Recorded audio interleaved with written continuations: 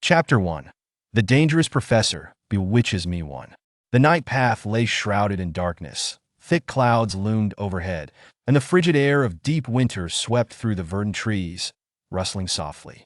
A young girl, wrapped snugly in a heavy cotton coat, strolled along the road, her neck encircled by a woolen scarf that left only her striking, dark almond-shaped eyes exposed.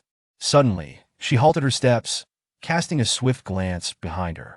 In the darkness that enveloped her, numerous inky hands reached out like the abyss, sending a chill down her spine. Seventh brother, will he truly not harm me tonight? The girl, known as Jiang Zhi, inquired of the system. The system, referred to as Seventh Brother, bore the name 777. Observing her anxious demeanor, it replied with a touch of exasperation. No, your body will not meet its demise for another month. Jiang Zhi exhaled in relief. Though the faint sound of footsteps lingered just behind her, neither too close nor too far. Originally, she was merely one of the countless insignificant taskers in the cannon fodder department, but she had recently been reassigned to an exceedingly perilous sector. Her physical form remained that of a mere pawn, only the nature of her task had altered. The objective was to subject the antagonist to the harsh judgments of society. In these treacherous realms, there existed a particularly fearsome villain, one who, since the dawn of his memories, had engaged in wrongdoing, harboring a dark and twisted psyche, exhibiting cruelty and coldness, treating human life as if it were worthless, and possessing an extraordinary intellect that had never been discovered. Even when captured and sentenced to death, he firmly believed that the world, rather than himself, was at fault.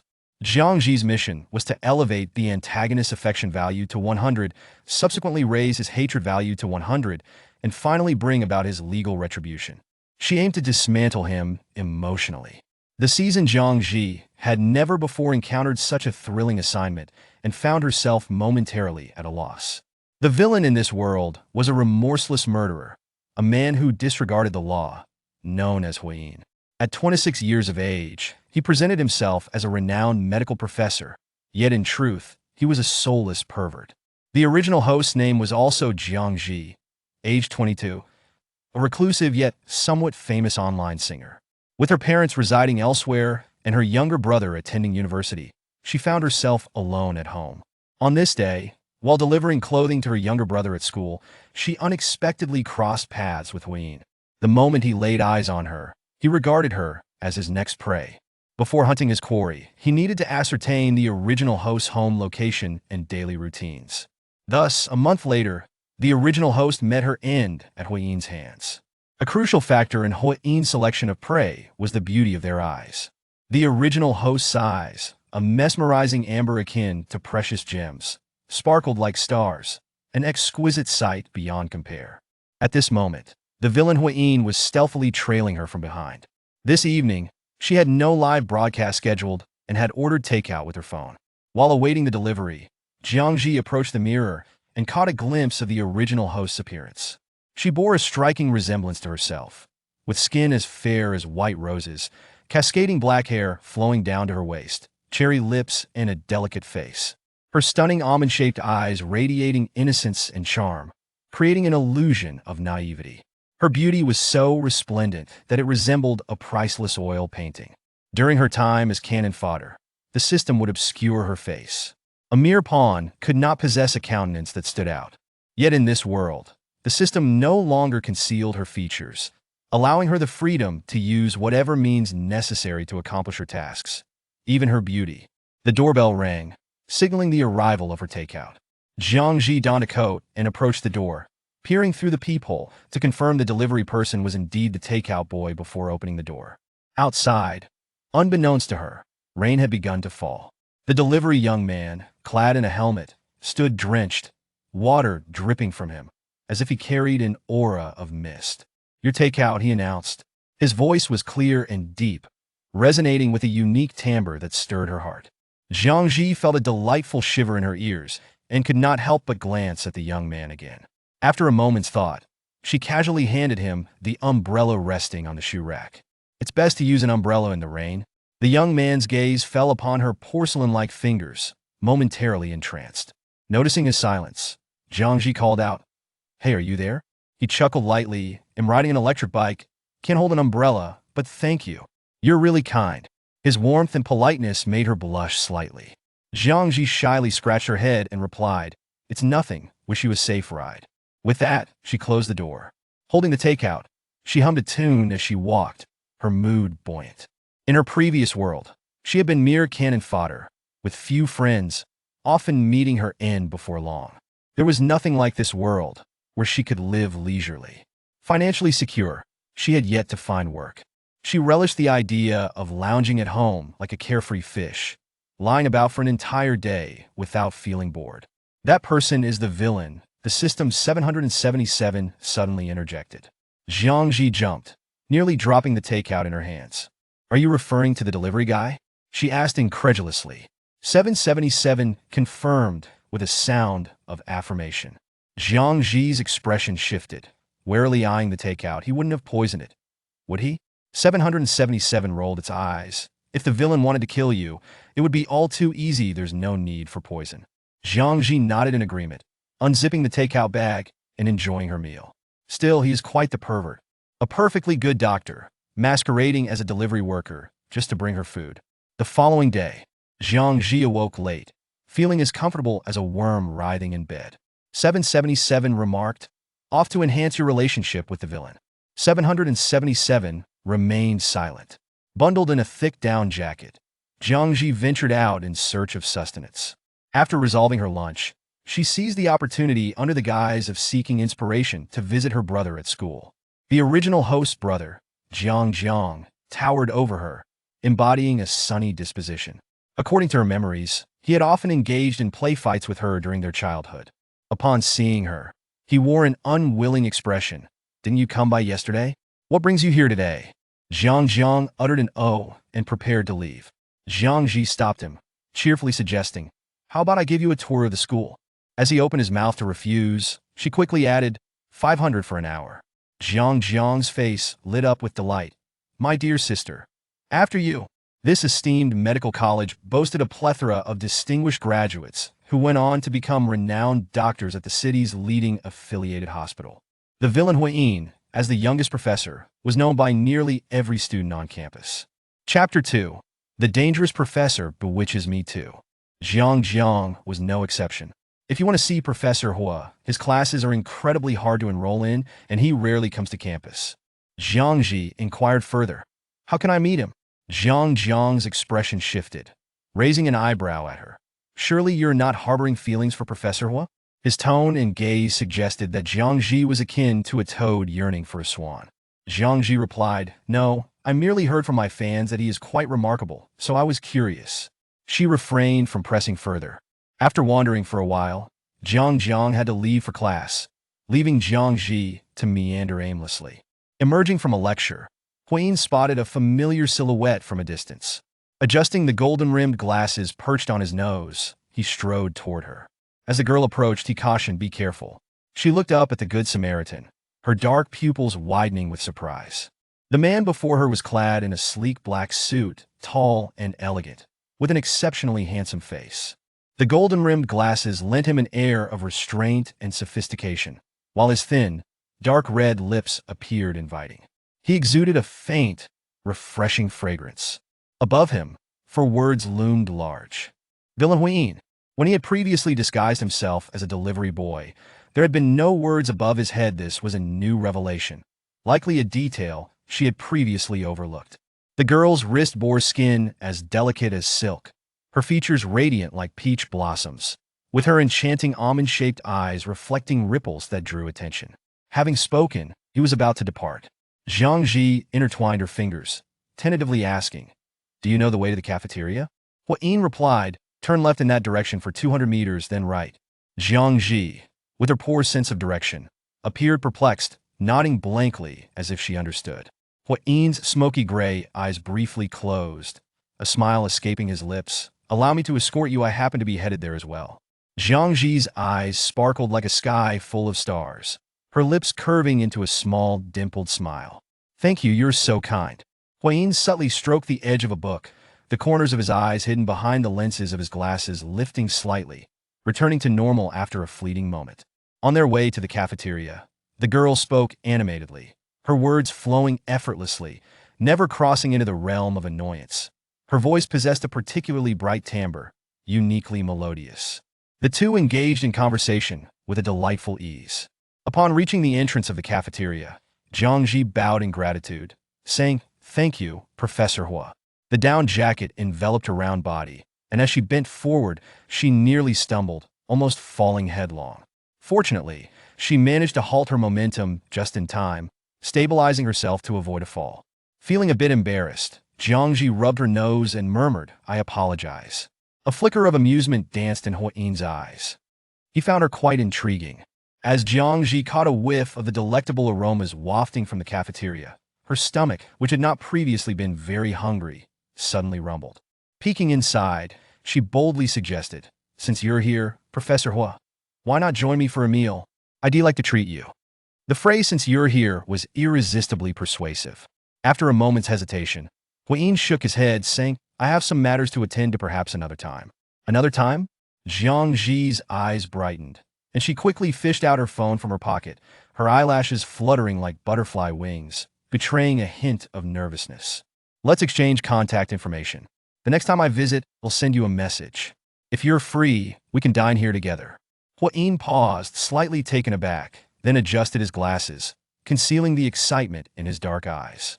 After he departed, having dined at the cafeteria, Jiang Zhi resolved never to eat takeout again. She streamed until the midnight hour. Once more, she opened the food delivery app and ordered a meal. 777. Women's words are but deceitful whispers. After ending the stream, Jiang Zhi made her way to the bathroom to wash away the fatigue of the day. The wait for her delivery was tedious. Unable to resist, she opened the news to pass the time. According to the reports, on December 6, 2021, at 8:32 a.m., a homicide occurred in Linzi district of City A, where the victim, Wang, was brutally murdered and discarded in an abandoned building. The police have confirmed this as a serial killing case. The comments beneath the news were rife with fear. Most were from residents of City A, their hearts gripped with trepidation, fearing they might be the next victim. No, the next victim was her. As Jiang Zhi scrolled through the news, she shivered, realizing she had forgotten to turn on the heating. She hurriedly got up to adjust the thermostat. The doorbell rang. Listening closely, she noticed it rang with a peculiar regularity every 5 seconds. It seemed the delivery person was quite the character. Setting her phone aside, she walked to the entrance and opened the door, surprised to see a familiar figure. "Is it you delivering my food again?" Wearing a helmet, Hua Yin appeared taken aback by her recognition, pausing for a moment before replying, "Yes, I deliver in this area." With a beaming smile, Jiang Zhi responded, "Oh, I see. Thank you, and please be careful on your way." Hua Yin acknowledged her with a brief nod and turned to head towards the elevator. At that moment, the young man outside suddenly lurched forward, collapsing to the ground with a thud. Jiang Zhi quickly set the takeout on the entryway shelf and rushed to assist him inside. The young man appeared slender and frail as his entire weight leaned against her. She nearly lost her balance. Taking a deep breath, Jiang Zhi exerted considerable effort to drag him onto the sofa. Upon touching his skin, she sensed something was amiss. He was burning hot, like a furnace. Jiang Zhi grabbed her phone to call for emergency services, but the young man, lying on the sofa, suddenly grasped her wrist firmly. "Don't," he rasped, his voice hoarse from illness, yet imbued with a compelling allure. "I'm merely running a fever." His face was obscured by the helmet, rendering his features indistinct, with only a pair of eyes faintly visible, shrouded in mystery. Jiang Zhi had no fever-reducing medication at home, and feeling a surge of urgency, she quickly declared, "He'll go buy some medicine for you. Just wait here." Chapter 3. The Dangerous Professor Bewitches Me 3. Having spoken, she hurriedly departed, leaving the young man no opportunity to respond.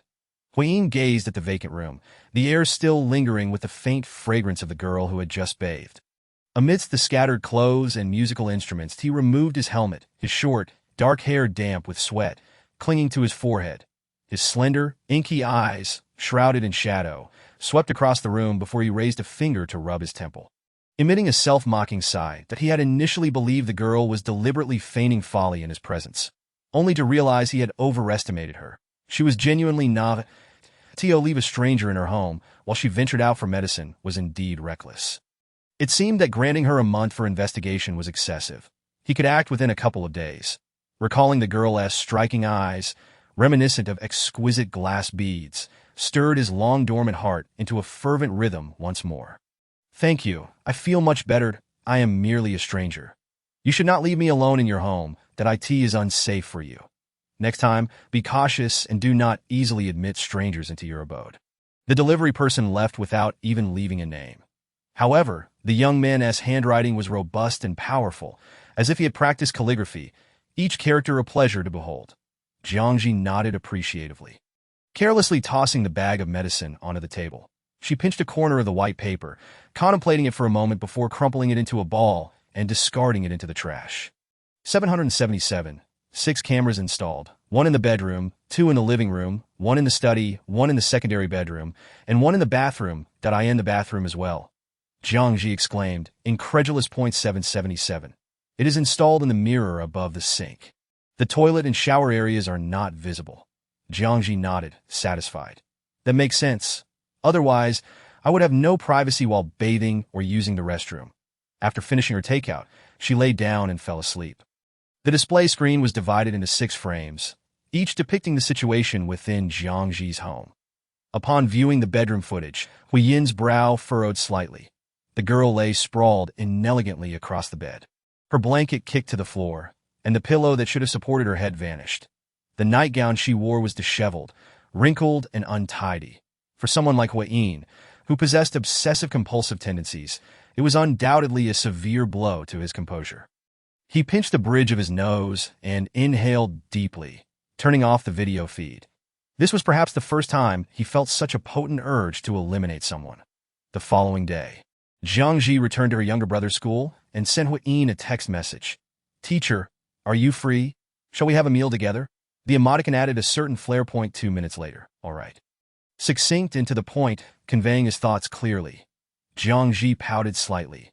He was quite aloof. Having said that, she smiled again, finding it delightful. 777. That the old flirt is at it again. After waiting for a while at the cafeteria entrance without encountering Teacher Hua, she was approached by a blossoming youth. "Excuse me. May I have your contact information?" The boy, exuding youthful vigor, was handsome, clad in a light jacket, and rather tall, his smile a mix of shyness and nervousness. Jiang Zhi couldn't help but feel envious. Look at him, then look at herself. She was bundled in thermal wear, a thick turtleneck sweater, a puffy down jacket, and 2 pairs of thermal pants beneath her trousers. How unlike him, who simply wore a light coat. Noticing her silence, the boy grew increasingly anxious, nudging his lips and quietly greeting. "Hello." He extended his phone, offering a friend code. The boy was elated, but his words were interrupted by a voice from behind. "Apologies for the delay." Jiang Zhi shook her head. "It's all right. I haven't been waiting long." Upon seeing Hui Yin, the boy stiffened, hurriedly offering his respectful greeting. "Hello, Teacher Hua." Hui Yin's dark eyes betrayed no emotion as he nodded in acknowledgement. "Hello." Seeing that they seemed acquainted, the boy, hesitant to linger, bade farewell and left. Jiang Zhi, already famished, thought that had she not been waiting for him, she would have already started on her meal. Hui Yin adjusted his golden-rimmed glasses and replied with a non-committal before asking, "You are not much older than them. Yet do you seek a boyfriend younger than yourself?" With many students around and long lines at each counter, Jiang Zhi pondered for a moment before smiling. "Teacher Hua, are you concerned about my romantic affairs?" Hui Yin narrowed his eyes, a subtle smile gracing his lips. "Perhaps I am meddling." The crowd was somewhat congested, and the man stood beside her, his tall figure creating an illusion of enveloping her entirely. Jiang Zhi mischievously winked at him. "Teacher Hua, lean in a little." Hui Yin paused for a moment before obediently bending closer. Jiang Zhi whispered near his ear, "While I do enjoy someone younger, I prefer someone like you." Teacher Hua. Being so close, the girl's long, raven lashes framed her shimmering dark eyes, reflecting his visage and creating a peculiar illusion as if she contained him entirely within her gaze. Hui Yin's heart fluttered uncontrollably. Yet it was but a fleeting moment that he quickly dismissed. He averted his gaze, looking elsewhere, remaining silent. Jiang Zhi turned away, as if the entire exchange had been but a figment of imagination. Once she took her tray and settled at a window-side table, Hui Yin broke the silence, stating, "I do not seek a girlfriend." Jiang Zhi, engrossed in her meal, did not lift her gaze, mumbling indistinctly, "Is that so?" Huiyin, absent-mindedly rubbing the ends of his long chopsticks, observed the girl through his glasses with a calm intensity. He could see through her with ease, yet doubts lingered. Huiyin always sensed an enigmatic obscurity surrounding her, as if he had never truly comprehended her being enveloped in a dense fog. "Why aren't you eating?" Jiang Zhi, nearly finished, noticed his unwavering stare and, perplexed, rubbed her cheek with her hand and asked, "Is there something on my face?" Initially, there had been nothing, but now, after her hand brushed against it, grease from the Orleans chicken leg smudged onto her skin. The more Huiyin looked, the more his brow furrowed, his obsessive-compulsive tendencies flaring up. The girl's cheeks, pale as snow, now bore a blemish, marring an otherwise perfect canvas. Huiyin pulled out a tissue and handed it to her, his tone deepening. "Wipe it off." Chapter 4. The dangerous professor bewitches me. For Jiang Zhi accepted the tissue, carelessly wiping her face before asking, "Is it better now?" After 5 or 6 attempts, she still hadn't managed to clean the spot properly. Huiyin's brow twitched, his midnight-like eyes flashing with a chilling intensity, and he suspected that the girl was being deliberate. Huiyin retrieved another tissue and leaned closer to her cheek, gently and meticulously wiping it clean. Jiang Zhi beamed. "Thank you, Teacher Hua." Huiyin's fingers instinctively tightened, the sensation of their previous contact lingering at his fingertips that he seldom engaged with others, and that fleeting feeling had not repulsed him. He concealed his emotions behind lowered lashes and resumed his meal. Once they finished dining and stepped out of the cafeteria, a few snowflakes drifted down. Jiang Zhi stretched out her hand to catch one. It melted into water upon contact, offering a hint of chilled, "It's snowing," she exclaimed with delight. Upon witnessing the snowfall, Huiyin's expression darkened, and he took a step back, evading the snowflakes that drifted toward him. "You go ahead. I have some matters to attend to." Jiang Zhi sensed his unease and replied affirmatively, stepping into the swirling snow, her steps light and her smile radiant, that in stark contrast. Huiyin's brow remained furrowed as he watched her figure vanish from sight before turning toward a convenience store to purchase an umbrella. In the desolate campus, he held the umbrella's handle, a delicate sheen of snow accumulating on its broad surface. Huiyin's expression was grim, his pace quickening as he longed to leave without delay. "You wild spawn should perish, Dain. I cannot continue living. Remember, I died because of you. Did I end the cold winter night? Heavy snow fell in flurries, rendering the world eerily desolate and still, not a single vehicle gracing the roads." He lay in the frigid snow, his body dangerously hypothermic, his vacant, black eyes gazing into the pitch-black sky as snowflakes fell upon his face. The coldness of that moment remained etched in Huiyin's memory, as if carved into his very marrow, impossible to erase. Ding. Huiyin entered his office, stowing away his umbrella before picking up his phone and unlocking the screen. "Gigi, I'm home. Teacher Hua. I had a delightful time dining with you today." I felt the same." Jiang Zhi bit into an apple, freeing her hand to type. "Gigi, shall we dine together again tomorrow?" Tomorrow is not possible. I have matters to attend to." "Gigi. I see. Then perhaps next time?" "Oh, yes." Jiang Zhi switched off her phone screen, chewing on the fruit in her mouth. Then turned to the system. "Today, Teacher will wipe my face for me. 7 brother, tell me, what is his current favorability rating?" 777 responded without mercy. 5.5? Jiang Zhi's eyes brimmed with tears. "Oh no, Huiyin, you have such a cruel heart." 777. This is it. The host is having another episode. The snowy weather thwarted Huiyin's intentions, temporarily sparing Jiang Zhi from his wrath. Taking advantage of her wealth, she indulged in shopping and dining without restraint. After several days of such excess, she finally faced the consequences. Awakening one morning, she found herself unable to open her mouth due to a throbbing toothache, her lower jaw swollen like a balloon. Jiang, her younger brother, was engaged in a video chat with her, and the moment he laid eyes on her, he laughed so hard he could barely stand upright. "Dear sister, have you been reincarnated as a starving ghost recently? My meal card is nearly depleted, having been drained by your insatiable appetite. I've seen your recent posts on social media. You've devoured an astonishing amount of food. Just how much can you eat?" Jiang Zhi shot him a look that clearly conveyed a get-to-the-point sentiment. Utterly bereft of the ability to retort, her toothache so severe that she wished to shatter her own teeth. Jiang remarked, "I'll be on winter break next week. planning to hang out with friends, so don't think about me. Jiang Zhi, with great difficulty, managed to pout and spat out 3 words. Hurry up and leave. With that, she abruptly ended the video call. While her brother was off enjoying his winter break, the original owner, left alone at home, quietly succumbed to death. That it wasn't until several days later that the neighbors, alerted by the stench of decay, reported it to the authorities. Jiang Zhi donned a thick coat, preparing to venture outside when a text message pinged on her phone. I'm at school today. Want to grab a meal together? After days of no contact, he chose today, of all days, to reach out just as the snow had finally ceased. Jiang Zhi hesitated over her keyboard. Gigi, sorry QXQ. My tooth is swollen. I need to go to the hospital. Let us do it next time. I have no classes this afternoon. I can take you there. Jiang Zhi's lips curled upward in a faint smile. And she agreed. After waiting a while at the community entrance, a sleek black Maybach came to a halt before her. The window descended, revealing a remarkably handsome man, his neatly cropped hair framing his forehead, and his elongated eyes exuding an air of mature charm.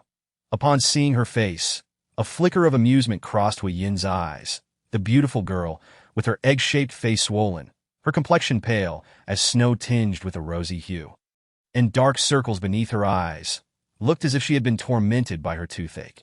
That fleeting smile did not go unnoticed by Jiang Zhi, who felt a surge of irritation. That I don't want to be like this. Stammering due to her inability to articulate, her words came out garbled. It was one thing to be mocked by her younger brother, but to be laughed at by a man as well. Hearing her pitiful utterances, Hui Yin slightly nodded and, embodying a gentleman's demeanor, stepped out of the car to open the passenger door for her, saying, I'll take you to the hospital.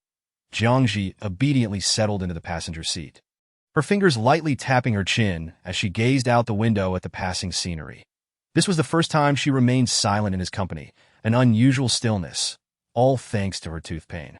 Hui Yin, who typically preferred tranquility, found himself uncharacteristically unsettled by the silence. That he yearned to hear something, perhaps the sound of her voice. Raising an eyebrow, he broke the silence, inquiring, what caused this? Jiang Zhi's cheeks flushed with embarrassment. She found it difficult to explain. The dignity of a person was at stake. Noticing her prolonged silence, Hui Yin speculated, did you eat too much? Jiang Zhi buried her head in her chest and, after a moment, gave a slight nod. Murmuring an affirmative, as a medical professor, Hui Yin was well versed in dental matters and, stealing a glance at her, paused before advising, you should avoid spicy foods. Jiang Zhi absorbed his words half-heartedly, nodding absent-mindedly. However, the notion of abstaining from food was utterly implausible. With less than a month remaining, she felt she might perish, so she resolved to indulge herself a bit more, upon sighting the hospital entrance. Jiang Zhi exhaled softly in relief. Finally, she would be free from Hui Yin's incessant lecturing. Hui Yin, noticing her relaxation, could not help but pinch the bridge of his nose, managing a wry smile, while many students longed to attend his lectures. She was an exception, showing no desire to listen at all. Chapter 5. The Dangerous Professor Bewitching My Soul. 5. After a thorough dental examination, it was determined that her wisdom tooth was inflamed. Unfortunately, it could not be extracted until the inflammation subsided. The doctor administered an anti-inflammatory injection and provided her with medication. Jiang Zhi harbored no fear of anything but needles. Upon exiting the examination room, she caught sight of Hui Yin, her dark, clear eyes misty with tears, her gaze reddened as if she had been crying. It hurts so much. Hui Yin reassured her, once the inflammation subsides, we can extract it. Jiang Zhi whimpered, it hurts. Hui Yin remained silent. Jiang Zhi, genuinely in pain, limped in front of him, her swollen jaw making her appear particularly pitiful. Hui Yin approached, gently supporting her arm, and almost against his better judgment, offered, I'll carry you. The moment the words escaped his lips, he regretted them. Yet, the moment Jiang Zhi's despondent face lifted, her eyes sparkling like a sky filled with stars, she exclaimed, okay. With that, she eagerly wrapped her arms around his neck. Leaping onto his back, the sudden intimacy caught Hui Yin off guard, and he froze, feeling the warmth of her body press against him. That I'm all good now, Jiang Zhi whispered, prompting Hui Yin to tighten his grip around her legs and stride forward. The girl clinging to his back seemed to have forgotten her pain. Leaning against his shoulder, she inquired, once my tooth is better, Lauscher, can you bring me back to the hospital for the extraction? Her breath, warm and scented faintly, brushed against his ear, causing a slight flush to creep across Hui Yin's features. Jiang Zhi smiled softly, affirming, "It's a promise." Upon reaching the car, Hui Yin gently set her down, ensuring she was steady on her feet before driving towards the residential community where Jiang Zhi lived. Throughout the journey, Jiang Zhi succumbed to slumber, fatigue overtaking her after a night spent battling tooth pain. Halfway through the drive, Hui Yin abruptly pulled over to the side of the road, but he unfastened his seatbelt and turned to gaze at the sleeping girl, his dark eyes narrowing dangerously behind his glasses. She lay before him, completely unguarded, just as she had been the last time he had disguised himself as a delivery person and entered her home, where she had carelessly let her defenses down, leaving him alone while she stepped out to fetch medicine. Foolish, utterly unguarded. She was the most naive of all his prey. Hui Yin scoffed inwardly. This was an opportune moment. His fingers hovered over the storage compartment, where he kept his tools for extracting eyeballs and the anesthetic syringe. Yet his hand lingered in the air, hesitating to open the compartment. After a moment's pause, he restarted the engine and continued driving. Her wisdom tooth was inflamed, and she had just received anti-inflammatory medication. Extracting it now would not yield optimal results. He decided to wait until she was fully recovered. Hui Yin thought to himself. Outside the car, darkness gradually enveloped the world, extinguishing all light. When Jiang Zhi awoke, she initially believed she was at home, that as she attempted to rise, she struck her head against the car's ceiling, eliciting a sharp pain. The headlights flickered on, illuminating the interior and dispelling the darkness. Jiang Zhi recognized her surroundings and the man before her, rubbing her forehead in confusion as she blinked. "Wait, I'm still in the car?" She gasped, retrieving her phone to check the time. It was already 8:30. She had slept from 5:30 in the afternoon until now, missing dinner entirely. Did as if on cue, her stomach growled, prompting her to clutch it and chuckle sheepishly. "Sorry, I slept too long." Did I in the confined silence of the car? Hui Yin heard the rumbling of her stomach, his hand pressing down on the storage box, his voice low and steady. "Let us go get dinner." Upon hearing this, Jiang Zhi instantly shook off her drowsiness. "It's quite late. I feel bad for taking up your time." Hui Yin remained silent, starting the engine. The car pulled up in front of an upscale restaurant. As they stepped out and entered, the bright lights revealed a space adorned with opulence and luxury. Although Jiang Zhi had money to spend, she had never set foot in such a place designed for the lavish spending of the wealthy. However, when someone else was treating, it was a different story altogether. She gazed at the extravagant menu, her fingers itching to explore the offerings. Hui Yin, with a cold and indifferent demeanor, snatched the menu from her hands, stating, "You have an inflamed wisdom tooth. You cannot consume spicy food." Jiang Zhi was taken aback, bewildered. Watching Hui Yin order her a bowl of bland millet porridge, she felt a surge of rebellion rise within her. "We here. Let me indulge just this once. I promise I want to eat spicy food again." Hui Yin's response was resolute. No. Jiang Zhi pouted in displeasure, silently cursing. "Who comes to a place like this and only drinks porridge? What kind of person is this? A devil. He is nothing but a devil." Although Hui Yin could not hear her thoughts, he could read her expression, which clearly conveyed her internal grievances. That a smirk played on his lips. In truth, he found pleasure in her discomfort. After their dinner, Jiang Zhi sincerely thanked Hui Yin, exclaiming, "Thank you, Laosher." Her gaze fell upon the beige wool scarf strewn across the passenger seat, and he raised an eyebrow. Lifting one corner of the scarf, instantly, a unique scent, reminiscent of the girl, enveloped his senses, intoxicating and irresistible. Hui Yin's fingers tightened around the scarf. Suddenly, he leaned closer, inhaling the fragrance that exuded warmth after a refreshing shower. Jiang Zhi lay in her warm bed, blissfully unaware that the man was obsessively inhaling her scarf. She rolled over comfortably, feeling as though the day's fatigue had dissipated entirely. Suddenly, a voice chimed in. "The villain Hui Yin has a favorability rating of 23. Jiang Zhi rubbed her stomach, still full from the millet porridge, and murmured, "The porridge wasn't wasted." She added with a hint of sarcasm, "Still quite stingy." After all this time, only a mere 23 points of favorability? Considering the looming resentment points, Jiang Zhi felt a sense of uncertainty about the path ahead. 777 hesitated to respond. Well, having any is better than none. Such a dangerous and inhumane pervert, it is unlikely to cultivate much affection in a short span of time. It requires a gradual approach, a slow progression. Chapter 6. The Dangerous Professor Bewitches Me 6. Jiang Zhi, who woke up in the afternoon after a long slumber, instinctively reached for takeout, inadvertently aggravating her inflamed wisdom tooth, causing her eyes to redden. She shut down the takeout app and opened Huiyin's WeChat, sending him a message. Zhi, teacher, are you there? What is the matter? Zhi, I can't cook. And with my toothache, I can't order takeout either. May I come over to your place for a meal? Zhi, it's fine if you don't agree. I can eat outside. As for what she might eat, she could not guarantee. Upon receiving her two messages, Huiyin removed his gold-rimmed glasses perched on his nose and furrowed his brow tightly, that if her tooth remained inflamed for too long. Despite taking anti-inflammatory medication, it would severely hinder his plans. What he desired was perfection, an untainted eye. Well, come over. Address, turning her back to the surveillance in the bedroom. Jiang Zhi couldn't help but smirk triumphantly. She had succeeded. After descending 19 floors in the elevator, Jiang Zhi reached a door and raised her hand to knock lightly. The door swung open from within. The man, clad in a thin, dark sweater, stood tall in casual trousers, appearing almost level with the door at nearly 6 feet 3 inches, his star-like countenance emanating an air of detachment. Teacher Hua. Jiang Zhi momentarily lost her composure, her long lashes fluttering as she murmured, "How can you be so handsome?" Huiyin paused for a moment, the corners of his dark lips lifting slightly, softening his aloof demeanor and making him quite charming. "Come in." Following the man inside, Jiang Zhi glanced around the expansive living room, which was furnished like a model home from a website, devoid of any traces of life. She noticed that many of the furnishings appeared brand new and unused, just as Huiyin began to explain. "I generally stay in the dorms arranged by the school and come here during summer and winter breaks." Huiyin approached the coffee table and poured her a glass of water.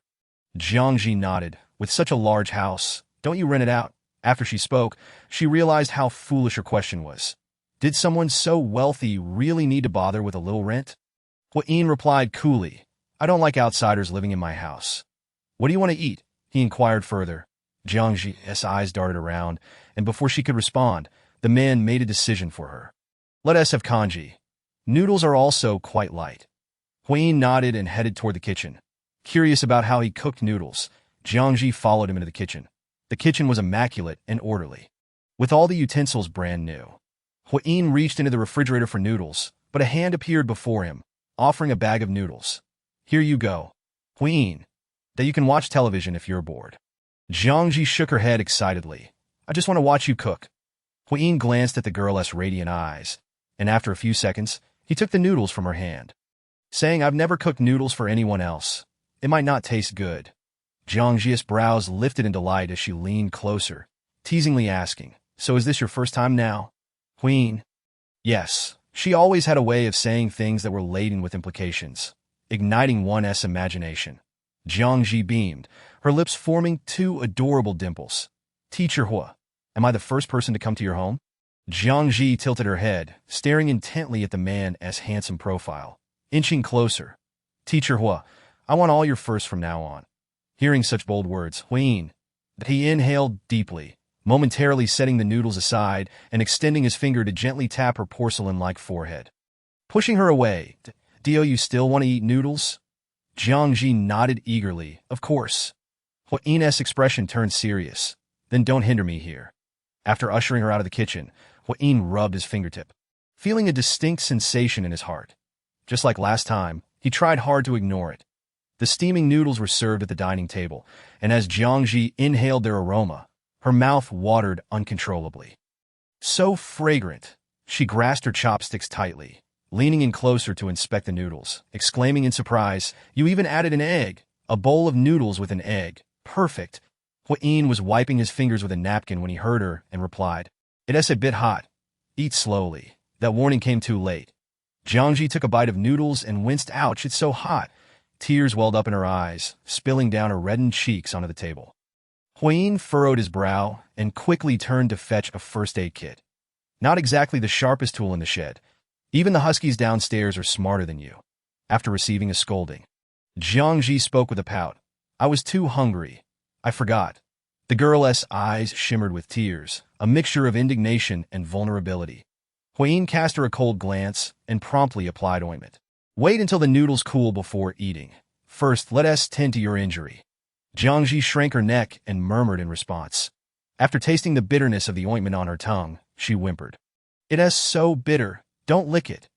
Huayin withdrew his finger, admonishing her. Jiang Zhi pouted, feeling both hungry and in pain. Truly, misfortune never comes alone. The displeasure on Jiang Zhi's face vanished, replaced by a bright smile as she mumbled. Okay. Huayin couldn't help but chuckle at her antics. How could someone like her exist? Just a piece of candy could appease her. That bowl of noodles sufficed for dinner. After taking her anti-inflammatory medication, Jiang Zhi lay on the living room sofa, watching a soap opera on television, gradually drifting off to sleep. Emerging from the study, Huayin beheld the scene before him. The girl lay sideways on the sofa. Her long, dark hair cascading like a waterfall, her face serene, resembling a living oil painting, exuding an unreal beauty that felt dreamlike. He stepped forward, his gaze tracing her cheek to her delicate, snow-white neck. The girl's skin, so easily marked, bore the faint blush from where he had pressed while applying the ointment, a lingering red that refused to fade. It stirred a desire within him to possess. Chapter 7. The dangerous professor bewitches me. 7. Though the living room was warmed by the heating, the girl on the sofa remained curled up, her rose-colored lips slightly pale. After watching her for a moment, Huayin suddenly reached out and lifted her horizontally, striding toward the bedroom and placing her gently onto the bed. Outside, the night deepened, and the fluffy snowflakes reflected the streetlight-esque glow, the cold wind rustling the trees that it was snowing again. Huayin approached the floor-to-ceiling window, his expression darkening as he drew the curtains, shutting out the outside world. Ding. The sound of a text message interrupted his thoughts. He turned to the bedside table, picked up Jiang Zhi's phone, intending to silence it. The message displayed on the screen made his fingers pause. Lu Yang. Zhi, look outside, it's snowing again. The snow you love the most. Huayin's memory, almost pathological in its precision, quickly recalled the name. This was a student from his school. The same one who had asked for her contact information when he and Jiang Zhi had gone to the cafeteria.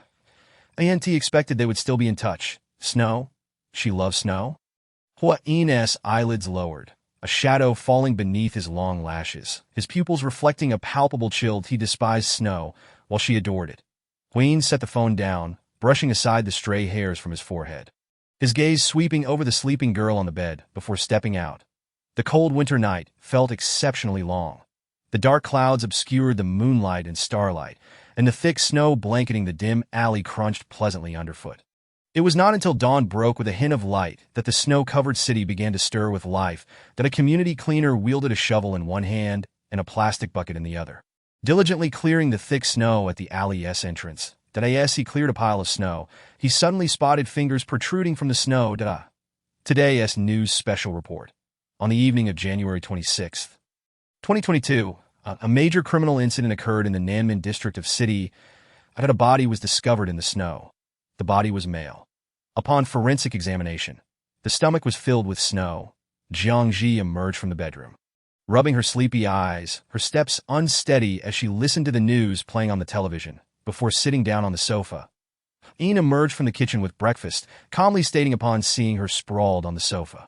Come over and eat breakfast.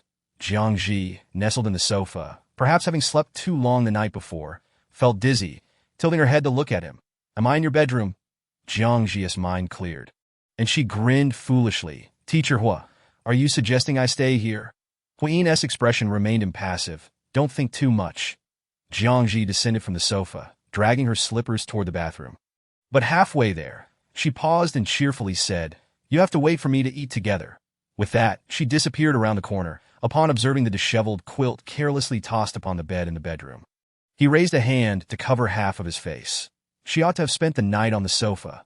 After arranging the quilt neatly, Huayin finally exited the bedroom, following a breakfast. Huayin promptly bid farewell to his guest. Jiang Zhi, reluctant to depart, found the dishes cooked by the man so delectable that she had no need to order takeout.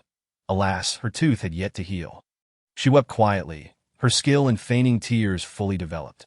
Huayin saw through her act, but chose to ignore it. I have matters to attend to out of town today. With that, Jiang Zhi found herself devoid of any reason to linger. All right, she blinked, gazing at him and expressing, Thank you. Teacher Hood, I have thoroughly enjoyed myself from yesterday to today. Furthermore, she paused before adding, I am delighted to have experienced many of your firsts. Cooking noodles, sleeping in his bedroom. Huyin. But the veins at his temples throbbed, and his meticulously crafted facade nearly shattered.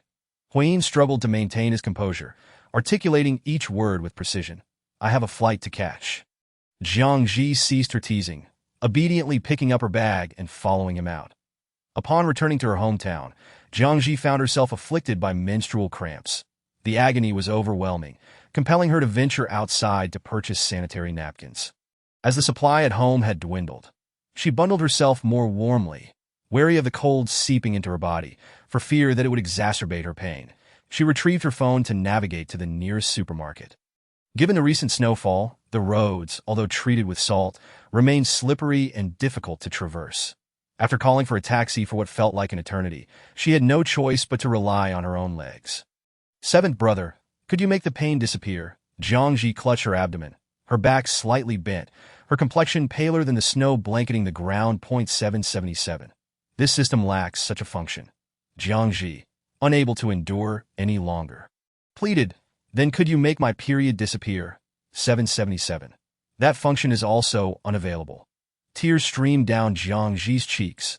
What good are you? 777. But at last, she arrived at the supermarket, and after purchasing a bag of sanitary napkins, she directed her phone to locate a nearby pharmacy. The pain was unbearable, and she could scarcely hold on any longer. She needed to acquire painkillers. The navigation was faulty, leading her in convoluted directions until she had lost her bearings. Suddenly, Jiang Zhi halted, attentively listening to the sounds behind her. Silence enveloped her, eerily unsettling. She bit her parched lips and inquired of 777, is the antagonist tracking me? 777. No. Jiang Zhi, puzzled, wondered who it could be. From around the corner, a figure had been following her, maintaining a distance that was neither too close nor too far, seemingly waiting for the right moment to strike. 777 elucidated her confusion. Your appearance attracts perverts. Jiang Zhi wept. Being beautiful was indeed a curse that a fleeting glance at the alley beside her revealed the figure pursuing her, prompting her to bolt into its depths. She turned sharply several corners, finding a concealed crevice to hide within. Instead of departing, Jiang Zhi withdrew her phone from her pocket and dialed her beloved teacher Hua. Just as she was about to hang up, the call connected. Hello? Jiang Zhi's hushed voice trembled with fear. Hua, teacher, what help that help me? Hearing her voice, Hui Yin's expression darkened. Send me your location. After relaying her address, Jiang Zhi kept the line open, Hui Yin soothing her frayed nerves, urging her to remain calm and not to be afraid.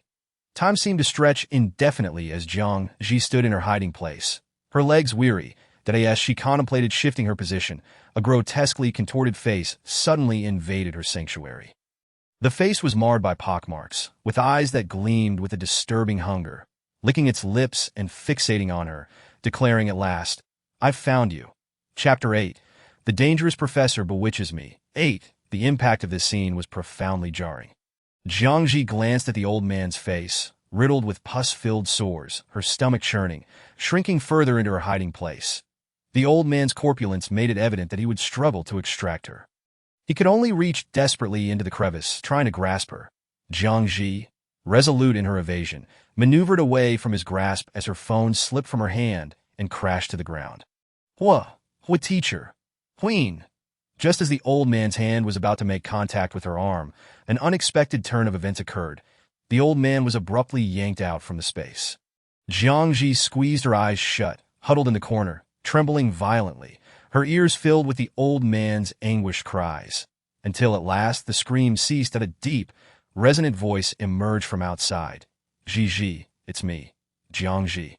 Hearing the voice, slowly lifted her head, the light pouring in her hiding spot allowing her to discern the man standing outside.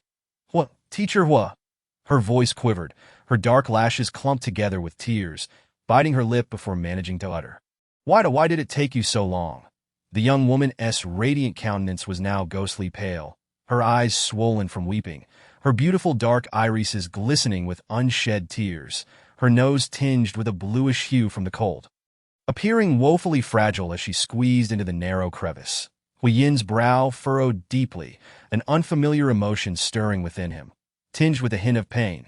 which only served to heighten his irritation.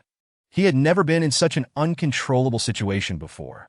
Before he could comprehend the source of this feeling, a sudden tightening of his waist drew him close, enveloping her entire being in his embrace. Her sobs punctuating the air. Her body was rigid, seemingly terrified, still unable to fully process the moment. That I'm sorry that I'm late.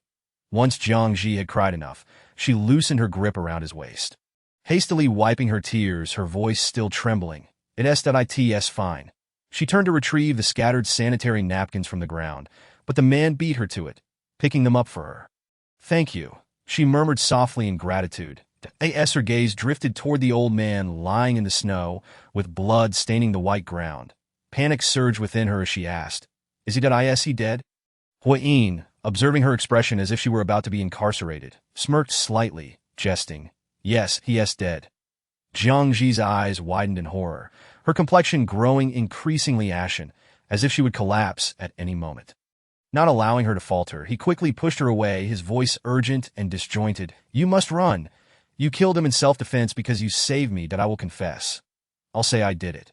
And I'll get a lighter sentence." Jiang Zhi was on the verge of tears from his anxiety. "I know. Just hurry and run. If someone comes, it'll all be too late." After scrutinizing the girl's face for a long moment, Huayin finally spoke. "He is not dead." Jiang Zhi's expression shifted to one of disbelief. "Huh." Huayin sighed lightly. "I was lying. He is not dead, just unconscious." He assumed she would be upset for him deceiving her with such a matter.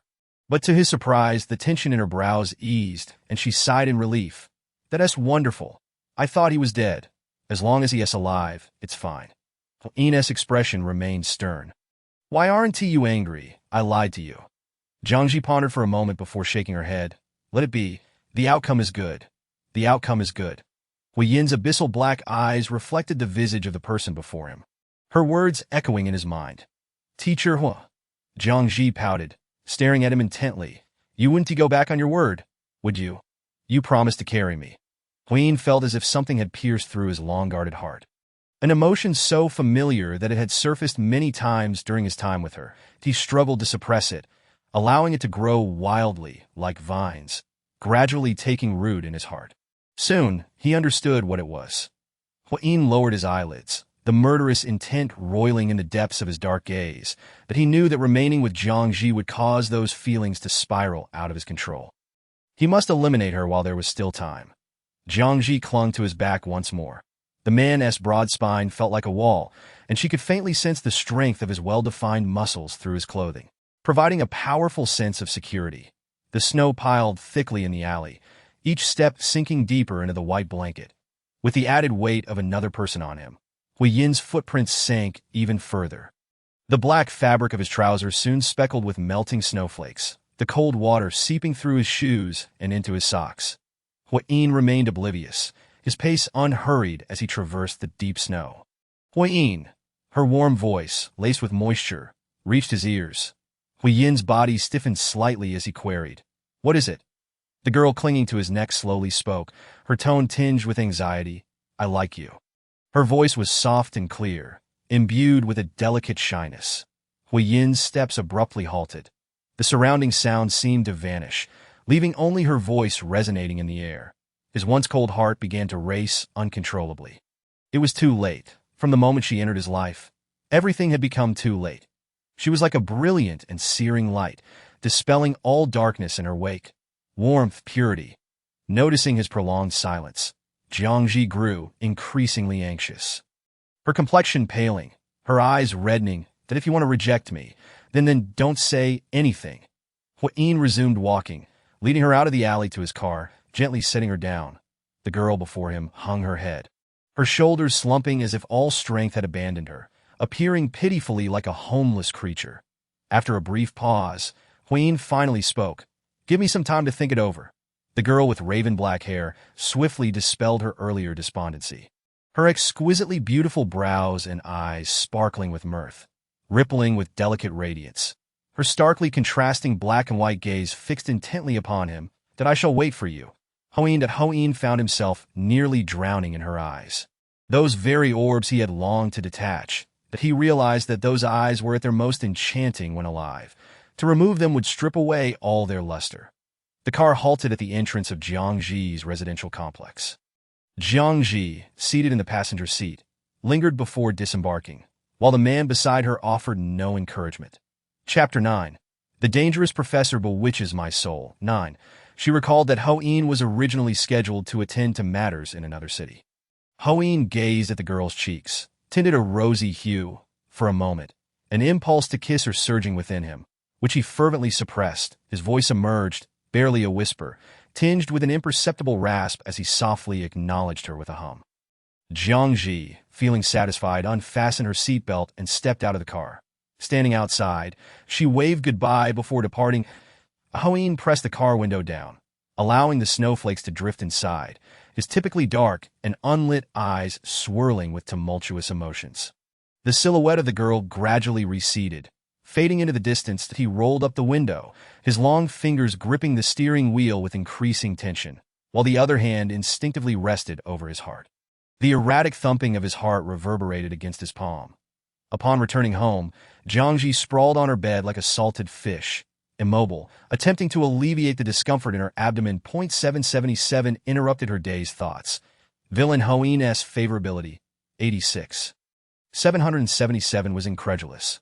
In just a few days, the favorability had skyrocketed from the 20s to 86. That IT seemed to have underestimated this host, who was undoubtedly a prodigy in the art of conquest. It had been a grave injustice to place her among the cannon fodder. Jiang Zhi's face bore no joy, only submission to her menstrual pain. That in her past life as cannon fodder, she had never lived to see her period. Even if she had, the pain was never as excruciating as it was now. 777 expressed its confusion. Is it really that painful? Tears glistened in the corners of Jiang Zhi's eyes that you'd know if you tried.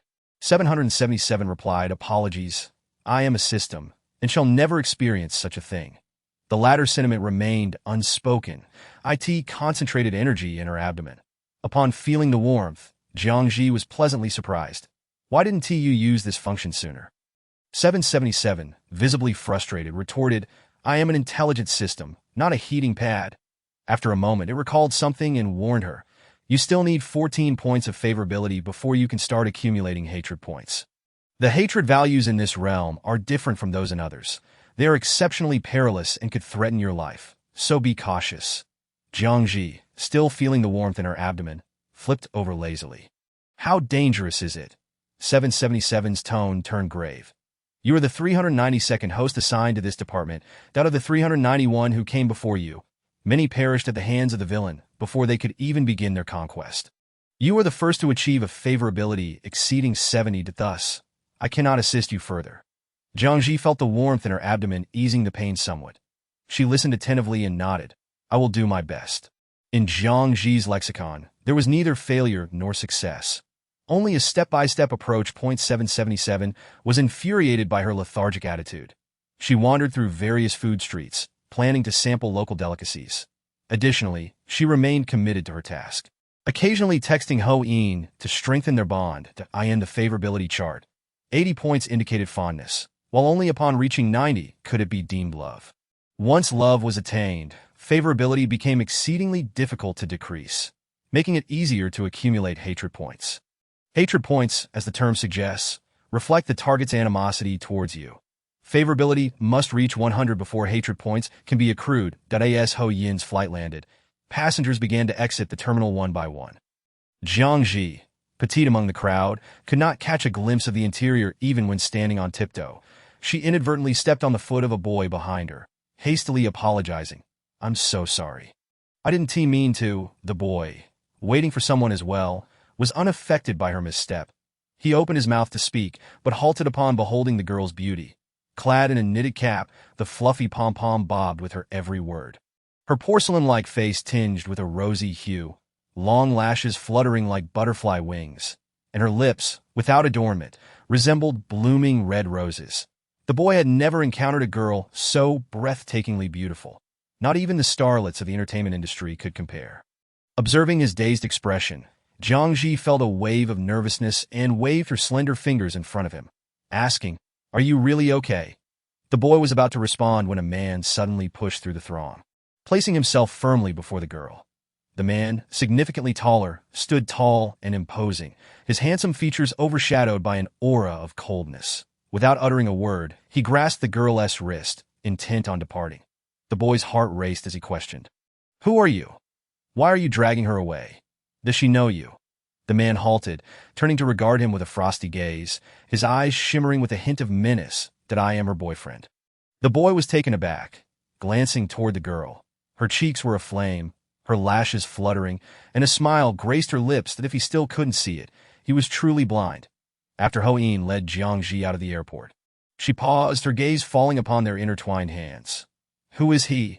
Jiang Zhi hesitated, looking up with wide, glistening eyes. "I don't know him. I just accidentally stepped on his foot." That Ho-in regained his composure. Upon seeing the girl converse with a stranger, an overwhelming urge to confront the boy surged within him. He had not forgotten the boy's infatuated gaze as she spoke.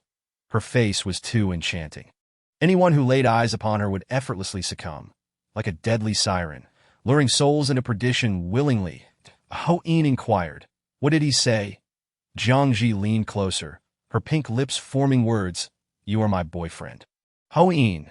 Jiang Zhi shook their clasped hands, displeased. "Are you trying to deceive him? How could you say such a thing? Just for a fleeting moment of joy." Unable to contain himself any longer, Ho-in enveloped her in his embrace, cupping her face and kissing her.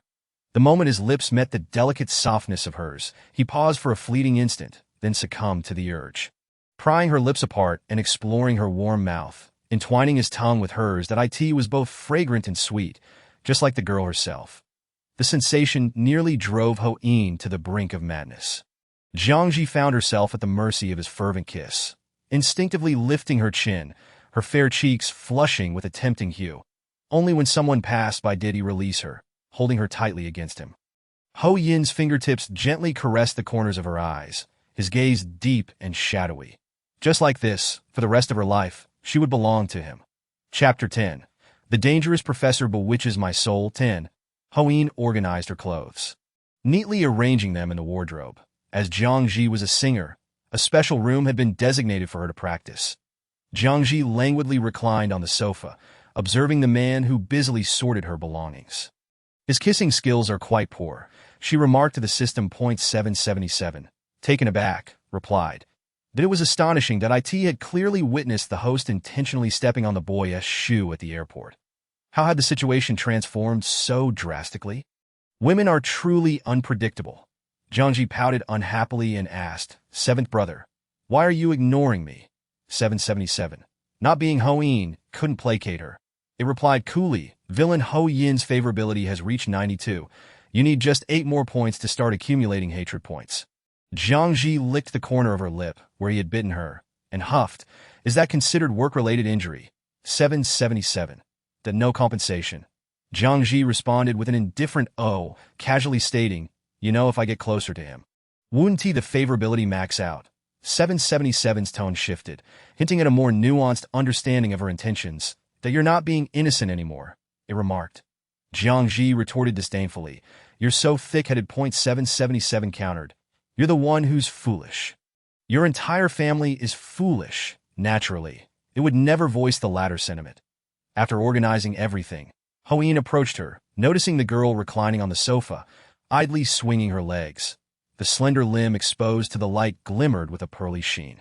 He averted his gaze, addressing her, "I'm going to the supermarket to buy your necessities." Upon hearing this, Jiang Zhi instantly sat up, her eyes gleaming with excitement. "I want to go too." She had yet to experience a shopping trip with him. Jiang Zhi rested her chin on the back of the sofa, her head drooping in disappointment. Fine then. Seeing her like this, Ho-in relented. "All right, let's go together." Jiang Zhi hopped off the sofa and wrapped her arms around his waist, exclaiming joyfully, "I love Teacher Ho the most." Ho-in's body stiffened, his dark pupils dilating slightly as he felt her softness in his embrace, that a surge of warmth coursed through his heart, that it was the time for working individuals to buy groceries. And the nearby large supermarket was bustling with people, somewhat crowded. That Ho-in glanced around, preparing to change to another store, but Jiang Zhi held onto his hand and led him inside. The crowd was what made the supermarket. After all, Ho-in followed her lead, pushing the shopping cart while watching her select items ahead, his expression softening.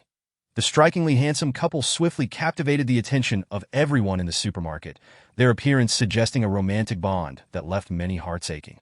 Observing her selecting household items, a sales assistant hurried over, exclaiming, "This particular pair is designed for couples. You might want to consider it." It consisted of 2 pairs of winter slippers, one in blue and the other in pink. Jiang Zhi leaned in to inspect them, then promptly held them out to Huiyin, inquiring, "Do you like them?" Huiyin glanced at the slippers in her hands and replied, "If you like them, then buy them." Jiang Zhi placed the slippers into the shopping cart. The sales assistant, witnessing this, smiled warmly and remarked, "You two truly have a wonderful relationship." With their stunning looks and evident affection, they were indeed the envy of others. Jiang Zhi felt her cheeks flush, stammering softly in protest. "What do you mean? We're not a couple." Huiyin gazed intently at her face, a flicker of yearning igniting within him. He wished to share his life with her. Upon exiting the supermarket, Jiang Zhi inhaled the fresh air outside, feeling a sense of relief from the heaviness in her chest. The weighty shopping bags dangled from Huiyin's hand, and upon noticing her slightly pale complexion, he furrowed his brow and asked, "Are you feeling unwell?" Jiang Zhi shook her head and reached out, attempting to help him carry the bags. "Let me assist you." Huiyin lifted the bags higher. Evading her outstretched fingers, "No need." Jiang Zhi wrapped her arms tightly around his waist, a tingling sensation coursing through her, as he swallowed hard, reaching with his other hand to halt her antics. "Jiang Zhi, if you don't stop, I might just kiss you." Undeterred, Jiang Zhi playfully scratched his abdomen with her fingers, completely unfazed by his threat. In a swift motion, Huiyin turned and pressed his lips against hers, delivering a fervent kiss that left Jiang Zhi momentarily stunned. After the intense kiss, she touched her slightly swollen lips and shot him a glare, scolding, "You always kiss so forcefully that it felt as though he intended to consume her entire mouth," leaving her tongue aching. Huiyin, upon hearing her words, felt his heart race with warmth. The young woman seemed utterly unashamed, voicing whatever came to her mind. His gaze lingered on her soft, moist lips, and he withdrew a handkerchief from his pocket, gently wiping her lips. "Next time, be gentler," he said, his voice hoarse yet tender, infused with an alluring timbre. As Jiang Zhi embraced his waist, Huiyin felt a sense of disorientation. Clearly, he had yet to adjust to living together. He was accustomed to solitude, his home often feeling empty and dark, which naturally bred a profound sense of emptiness within him. Feeling the warmth and softness in his arms, a smile crept onto his face as he affectionately tousled her soft black hair, asking, "What's the matter?" Jiang Zhi lifted her head from his embrace, her eyes downcast and lacking vitality. "I'm hungry." It was now 7 in the evening, and they had visited the supermarket over an hour ago. She had indulged in plenty of snacks. Huiyin had long since adapted to her appetite. "What do you want to eat?" Jiang Zhi began listing various dishes, as if she were in a restaurant, perusing a menu. Huiyin raised an eyebrow, interrupting her, "Just prepare 3 dishes and a soup." Jiang Zhi had to condense her desires into 3 choices. "That you're such a meanie." The model-like man donned an apron. Appearing slightly cramped in the kitchen, Jiang Zhi leaned against the doorframe, her eyes fixed on him. Huiyin, sensitive to her gaze, felt a flush creeping up his ears and unable to tolerate her unwavering stare any longer, urged her to leave. After dinner, Jiang Zhi stumbled upon a significant issue. She and Huiyin did not share a bedroom. Her room was next to his, separated by a thick wall. "Why aren't we sharing a room?" she questioned him. Huiyin adjusted his glasses and calmly replied, "Take your time." He bore an air of virtuous restraint, as if to suggest, "Women, do not approach me." The more Jiang Zhi looked at him, the more infuriated she became. What a hypocrite! He certainly didn't hold back when kissing her. Late at night, flashes of lightning streaked across the pitch-black sky, followed by deafening thunder that roused Jiang Zhi from her slumber. Groggily, she blinked her eyes open and sat up. A bolt of lightning illuminated the room momentarily, casting a fleeting pale glow. Suddenly alert, she felt a mischievous thrill and excitedly hugged her pillow as she dashed outside. Upon reaching Huiyin's door, she knocked gently. The lights inside flickered on, and moments later, the door opened to reveal Huiyin clad in black sleepwear, which accentuated his mature, reserved demeanor. His midnight dark eyes were wide awake. And upon seeing her, his handsome face registered a hint of surprise. Before he could finish, Jiang Zhi was enveloped in his embrace, her arms tightly wrapped around him, her body trembling slightly that I'm scared of the thunder. She murmured softly as another thunderclap resounded. Her body quivered even more. Huyin, dismissing all other thoughts, furrowed his brow and gently covered her ears, whispering, "Don't be afraid." Following him into the bedroom, she lay beside him, her form clinging to him like a piece of gum. Huyin felt his body tense. With only thin sleepwear separating them, he could feel her warmth pressed against him, igniting a rapid blaze of desire within him. Zhi, let go. Unheeding, Jiang Zhi inched closer, as if wishing to meld completely into him. Zhi. Huyin inhaled deeply, his gaze darkening with a tempest of emotions. Jiang Zhi noticed something amiss. She raised her forehead, her clear, bright eyes reflecting confusion. Moments later, her confusion morphed into shyness. Her porcelain-like cheeks flushed a deep pink as she bit her lip, her long lashes fluttering as she murmured, "I didn't mean to." Huyin rolled out of bed and headed directly to the bathroom. Jiang Zhi, barefoot, sauntered to the bathroom door and peered through the frosted glass, catching a glimpse of his silhouette. "Lauscher," she tentatively called. Licking her lips, her soft voice carried a hint of shyness. "I can help you, didn't no need," he replied tersely, his voice low and strained, nearly gritting his teeth. Leaning against the cold porcelain tiles, he shed his sleepwear. The heat within him still unrelieved, his mind consumed with thoughts of her. In that final moment, his eyes glimmered with a feverish red, darkness swirling in his pupils, embodying a dangerously obsessive love, that he whispered, "Zhi, it's my day." The harsh winter faded, transforming into storms of rain. The entire city was enveloped in dampness and chill.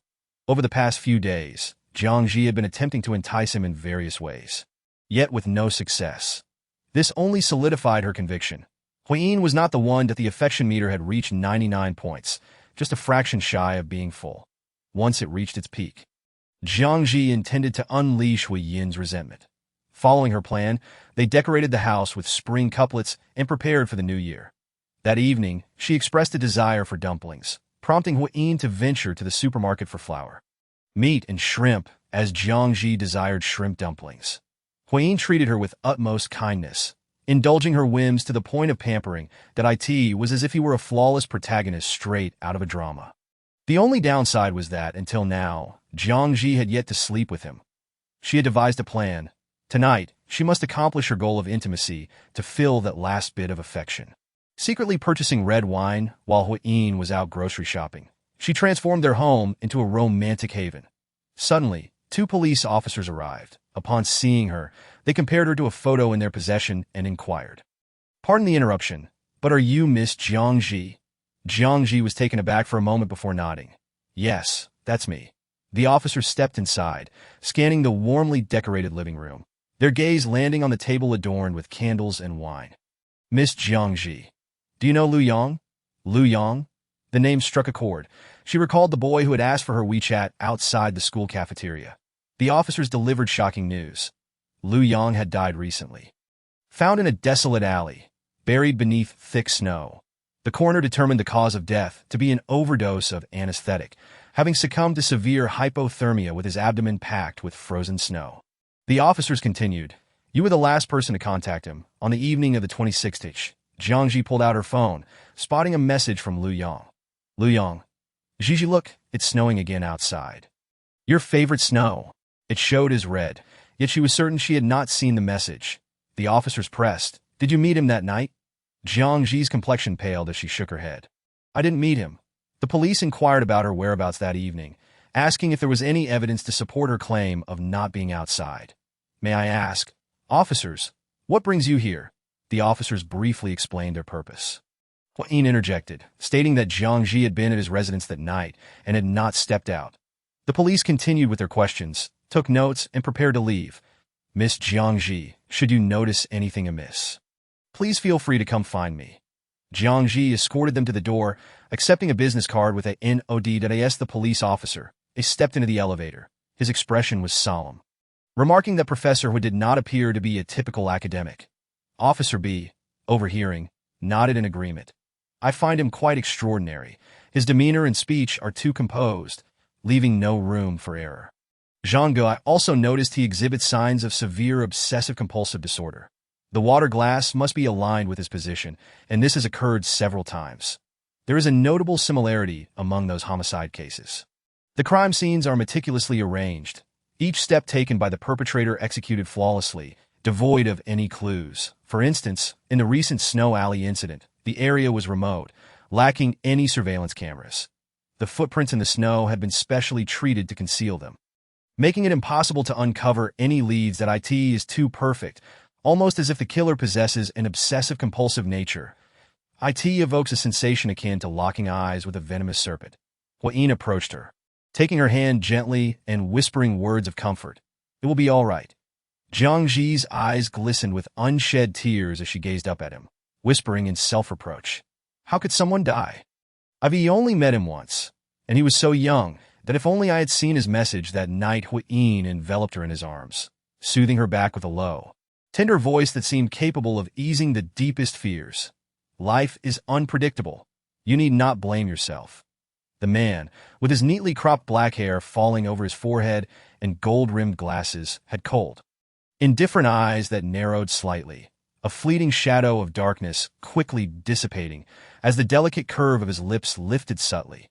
After a long moment, Jiang Zhi stepped back from his embrace, her cheeks flushed, releasing a long breath as she asked, "Why did you take so long?" Huayin gazed deeply into her face. "I was delayed by traffic." With that, he turned his attention to the dining table, raising an eyebrow. "What have you prepared?" Jiang Zhi, in a playful rush, tiptoed to cover his eyes. "You can't look yet. You must wait until dinner." The man's long eyelashes brushed against her palm.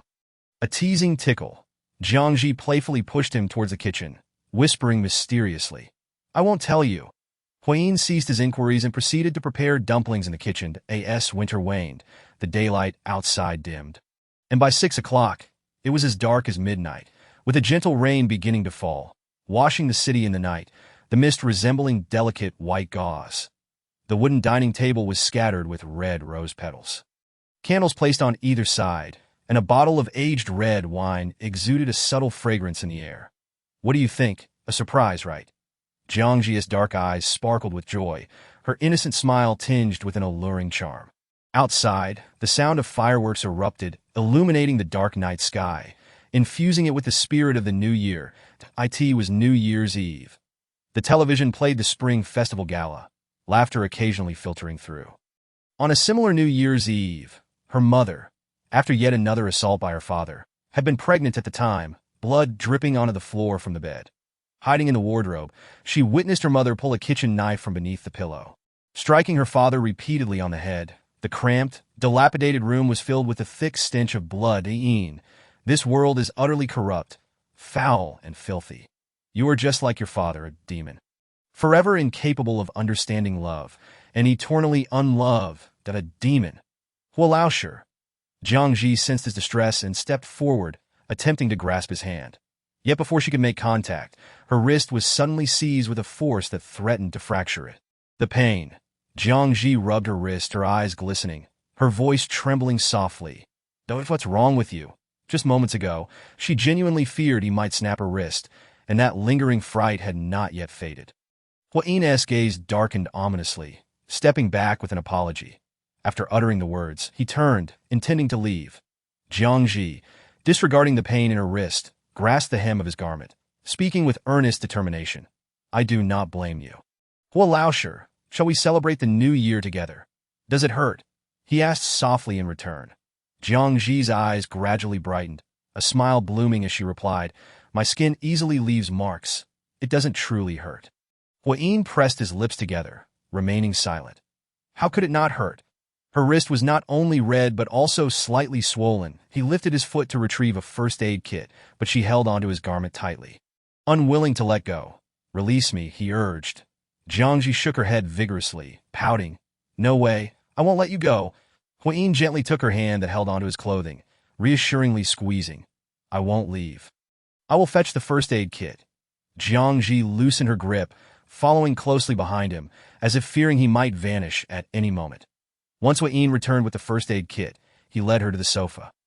The girl's porcelain skin was marred with alarming red marks around her wrist, as if it were fractured within. "I am sorry," he murmured, his voice husky and heavy, laden with guilt. Jiang Zhi's beautiful eyes lowered slightly.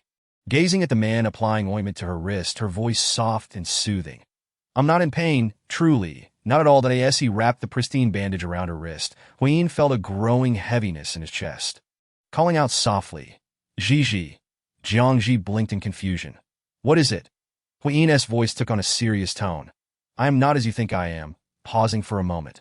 He continued, there is still time. Leave him. Otherwise, he would forever bind her to his side. Jiang Zhi's eyes sparkled like a sky full of stars, shimmering with rippling light. Whether you are good or not, that is for me to decide. After all, I like Hua Laosher the most. The tension within Huiyin snapped, a chilling desire erupting within the depths of his dark gaze. A heart that had never known affection now beat violently. It was now occupied by the girl. The villain Huiyin's favorability reached 100, initiating the hatred value. The host should swiftly fill the villain Huiyin's hatred value. The voice of 777 suddenly echoed. Jiang Zhi ignored its words, leaning closer to the man, pressing a gentle kiss against his lips. Her lips were soft and fragrant, the intoxicating scent of the girl enveloping him, rendering him helplessly enchanted. Huiyin paused for a moment, then pulled her into his embrace. Allowing her to settle onto his long legs, he lowered his head, a cool kiss landing on her forehead, gradually descending to her eyes. Her nose, until it rested on her delicate lips, tenderly kissing, as if touching the most exquisite silk-like skin. Jiang Zhi draped her arms around his neck, languidly melting into his embrace. The man's kissing skills grew more adept. The deep, fervent kisses nearly stealing her breath away. Chapter 12. The dangerous professor bewitches me. 12. Zhi. Shall we eat first? Jiang Zhi's eyes glimmered with a rosy hue, her tender lips glistening with moisture. Tilting her head slightly to reveal her swan-like neck, parting her lips. No, her flushed visage, governed by desire, radiated a sweet and alluring blush, her obsidian eyes veiled in mist, enticing and captivating. Huiyin effortlessly lifted her into his arms, turning to walk toward the bedroom. Once they were laid together on the bed, the man's long fingers gently caressed the corners of her eyes, his dark gaze deep and filled with an unsettling blend of possessiveness and affection. Zhi, I will not let you go. Soft light filtered through the thick curtains, faintly dispelling some of the darkness. Upon awakening, Jiang Zhi opened her eyes, momentarily believing it was still night. As she sat up, the blanket slipped from her shoulders, revealing her usually fair skin now marred with numerous marks. She had awakened from hunger. Although the previous night had been exhilarating, her stamina had waned, leading her to faint during the later part. 777 spoke dully. The favorability is already maxed out. You really don't need to engage with the villain like that. 777 was linked to Jiang Zhi's mind. That night, its space had been violently shaken, rendering it powerless. Jiang Zhi lazily stretched her limbs, shamelessly declaring, it was delightful. I want to do it again. 777. That the jester turns out to be itself. The door swung open to reveal a strikingly handsome, ascetic man, tall and elegant, carrying breakfast as he ambled to the bedside, looking down at her exquisite face, reminiscent of early spring peach blossoms. Get up for breakfast, he remained as calm and indifferent as ever. Yet his eyes held a gentle warmth akin to an ink-wash painting. Jiang Zhi shot him a reproachful glance, playfully pouting. I can't get up. Her body felt weak, and she couldn't muster the strength to lift a finger. Huiyin turned to fetch her a change of clothes, his gaze briefly lingering on the myriad of marks on her pale shoulder, darkness briefly flickering in his deep-set eyes as he leaned closer. Whispering in her ear, do you want me to help you? Jiang Zhi clutched the blanket tightly, shooing him away. No, you go out. It cannot happen again. Her body cannot endure it. Huiyin subtly averted his gaze and exited the room. After Jiang Zhi finished washing up and had breakfast, she stepped out of her bedroom and spotted the man seated on the sofa, engrossed in a book. The warm, golden light cascaded upon his perfectly chiseled features, the frames of his glasses gleaming gold against the bridge of his nose, while his long, dark eyes through the lenses appeared fathomless. Who am I? Huiyin's lips curled into a gentle smile as he softly called out. Zhi. She couldn't decipher his words, but surmised it was related to medical literature. That I need to step out for a while, Jiang Zhi announced. Huiyin delicately traced the edge of his book with his fingertip, squinting slightly as he asked nonchalantly, where to? Huiyin set his book aside, Let us go together. Upon hearing this, Jiang Zhi beamed. That is wonderful, to the airport. Jiang felt a pang of longing for his older sister as he waited by the roadside. Soon, a sleek black luxury car halted before him. His sister, Jiang Zhi, emerged from the passenger seat, accompanied by Teacher Hua. Jiang's heart raced in disbelief. Could it be that Teacher Hua had indeed won over his sister? Huayin stepped forward to assist him with his suitcase. Jiang intended to decline, believing he could manage, but before he could voice his protest, the man had already lifted the suitcase into the trunk. Seizing the moment, Jiang shot frantic glances at his sister, yet she remained oblivious, her eyes seemingly blind to his silent pleas that he was still in a daze as they got into the car. Huayin's calm, deep voice broke the silence. Where are we going for fun? Jiang Zhi turned her head from the front passenger seat to look at him. What are you afraid of? Teacher Hua won't bite you. She had never seen him so timid while speaking to her. Jiang shot her an exasperated glare, and just as his gaze met the reflection in the rearview mirror, a tightness gripped his heart, prompting him to quickly lower his head, silenced by fear. Teacher Hua was regarded as a god at their school. Though he never lost his temper with students, his unyielding presence was far more intimidating than anger. Jiang Zhi mentioned that she was currently residing at Huayin's home. Jiang's face turned urgent, pulling her aside to distance themselves from Huayin. He lowered his voice. How can you live with someone else? Jiang Zhi, puzzled, replied, What's wrong? Frustrated, Jiang stammered, You're a girl. How can you stay at a man's house? Even if he is your boyfriend, it's too soon. You don't know what kind of person he really is. He understood men all too well, and even if it was Teacher Hua, that was unacceptable. She was his only sister. Jiang Zhi grasped his meaning and chuckled helplessly, Brother, are you afraid he'll eat me? The word eat bore many implications. Had she known such things might occur, she would have opted not to travel abroad. Jiang Zhi knew he meant well, ruffling his hair affectionately, her lips curving into a gentle smile. I understand, but I'm an adult now. There is no need for you to worry about me. Frustrated by her lack of understanding, Jiang's gaze shifted, locking onto the man nearby, and he clenched his suitcase tightly. Glaring at his sister, I won't bother with you anymore. If anything happens, you must call me. With that, he strode away. Ian approached her, inquiring, What is the matter? Jiang Zhi took his hand, her long eyelashes fluttering as she whispered, Teacher Hua, will you ever do anything to harm me? Huayin's peripheral vision caught their intertwined fingers. Her delicate hand stirred desires deep within him. Gazing into her gem-like, enchanting eyes, he felt as if she contained him entirely, body and soul. Huayin gently caressed her fair fingers, leaning down to bestow a tender kiss upon her forehead. Light as a dragonfly's touched it. No, but, Zhi, do not leave me. The words lingered unspoken in his heart. A tempestuous love intertwined with a fearful possessiveness, akin to the calm before a storm, enveloping his dark, bottomless eyes. That as Jiang Zhi walked, she inwardly questioned 777. Is someone following us, whether it was her imagination or not? She felt a presence trailing behind. 777 confirmed. Yes. Jiang Zhi inquired. Who is it? It wouldn't he be another creep? Would it? 777 clarified. No, it's the police officer who sought you that day. That he is not after you, but rather following Huayin. Jiang Zhi smirked. He doesn't need my help getting locked up. He is heading there on his own. 777. That had often believed the host had developed feelings for the antagonist. Yet the outcomes were always unexpected, revealing a heart harder than iron. Jiang Zhi simply hummed in response, refraining from further exploration. As winter break concluded, school resumed. Huayin's time became less abundant, and he grew increasingly busy. Seizing this opportunity, Jiang Zhi decided to attend a high school reunion. Setting off at noon, she realized few familiar faces were present. The original owner had been quite the hermit, with scarcely any friends. And only a couple of names surfaced in her memory. Such gatherings, while masquerading as an opportunity to reminisce, often devolved into displays of wealth. Jiang Zhi sat in a corner, feeling no embarrassment, before the festivities commenced. A girl named us stirred the pot, her tone dripping with sarcasm. Zhi, do you still remember Mu Qi? The topic swiftly shifted to Jiang Zhi, capturing the attention of those in the room. The girl's beauty was striking, rivaling that of film stars. Her porcelain skin adorned with light makeup, she resembled a celestial being. Many girls in the room were envious of her. Back in high school, Jiang Zhi was often hailed as the school beauty, attracting countless secret admirers among the boys. However, the topic that fueled their gossip was her past confession to Mu Qi, only to be rejected on the spot. The reason for his refusal was said to be, "I don't like those whose grades are inferior to mine."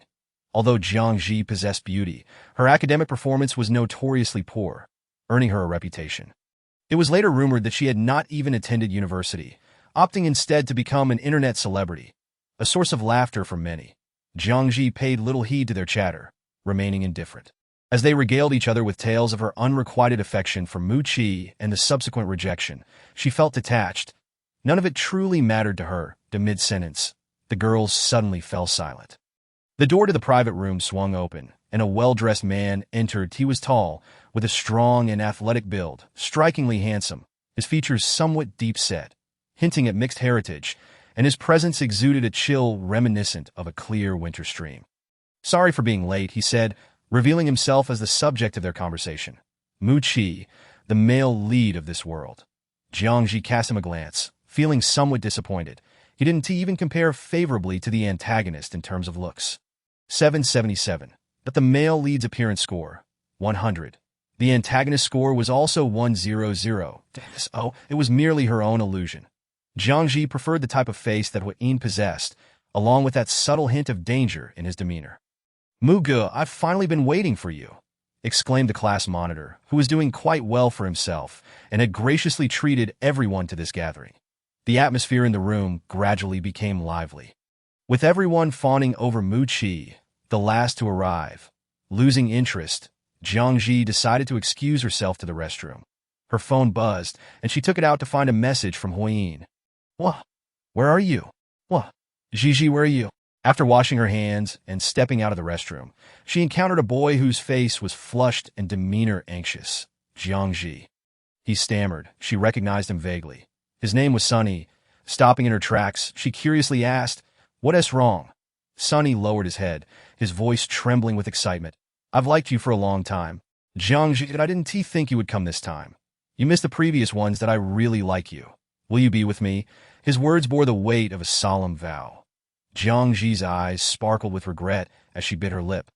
"I am sorry, but I don't like you."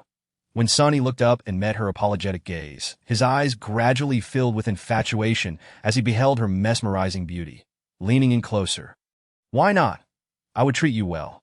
I wouldn't let you become an internet celebrity, that I would support you, so you could stay at home and never go out again." As he spoke, his tone shifted, laden with desire. Jiang Zhi's fair face paled, her long lashes quivering as she instinctively recoiled, her voice tinged with fear. "No, please don't." As he edged closer, his hand nearly brushing against her, a figure stepped protectively in front of her, grasping Sun Yi's wrist and yanking it forcefully, sending him sprawling to the ground. Sun Yi let out a yelp, and upon recognizing his assailant, scrambled to his feet and fled to Mu Xiuzhe. The girl's voice was soft, imbued with a certain tenderness that Mu Qi turned, his gaze fixating on the ebony-haired girl before him, her fair complexion tinged with a rosy hue, her exquisite eyes seemingly scattered with starlight, dazzling and captivating. Unlike the girl he remembered from school, she now radiated a beauty that could capture anyone's attention. The faint fragrance that filled the air intensified as he drew nearer, not the scent of designer perfume, but rather a unique, enchanting aroma. "Thank you, Mu Xiuzhe," Jiang Zhi murmured, her cheeks flushed with shyness as she unconsciously tightened her grip on her skirt. Then Mu Qi took a step back, increasing their distance, and replied coolly, "It's nothing." With that, he made to leave. Jiang Zhi observed the situation, her expression tinged with urgency as she took a step forward, grasping the hem of his suit jacket. "Wait, just a moment." Antagonist Huyin's hatred value. 50 Chapter 13. The dangerous professor bewitches me. 13. Upon hearing that the hatred value had increased by half, Jiang Zhi's gaze swept around, landing on the corner where a piece of fabric was visible. Suddenly, the voice of 777 echoed in her mind. "The antagonist Huyin arrived the moment you spoke." No one has ever managed to directly raise the hatred value to half. Huyin was unlike other antagonists. He lacked the emotions that a human should possess. After Jiang Zhi had bestowed feelings upon him, his dark side became even more terrifying than before. She dared not imagine how much torment the antagonist Huyin must be enduring at this moment. She had truly encountered a ghost. As Jiang Zhi locked eyes with Mu Qi, His heart quickened briefly, and he averted his gaze, saying no. Upon hearing this, Jiang Zhi smiled sweetly, adding a touch of innocence. Then, Senior Mu, could you share your contact information with me? Mu Qi paused for a few seconds, instinctively agreeing. Standing at the corner, Hui Yin's pitch-black eyes remained calm, yet a terrifying rage churned within. He pressed his tongue against the corner of his lips, striving to suppress the murderous intent surging through him. The smile on the girl's face was unlike anything he had ever witnessed, reflecting on her previous advances and her seemingly misty smile. He pondered that these might stem from some resemblance to her heartthrob. Did she like him? A deception. Hui Yin had not been deceived before. Those who tricked him met only death.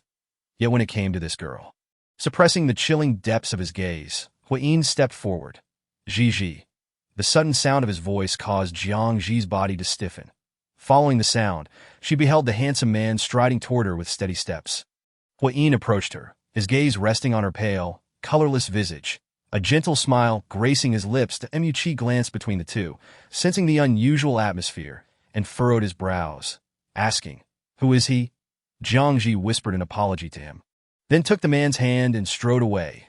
Mu Qi remained rooted, watching their retreating figures with coldness in his eyes. Exiting the hotel, Jiang Zhi walked briskly, her pale cheeks flushed with color, long lashes fluttering, her expression fluctuating. After a moment, she explained, "I'm sorry, I was at a class reunion and didn't check my phone." Hui Yin's warm brows carried a hint of amusement. "It's fine, Zhi. You need not explain. Just let me know next time you go out to play. I will worry about you." Jiang Zhi thought he had not heard her conversation with Mu Qi and let out a small sigh of relief. Smiling brightly as she nodded, "All right, I will tell you." Hui Yin inquired casually, "Zhi, who is he?" Upon hearing this, Hui Yin's dark eyes narrowed slightly behind his glasses, and he softly hummed in response. He raised his hand, intending to brush aside her dark hair, but she stiffly and subtly evaded his touch. Antagonist Hui Yin's hatred value. 70. Realizing this, Jiang Zhi's face paled as she spoke. "I'm sorry, I died upon returning home." Jiang Zhi claimed she needed to create music and slept on her side that night. Hui Yin consented and even helped her set up the bed, ensuring everything was in order. Nothing transpired throughout the night. Lying on the bed, Jiang Zhi lazily yawned.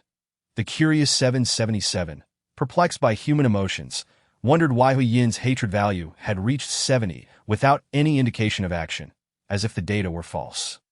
Jiang Zhi answered its question. He is merely enduring. Having spent considerable time with Hui Yin, she understood this man with a terrifying possessiveness. She also grasped why so many previous taskers had met their demise at his hands. The man's psyche was extraordinarily twisted. 777 asked in confusion. Why endure? As for why he chose to endure, Jiang Zhi could make an educated guess. However, she intended to provoke him into destruction, with the hatred value reaching 70. The remaining 30 points needed to be swiftly amassed.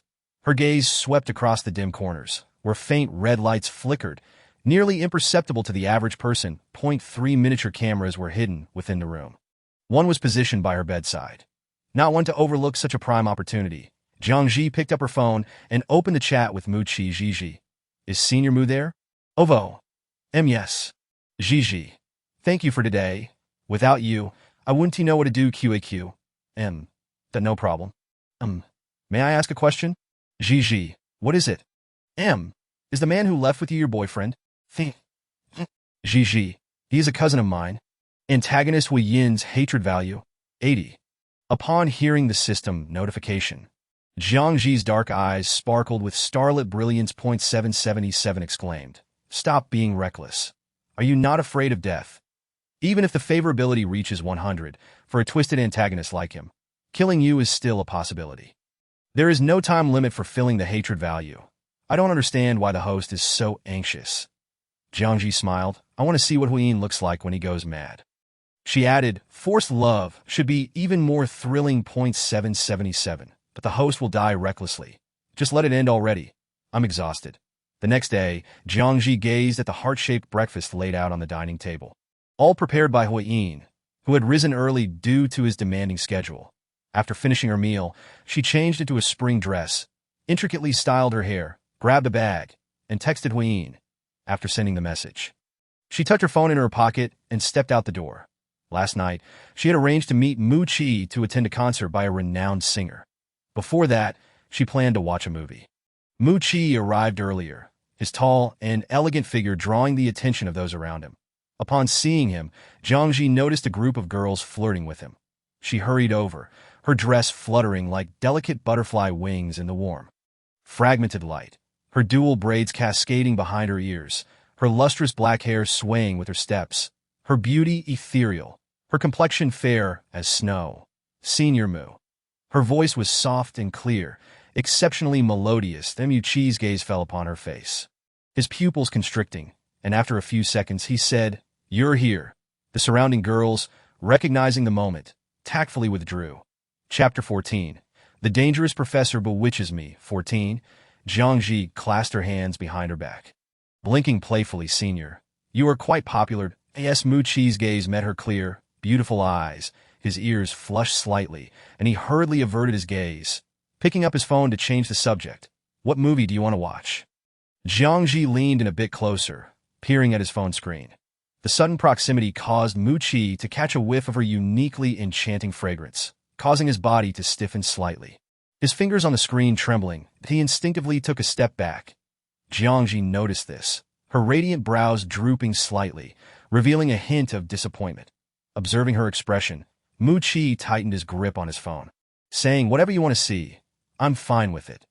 Jiang Zhi's delight returned to her features as she responded, "Great." They chose to watch a war film, filled with fervor and bloodshed. Upon exiting the cinema, Mu Qi's face had turned pale, perhaps overwhelmed by the graphic scenes. The sky was darkening as they emerged, the evening breeze not as frigid as in winter, yet still carrying a touch of chill. Jiang Zhi offered him a bottle of mineral water, her eyes glimmering like jewels submerged in clear spring water, filled with guilt. "Senior, I'm sorry. I didn't know the movie would be so bloody." Mu Qi's gaze brushed over the reddened corners of her eyes, his heart tightening as he accepted the water. Shaking his head, "It's fine. It was rather good." He anticipated that this seemingly delicate girl, akin to a parasitic flower, would watch such a bloody film without flinching, even seeming quite engaged. Jiang Zhi asked softly, "Really?" Mu Qi halted, removing his jacket and draping it around her shoulders. Jiang Zhi's cheeks flushed as she bit her rose-like lips, her long lashes fluttering like butterfly wings, nervous yet bashful. As Mu Qi gazed at the girl before him, his heart raced violently. After a moment, he slowly leaned down, bringing his face closer to hers. Antagonist Hui Yin's hatred value, 90. Just at that moment, a car suddenly sped toward them, unerringly aiming to strike them. Mu Qi's pupils dilated in shock as he grasped Jiang Zhi's hand, pushing her aside. Before Jiang Zhi could react, she saw the young man being struck by the vehicle. In a panic, she rushed forward, attempting to pull Mu Qi away. Just as the car was about to hit her, it abruptly halted, the door swinging open as a figure emerged. The man swiftly hoisted the girl into his arms, tossing her into the back seat, shutting the door, and driving away. Jiang Zhi landed roughly on the back seat, her wrist striking against something, causing her eyes to brim with tears from the pain. Terrified, she sat up, and upon seeing the man in the driver's seat, her fear materialized. Why are you doing this?" As Jiang Zhi regained her senses, she struggled, tears streaming down her face, her complexion pale. "No, please don't.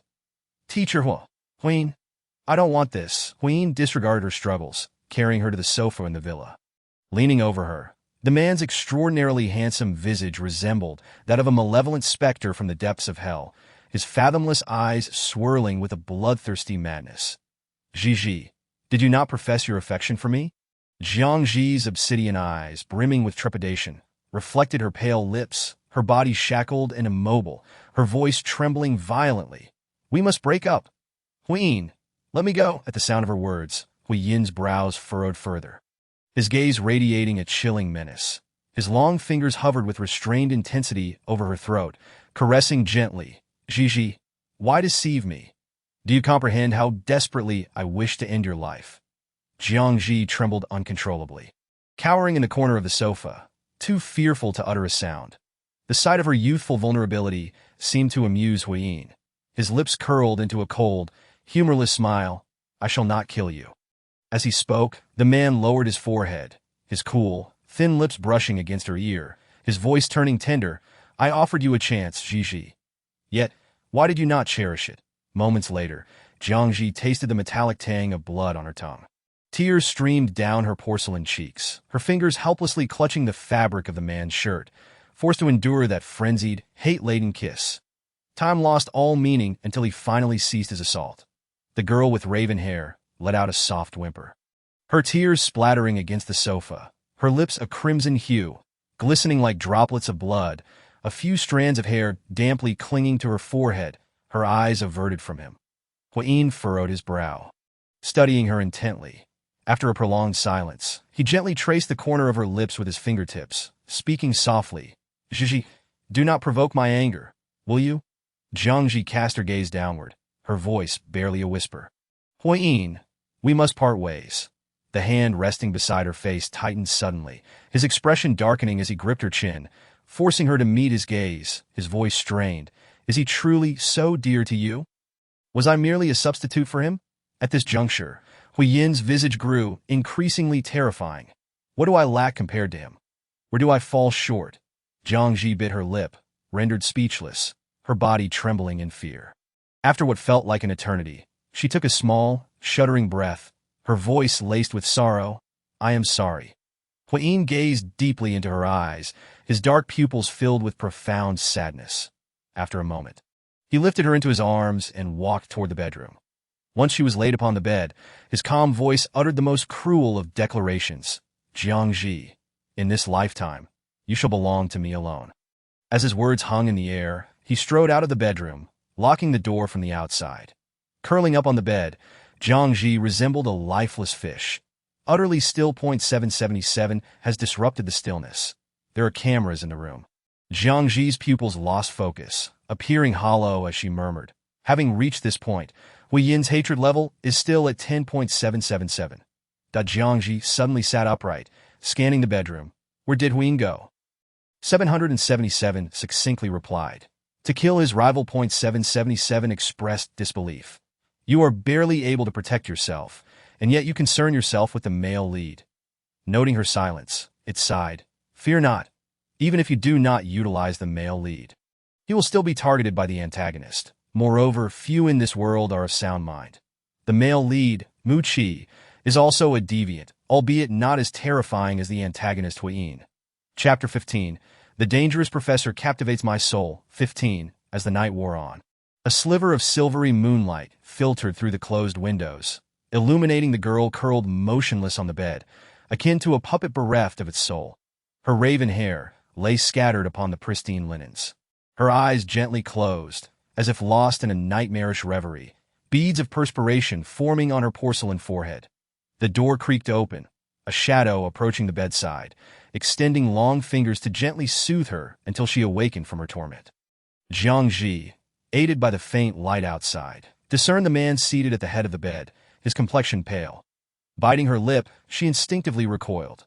Jiang Zhi's eyes began to redden gradually.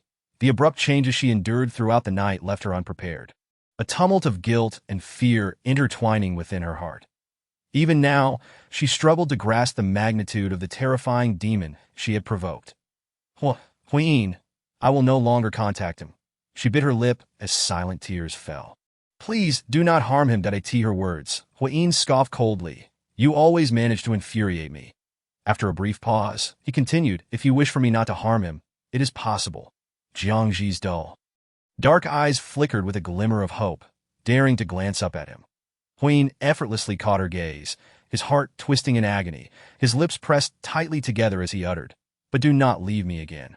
His deep, husky voice bore an almost imperceptible plea for humility.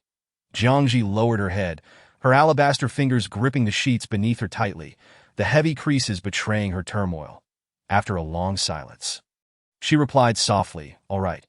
Huyin firmly grasped her delicate chin, his eyes reflecting a dark ferocity as he observed the fear etched upon her face and the redness of her eyes. His movement faltered. Behind the golden-rimmed glasses, his crimson eyes brimmed with sorrow. How he wished that the one she held in her heart was him, if only for a fragment of space. When Jiang Zhi lifted her gaze, she beheld the man's solitary figure, shrouded in darkness.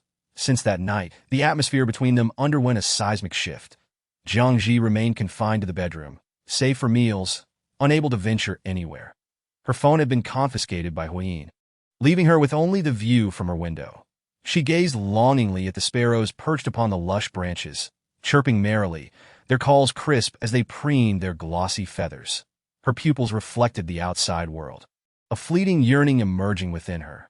The door swung open, and Huyin entered, his fingers running through her soft, dark hair. "Time to eat." Jiang Zhi's gaze fell, her voice obedient and docile. "All right." Huyin did not desire to witness such a version of her. But as long as she remained by his side, nothing else seemed to matter. After finishing lunch, Huyin pressed a gentle kiss to the corner of her lips, whispering, "I will no longer confine you to this room." Jiang Zhi was taken aback, her eyes widening in disbelief as joy slowly blossomed within her. "Really?" Huyin relished the sight of her smile, responding with a soft hum, "But you cannot leave the villa." Jiang Zhi's eyes sparkled as she shook her head slightly. "I will not, and no longer trapped within the confines of the bedroom, merely exchange one cage for a larger one, that yet it brought a semblance of happiness to the girl. Dispelling some of the gloom that had previously enveloped her, that I, in the afternoon, Huyin brought music records filled with her favorite songs and transformed her room into a music sanctuary for her creativity. The girl, once again, sparkled with starlight in her eyes as she sat at the piano, playing her melodies. Huyin had heard her sing before, leaning against the wall, his gaze landing on her smiling face, his lips curving upward. After answering a phone call, Huyin exited the villa, the sound of the engine fading into the distance. Jiang Zhi abruptly ceased her playing, rushing out of the room. She checked every exit in the villa, all securely locked, the windows reinforced with special materials impervious to bullets. Abandoning her escape plans, she began to explore the villa until dusk fell. Eventually, Jiang Zhi discovered a locked basement, requiring a key to gain entry. Recalling the mysterious key Huyin carried, she speculated it was the key to this basement, the only locked room in the entire villa. Huyin did not force her. He simply lay beside her as she slept, his arm draped across her waist, her back pressed against his solid chest, feeling the steady rhythm of his heartbeat, which provided a sliver of comfort. And as the night deepened, Jiang Zhi finally waited for him to fall asleep. Quietly taking his key and tiptoeing out of the bedroom, she descended to the basement, unlocking the heavy iron door. The dim light revealed a chilling atmosphere as she grasped a flashlight, cautiously descending the steps. The deeper she went, the colder it became, the air thick with the scent of antiseptic typically found in hospitals. As the beam of her flashlight illuminated a multitude of glass jars filled with various human organs. Jiang Zhi's steps halted abruptly, her pupils constricting as she fixated on the grotesque sight. In the central large glass cylinder floated an entire body, its pale skin revealing the intricate network of veins. Limbs curled like a fetus in the womb. Jiang Zhi's stomach churned, and she covered her mouth, retreating, only to collide with a solid chest resembling a wall. A familiar voice, wrapped in a layer of coldness, emerged from behind her. "Zhi." The flashlight slipped from her grasp, clattering to the ground with a sharp clang, as Jiang Zhi trembled, collapsing onto the floor, her face ashen, too fearful to glance back. Huyin, clad in night attire that blended with the darkness, leaned down, attempting to lift her. Jiang Zhi struggled, evading his reaching hands, her voice laced with terror as she screamed, "No, please." Huyin paused, calmly observing her, casually explaining, "These are merely specimens from the school, temporarily stored here, that I feared you would be frightened upon seeing them, which is why I locked the door." Jiang Zhi, upon hearing the voice, gently blinked her eyes, her tense body gradually relaxing as she asked, half in disbelief, "Is that true?" Huyin tucked away the long hair that obscured the corner of her eye and softly replied, "Yes, if you don't believe me, I can show you the school's specimen records at this moment." Jiang Zhi was completely convinced. She collapsed into his embrace, her body seemingly devoid of all strength, delicate white hands clutching tightly at his clothing. Still somewhat fearful, her eyes brimming with tears. "Yes, I'm sorry that I was curious about what was below, that's why I stole the key." Huyin soothingly kissed her forehead before lifting her up, murmuring, "It's all right, Gigi." Chapter 16. The Dangerous Professor Leaves Me Bewildered. 16. Upon returning to the bedroom, Jiang Zhi unusually nestled into the man's arms, leaning against his chest with a hint of dependence, her eyes heavy with sleep as she quietly said, "Mr." Hua, I will never leave you again. Hui Yin's pupils abruptly froze, staring blankly at the girl in his arms, as shadows deep within his gaze flickered with a faint light, like a traveler in a desert finally spotting an oasis. He could not restrain himself from bowing his head, reverently kissing her forehead. Even if she could only remain in this villa forever, wearing a smile on her face each day, she had even composed a song for him, intending to sing it on his birthday. Huayin watched the girl sitting by the window, playing the piano. Warm orange light illuminated her profile, her exquisite features lowered. When she looked up at him, her clear eyes shimmered with a beautiful smile. Huayin momentarily lost himself in the scene before him, as if it were a painting or a dream, fearing it would shatter in the next instant. His heart ached, a morbidly obsessive love intertwined with an insatiable possessiveness hidden deep within his gaze. Everything returned to tranquility until Saturday evening after dinner. Suddenly, Jiang Zhi suggested, "Mr. Hua, would you accompany me outside to buy something?" Hui Yin's fingers, which were holding chopsticks, abruptly halted, his expression calm and unruffled, devoid of emotion as he replied, "Zhi, what do you wish to buy?" Jiang Zhi stood up from her chair and gracefully settled onto his long, firm legs, wrapping her arms around his neck with a radiant smile. "I want to buy you a birthday gift." Huiyin nearly forgot. In just a few days, it would be his birthday, that he was surprised that she remembered. Hui Yin's fingers gently caressed her back, feeling the slight tremor in her body, the corners of his lips lifting as he pecked at the corner of her eye, saying, "I don't need a gift. You are my greatest present." Jiang Zhi blushed, shyly burying her face against his neck, her warm breath brushing against his cool skin. "I want to give you a gift," that as she spoke, she nervously closed her eyes, her flushed face slowly rising to kiss the prominent Adam's apple on his neck. That all right?" Her voice was soft and bashful. Huayin found it hard to resist, tightening his embrace around her slender waist. Then grasping her delicate chin, kissing her on the lips with an insatiable fervor, as if he intended to consume her entirely. Jiang Zhi's fair, delicate hand clung tightly to the edge of his outer garment. Enduring the madness of his kiss, the sweetness of her tender tongue became painful as it was entwined by him, tears of crimson welling at the corners of her eyes. Finally, she felt dizzy and soft, resting against his chest, breathing softly. Her delicate skin bore the marks of his passionate kisses, now blushing with an astonishing hue. "All right, Zhi, this is your last chance."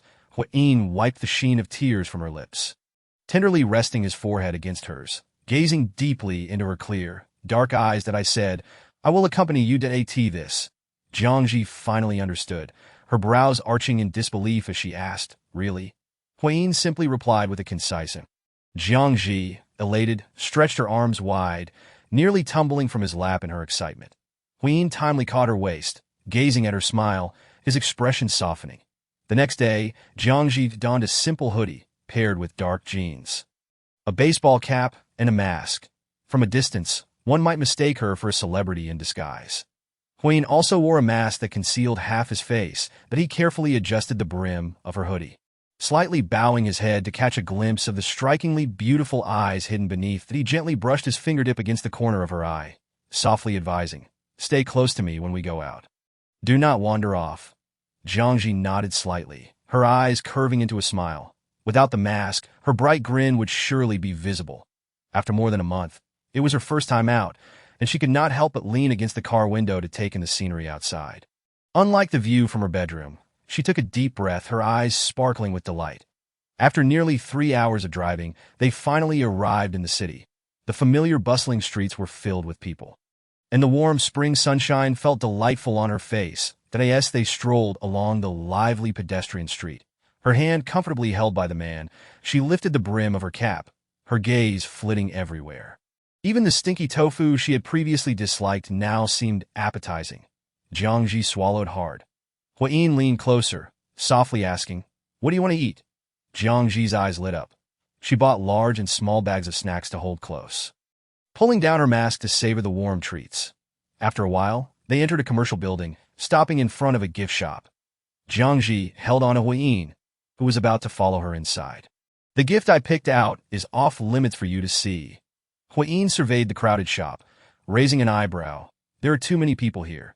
Jiang Zhi stood on her tiptoes and planted a kiss on his cheek, her sparkling eyes blinking playfully as she tugged at his sleeve, pouting, "I just want to go to this one. Wait for me here, I'll be out soon."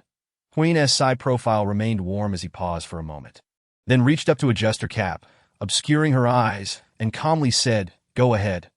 Watching her figure disappear into the throng, Hui narrowed his eyes, the long lashes casting a faint shadow beneath. Nearly an hour passed. Yet the girl had not emerged. Several groups of people entered and exited the store, but Hui had not caught sight of her.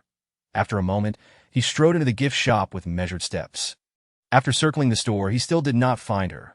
Suddenly, Hui halted, his expression gradually clouding over with a chilling frost, his voice steady and deliberate as he uttered, "Liar."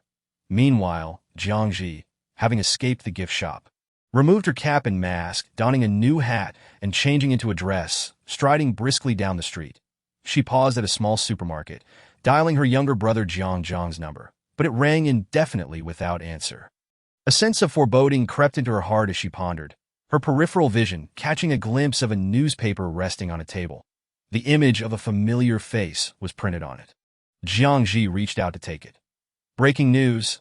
Over 20 serial murders. The suspect is a professor from a certain medical university, who is extremely dangerous and possesses severe antisocial personality traits. Chapter 17. The dangerous professor leaves me bewildered. 17. The newspaper also featured images of various victims, one of which Jiang Zhi recognized. Her eyes widened in shock, her fingers trembling as she clutched the edge of the paper.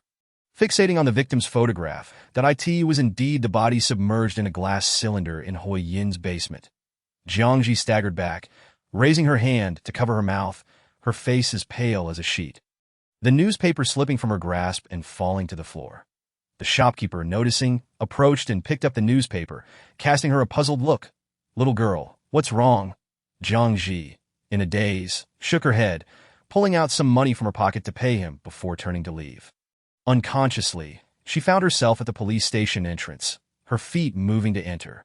But then, recalling her missing brother, she suddenly halted. If Jiang was in Hui Yin's hands, reporting him would endanger her brother's life. Not yet. She had to find out where he was. With only a few coins left in her pocket, the sky darkened, the last rays of sunlight completely swallowed by the night, the bright moon hanging overhead, casting a pale light on the dim road. Jiang Zhi walked aimlessly, when suddenly, a figure flashed in her mind. With a good memory, she hurried to a phone booth and dialed a number that was quickly answered. "Who is it?" Jiang Zhi's voice trembled. Moo Senior, it's me, Jiang Zhi." There was a brief pause on the line before the young man's deep voice came through with a hint of urgency. "Where are you?" "I'll come pick you up." Jiang Zhi's eyes reddened slightly as she softly replied, I am." After providing her address, a tear fell onto her hand, and she realized she was crying, hastily wiping her tears away. Fear gripping her heart. Having been cut off in the outside world for over a month, she had finally escaped, only to discover that the man who had been by her side was a terrifying serial killer. She had no news, not even of her own brother, leaving her feeling isolated and helpless, nearly suffocating. When Muqi arrived, he found the small girl crouched alone by the roadside, hugging her knees, looking small and pitiful. He approached her, calling, "Jiang Zhi." Upon hearing his voice, Jiang Zhi suddenly lifted her head, her eyes glistening under the silvery moonlight, and whispered, "I'm sorry." This was the first thing she said to him that night, if not for her. Muqi would not have been injured. Muqi said, "I am fine." As he spoke, he extended his finger towards her, urging her to rise. Jiang Zhi lifted her face, pouting and shaking her head. "I can't stand up." She had been squatting there for so long that her legs had gone numb, rendering her utterly devoid of strength. It was incredibly difficult to even take a couple of steps. Muqi leaned in and helped her to her feet, guiding her step by step to the car, asking, "What's wrong?" She still could not believe it. Recalling the myriad moments they had shared, she found it hard to fathom that the man she had spent so much time with could be a killer. Muqi's peripheral vision caught her pale complexion, and his pupils flickered slightly. Before he could speak, the girl apologetically looked at him and said, "I'm sorry. You probably don't know who Hui is." Muqi reached into the car's drawer and retrieved a newspaper, speaking slowly, "I know. He is quite famous now, that he was referred to as the most intelligent and methodical, utterly unfeeling psychopathic murderer in history. The number of victims recorded is 27. But there are others yet to be found, and the true count is far greater. Jiang Zhi could not bear to look at the newspaper, her mind drifting back to the complete corpse she had seen in the basement, along with various dismembered body parts, all of which were too much for her to endure. The car arrived at an upscale neighborhood, and they took the elevator up to the 20th floor. In the living room, Jiang Zhi held a warm cup of water in her hands, taking a small sip, her lips pale, anxiety and fear evident, that Mu-Chi reached out to stroke her head in an attempt to comfort her. But she flinched away from his hand. The girl was overly sensitive to the outside world. Her delicate fingers tensed and curled tightly. "That I'm sorry," she began, but before she could finish, Mu-Chi sat beside her on the sofa. Speaking gently, "It's all right. You need not be afraid. He cannot find you here." Jiang Zhi forced herself to suppress the fear rising within her, lifting her pallid cheek to meet his gaze, stammering, "My brother, Jiang. I can't reach him. I'm afraid he has been taken by Huayin." A flicker of concern crossed Mu-Chi's face, but he quickly regained his composure, his calm voice laced with persuasive authority. "Perhaps he simply hasn't answered your calls. The police are searching for him everywhere. He wouldn't dare to act. Your brother should be safe." The dim light in Jiang Zhi's eyes flickered with a glimmer of hope as she gazed at him. Murmuring, "Really? Is it true?" Her faint voice conveyed a hint of longing. Mu-Chi affirmed, "Yes." As night deepened, Jiang Zhi lay in the guest room. Having finished washing up, reclining on the spacious bed, a knock sounded at the door. Her heart raced, and only when she remembered she was in Mu-Chi's home did her body gradually relax. She got out of bed and opened the door, asking, "What is it?" Mu-Chi stood there, holding a cup of milk. "Drink some milk before you sleep." Jiang Zhi glanced at the milk in his hand, hesitating before saying, "I don't like plain milk." Mu-Chi smiled, "This is sweet." With that, Jiang Zhi accepted the milk, tilting her head back to drink it all in one go. The sweetness lingered on her lips, and she licked the corner of her mouth, saying, "It's delicious." Mu-Chi's dark eyes caught a fleeting glimpse of her rosy tongue, and he swallowed hard, then took the empty cup from her hands, saying, "Get some rest. Good night." The door closed again. Mu-Chi stood before the door for a long time, gazing deeply at it as if he could see the girl lying on the bed through it. He composed himself and turned to leave in the dead of night. The girl sleeping in the bed turned over, the blanket slipping halfway down her body, revealing a shoulder as smooth and white as porcelain, shimmering softly in the faint moonlight. The girl's vibrant face was buried in the pillow, her long lashes fluttering, her rosy lips glistening, resembling a bouquet of roses waiting to be picked. Suddenly, the doorknob turned, and faint rustling sounds echoed in the otherwise silent room, resonating sharply.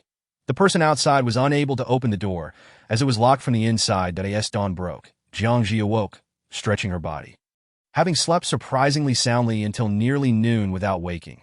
Rubbing her sleepy eyes, she asked the system, "Did the male lead come into my room last night?"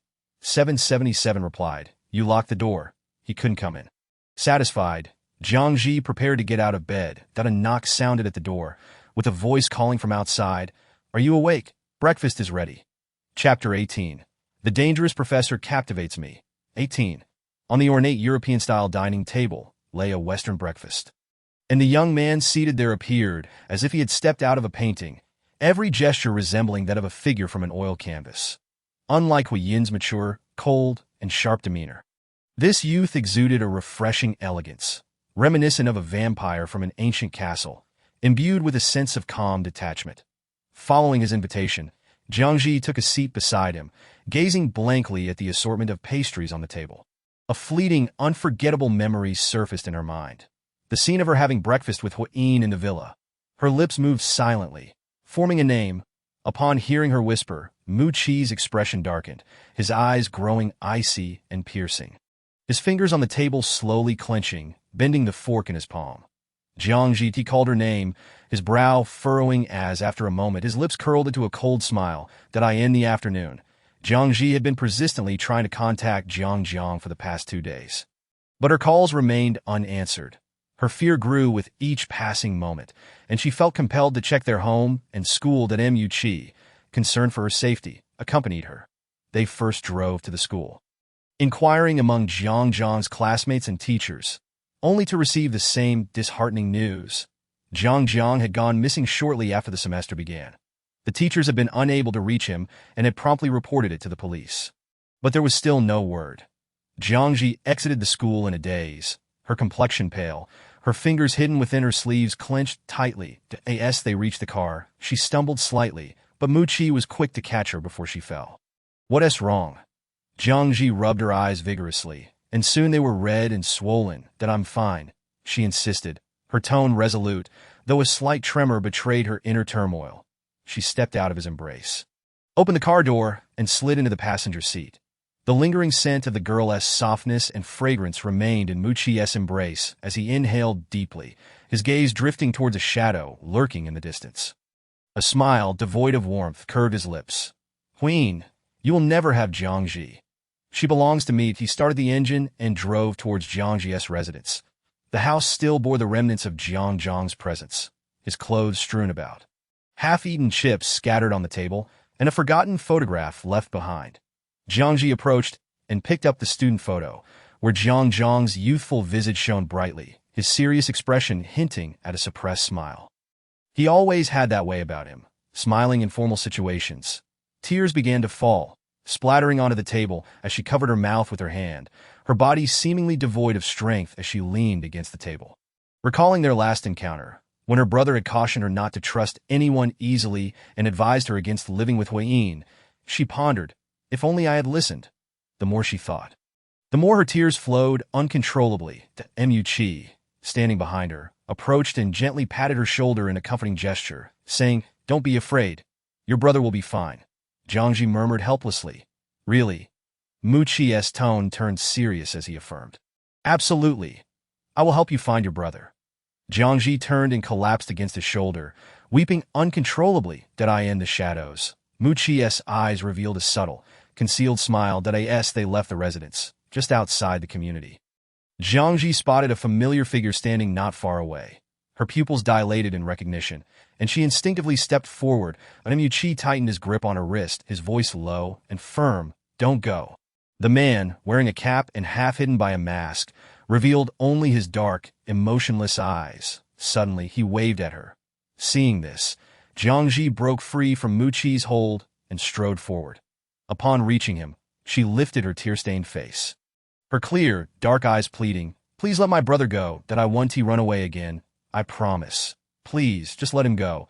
Huayin's eyes, hidden beneath the brim of his cap, were cold and deep as a frozen pond. He reached out, gently wiping away her tears from the corner of her eye, his voice rich and resonant like a cello. "I did not take your brother." Jiang Zhi did not believe him. Gripping his clothing tightly, her eyes filled with hatred, her lips pressed together. Then she cried out, "Queen, did I truly want to run away again? Please, let my brother go. He has nothing to do with this. He is my only family left. Why won't you let him go?" As her emotions surged, her vision blurred, and she fainted. Mu-Chi reacted swiftly, catching the girl as she fell. Huayin raised his brow slightly, his cold, dark eyes glinting with a chilling intent. "Let her brother go." Huayin drew a cold, steel desert eagle from his pocket, aiming it at the young man's head, expressionless as he repeated, "Let her brother go." Mu-Chi stood unfazed, not flinching, meeting the man's gaze with an eerie calmness, saying softly, "You cannot kill me." As his words faded, the distant wail of police sirens grew louder, approaching rapidly. Huayin gently closed his eyelids, taking a deep breath. After a moment, he cast a profound glance at the unconscious girl, his voice chillingly laced with malice. "If you dare to harm her, I shall make your existence a living hell." Mu-Chi watched his figure swiftly vanish, utterly unfazed by the threat. Jiang Zhi found herself ensnared in a dream. In this dream, Ian was not the remorseless killer he was known to be, but rather a renowned neurologist living next door. When she thought the password lock at her home had malfunctioned, the door swung open to reveal a stranger. The man had tousled black hair falling over his eyes, golden glasses reflecting the corridor's light, and an exceedingly handsome face, with elongated phoenix-like eyes tinged with a faint hue of fatigue. Upon noticing her, he raised an eyebrow, his expression indifferent. "Is there something you need?" Jiang Zhi was momentarily taken aback, staring blankly at the door number before turning to him, flustered as she stammered an apology. "I'm sorry, I live next door, and I must have entered the wrong code."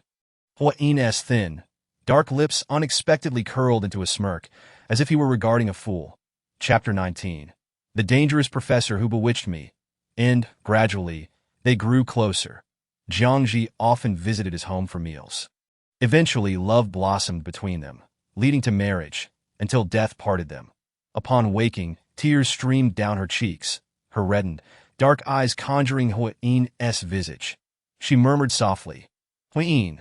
Seated beside her, Mu Qi discerned the hidden affection buried deep within the girl's gaze. Feeling a tumult of anger and anxiety. Recalling a student gathering, he had spotted her in an inconspicuous corner, her eyes never lingering on him.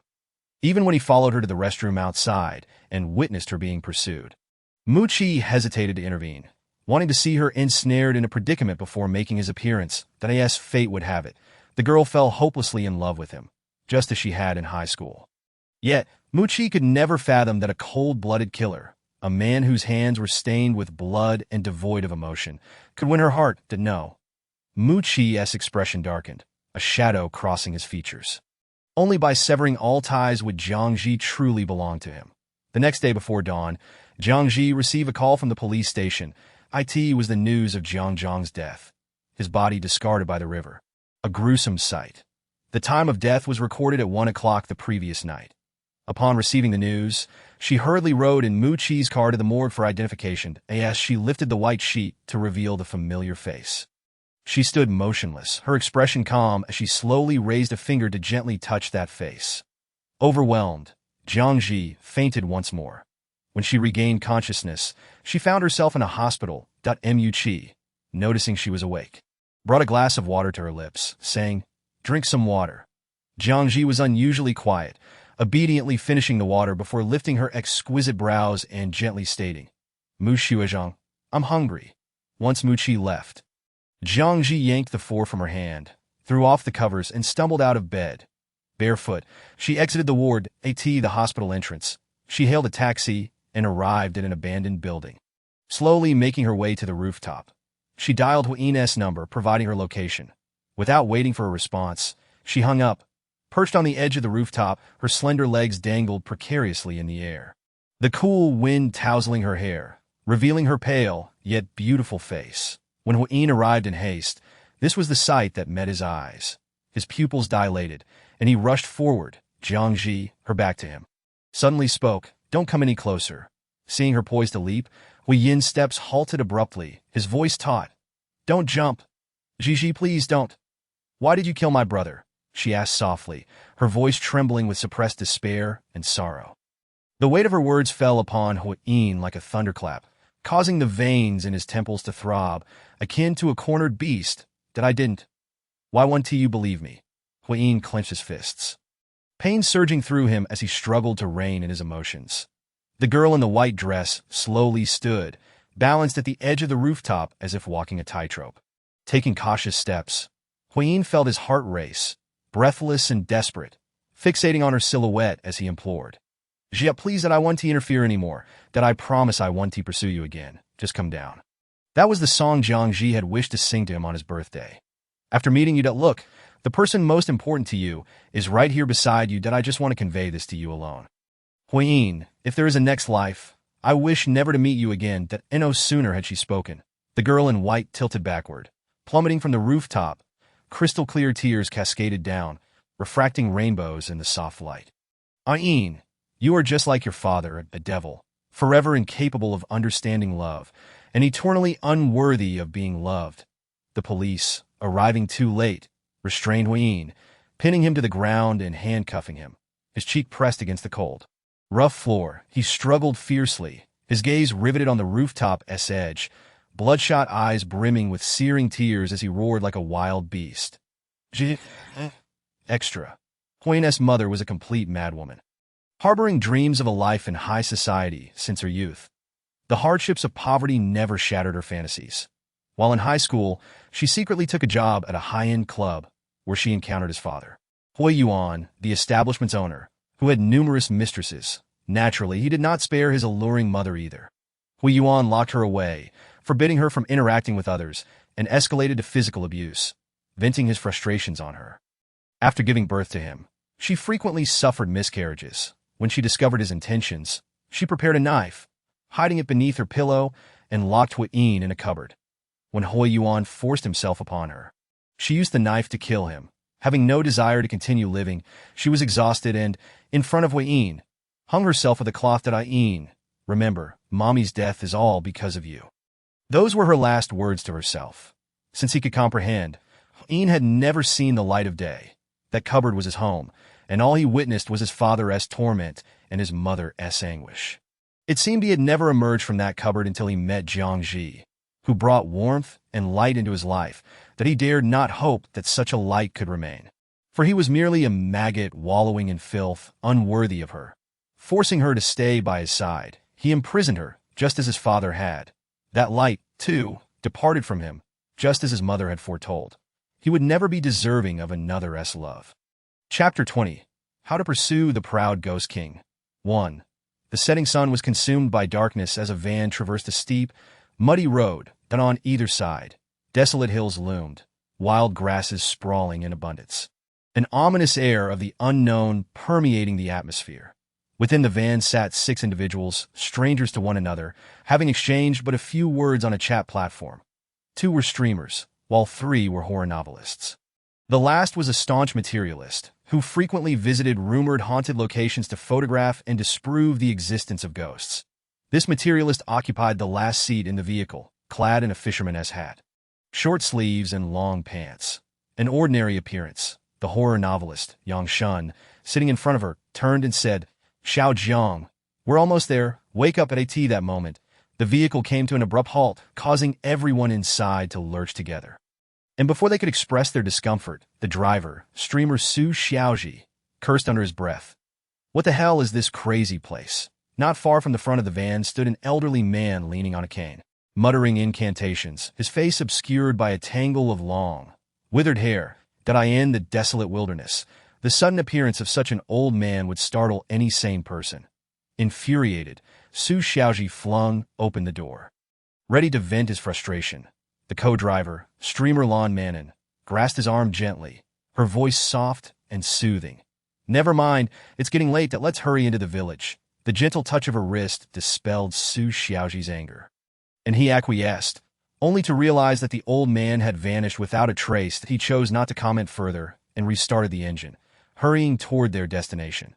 Jiang Zhi, awakening in the back seat, felt heavy-lidded, her head swimming, her body somewhat lethargic. This sensation was familiar to her, akin to the aftereffects of an ulna.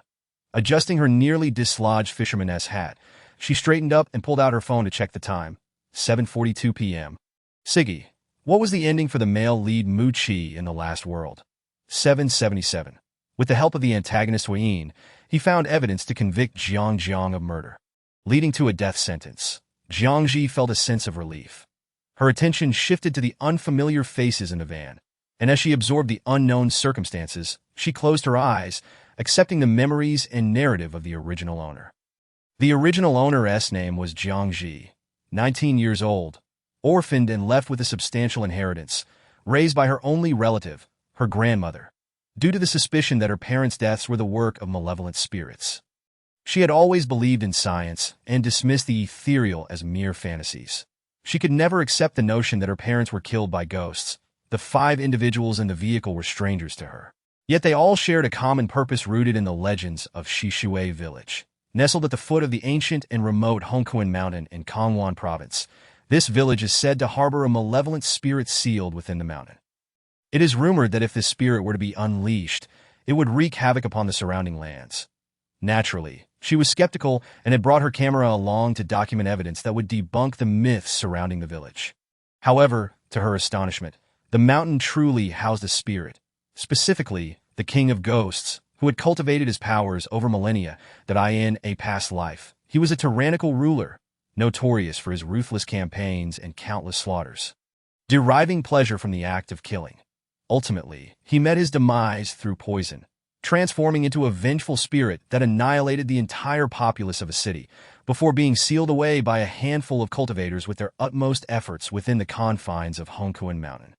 While ascending the mountain with her team, they encountered an earthquake that sent them tumbling into a deep pit, inadvertently breaking the seal that confined the Ghost King, who promptly killed her in a gruesome manner. From that moment on, the Ghost King burst forth from Hongquan Mountain, his first order of business being to take lives, to claim lives. Jiang Zhi retrieved a bottle of mineral water from her bag, taking a large swig as her fingers trembled. Seventh brother, in the last world, Huayin was still a human, did I in this realm. The antagonist is outright inhuman. Do you want me to meet my demise so eagerly? Everyone in this vehicle seems to be mere cannon fodder, hastily sent to their deaths, she mused. The voice of 777 was serious. You need to have faith in yourself. Jiang Zhi pondered for a moment before posing a rather grave question. I am terrified of ghosts. I might just burst into tears right here. 777 hesitated before replying. Well, then we might need to consider finding a new host, fearing that further comments might dishearten her. 777 added, in this world, you have a persona. You need not fear ghosts. Jiang Zhi retorted, that is even more discouraging. Finally, the van came to a halt. Outside the window, a faint light flickered in the distance, and by the moonlight, she could discern the general outline of the village. The village lay at the mountain's base, with white walls and green tiles, its ancient architecture exuding an aura reminiscent of times long past. Stepping into the village felt akin to traversing into an ancient realm. Many began to whip out their phones to capture the village, their faces alight with curiosity. The village chief, leading them into the village, remarked, this is the first time our village has welcomed outsiders this year. His words were thick with accent, as he struggled to speak Mandarin, making it sound as though a foreigner were attempting the language. It was barely comprehensible. The chief smiled modestly. No worries, our village welcomes you all. Upon arriving at their temporary lodgings, a single-story brick house in the southern part of the village, they had previously arranged with the village chief for their stay. The six of them pooled their resources while the chief and villagers would provide their meals. One villager had even offered up this very house that it conveniently had 3 rooms, one for the 2 girls and 2 shared by the remaining 4 boys. Being remote, the village lacked modern amenities. They had to draw water from a pump for washing, and the restroom was a rudimentary outhouse behind the house. Lon Manon surveyed the room with evident disdain, her small suitcase starkly contrasting the surroundings. What is that smell? It's awful. She was loath to step inside, even a single inch. The room, while lacking any foul odor, bore a musty scent of moldy furniture mixed with dust, making it quite uncomfortable. Jiang Zhi approached the window beside the bed and opened it, relieved to find a screen protecting against the swarming insects from outside. The room contained only a single bed. Adjacent to the corner was a table covered in layers of dust. The oppressive heat lingered, and the temperature at night remained uncomfortably warm. The absence of air conditioning or even a fan left them reliant on manual methods to cool down. Jiang Zhi filled a clean water bucket and headed outside to boil it at the plug point. She had been sweating throughout her journey, her clothes damp and uncomfortable against her skin. After bringing the water to the washroom, she hung her change of clothes on the door handle and promptly began to undress for a shower. Suddenly, a chilling breeze brushed past her ear, sending shivers down her spine. Jiang Zhi froze, her body tense, too frightened to move. Seventh brother. The washroom was cramped, with only a single window facing outward. She stood near the door, clearly seeing that the window was closed. Where was that wind coming from? Is there a ghost? Jiang Zhi asked, her voice trembling. 777 paused before responding. No, it's not a ghost. It's something else. Upon hearing this, Jiang Zhi sighed in relief and focused on her shower. As she washed her hair with her eyes closed, a tall and slender silhouette faintly emerged through the mist. It stood directly behind her. Oblivious, she continued to bend down to rinse her hair. Once she was finished, a sudden chill crept along her spine. Was it just her imagination? Jiang Zhi, feeling uneasy, hastily finished her shower and exited the washroom. Emerging from the room, she encountered Lon Manon, who looked at her with curiosity. What's wrong? Jiang Zhi forced an awkward smile and shook her head. Nothing. With that, she retreated into her room, eager to collapse into slumber. The girl left an impression of being taciturn, focused solely on filming. Dressed plainly and neglecting her appearance, with a pair of thick black-framed glasses obscuring much of her face, making it difficult to discern her features. She was the youngest among the group at 19 years old, while Lon Manon was 6 years her senior. Upon closer inspection, Lon Manon noticed that Jiang Zhi's complexion was as pale as snow, delicate and youthful, brimming with collagen, which made her envious, prompting her to apply a face mask immediately. As the night passed, none of them slept well. The heat and mosquitoes kept them in a state of restless slumber until dawn broke, the first light of day slowly creeping in. Jiang Zhi had also struggled with her sleep, alternating between feeling hot and cold. Upon waking, her nose felt a bit congested. After breakfast, consisting of steamed buns and plain porridge provided by the villagers, they set off for the mountain. The mountain path was steep and long, overgrown with weeds that grazed against their skin painfully. Jiang Zhi snapped photos along the way, while horror novelist Fu Yin peered over her shoulder for a glimpse that I've heard trees can be possessed by ghosts. He remarked that Fu Yin, taken aback, raised an eyebrow at her. How do you plan to prove that rumor false? Jiang Zhi replied earnestly, I've seen many trees and visited those legendary locations, yet I've never encountered a single tree capable of speech. Therefore, it must be false. That Fu Yin nodded, his gaze toward her imbued with admiration. That it was no small feat to persist in debunking such rumors.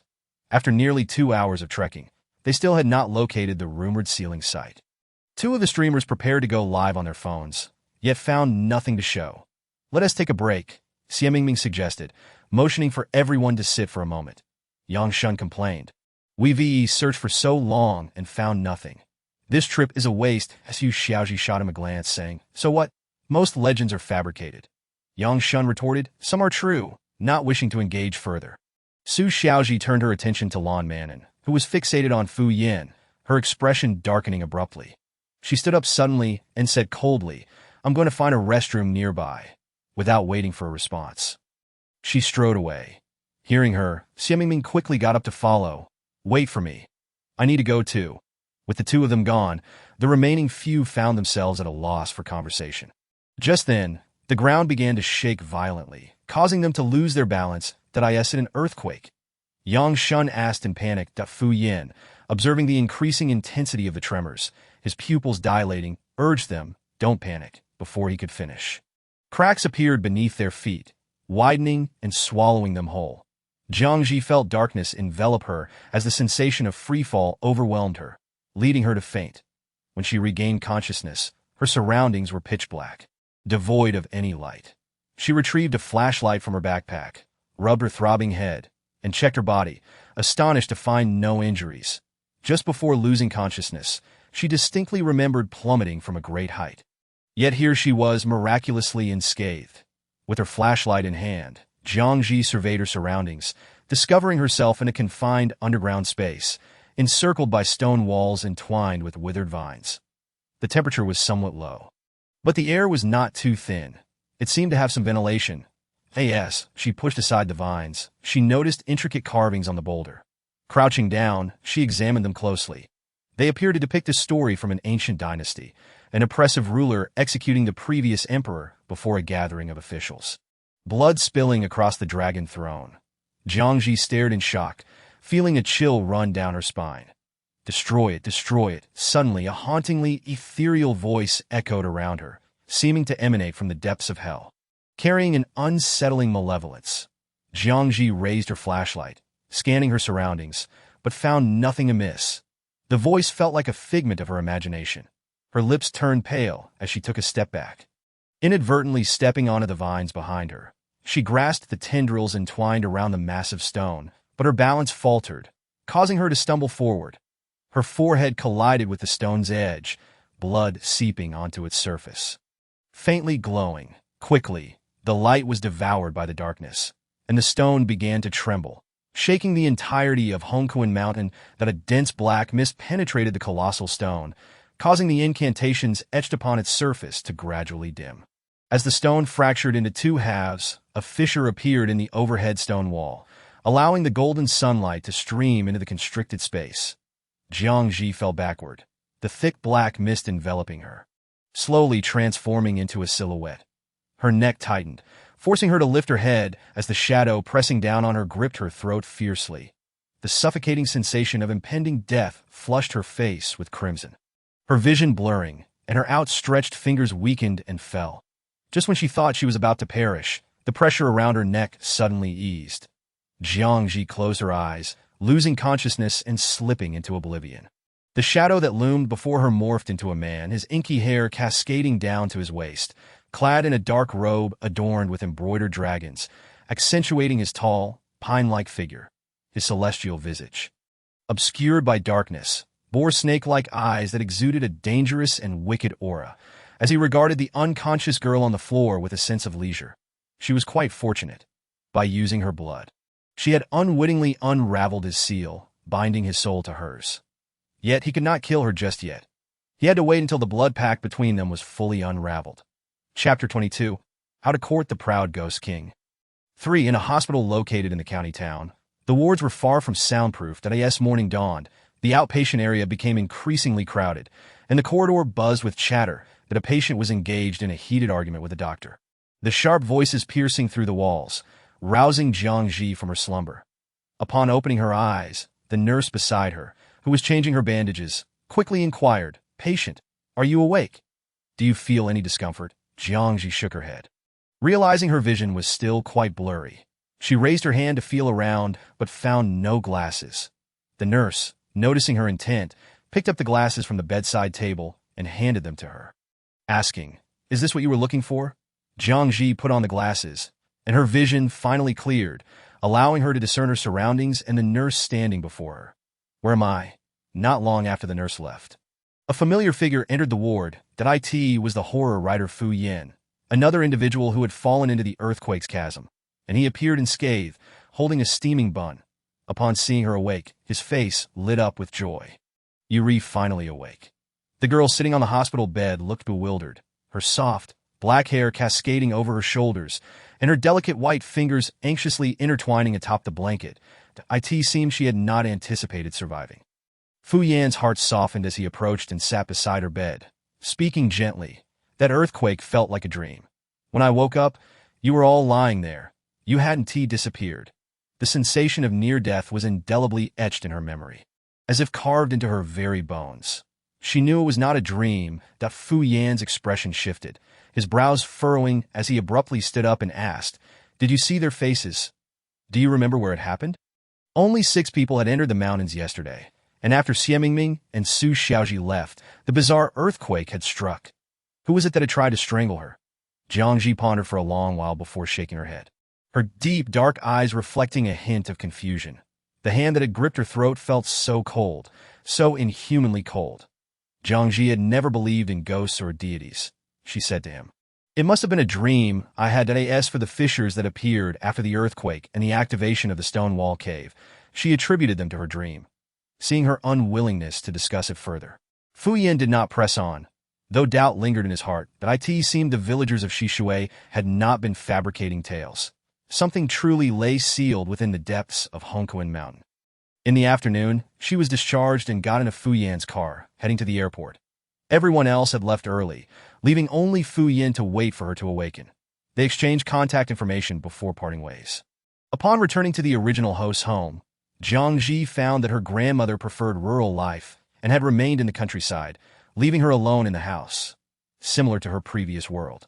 Jiang Zhi discovered that the identity assigned to her by the system was that of an orphan with only one relative, a freelancer, bearing no other burdens, aside from initially arriving in this world with a death sentence. Everything else was fairly agreeable.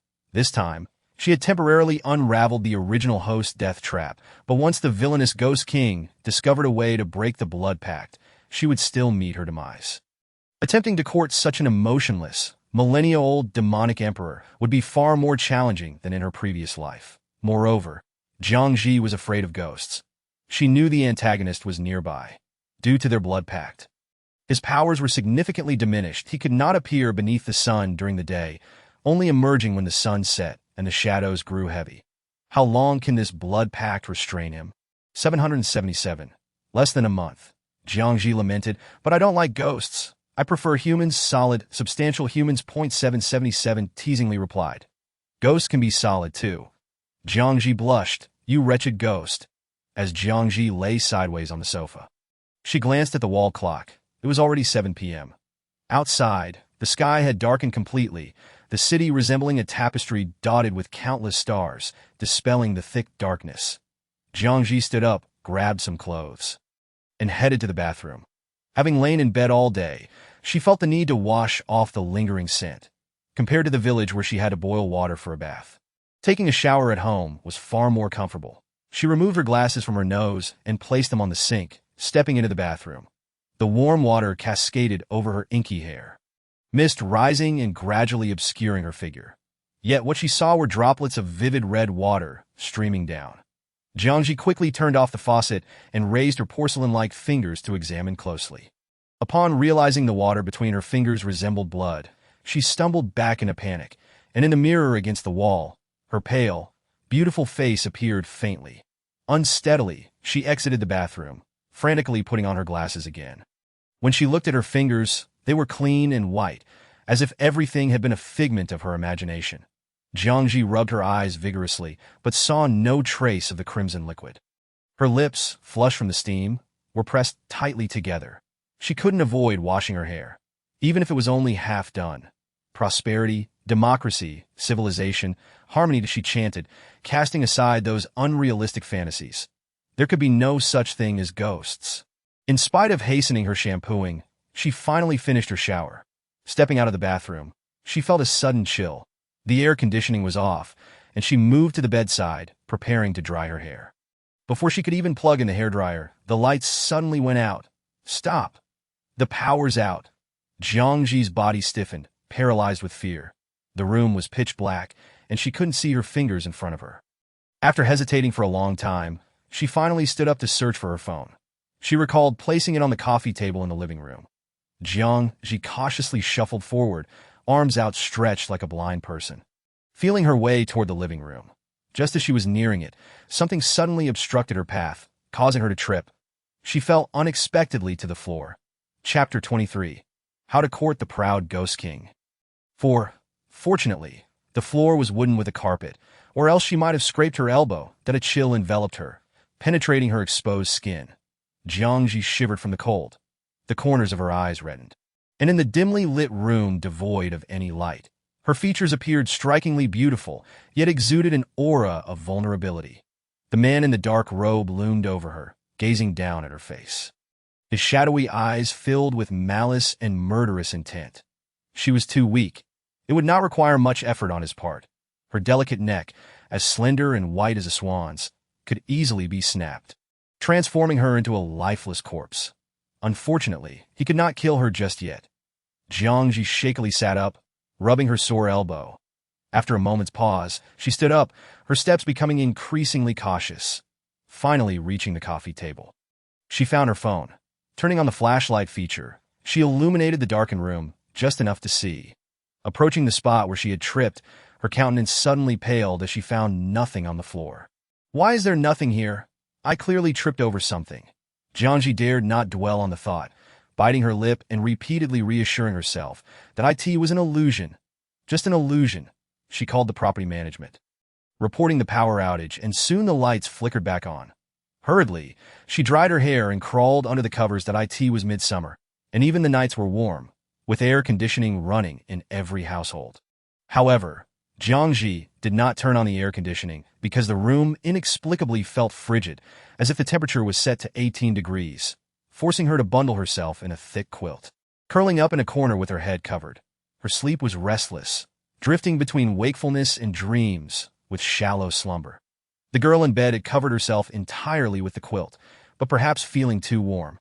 One of her delicate, white feet poked out from under the covers. That foot, as beautiful as the rest of her, gleamed softly in the dim light. The man in the dark robe cast a lingering gaze at that foot, his dark eyes narrowing meaningfully that if this were to be considered a prize, it would undoubtedly be his most cherished trophy. That he leaned forward slowly, raising his long fingers to almost imperceptibly caress that exquisite foot. Why is it so cold? A night passed, and Jiang Zhi dreamt of being cast into a freezing abyss, shivering through the night. Upon awakening, she lifted the quilt that had enveloped her, the chill of the previous night dissipating. Yet she found herself afflicted with a cold. Jiang Zhi sneezed several times, her head spinning as she rose from the bed, feeling weak and feeble. I despise that fiend. 777 remarked sympathetically, perhaps you should visit a hospital. As Jiang Zhi walked across the floor, it felt as though she were treading on soft cotton, her head heavy and her feet light. After freshening up in the bathroom, she exited her home and hailed a cab to the hospital. Is the antagonist a pervert? She pondered, recalling how he had stared at her all night. She was certain the villain had not left her side for a moment. Isn't that the case? 777 whispered. Isn't he a pervert? At that realization, Jiang Zhi recognized the foolishness of her question. Indeed, he was not only a pervert, but utterly deranged. After receiving an injection to reduce her fever, she emerged from the hospital feeling even dizzier and with a sore backside. This situation was untenable. Before she could sever the blood contract, she feared she might freeze to death at the hands of the antagonist. Jiang Zhi resolved to turn on the heating that night. Just as she was about to close her eyes for a brief slumber, a voice suddenly emerged from beside her. Thinking it might be a kind-hearted old lady speaking to her, she turned to reassure that there was nothing to worry about, only to find no one in sight. Instead, a mouth appeared on the trunk of the nearby tree, moving as if engaged in conversation. Jiang Zhi's pupils dilated in shock, her body trembling uncontrollably as she stared in disbelief at the tree behind her. The tree that could speak. The tree, taken aback by their eye contact, exclaimed, "Why, you can hear me." In the tree's eyes, the girl bolted away as if pursued by some monstrous apparition. This revelation struck her, a firm believer in science. As a devastating blow to that moment, her phone rang. It was her childhood friend. "Xiaozhi, something inexplicable has occurred in Nan City. Are you coming to investigate?" Unlike Jiang Zhi, her friend had always believed in the existence of spirits and deities. Harboring a keen interest in such matters, after coordinating, she packed her belongings that very day and rushed to Nan City to meet her friend Li Qian. Noticing Jiang Zhi's haggard appearance, Li Qian expressed concern. "What's the matter with you?" Jiang Zhi waved her hand dismissively, "Just a slight cold and fever." Upon hearing this, Li Qian displayed little surprise. Her friend often pursued tales of the supernatural, sometimes neglecting her own health. Upon reaching the hotel they had booked, Jiang Zhi received a call from Fu Yin. Then he informed her that Yang Shun, one of the 6 individuals investigating the legend of the malevolent spirit at Hongkuan Mountain, had died. An acclaimed horror writer, found lifeless in his home, the coroner concluding it was a death by fright. This news sent a chill through Jiang Zhi, and Fu Yin cautioned her to stay indoors and be vigilant, also expressing a desire to meet. Considering her purpose in Nan City, she reluctantly declined, promising to reschedule. The Fu Yin said nothing further and ended the call at that moment. He stood in the morgue alongside the terrified lawnman, who gasped, "How could someone so healthy just die?" Xie Mingming arrived, covering her mouth as she rushed outside to be sick. The 3 wore grim expressions, the suddenness of the event filling Fu Yin with an ominous premonition that more deaths were imminent. This foreboding soon proved accurate when another person perished. This time, it was the broadcaster Su Xiaozhi. Lon Manon, who was closest to him, hurriedly sought Fu Yin's help, pleading for assistance. Unbeknownst to Jiang Zhi, who was with her friend at the hotel, as she stood before the sink brushing her teeth that night, she suddenly locked eyes with a pair of cold, ash-gray pupils in the mirror, eyes that resembled those of a ruthless predator. Through her thick glasses, a shiver ran down her spine. Behind her stood a tall figure, hair cascading like a waterfall, his strikingly handsome face exuding a chilling aura of danger. The man's lips curled into a faint, cold smile, devoid of warmth, yet radiating an unsettling intensity. "You see me." The voice that reached her ears was languid and detached, as though immersed in a frigid abyss, enwrapped in a biting frost that raised the hairs on her neck. Jiang Zhi's fingers nearly dug into her palms, the pain barely suppressing her urge to scream. Regaining her composure, she discreetly averted her gaze, focusing intently on her teeth. Seeing her lack of response, the man's expression grew even icier. His ink-black brows knitted with murderous intent, casting an oppressive shadow over the girl. The blood contract had diminished his powers, binding nearly all his strength. His desire to kill festered within him, yet he could only remain shackled by her presence. Once the blood contract was severed, his foremost intention would be to flay her skin and devour her soul, before seeking the reincarnations of those cultivators. That a chill coursed down Jiang Zhi's spine, and she endeavored to ignore him, finishing her teeth brushing before stepping out of the bathroom. Her friend was engrossed in a game on her phone, seemingly prepared for an all-night. Jiang Zhi lay down beside her. Catching a glimpse of the man who had followed her out, adorned in an eye-catching dark robe, his hair flowing like satin. Although she feared ghosts, she found this one, who appeared almost human, less daunting. Turning off the main light, Jiang Zhi snuggled under a thick quilt. This time, her sleep was exceptionally deep, akin to having taken a sedative, and she fell asleep almost instantly. so well that it felt somewhat eerie. Third Prince, I just saw that monster. Where? Right ahead. When Jiang Zhi opened her eyes, she found herself seemingly on a film set, immersed in a historical drama. Before her stood several children, around 12 or 13 years old, clad in luxurious brocade garments, flanked by numerous palace maids and eunuchs, moving forward in grand procession. Glancing at her own attire, she realized she was dressed as an inconspicuous maid. Regaining her composure, Jiang Zhi decided to embrace the situation, as she had grown accustomed to it. Following the entourage, which was led by the so-called Third Prince, they wound their way to a desolate and lonely palace. There, she beheld the monster they spoke of, an emaciated boy clad in tattered burlap, his hair hanging like dry grass over his chest, his thin arms exposed, frail and small as he stood by the river, gazing at the clear water. The Third Prince cast a disdainful glance, his face contorted with revulsion. After a moment, a malicious grin broke across his face as he commanded a nearby eunuch, "Go. Kick him in." Without hesitation, several eunuchs approached the boy from behind and, with a forceful shove, sent him tumbling into the river, splashing water violently. The boy, unable to swim, flailed helplessly as he sank beneath the surface. The Third Prince, without a second thought, turned his back and departed, utterly indifferent to the boy's fate. Jiang Zhi did not follow. Once they had left, she leaped into the river to rescue the boy, dragging him to the riverbank. The icy water soaked the ground beneath them, and the boy lay pale and shivering, his lips turning blue. After administering first aid and finally hearing him cough up the river water from his throat, she breathed a sigh of relief. The boy, weak and frail, curled up on the ground, trembling pitifully. Jiang Zhi was unaware of his identity, yet she could not abandon him to die. She sat beside him, wringing out her soaked clothes that in the late autumn chill. The water was particularly frigid, and as the wind blew, she found it increasingly difficult to endure. Casting a glance around, Jiang Zhi hoisted the boy onto her back and moved away from the riverbank. The palace was old and dilapidated, appearing to have been neglected for ages. Weeds grew uncontrollably, the red tiles on the roof teetered precariously, and spiderweb-like cracks marred the walls. After inspecting the palace, she found no signs of habitation, dust thickly coating the surfaces. She placed the boy on a rickety wooden chair in the courtyard and then set about pulling weeds. Lighting a fire in an iron basin, the flames dispelled the darkness of the courtyard. Only then did she realize that, in the midst of her efforts, night had fallen.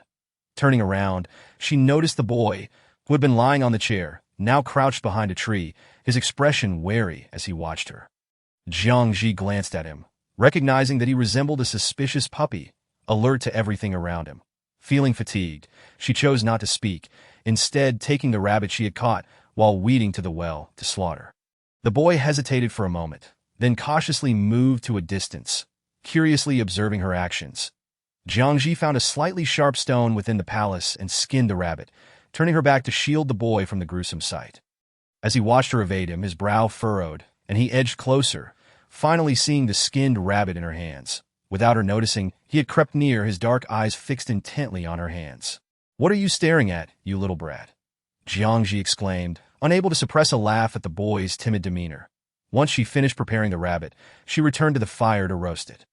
The boy, hiding behind the tree, swallowed hard, his gaze fixed on the rabbit in her hands, his stomach rumbling audibly that he remained motionless, baring his teeth at her, a mixture of fierce and innocent.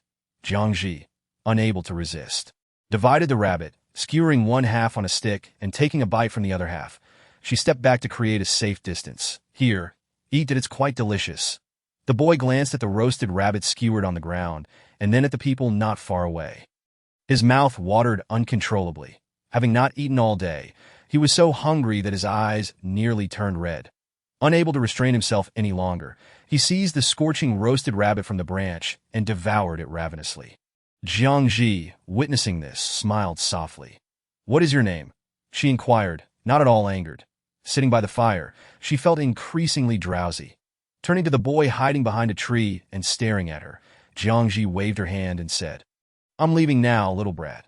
Next time, don't let anyone push you into the river." Upon hearing her voice, the boy's pupils widened, and he stepped forward, wishing to see her face. Yet in an instant, the figure by the fire vanished with the flickering flames. as if transformed into the light of the heavens. Chapter 25. How to Tame the Proud Ghost King. 6. Awakened in the middle of the night, Jiang Zhi sat up, struggling to breathe, clutching her chest as she gasped. As she raised her eyes, she noticed the floor-to-ceiling window had been pushed open. The night outside was profound, and the evening breeze billowed the sheer curtains, casting dappled shadows on the floor. Meanwhile, her childhood friend Li Qian sat at the edge of the window, her eyes vacant, seemingly poised to jump. Jiang Zhi's heart tightened at the sight, prompting her to approach. Don't come any closer. The voice seemed to emerge from an abyss, hoarse and eerie, yet it came from Li Qian's lips. Li Qian, no, she is not Li Qian. Jiang Zhi halted, her expression tense and serious. What do you want me to do?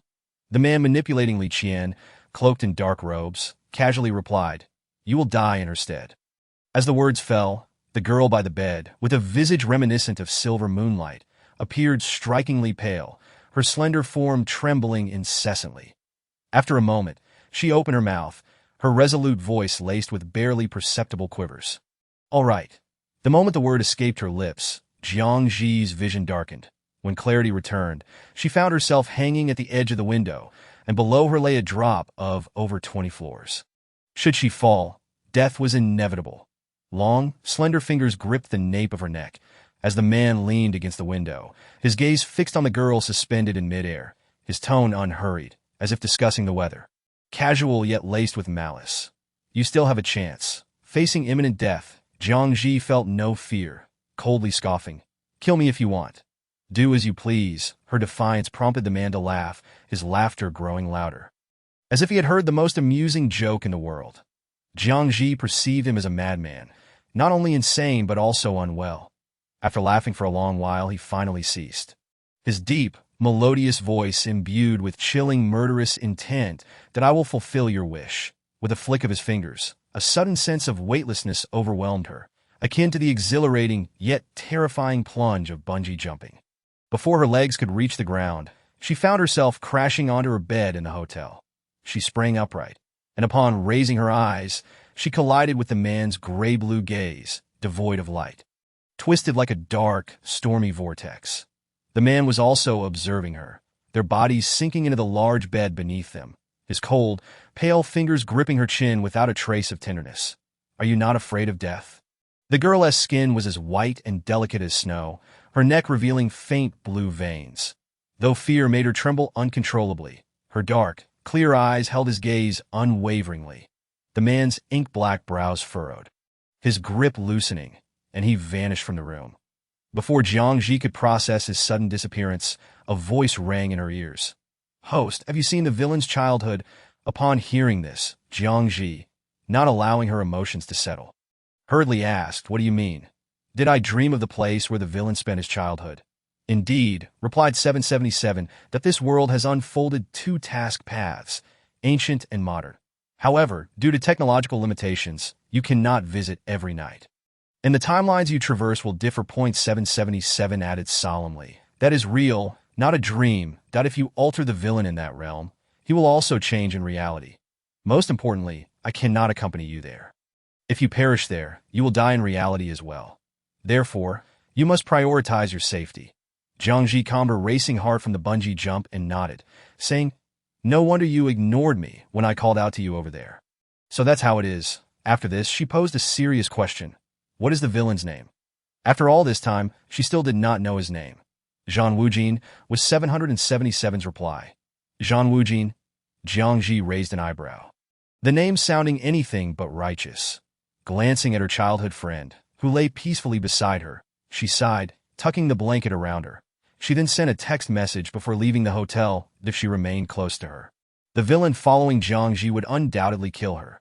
That night, Jiang Zhi took a train to meet Fu Yan at their agreed location. Upon reviewing his text, she learned that 3 people had died in recent days: Xie Mingming, Yang Shun, and Su Xiaoji. Only Fu Yan and Lan Manin remained among the 5, though when Jiang Zhi saw Fu Yan, her face registered undeniable surprise. The Fu Yan appeared ghostly pale, weary and haggard, a stark contrast to the days prior. Beside him stood Lan Manin, her hair greasy and clumped. She looked like a different person altogether. Upon seeing Jiang Zhi, Lan Manin's eyes widened in shock, her her voice piercingly sharp. "How are you unharmed? How is it that you are perfectly fine?" Her tone drew the attention of those around them. The Fu Yin frowned and admonished her. "Manon, be quiet." Lan Manon seemingly heeded Fu Yan's words, falling silent, not daring to utter another sound. Jiang Zhi was unaware of what had transpired over the past few days. But considering the string of deaths and the villain trailing her, she fell into deep contemplation. It couldn't have been the villain. He had been with her the entire time. How could he possibly have the strength to commit murder? So, who could it be? Expressing her gratitude to Fu Yan as they parted, she suddenly noticed an elderly woman lurking behind Lan Manon. That if she was not mistaken, the woman was the old lady they almost collided with while driving to Shishui village. The old lady seemed to sense her gaze, turning her head to offer a sinister smile, as if she had set her sights on Jiang Zhi. Jiang Zhi felt no fear of her scrutiny. After all, this ghost could appear in broad daylight, indicating she had absorbed a significant amount of vitality from others. That as night fell, a shadow swiftly approached the elevator doors, seizing a ghostly figure from within. Jiang Zhi was startled to discover that the figure was none other than the old lady. The old lady struggled in the man's grasp like a mouse caught by a cat. Before Jiang Zhi could scream, Zhan Wujin crushed the old lady's ghostly form with a single hand. In an instant, she was reduced to ashes. Jiang Zhi stared in disbelief at the scene before her, utterly unable to comprehend it scientifically. "Your physique is quite remarkable," Zhan Wujin remarked as he approached her, exuding an aura of danger, his smoky blue eyes glinting with a cursed chill, gazing at her with interest. To a ghost, the girl, with her blood and flesh, was akin to a delicacy. Consuming her flesh and drinking her blood would significantly enhance the ghost's power. Chapter 26. How to Tame the Proud Ghost King. 7. The man in the black dragon robe drew closer, his striking features bearing an exotic allure, his narrow eyes exhibiting an unusual smoky blue hue, reminiscent of the deities from ancient Greek mythology. He bore no resemblance to the small child from before. The child was thin and small, with dark skin that obscured his facial features, yet the man's aggressive visage revealed none of that. Jiang Zhi suppressed her astonishment, turning her head to feign ignorance of the scene, preparing to enter the house. As she turned, the man who had been behind her suddenly appeared right in front of her, nearly causing her to collide with him. Zhan Wujin seized her wrist, pinning her against the door, leaning down to deeply inhale her fragrance, a predatory glint surfacing in his smoky gray eyes. "How about I take a taste?" Jiang Zhi's back pressed against the cool door. The tall, imposing man radiated a perilous aura. As she felt his icy breath on her neck, she felt like a fish awaiting slaughter, her eyes rolling back as she fainted. Zhan Wujin caught the girl as she slumped downward. Observing her pale face tinged with lingering fear, he involuntarily curled the corners of his lips, letting out a derisive laugh. What a timid little thing. With that, he carried the girl to the sofa, extending his arm and unceremoniously tossing her aside. Jiang Zhi, jolted awake from the fall onto the floor, rubbed her aching arm and looked up to see the man reclining on the nearby sofa, exuding elegance and arrogance, looking down upon her as one in a position of power. "From today onward, you shall find a malevolent spirit for me every day."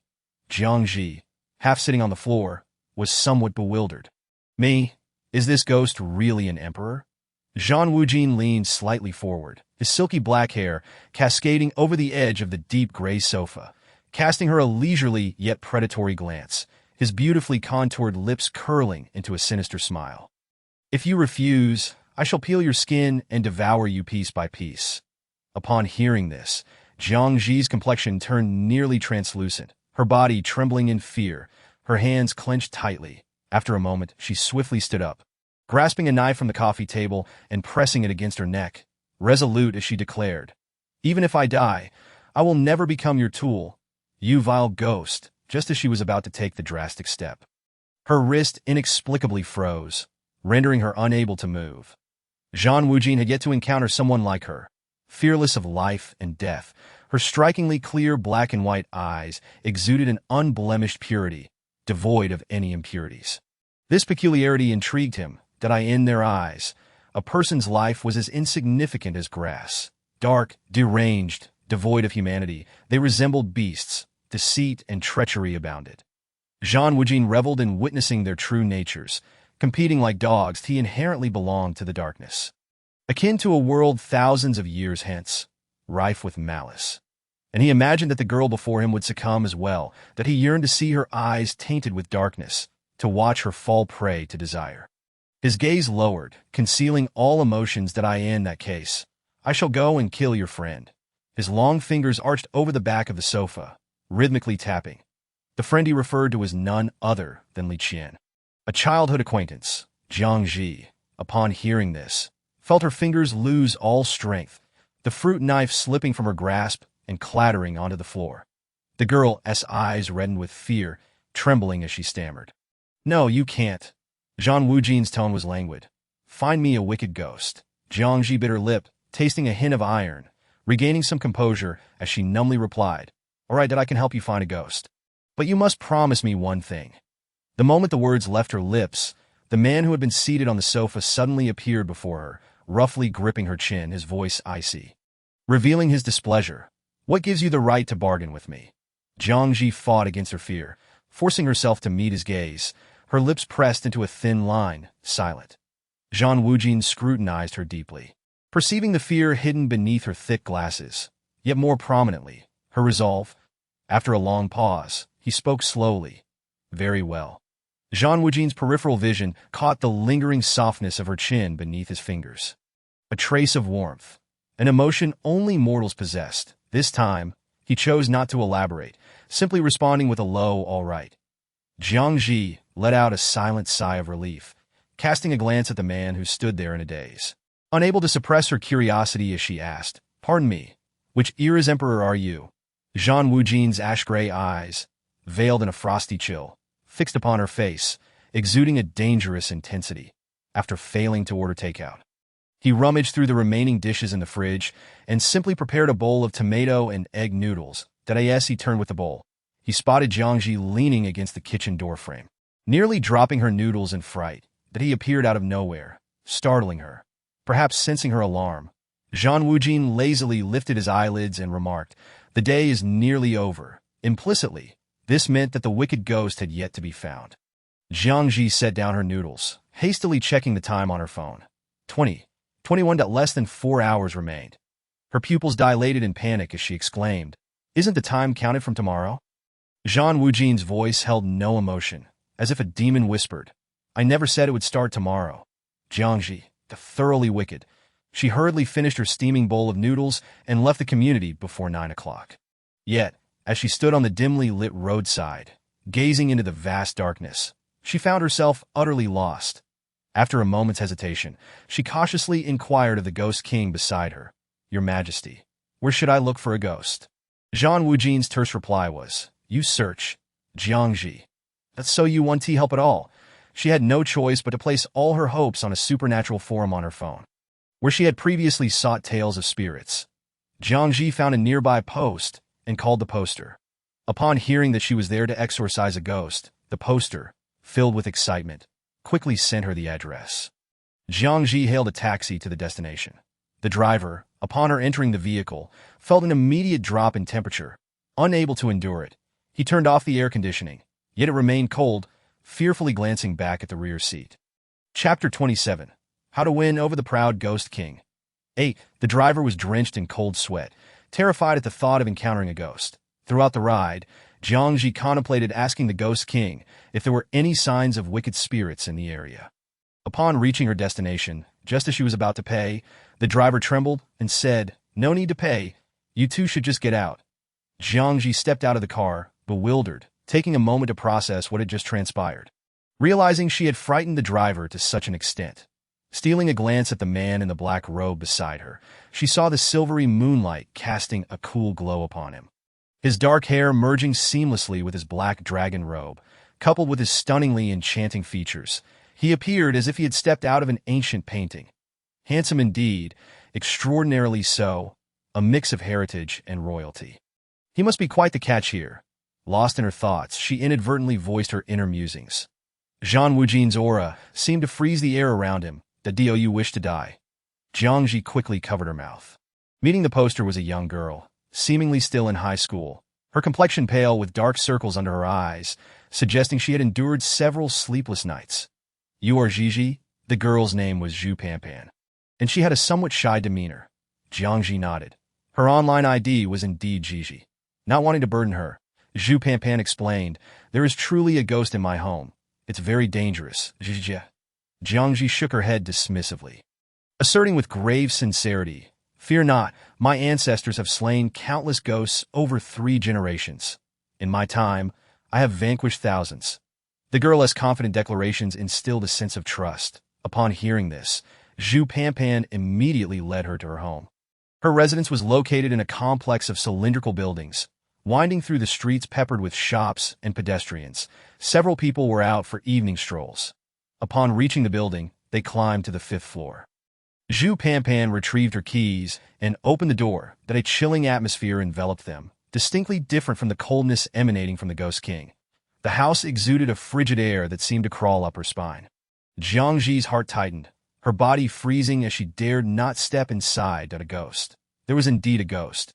She had come with little hope, yet she never imagined that a random post would lead her to a malevolent spirit. Zhu Panpan, seemingly oblivious to the dark mist billowing from the house, stepped inside. When she noticed Jiang Zhi still hesitating at the threshold, she curiously asked, "What's wrong?" Jiang Zhi took a deep breath, trying to muster the courage to step inside. Just as she began to move, Zhang Wujin's voice cut through the air. "Less than half an hour remains." Jiang Zhi turned to him, her dark eyes shimmering with a pleading light, silently mouthing, "I know." Zhang Wujin cast a cold glance at her flawless visage, an enigmatic smile curling at his lips, laced with malice. "Go in and cut your hand. Your blood will attract it." Jiang Zhi. In his eyes, she was merely a tool to lure wicked spirits. Not daring to glance back at the demon, Jiang Zhi stepped into the frigid house, her gaze following the swirling black mist until she reached a specific room. Zhu Panpan, sensing her hesitation, approached her and explained, "This room holds the odd occurrences I mentioned that a month ago my mother found half a necklace on the road. It's a gold necklace, seemingly very old, and she placed it at home for safekeeping. However, just days later, my mother changed completely. She became a different person, refusing to leave the house by day, donning a qipao at night, heavily made up, singing at home." Zhu Panpan's eyes reddened as tears streamed down her cheeks. Her voice choked. "When I spoke to her, she ignored me that I posted on the forum, and they all said my mother was possessed by a ghost." Jiang Zhi listened with a calm expression. Yet inside, she was panicking that a ghost from the Republic of China era. Before Zhu Panpan could finish, a piercing scream echoed from within the room, the door shaking violently as if something was trying to break through. Zhu Panpan gasped in shock, exclaiming, "How could this be? Why mother never bangs on doors?" Jiang Zhi raised her arm to sniff the air, letting out a sigh. She had not anticipated that her body would possess such a strong allure for ghosts. "Panpan, do you have a knife at home?" Zhu Panpan blinked, quickly nodding yes. She then retrieved a fruit knife and handed it to her. Jiang Zhi lifted the knife, turning to the girl beside her. "You should go outside." Zhu Panpan hesitated, but seeing Jiang Zhi's resolute expression, she calmed down and nodded, stepping away. Alone in the living room, Jiang Zhi surveyed her surroundings. Unable to find Zhang Wujin's presence, she closed her eyes. Inhaling deeply, and after a moment, raised her wrist holding the fruit knife and slid it against her palm with force. Crimson blood gushed forth, dripping onto the floor. The ghost behind the door ceased its banging. And in an instant, the black mist enveloped the living room, a chilling aura clinging to her skin like a parasite, sending shivers down her spine. The malevolent spirit emerged from its human shell, enveloped in black mist, rushing towards her from all directions. Jiang Zhi trembled violently, tightly closing her eyes, yet she encountered neither death nor pain that a rich, magnetic voice, cold yet languid, whispered in her ear. "This time, you did not faint." The pallid young girl opened her eyes, her obsidian pupils reflecting his visage, shrouded in a delicate mist. The corners of her eyes blossomed with a rosy hue as she bit her lip, taking a moment before finally speaking. "Is it permissible today?" Zhang Wujin's pupils were as dark as an unfathomable abyss, his gaze shifting from her countenance to the blood-soaked palm of her hand, and he stepped forward with a measured gait, standing before her. His long fingers grasped her wrist, lifting it upward. The scent of her blood was enough to ensnare even the most malevolent of spirits in a rapture of obsession. He inclined his head slightly, extending his crimson tongue to tenderly lick the soft, pale skin of her palm, savoring the metallic sweetness of her blood. Jiang Zhi was momentarily stunned. The chill of her palm sent a tingling sensation coursing through her, as if the frigid air of an ice cellar seeped through her pores and into her skin. What are you doing?" After years of reigning as emperor, he had encountered countless stunning beauties.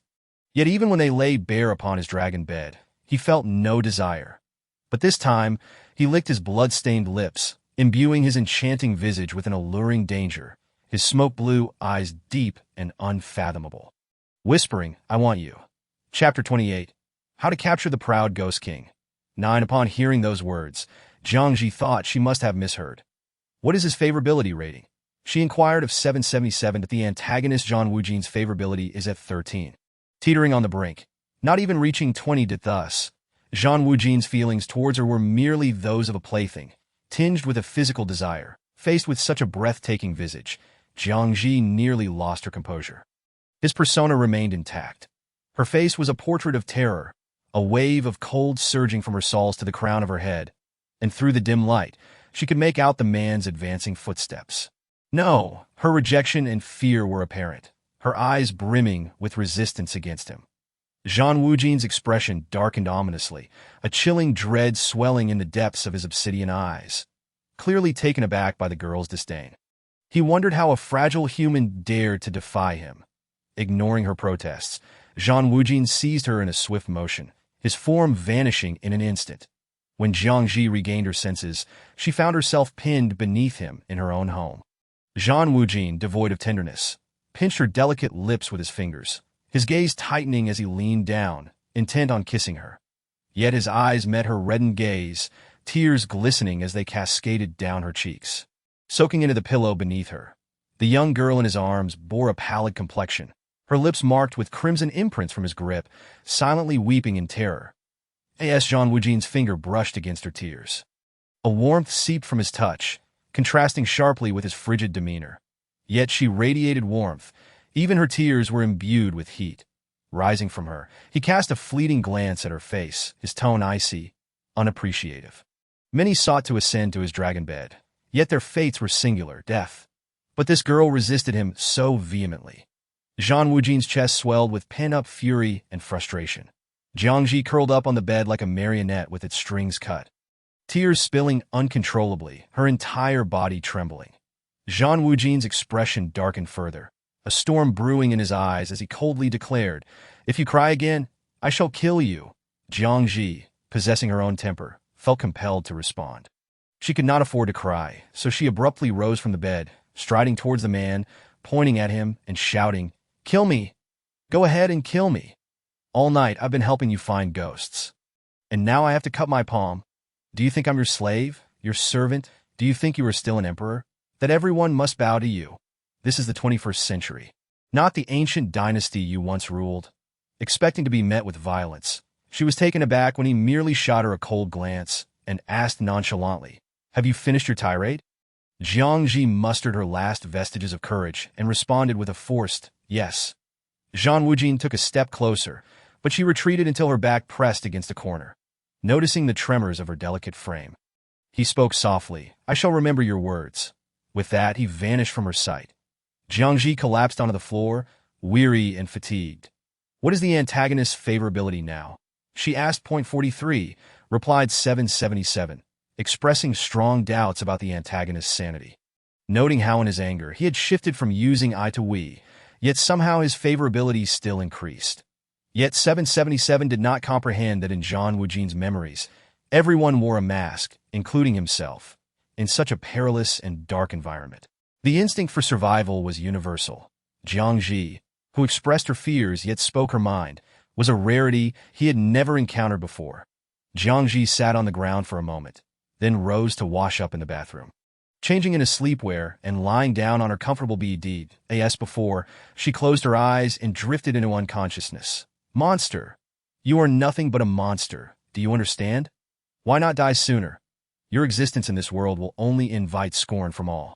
You are but a wretched creature born of a lowly slave, yet you dare to think yourself the 16th prince? The emperor would wish for your swift demise to shield the royal family from disgrace."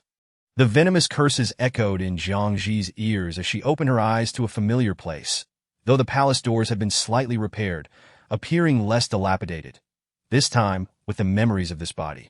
She was not a maid, but rather an unwanted princess sent from a neighboring kingdom, having never even laid eyes on the emperor, spending her days in a cold palace, wasting away. This time, it was rather fortunate. She had become a concubine. Zhang Wujin's mother was a dancer from the western regions, of lowly status. During one of the emperor's incognito excursions, he fortuitously saved the dancer.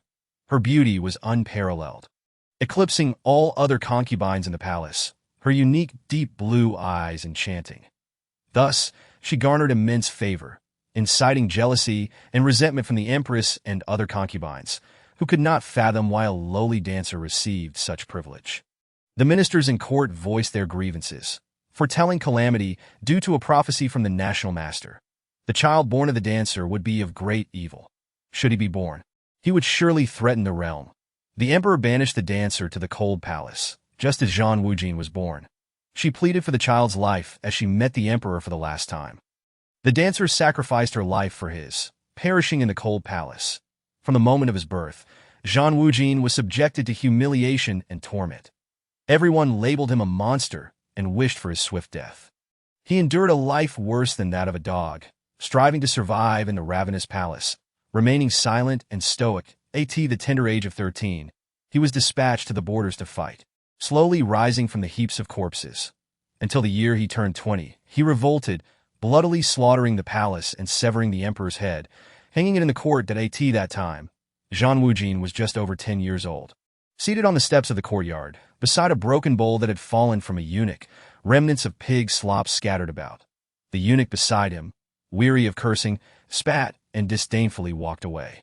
The 10-year-old Zhang Wujin had grown slightly, looking even more emaciated than the last time she had seen him. His long, dark hair was casually tied back, his pale face slightly tilted, his eyes covered with a black cloth that concealed his striking smoke-blue irises. Jiang Zhi stood outside the palace door, momentarily stunned, her brow furrowing. His eyes had been scarred by a prince's sword, leaving him blind. No one had treated him, and he had to seek herbs for himself to heal. Chapter 29. How to Capture the Proud Ghost King. 10. Jiang Zhi halted before him, opening her mouth to call out, "Little brat."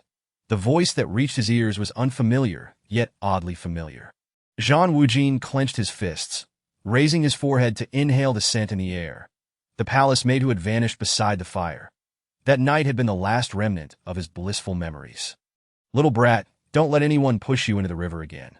Indeed, she had been a maid before, and now, with a different voice and body, he could understand why he might not recognize her. Jiang Zhi rolled up her sleeves, surveying her surroundings. The repaired palace still bore its dilapidated nature. Glancing at the slop scattered on the ground, she clicked her tongue that it was no wonder Zhang Wujin had become so twisted. Such a wretched childhood would warp anyone's psyche. Jiang Zhi resolved to start from the root, to transform him into a good person. Knowing the virtues he would embody millennia later, she believed that with gradual change now, there was still hope. Rolling up her sleeves and tying her skirt, revealing her snow-white legs, she began to tidy up the courtyard. "What are you doing?" The young boy's voice was deep and slightly hoarse. As if he hadn't spoken in ages, Zhang Wujin lowered his gaze, his fingers intertwined tightly, asking the question he had pondered for years. "What is your name?" Jiang Zhi set down the broom, approached him, leaned in closer to his face, and with a playful smile, replied, "I have no name. You may call me Fairy. The fairy here to save you." Zhang Wujin's sight was obscured by her presence, and as he inhaled the scent wafting from her proximity, his lips pressed together slightly. Fairy? He had witnessed her vanish before his eyes. That so, was she truly a fairy? But why would a creature like him be worthy of encountering one? If a fairy were to gaze into his eyes, would she not recoil in horror? To his surprise, Zhang Wujin found solace in the fact that his eyes were blind, shrouded beneath the black cloth. "Fairy sister, will you leave me too?" Zhang Wujin's fingers, resting on his lap, gradually tightened into a fist, his complexion paling as he sank into profound melancholy. Observing this, Jiang Zhi gently pinched his cheek with her jade-like fingers. Her voice tender. "Rest assured, I shall visit you often." The soft touch against his cheek, imbued with the warmth of the sun, permeated his heart, yet in its depths, dark thoughts began to surface that if only his fairy sister could remain by his side forever. As he heard her footsteps receding into the distance until they vanished. A faint, nearly dissipated fragrance lingered in the air, and the warmth on his cheeks slowly faded away. His fingers dug deeply into his flesh, and the pain could not dispel the turmoil and despair churning within him, a fear that she might never return. Breathless from her escapade of pilfering an iron pot and a large sack of rice from the kitchen storeroom, Jiang Zhi arrived at the palace gates. She had become quite adept at being a skilled thief, effortlessly evading the watchful eyes of the palace attendants to bring all this back. The weight was considerable, and she had exerted herself greatly to transport it, but fortunately, this desolate area was devoid of people, and she encountered none along the way, upon seeing the youth standing by the palace entrance. Jiang Zhi paused momentarily before approaching him and asking, "What are you doing standing here?" It was early winter. Jiang Zhi smiled, recalling how adorable Zhan Wujin had been as a child, so unlike the ruthless and heartless figure he had become after many years. Once inside the palace, she set about cooking, preparing the fish she had caught in the nearby river and simmering it into a soup, alongside a stir-fry of fresh wild greens. She served him a bowl of rice, placing it atop a large stone in the courtyard, and took his hand to sit beside him. Eat up that as the aroma of the meal wafted before him.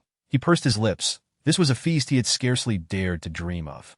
Watching the boy devour the food with fervor, as if his stomach were an abyss, he finished an entire basin of soup and a bowl larger than his face, leaving not a grain of rice behind. Noticing the remnants of rice at the corner of his lips, Jiang Zhi reached out to gently wipe it away. Zhan Wujin's body stiffened, and through the dark cloth obscuring his eyes, he could faintly discern the outline of the girl before him. The warmth at the corner of his mouth felt almost scalding that he was momentarily taken aback, inhaling the lingering fragrance that filled the air, as the shadows deep within his heart thickened with longing for this fleeting warmth. "Fairy sister," he called softly. Jiang Zhi, puzzled, asked, "What is it?" The boy implored in a hushed tone, "Please don't go, all right." Jiang Zhi ruffled his hair gently, assuring him, "Do not worry, I will stay by your side." As night fell, the temperature in early winter dropped, though the room felt slightly warmer than the outside chill. The flickering light of the oil lamp danced upon the walls, casting wavering shadows. Gazing at their intertwined fingers, Jiang Zhi began to understand. When she returned home, her body should not come into contact with his. Since she had chosen to stay, she began to devise a plan to help Zhan Wujin gain weight. Not only did she aim to help him put on some mass, but she also intended to teach him martial arts, enabling him to protect himself. Zhan Wujin was still a child, initially pretending to be asleep. He eventually succumbed to slumber. When he awoke, the sun was already high in the sky. Alarmed and disoriented, he stumbled out of bed, rushing towards the door with his eyes covered by black cloth. In his haste, he tripped over the threshold and fell outside. "Little brat, are you trying to get yourself killed?" Upon hearing her voice, Zhan Wujin's pale face lifted, his hands gripping her garment tightly, a hoarse yet joyful whisper escaping his lips. "Fairy sister, you didn't leave." Jiang Zhi held him back inside, exasperated yet fondly replying, "I promised you I wouldn't go." Chapter 30. How to Win Over the Aloof Ghost King. 11. Her words were not mere deception. Having discovered how to remain, she intended to stay and offer him assistance.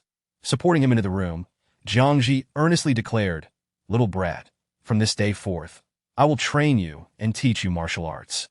Zhan Wujin, with eyes cast down, his frail form stiffening, murmured, but my body." His vision was obscured, and his physique was weak that he feared disappointing her expectations while training alongside his fairy sister. Jiang Zhi stepped closer, crouching to grasp his hands, her smile radiant. "Do not fret. I will heal your eyesight, and besides, you are quite capable, that I believe in you." Her melodious voice rang like a clear mountain spring, exuding boundless strength. As her gentle fingers touched his, Zhan Wujin hesitated, then opened his mouth, his voice hoarse. Why are you so kind to me?" As others had said, he was a monster destined to bring misfortune and calamity to those around him. People avoided him as if he were a plague, so why was she so good to him?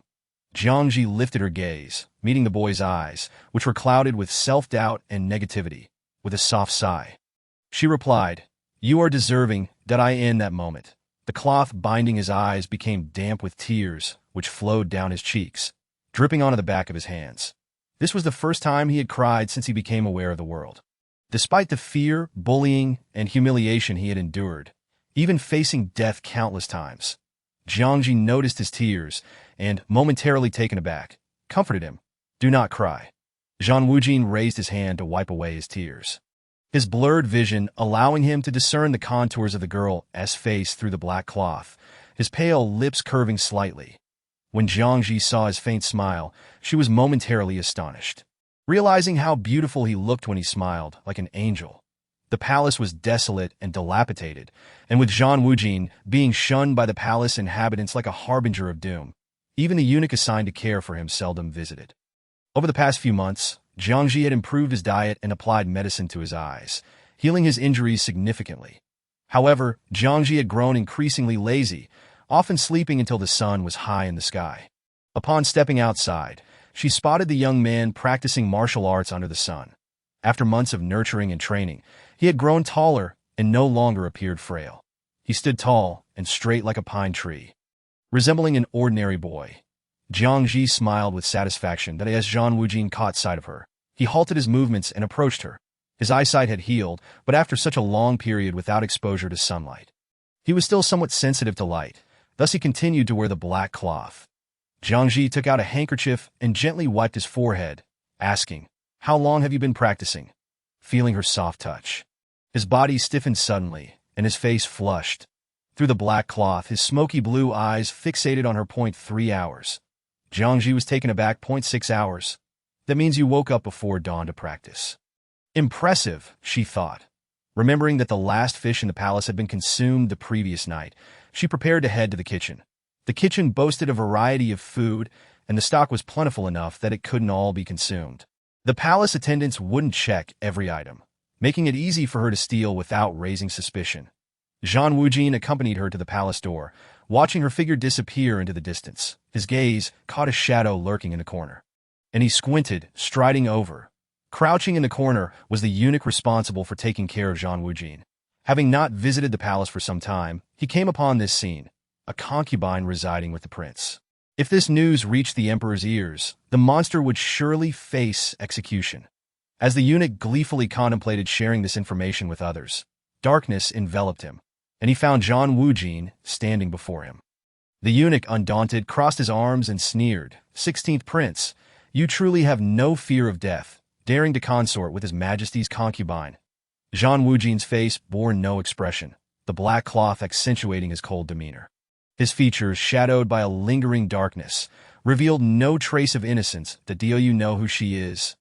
The eunuch, thinking him intimidated, retorted with a derisive laugh. "She is the 9th princess of Qingyang, betrothed to His Majesty and granted the title of noble consort.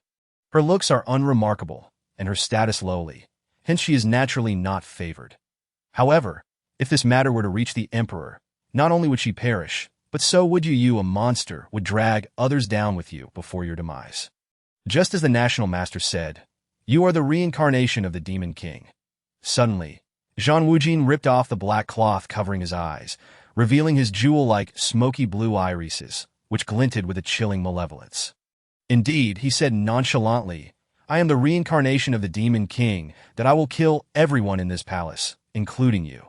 With that declaration, the eunuch could not even utter a sound as the blade pierced his heart, his eyes closing as he collapsed to the ground.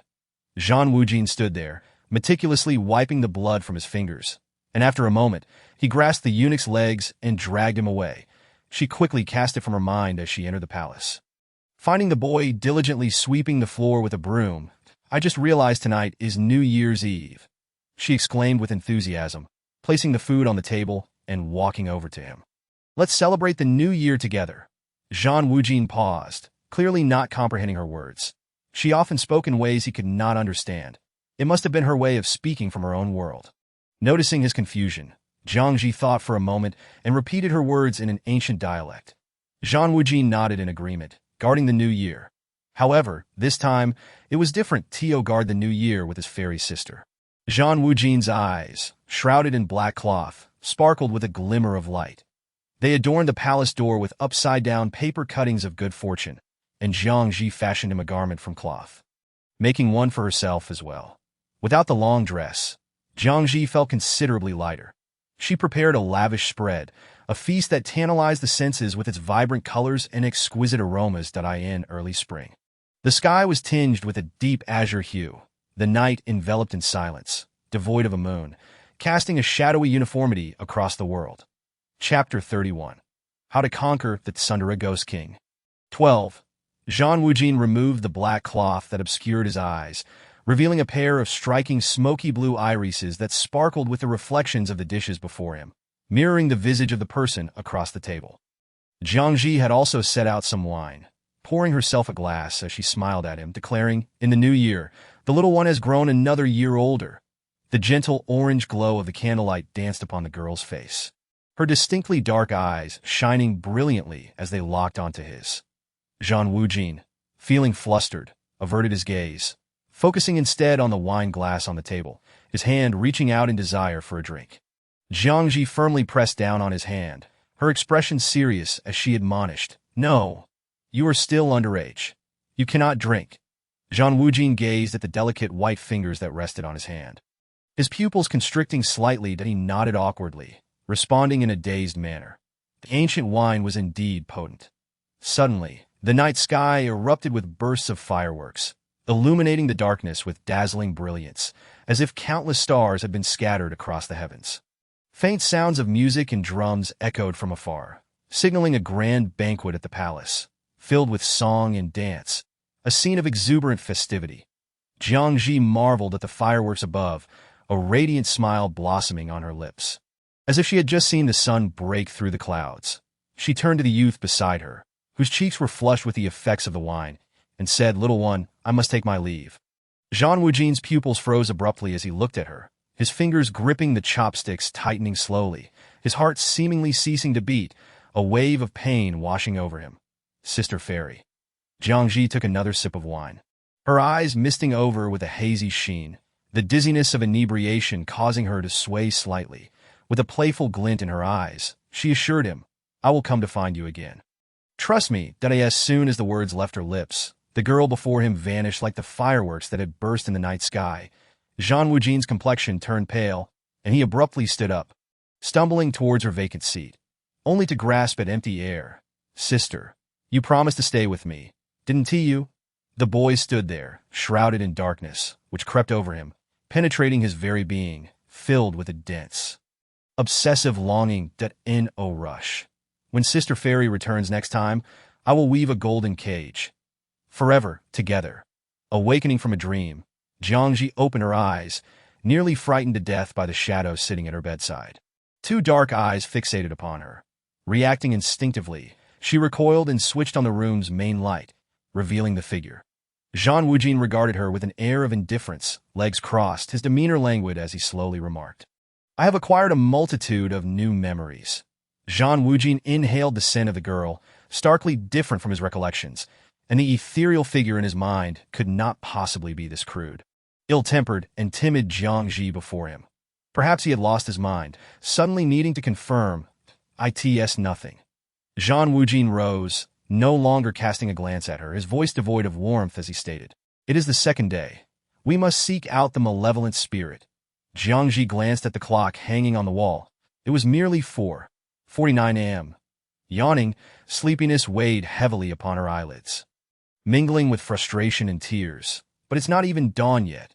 Can we wait until morning?" Zhang Wujin's attitude was firm. Raising a finger, the bed beneath her abruptly vanished, along with the covers. Jiang Zhi, unable to express her anger, reluctantly changed her clothes, washed up, and exited her home. The man's strength had evidently increased since their last encounter. He could now appear even during the day. Jiang Zhi sought out a peculiar incident on a supernatural forum, hailed a taxi, and headed to her destination. This time, the location was rather distant, requiring 2 to 3 hours of travel, deliberately choosing such a faraway place. She intended to catch some sleep in the car. Sitting beside her, Zhang Wujin listened to the rhythmic sound of her breathing, his brow slightly furrowing, that he turned to observe the slumbering girl, her exquisite visage and fair skin resembling delicate porcelain, long lashes casting faint shadows under her eyes. Zhang Wujin's cold, smoky blue irises flickered with fragmented memories, overlapping with the girl beside him. his thin lips pressed together tightly, an inexplicable urge prompting him to reach out and touch her lovely cheek. Just then, a droplet of crystal-clear saliva trickled from the corner of her mouth, landing on her collar. Zhang Wujin's expression soured, a mixture of disdain and irritation compelling him to push her head away, preventing any drool from reaching him. The person in his memories could never be her. Once the blood contract was undone, he would ensure she faced a severe reckoning. Upon reaching their destination, Jiang Zhi was roused by the taxi driver. Groggy as she stepped out of the car, her eyes still heavy with sleep as she glanced around, she took out her phone to call the poster of the thread. The poster was a young man who had offered to come pick her up. Soon, a boy on a bicycle appeared before her, his eyes lighting up upon seeing that she was alone. "Hello, I'm the one who posted." Jiang Zhi, now more awake, stepped forward to greet him. "Yes, I'm Zhi." The young man, namely Sean, explained that strange occurrences had been happening at his home, waking him at night with terrifying cries that resembled a ghost. Despite searching for the source, he could not find where the cries originated. "Zhi, can you help me investigate?" he implored. "I haven't slept well these past few days." Jiang Zhi wore a confident expression, assuring him, "Don't worry, I am the 8th-generation heir of the Jiang family, specializing in exorcisms." Hearing this, Li Shan was overjoyed. Following him to his residence, located in a rather secluded area, Jiang Zhi confirmed that just ahead lay the countryside. Upon entering the hallway, before even ascending the stairs, she could perceive a thick, smoky darkness resembling a fire, far more chilling than the previous encounter at another girl's home. Jiang Zhi shivered and approached the door of the young man's house. She could clearly see the dark mist gathering within, as black as the pitch of night. Taking a deep breath, she glanced around. Zhang Wujin had vanished without her noticing. Suppressing her fear, she stepped inside the room. Li Shan brought her a cup of hot water, extending it towards her. "Zhi, please have some water first." Jiang Zhi looked at the steaming glass he held, accepting it gratefully. The warmth from the glass barely alleviated the chill that had settled in her bones. After sipping half the cup, she abruptly felt her head spinning, a wave of drowsiness washing over her, causing her to set the cup down and gradually recline, her last sight being the triumphant smile of the young man before her. "You are my 6th prey." The boy leaned closer to the girl, his eyes gleaming with fervent desire. Chapter 32, How to Conquer the Tsundere Ghost King. 13. Li Shan's home was indeed plagued by strange occurrences. He was frequently awakened from nightmares and often witnessed distorted shadows within his abode. Fortunately, these supernatural events had not affected him physically, yet he remained fearful, prompting him to post on the supernatural forum. He had not held much hope, but was surprised to receive a private message early on. The visitor turned out to be a girl, Li Shan, of above-average looks due to his height. Had attracted many confessions from girls, all of whom he dismissed. He harbored a peculiar obsession for beautiful girls, relishing the idea of imprisoning them, gradually stripping away their self-esteem and desire to escape, until they grew reliant on him, ultimately falling in love. To date, she was his 6th prey. The previous 5 had taken their own lives, a fact he lamented. Yet, fortune favored him, as a new prey had willingly arrived at his doorstep. Li Shan gazed at the girl's enchanting features, licking his lips in fascination. She was perhaps the most beautiful of all his captives, and this time he vowed to cherish her, ensuring she would not meet the same tragic fate. Eagerly, he extended his hand to touch her delicate, snowy skin, only to find her eyes fluttering open. Jiang Zhi awoke suddenly, and upon seeing the boy inching closer, she froze momentarily, then attempted to sit up, only to realize her limbs were utterly immobilized, even the strength to speak eluding her. Li Shan, noticing her predicament, smirked. "You drank the drug I slipped into your drink. You cannot move." Though uncertain why she had awakened, the effect remained the same. She could only move her eyes. Sensing her confusion, Li Shan's mood lifted as he leisurely explained, "I didn't deceive you. I posted on the supernatural forum because strange things were happening in my home. However, I have a fondness for young, beautiful girls, and I enjoy keeping them confined, ensuring they exist solely for me." His perverse declarations brought tears to Jiang Zhi's eyes as she struggled to rise but found herself unable to lift even a finger, helplessly watching as he drew closer. "You are the most beautiful of all my prey. I adore you dearly, that I will treat you well, so do not fear." That he gently tucked a stray lock of her hair behind her ear. relishing its soft texture, unable to resist.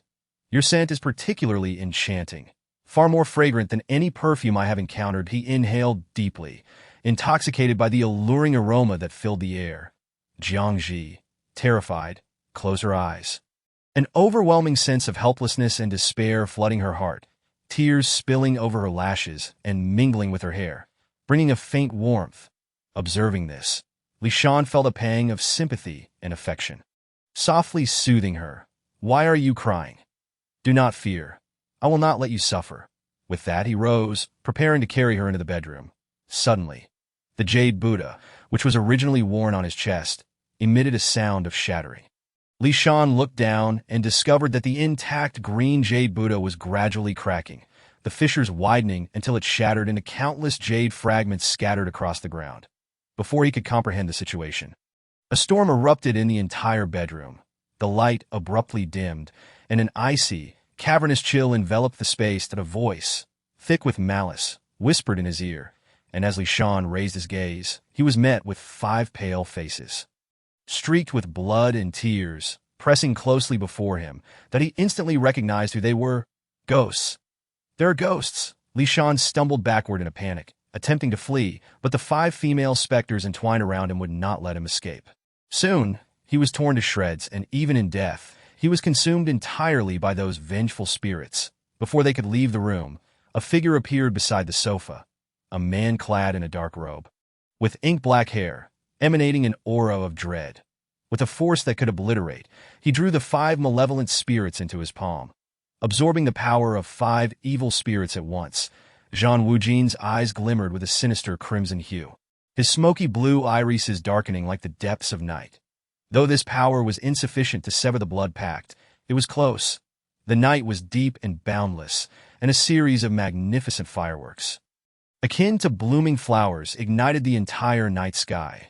The girl's smile outshone even the fireworks. The image from his memories and the unconscious girl's visage were starkly different, yet they evoked the same feeling within him. Zhang Wujin raised his hand, dispelling the tranquilizer within her, but before he could lift her into his arms, she deftly evaded his grasp, her steps unsteady as she moved toward the exit. The room was permeated with a nauseating stench of blood. Jiang Zhi's small face was ashen as she carefully sidestepped the scattered remains, retreating step by step from the room. He, a sovereign, bent to embrace her, but she showed no gratitude, if it weren't for the blood pact binding them. Jiang Zhi, on her way down the stairs, stumbled and nearly fell. Just as she was about to plummet, the man swiftly appeared before her, wrapping his arm around her waist. Jiang Zhi steadied herself, gripping the stair railing with both hands, then promptly pushed his arm away, continuing her descent without a backward glance. Time and again, she endured such treatment. "Jiang Zhi, do you think I would hesitate to kill you?" Jiang Zhi's expression remained calm, avoiding his gaze, and spoke coolly. "Then go ahead and kill me." Zhang Wujin, unwilling to witness her demeanor, his eyes like cold pools, emanated an aura of chill that felt almost tangible. "Do you believe that I possess 1,000 ways to torment you, making your existence a living hell?" Jiang Zhi smirked, a smile that did not reach her eyes, meeting his stare and softly responding, "I believe. How could I not?" She was merely a tool to him, hardly even human. When her utility was at hand, he would exploit her ruthlessly. Her identity, dignity, and every human emotion were inconsequential, that in her most fearful moments, he merely observed, indifferent to her plight. Nothing mattered but his malevolent spirits. Jiang Zhi had long since lost the desire to survive, closing her eyes in anticipation of death. Zhang Wujin's expression darkened as he gazed deeply at the girl in his arms. An oppressive aura of murderous intent surged in the air.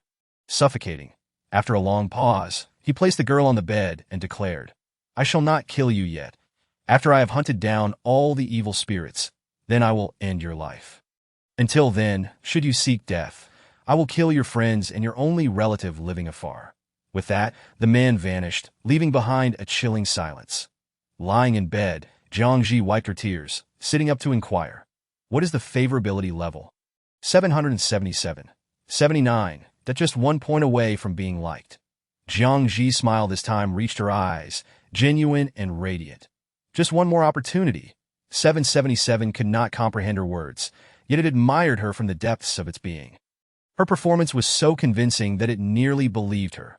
Were it not for its ability to detect her true feelings, 777 would have thought she had fallen for the antagonist.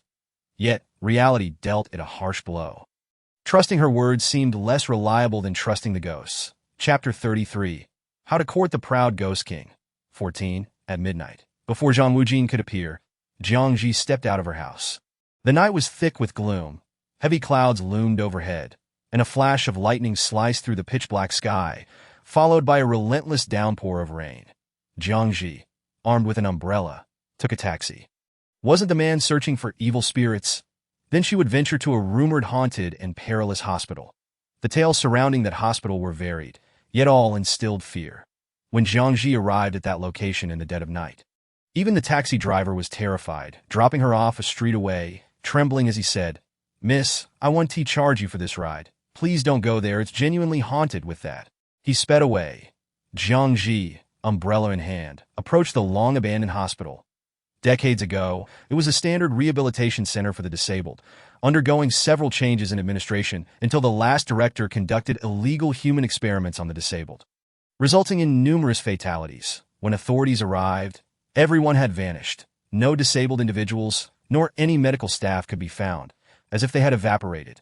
Since then, the hospital has been notorious for hauntings. There had been attempts to demolish it. Yet workers went mad, and anyone who entered would soon lose their sanity. Over time, curiosity waned, and no one dared to explore. Upon reaching the hospital entrance, Jiang Zhi found the surrounding buildings demolished, heaps of steel and debris resembling small graves, creating an unsettling atmosphere. The hospital, long abandoned, was riddled with cracks, thick black mist enveloping it, reminiscent of a hellish abyss. Jiang Zhi rubbed her cold eyes, took a deep breath, and stepped forward, only to feel a sudden tight grip around her wrist. "Jiang Zhi, do you wish to die so desperately?" Zhang Wujin's face was clouded with darkness, his gaze icy as winter, the distant streetlight casting shadows across his features. Jiang Zhi shook her wrist, remaining indifferent. "You want to find evil spirits? I will help you. Once all the evil spirits are located, I wish to sever all ties with you." Her tone was devoid of warmth, as if she wished to avoid his company entirely. Zhang Wujin's expression darkened further, suppressing his fury. He took a deep breath and said, "Very well, that I in that case. Let us use tonight to dissolve the blood pact." Stepping into the dimly lit hospital, Jiang Zhi retrieved the flashlight she had prepared, illuminating her surroundings. Following the darkest path, she discovered a basement hidden beneath the director's office. Jiang Zhi trembled from the cold, wrapping her coat tighter around herself as she descended the stairs. Reaching the bottom of the basement, she was met with a suffocating stench. As the flashlight beam fell upon the scene, she was horrified to see bodies piled together, their terrified eyes wide open, staring directly at her. Jiang Zhi's face turned ashen as she stepped back, only to collide with the man's chest behind her. "Afraid?" Zhang Wujin scoffed mockingly. Jiang Zhi bit her lip, extricating herself from his embrace, and retrieved a fruit knife from her bag, pressing it against her palm. Standing beside her, Zhang Wujin furrowed his brow, restraining the impulse to stop her. If she wished for death, why not indulge her? Countless evil spirits lurked in the vicinity. Zhang Wujin only needed to consume them as she drew them in, thereby regaining his full strength. At that point, the blood pact would be severed. Yet the girl, unable to withstand his power, would gradually fade away after the pact was dissolved, ultimately becoming a soulless shell. This was the price for breaking the blood pact, and it would be paid solely by her. With no intention of surviving, Jiang Zhi raised the fruit knife and savagely slashed at her neck. Blood erupted from the wound, gushing forth in torrents that in an instant, the hospital was engulfed in a terrifying storm. The thunder roaring deafeningly in the night sky. All the evil spirits awakened, rushing toward the basement in a frenzy. Jiang Zhi's vision darkened as she collapsed to the floor. Zhang Wujin's eyes widened in disbelief. He had never anticipated her desire to end her own life. That slash had severed her carotid artery, blood pouring forth rapidly, and soon she would bleed out. "Jiang Zhi," he roared, then summoned all his spiritual energy to envelop her neck, his other arm tightly gripping her waist. The blood loss was too great. The girl had already slipped into unconsciousness. Countless evil spirits emerged, eager to seize the girl in his embrace. Zhang Wujin raised his gaze. a piercing murderous intent radiating from his eyes, spreading like a dark cloud around him. The evil spirits, sensing the overwhelming pressure, attempted to flee, but were devoured by the darkness that as he beheld the pale visage of the girl in his arms. As if she would lose all life at any moment, Zhang Wujin realized that all his anger stemmed from fear. Fear that she might die. At that moment, Zhang Wujin had never felt such panic. It was as if a blade were twisting within him, suffocating him near to breathlessness. He also discovered that he had developed feelings for her. Not merely desire, but a deeper, more profound emotion that seemed etched into his very being. Zhang Wujin cradled her in his arms, pouring all his strength into mending her soul, which had nearly been shattered by the blood pact. Eventually, his body began to fade, transforming into a spiritual form. During the day, he could no longer take physical shape and would have to wait until nightfall that Jiang Zhi lay unconscious. Her eyes fluttered open, and she found herself transported back to a time millennia ago. This time, she was disguised as a male eunuch. The reflection in the bronze mirror revealed a face resembling her own, albeit slightly taller, approximately 1.7 meters, with makeup accentuating her features to appear more masculine. She had bound her chest and altered her voice with medicine, projecting the distinct essence of a eunuch. Most distressingly, she had been in this place for nearly a month without catching a glimpse of Zhang Wujin. Now, her favorability had reached its zenith, leaving only a residue of resentment. Jiang Zhi was determined to devise every possible means to incite Zhang Wujin's animosity. That evening, a welcome piece of news arrived. A eunuch had been granted death by the emperor, and the chief eunuch had come to summon her to serve the emperor. Following Zhang Wujin's bloody purge of the palace and his ascension to the throne, all officials who opposed him were ruthlessly executed. Casting a pall of fear over the palace as well as the remnants of the previous dynasty, silencing any dissent that tonight's banquet required Jiang Zhi, as a eunuch, to attend closely to Zhang Wujin. Chapter 34. How to Conquer the Proud Ghost King. 15. You newcomers serving at the imperial court for the first time, do heed my warning. In this palace, there are things you may observe and things you must not. Stay sharp. The lead eunuch was a veteran of the court, holding the highest position in the ceremonial department, yet even he trembled with palpable fear that it was not just him. The other eunuchs stood beside him, their faces ashen, with a few trembling uncontrollably, as if on the verge of losing control of their bladders. The atmosphere was thick with a bone-deep terror. Jiang Zhi, standing at the back, kept her small face hidden beneath her hat's brim. Her eyes cast downward as more officials arrived at the banquet. The sweet sounds of instruments filled the air, yet no one bore a smile. Tension and fear suffocated their hearts. Jiang Zhi stood behind the main seat alongside several eunuchs, faintly hearing the murmurs of nearby officials. Soon, their conversation ceased, and a figure approached with deliberate grace, clad in a dark dragon robe embroidered with gold threads, accentuating his tall frame.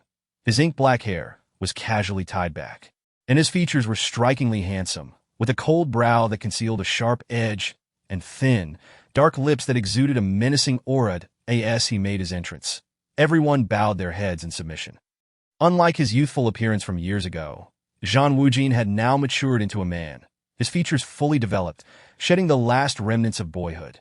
Jiang Zhi was pulled down to kneel by a nearby eunuch, and as the footsteps drew near, the imposing dark robe fell before her. The handsome youth took his seat at the main table, lazily lifting his eyelids, his smoke-blue irises unfathomable as they scanned the crowd. His thin lips parting. Rise. Though only in his 20s, he had commanded armies for years, his enchanting visage silencing any who dared to speak of it, earning him the moniker of the cold-blooded Yama. The banquet commenced. Jiang Zhi observed the unfamiliar youth before her, so different from the boy swathed in black cloth she had last seen that he radiated a fierce intensity, as if on the brink of madness. Just as she expected, midway through the banquet, an audacious official dared to speak that a nation cannot be without an heir. Your Majesty, since Zhang Wujin's ascendance, the harem had been devoid of consorts, not even a servant to warm his bed. Beyond the battlefield, which sparked some interest in their emperor, every other matter was a minefield. This second-rank official, a loyal servant for 2 generations, was nearing retirement, yet had no fear of death, willing to sacrifice everything for the new emperor's need for an heir. Zhang Wujin's brows furrowed, his demeanor sharp and intimidating. The surrounding officials held their breath, and the air, His lips curled into a disdainful smirk as he pronounced each word with deliberate slowness, the wine glass in his hand crashing to the ground. An icy and dangerous atmosphere enveloped the room. The elder statesman, suppressing his fear, knelt rigidly at the center. Everyone held their breath in trepidation that a serving attendant, pouring wine, lost their grip, spilling it across Zhang Wujin's dark robe that draped on the ground. Upon witnessing this, the attendant nearly fainted, hastily dropping to the floor in a panic. Zhang Wujin's jaw clenched, his gaze sweeping over the kneeling attendant, before he closed his eyes for a moment and smirked with a sinister curve. Go. Kill the old fool, and I shall spare you. This decree echoed in the ears of the kneeling servant like a demonic whisper, laced with danger. The servant trembled, pleading for mercy. The youth, rising from the dragon throne, let his dark robe flutter in the breeze, the silver light reflecting off the embroidered patterns, casting a golden hue. Jiang Zhi, observing this scene from beneath her hat, furrowed her brow, feeling a deep discomfort. As the youth drew his sword from a guard's waist to slay the attendant, Jiang Zhi stepped forward, gripping his wrist tightly. You little brat. Her voice was calm, yet laced with anger. All eyes turned to the one who intervened, a diminutive eunuch clad in a plain dark blue robe. Yet, as Zhang Wujin met the eunuch's gaze, he instinctively averted his OW and ITSU. Zhang Wujin's eyes fell, retreating from the ferocity within, his face abruptly paling. Jiang Zhi seized the sword from his grip and stood before him. Her eyes locked onto his face, disappointment visible. Why have you become this way? She had spent months by his side, training him, nurturing his health, yet he had transformed into a merciless monarch. Noticing his silence, she loosened her grip, her pale face slightly bowed, long lashes casting faint shadows on her cheeks. No, I shouldn't have addressed you that way. You are now an emperor. Must you now kill me too? His voice was hoarse, tinged with a barely perceptible tremor. Yet Jiang Zhi averted her gaze, turning to leave the sight of the crowd. Zhang Wujin hurried after her, leaving behind a stunned assembly of officials and attendants. Removing her hat, her azure hair cascading to her waist, Jiang Zhi walked forward, ignoring the youth who trailed behind. Zhang Wujin stood a few meters away like a child caught in wrongdoing, his gaze fixed on the figure standing at the palace door. The boy who once lingered in the shade, wrapped in black cloth, had been gentle and sincere. Now, however, his eyes were filled only with the thirst for blood. Zhang Wujin hesitated, his pupils darkening, shaking his head in a futile attempt to explain. But she had seen everything. Sister Fairy. Jiang Zhi remained silent, gazing up at the starry sky, and after a moment, softly spoke. I am leaving. Zhang Wujin, as her words faded, a sharp pain struck her neck, and darkness enveloped her as she fell. Before she knew it, Zhang Wujin had caught her, his smoke-blue eyes filled with an intense, almost pathological possessiveness. That I'm sorry that I will not let you go again. Antagonist Zhang Wujin's hatred value. 20 upon awakening. Jiang Zhi heard this statement, a stark contrast to the emotional resonance of 777's voice. It was instead a mechanical sound. Chapter 35. How to Conquer the Proud Ghost King. 16. Opening her eyes, Jiang Zhi discovered herself ensconced in a gilded cage, akin to an oversized birdcage. The floor was covered in soft animal fur, providing a sense of comfort, yet her ankles were shackled with chains of unusual material. And she felt a profound weakness in her body. Jiang Zhi paused in confusion for a few moments, struggling to prop herself up and inch towards the edge. That moment, the palace doors swung open, and a familiar figure entered, seemingly just returning from court, still clad in the bright yellow dragon robe of state. The ink-haired youth approached her, carrying a few morning dishes, setting them aside as he helped her sit up. Sister Fairy, he murmured, his gaze lowered, unable to meet hers, softly calling her name. Why do you treat me this way? Zhang Wujin inhaled deeply, the aroma in the air intoxicating, his dark, brooding eyes fixed on her face. A smile of madness curling his lips. Sister Fairy, I have waited for you for so long. Every night for these years, I have longed for you to visit me. 1 year, 2 years, 5 years. And today marks 6 that you ask why I have become like this. It is all because of you. I have missed you to the point of madness, Sister Fairy.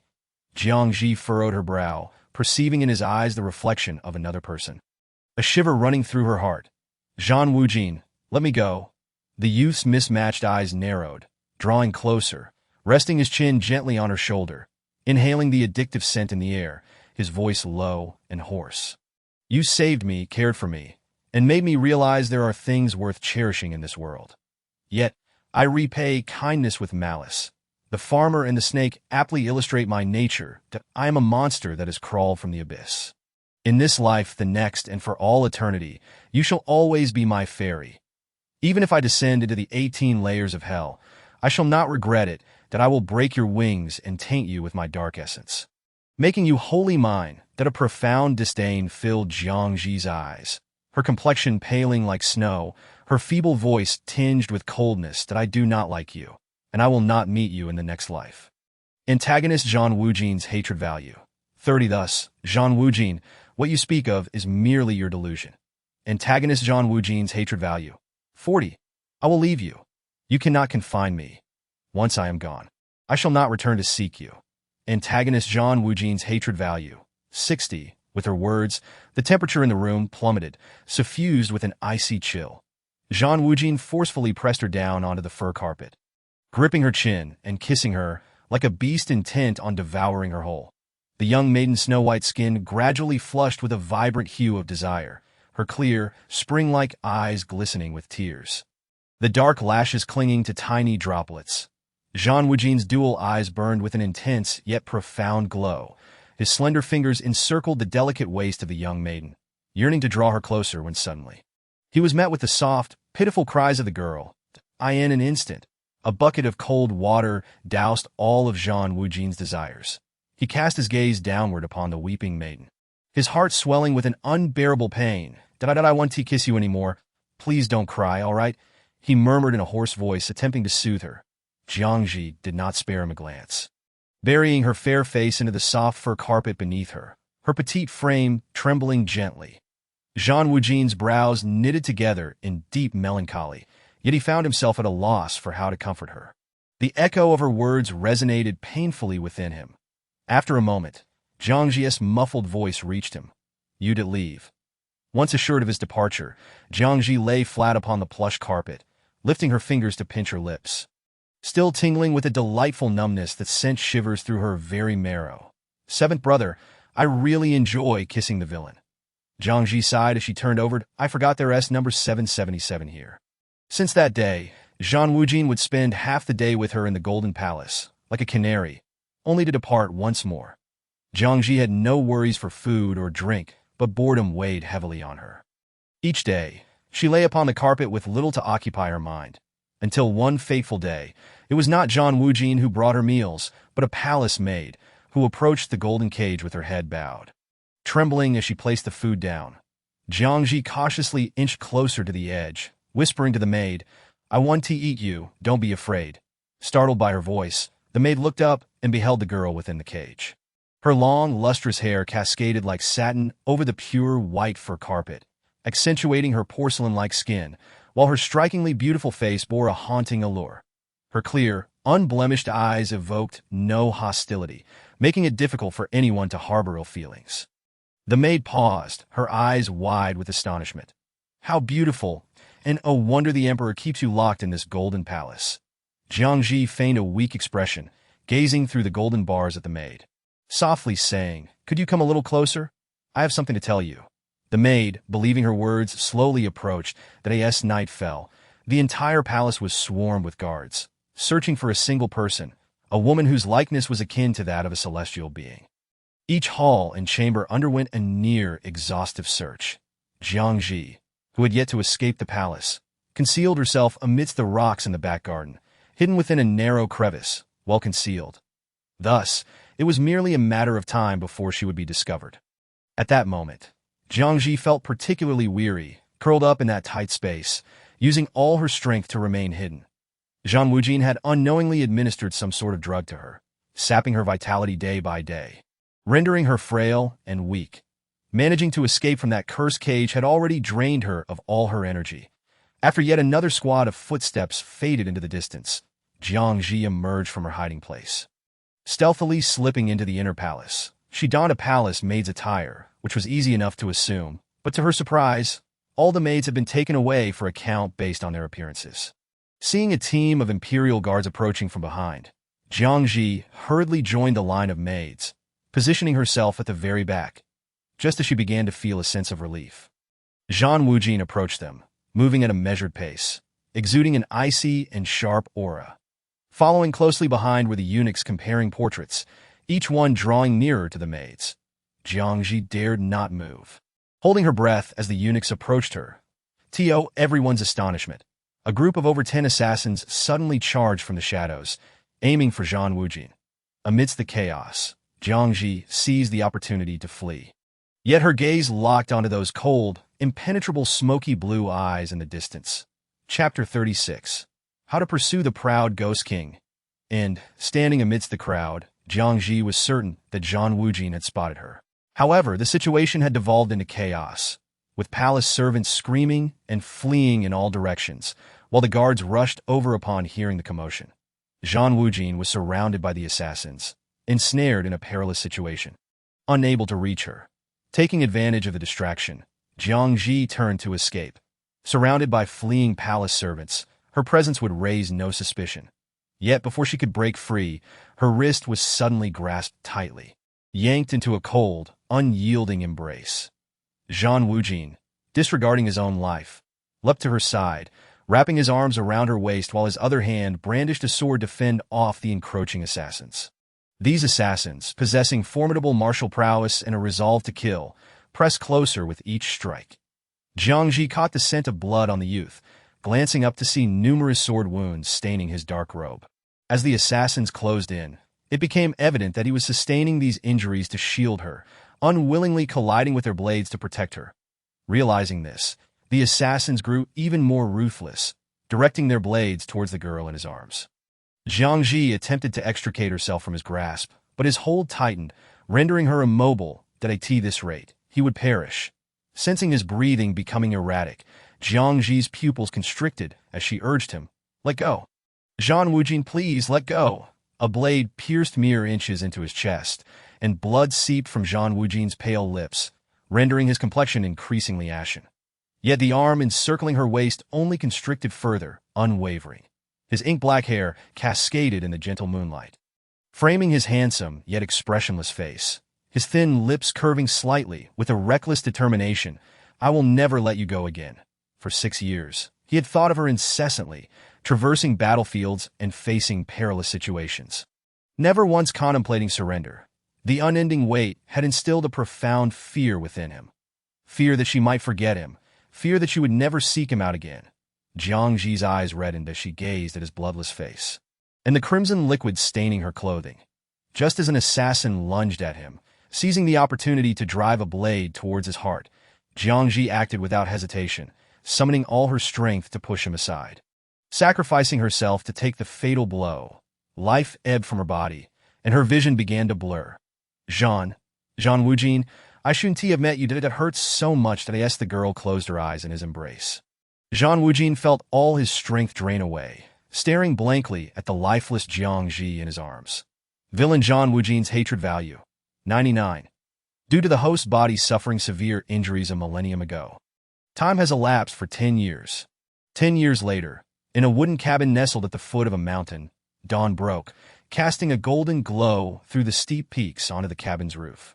The girl resting in bed gradually awakened, her bewildered eyes scanning the room, before she threw off the covers and stepped out. Barefoot, she stepped out of the cabin, gazing at the towering mountains before her. Enveloped in a thin veil of white mist, an idyllic scene perfect for retirement, she stretched languidly, inhaling the crisp, fresh air, feeling her body and spirit rejuvenated. Suddenly, a figure appeared before her, unsteady and hesitant as he approached. Jiang Zhi blinked in confusion and asked, "Who are you?" The man, nearing her, halted abruptly, his face a mask of astonishment as he gazed at her. After a moment, his voice emerged, raspy and trembling slightly. "Do you not recognize me?" Jiang Zhi scrutinized his face, then shook her head, replying, "I don't know you, but I don't particularly like you." Villain Zhan Wujin's hatred value, 100.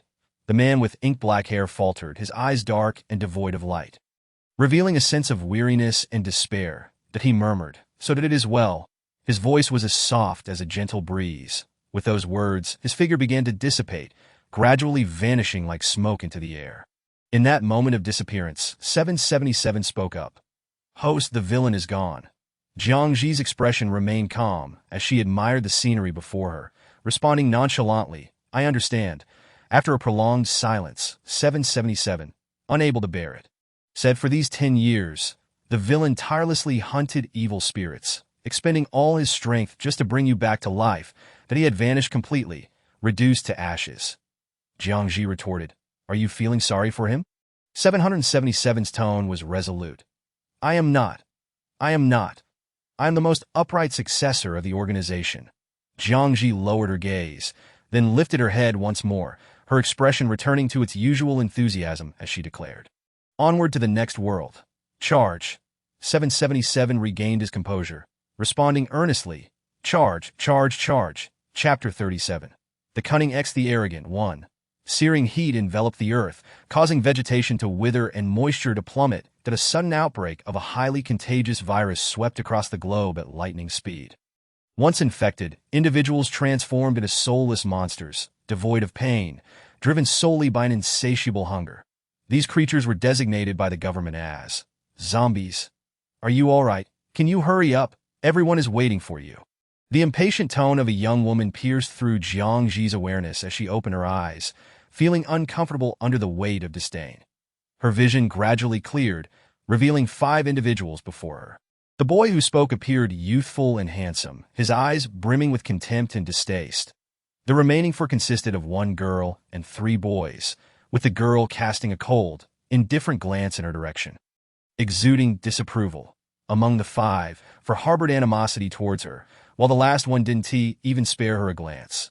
Jiang Zhi, heeding the boy's words, alighted from the vehicle, a wave of warmth enveloping her, causing beads of sweat to form upon her skin almost instantaneously. Observing her descent, the boy ceased his chatter and approached a military-clad man to engage in conversation. Left behind, Jiang Zhi began to assimilate the narrative unfolding around her. This world was born from a post-apocalyptic novel. A month prior, a virulent outbreak had ravaged the globe, infecting a considerable portion of the population, transforming them into beastly monstrosities that in response, the government established bases, rallying all survivors to seek refuge within. Over the past week, extraordinary individuals began to emerge among the remnants of humanity, exhibiting powers reminiscent of those found in science fiction films, each unique and capable of significantly curtailing the spread of the undead. This tale naturally featured a male protagonist, embodying the classic tropes of male-oriented novels, centered on his exhilarating exploits. The hero, a veteran of the armed forces, possessed exceptional physical prowess, and even in the absence of supernatural abilities, dispatched zombies with remarkable ease. In addition to the hero, there existed an antagonist of formidable intellect, devoid of any semblance of human emotion, characterized by an antisocial personality, a true madman. Most alarming of all was the fact that this villain had been reincarnated. Possessing foreknowledge of the narrative's conclusion, he toyed with the protagonist as a cat might with a mouse, gradually stripping away his dignity and self-assurance. As the story progressed, the protagonist faced torment that rendered him nearly unrecognizable, suffering a fate worse than death. Ultimately, the antagonist twisted the narrative's conclusion, leading to the utter annihilation of the world, with humanity succumbing to the virus. At the moment of this calamity, Jiang Zhi fortuitously encountered the protagonist's team. Upon joining, her aristocratic demeanor earned her the disdain of the others. Today, while they scoured a department store, the original character had, in a moment of peril, pushed the female lead, when shuang, into harm's way. Naturally, one would emerge unscathed. While the original character faced abandonment by the protagonist, ultimately meeting her demise at the hands of a zombie, Jiang Zhi lifted her gaze to the few individuals ahead. The military man was the male lead, Luo Heng, and the only other female, aside from herself, was the female lead, when shuang. The handsome boy who had just spoken harshly to her was Yu Xiaochun, the devoted sidekick to the protagonist. The remaining 2 were the female lead's infatuated admirer, Song Xiefeng, and her designated target, the world's antagonist, Xia Wuchen. While searching for supplies in the department store, they encountered a horde of zombies, during which Luo Heng awakened his powers, fostering a budding connection with the female lead. As the orchestrator of the zombie tide, Xia Wuchen remained undetected by them. Jiang Zhi's gaze settled on the tall, dark-haired man a short distance ahead, who surpassed the protagonist in height. His figure as elongated and graceful as that of a model. His slightly long black hair framed his brow, accentuating his striking features. High cheekbones, deep-set eyes, and an impeccable nose, rendering him a flawless creation, as if crafted by the hands of a deity. That he exuded an air of elegance. His profile kissed by the golden hues of the setting sun, adding a touch of warmth akin to a babbling brook, as if sensing her scrutiny. His deep black eyes met hers for a fleeting moment, a glimmer of mirth dancing within them before he turned away, offering a gentlemanly gesture. Aware of the darkness that dwelled within him, Jiang Zhi averted her gaze awkwardly, letting out a derisive snort. Their group arrived at the entrance of the department store, which stood resolutely amid the bustling marketplace, its special glass reflecting the blinding sunlight and casting a spectrum of colors. Luo Heng began to organize and allocate tasks, his gaze landing on Jiang Zhi, who lingered at the back, his brows knitting in mild concern as he instructed Wen Shuang to look after her. The only reason for bringing the original character along was her peculiar ability, an inconvenient and rather trivial power, the ability to summon bricks. Nonetheless, any power was a rarity in this apocalyptic world. When Shuang, indifferent to Jiang Zhi's presence, merely acknowledged the command. Song Xiefeng's ability allowed him to store supplies within a modest space, while Wen Shuang could conjure a bow, albeit with limited ammunition. Reluctantly, Jiang Zhi approached Wen Shuang, embodying the original character's traits to the fullest. Upon entering the store, they were immediately confronted by 3 zombies, clawing and lunging toward them. Luo Heng raised his silenced pistol, dispatching them with enviable precision. Jiang Zhi followed Wen Shuang to the second floor, where they sought household supplies, gathering items for Song Xiefeng to store. Wen Shuang did not expect much from her, merely hoping she would not hinder their efforts, instructing coldly, "You guard the elevator. Alert me if any zombies approach." Jiang Zhi complied, taking her position at the elevator entrance, lifting the brick in her hand and inspecting it from various angles.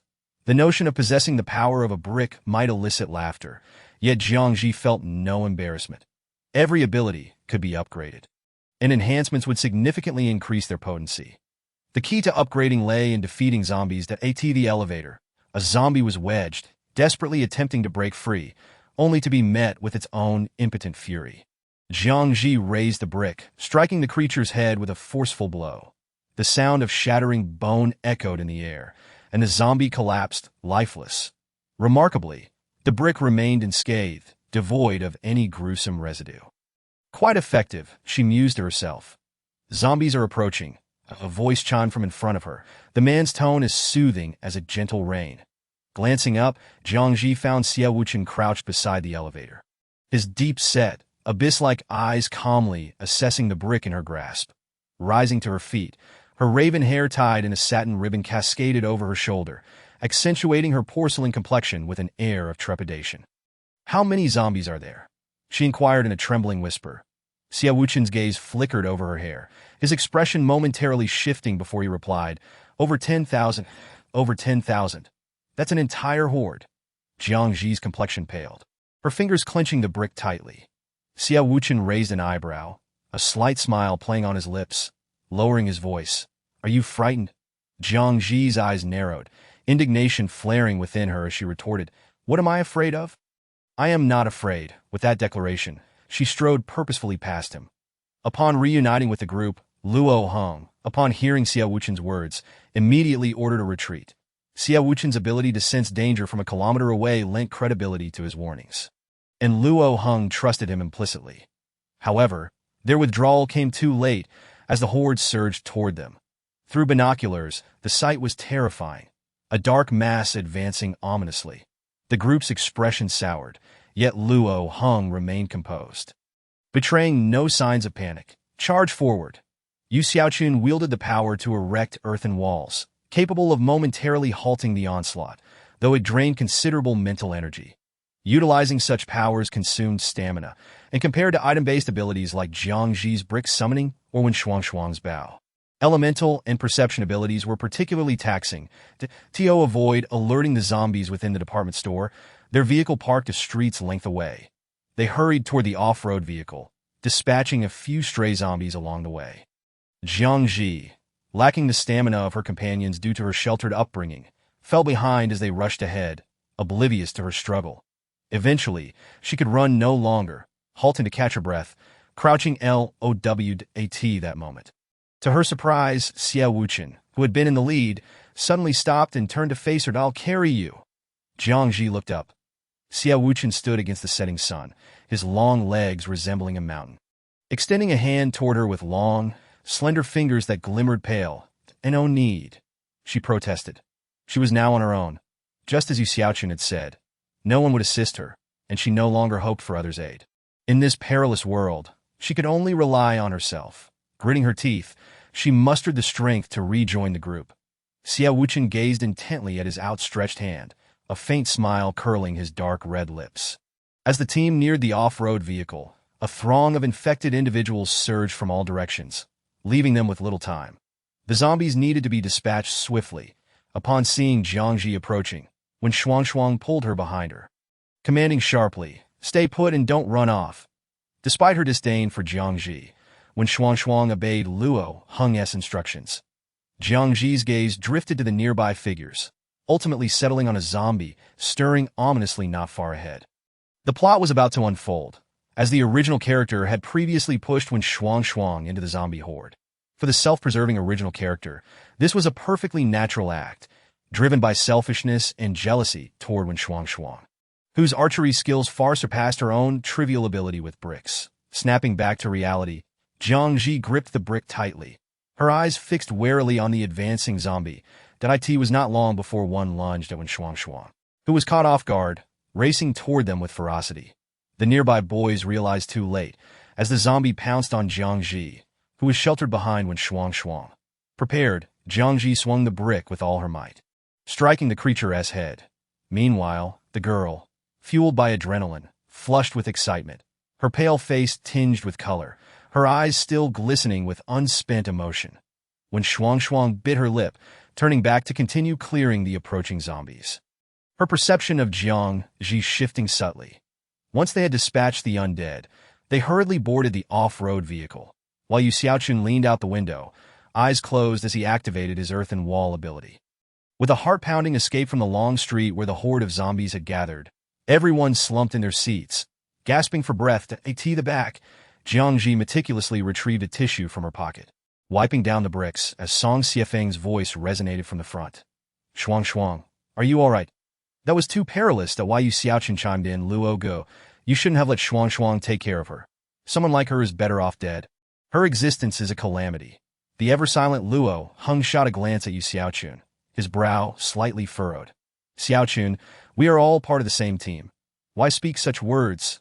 Yu Xiaoqun, aware of her leader's principled nature, suppressed her anger and shot a fierce glare at the seemingly unbothered Jiang Zhi.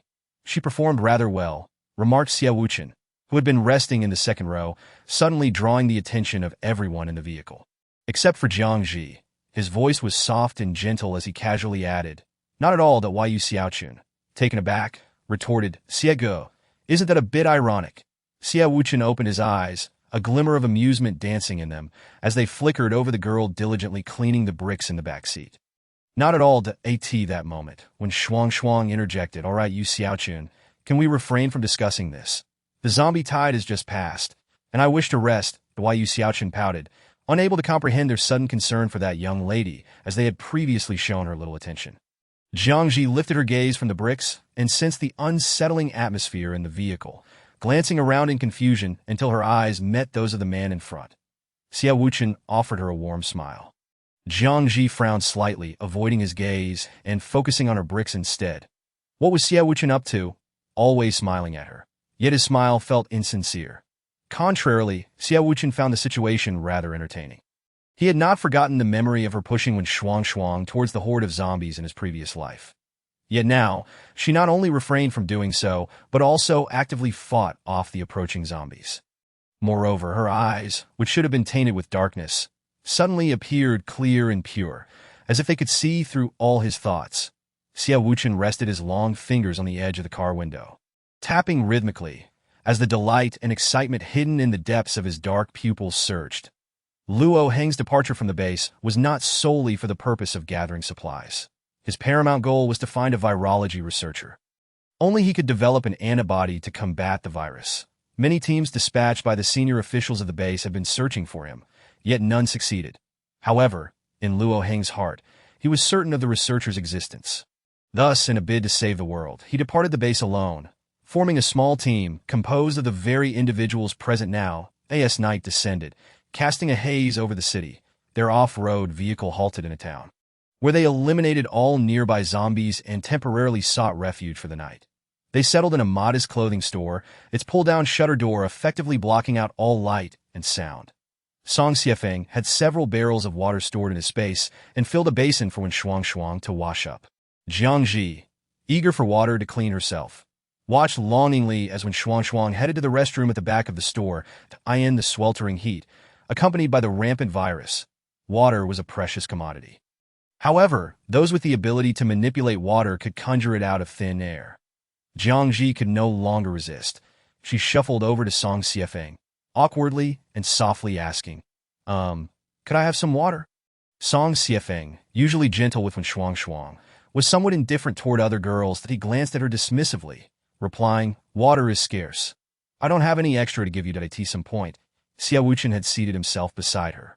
His voice low, I have water. Do you want some? Jiang Zhi, wary, regarded him suspiciously, clutching her body tightly, and coldly retorted, I have nothing to offer you, aside from the bricks she could conjure. Xiao Wuchen chuckled lightly. I don't need anything from you. Jiang Zhi raised her eyes, confusion etching her delicate features. Then why do you want to give me water? Xiao Wuchen leaned in slightly, his posture graceful, his voice endearing.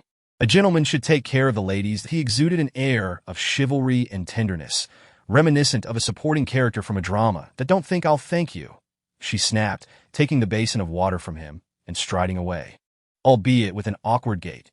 Chapter 39. Scheming Arrogant 3. In the early morning, Xiao Wuchen found himself with more than a dozen fruit candies on his bedside that he rose, his gaze falling on the girl curled up in the corner. She was sleeping fitfully, the blanket kicked off to her feet. Perhaps haunted by a nightmare, she abruptly sat up, breathless, only to see the man nearby also sitting up. He waved a fruit candy in front of her, as if questioning whether it was from her. Jiang Zhi glared at him with her bad temper before turning to tidy her blanket, her cheeks involuntarily tinged with embarrassment. After breakfast, Luo Heng divided the team into 3 groups. He and Shuang in one, Song Xiefeng and Jiang Zhi in another, and finally Xiao Wuchen and Yu Xiaochun. Song Xiefeng was reluctant but held back his complaints, considering the others.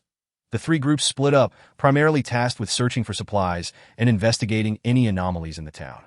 After issuing the orders, he strode away, indifferent to whether Jiang Zhi would encounter danger. Jiang Zhi felt a surge of happiness. Being paired with someone who disliked her had affected her mood significantly. And now she was free to enjoy herself. She had longed to practice with her bricks, having only dispatched 2 zombies since her arrival in this world. At this rate, upgrading her abilities seemed a distant prospect. She glanced around mysteriously, and upon noticing the absence of others, she stepped toward the storefront ahead. These zombies were rather dim-witted, mindlessly charging forward without a care. Jiang Zhi devised a trap, ensnaring the zombies within, then took them out one by one with her bricks. She ultimately vanquished over 20 zombies, her strength waning as she collapsed onto the ground, panting. The air was stifling, and after a brief respite, she felt as if she were submerged in water. Why are you here alone? A familiar voice suddenly rang out behind her. How did he end up here? Wasn't he with you, Xiaochun? Xiao Wuchen handed her a bottle of mineral water, softly answering her unspoken question. Yu Xiaochun disagreed with me, so we parted ways. And you? Why are you alone? Jiang Zhi, still breathless, rose awkwardly from the ground. Remembering Song Xiefeng's earlier departure, she replied irritably, he didn't want to be in the same group as me, so he left. After speaking, she accepted the mineral water from his hand, taking a large gulp, causing some to spill down her chin and into her collar. Xiao Wuchen's eyes, deep as the ocean, subtly shifted away from her neckline to her perspiring face, which glowed with a breathtaking charm. May I join your group? He inquired gently. Jiang Zhi, momentarily stunned, took several seconds to respond. Why would you want to be in my group? Everyone else wanted to team up with Shuang, whose longbow could easily take down zombies. unlike her, who only had a brick and had to avoid being scratched by zombies. Xia Wuchen's eyes were as gentle as an ink-wash painting, his presence exuding a clarity akin to fresh snow. His voice dispelling the heat in the air. Because I want to... Jiang Zhi stared at his water-soaked eyes, her heart racing uncontrollably before she lowered her head, hiding her flushed cheeks that if you want to join, then go ahead. With that, she took a large step forward. The fair porcelain of her earlobes glowed, a tempting red under the scorching sun. Jiang Zhi walked ahead. A hint of coldness flickered in her gaze.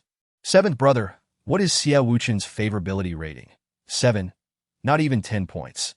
Jiang Zhi realized she had encountered a formidable opponent this time. Before she could even make a move, Xia Wuchen had intentionally drawn close, hoping to win her affection. That if that was the case, then she would lay her cards on the table. Did he think winning her over would be that easy? In the next moment, torrential rain poured down, dispelling the oppressive heat and enveloping the land in a chill. They could only seek shelter under a residential building, the rain cascading from the eaves like a faucet, producing a rhythmic patter. It was only 3 in the afternoon, yet the sky appeared as dark as night. The sun, not yet obscured by clouds, glimmered with an eerie blood-red hue, casting an unsettling color upon the earth. Jiang Zhi took a step back to avoid getting splashed by the rain. She felt something was amiss about this rain, and the blood-like droplets made her uneasy. Suddenly, Xia Wuchen seemed to collapse. His chest motionless, his strikingly handsome face devoid of color. She hurried over, crouching down beside him, and upon touching his ice-cold skin, a chill seeped through her fingers, as if it were sapping away all her warmth. Hey, Xia Wuchen, she was anxious, pushing against the man who seemed lifeless. Was he really dead? Jiang Zhi hesitated for a moment before tentatively placing her finger near his nose. Not dead, she murmured joyfully, gazing at the unrelenting downpour outside. Jiang Zhi could only lift the unresponsive man, taking slow, careful steps up the stairs. Upon reaching a resident's apartment, she locked the door behind them and dragged him to the bedroom.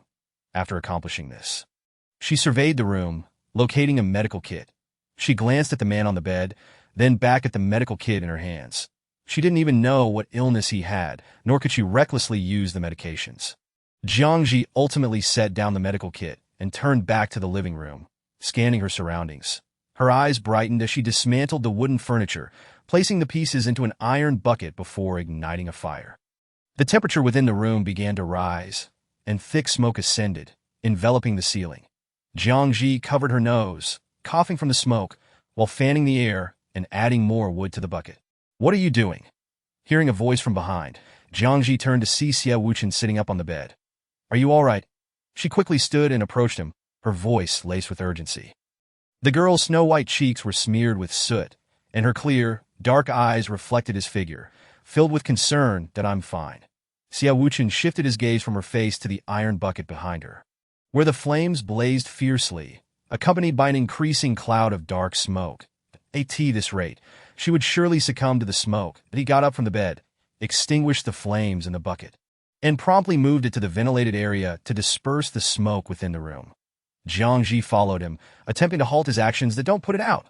You're so cold. It's just right to warm yourself by the fire. The girl, utterly lacking in common sense, was unaware that burning wood in an enclosed bedroom would not only endanger him, but herself as well. Upon hearing his words, a flicker of annoyance surfaced in her dark eyes as she puffed out her cheeks, irritably wiping her nose, now smeared with soot, making it appear even darker, like a little panda. Xia Wuchen, you're so foolish. Chapter 40. Scheming and arrogance. 4. At her words, Xia Wuchen's lips curled into a faint smile as he replied softly.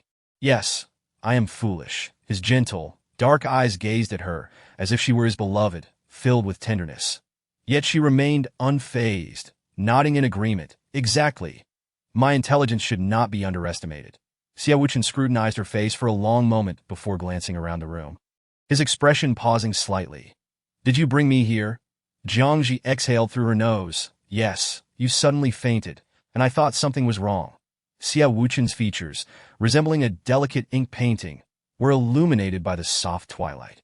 Ignoring her retreat, he advanced step by step towards her. Were you worried about me? His voice flowed like a crystal-clear mountain spring, refreshing and soothing. As he approached, Jiang Zhi retreated until her back met the hard wall behind her, unable to escape. Why are you getting so close while talking? Xia Wuchen, I'm not deaf. The girl tilted her head back, her eyes filled with confusion and a hint of wariness at his sudden proximity. Xia Wuchen, observing the clarity of her gaze, was taken aback by her lack of understanding of his intentions. His handsome appearance seemed to her no different from the zombies. Suddenly, he felt a sting of frustration as his eyes darkened. I apologize. I merely wish to thank you for saving me. That he stepped back, creating distance between them. Jiang Zhi responded with an "Oh, what are you thanking me for? I didn't save you. The rain was pouring so heavily. And the apartment building was right next to us, so I just carried you inside." Xia Wuchen sighed softly, as if he could see through her heart, and replied, "I understand, Jiang Zhi. That whatever you understand is your business." As night deepened, the apartment building seemed shrouded in thick black mist, making it impossible to discern the outside world through the windows. The blood-red rain continued to fall intermittently, as if it were determined to release all the rain accumulated over the month. Jiang Zhi dared not touch the rain outside, standing by the glass window, lost in thought. Reflecting on her predicament, a wave of desolation surged within her. Unbeknownst to her, Xia Wuchen had quietly approached from behind and inquired softly, "What are you looking at?" Startled, she hesitated. "You?" Xia Wuchen, puzzled, asked, "What's wrong?" Jiang Zhi shook her head, diverting her gaze. "That I feel like there's something wrong with this rain." Xia Wuchen raised an eyebrow, his voice gentle as he asked, "What seems to be the problem?" Jiang Zhi pondered for a moment before shaking her head again. Unable to articulate her thoughts, in a hidden corner where she couldn't see, the depths of Xia Wuchen's dark eyes gleamed with excitement. For both the extraordinary and the ordinary, it was merely a common rain, but for the zombies, it represented a divinely granted opportunity for evolution. The reason Xia Wuchen had fainted was that he was undergoing evolution, which would significantly enhance his abilities afterward. Not only would he grow stronger, but the zombies would also gain considerable power, potentially even intelligence. After tonight, humanity would face catastrophic devastation. That scene should prove quite fascinating. Jiang Zhi soon sensed the unusual demeanor of the man behind her and curiously asked, "Are you happy?" Xia Wuchen replied, "No, I'm very afraid." The girl was remarkably perceptive, unlike anyone else, able to easily see through his heart. He did not feel anger, but rather a sense of pleasure. For the first time since his rebirth, he experienced genuine delight.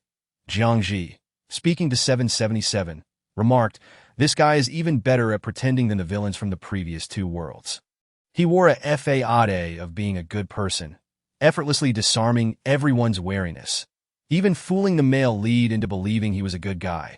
Such malevolent amusement was truly unsettling. 777 replied. Villains are never good. Yawning with fatigue, she decided to head to her bedroom. "I'm going to sleep now." "Good night," Xia Wuchen responded. As the door closed behind her, the fade on Xia Wuchen's face vanished entirely. His long fingers pushed open the window, allowing the blood-red rain to fall upon his hands. The raindrops mingled with his skin's temperature, chilling to the bone. Xia Wuchen comfortably squinted his eyes, relishing the sensation of the rain outside. As his usually pitch-black pupils were dyed a chilling crimson, morning arrived. The first golden rays of sunlight streamed through the glass window, illuminating the floor and dispelling the darkness within the room. When Jiang Zhi awoke, she discovered the rain outside had ceased. She climbed out of bed and opened her door, only to find Xia Wuchen entering with food in hand. He waved it before her. Breakfast, still groggy from sleep. She stared at the food in his hands and his gentle smile, momentarily believing they were still in a pre-apocalyptic world. Once she realized the reality, a significant sense of disappointment washed over her. "Oh!" She pursed her lips, not wanting to see his face. Noticing her reaction, Xia Wuchen glanced at the food in his hands, puzzled that "Don't you like this?" His bag contained bread, bottled water, and instant noodles. Bread that could last a year. Filled with preservatives, Jiang Zhi shook her head. Not really did I end this apocalypse. What was there to like or dislike? As long as food was edible, it was a treasure. After finishing breakfast, they exited the apartment building. The heavy rain from the previous night had cleansed the entire city, and the foul stench that once permeated the air had vanished, replaced by the fresh scent of rain. Xia Wuchen sensed the surroundings and looked at her. There aren't many zombies around. Jiang Zhi breathed a sigh of relief, finding his face more agreeable. That IT had some effect after all. Xia Wuchen caught her gaze and couldn't help but chuckle. That I can kill zombies. Jiang Zhi had no expectations of him, but also refrained from discouraging his confidence. Xia Wuchen primarily played a supportive role in their group, often remaining behind to sense the approaching hordes of zombies, which was quite useful. Jiang Zhi glanced at his tall, upright figure, gripping the brick in her hand. "You should stay behind me. I'll handle the killing." The girl's long black hair shimmered with a faint golden hue, and her exquisitely beautiful face was filled with determination. It looked utterly out of place. Xia Wuchen's expression flickered, and he softly responded, "All right, you come to protect me." Those words delighted Jiang Zhi. If she had a tail, it would surely be wagging with joy. However, on their way back, they encountered not a single zombie. Jiang Zhi sulked, muttering, "When I want to see zombies, none appear. When I don't want to see them, they show up in droves." Overhearing her words, Xia Wuchen's lips curled into a slight smile as he suppressed his presence. The zombies, sensing danger and hiding away, suddenly surged forth as the threat dissipated. Just as Jiang Zhi finished speaking, she spotted 3 or 4 zombies charging toward her. Her pupils constricted, and she quickly warned the man behind her, "Be careful." Chapter 41. Scheming and Arrogance. 5. With that, she lured the zombies toward the nearby roadside barricade, gripping the brick tightly, ready to play a dangerous game with them. However, to her surprise, after a night had passed, those clumsy zombies suddenly seemed intelligent, capable of leaping over obstacles.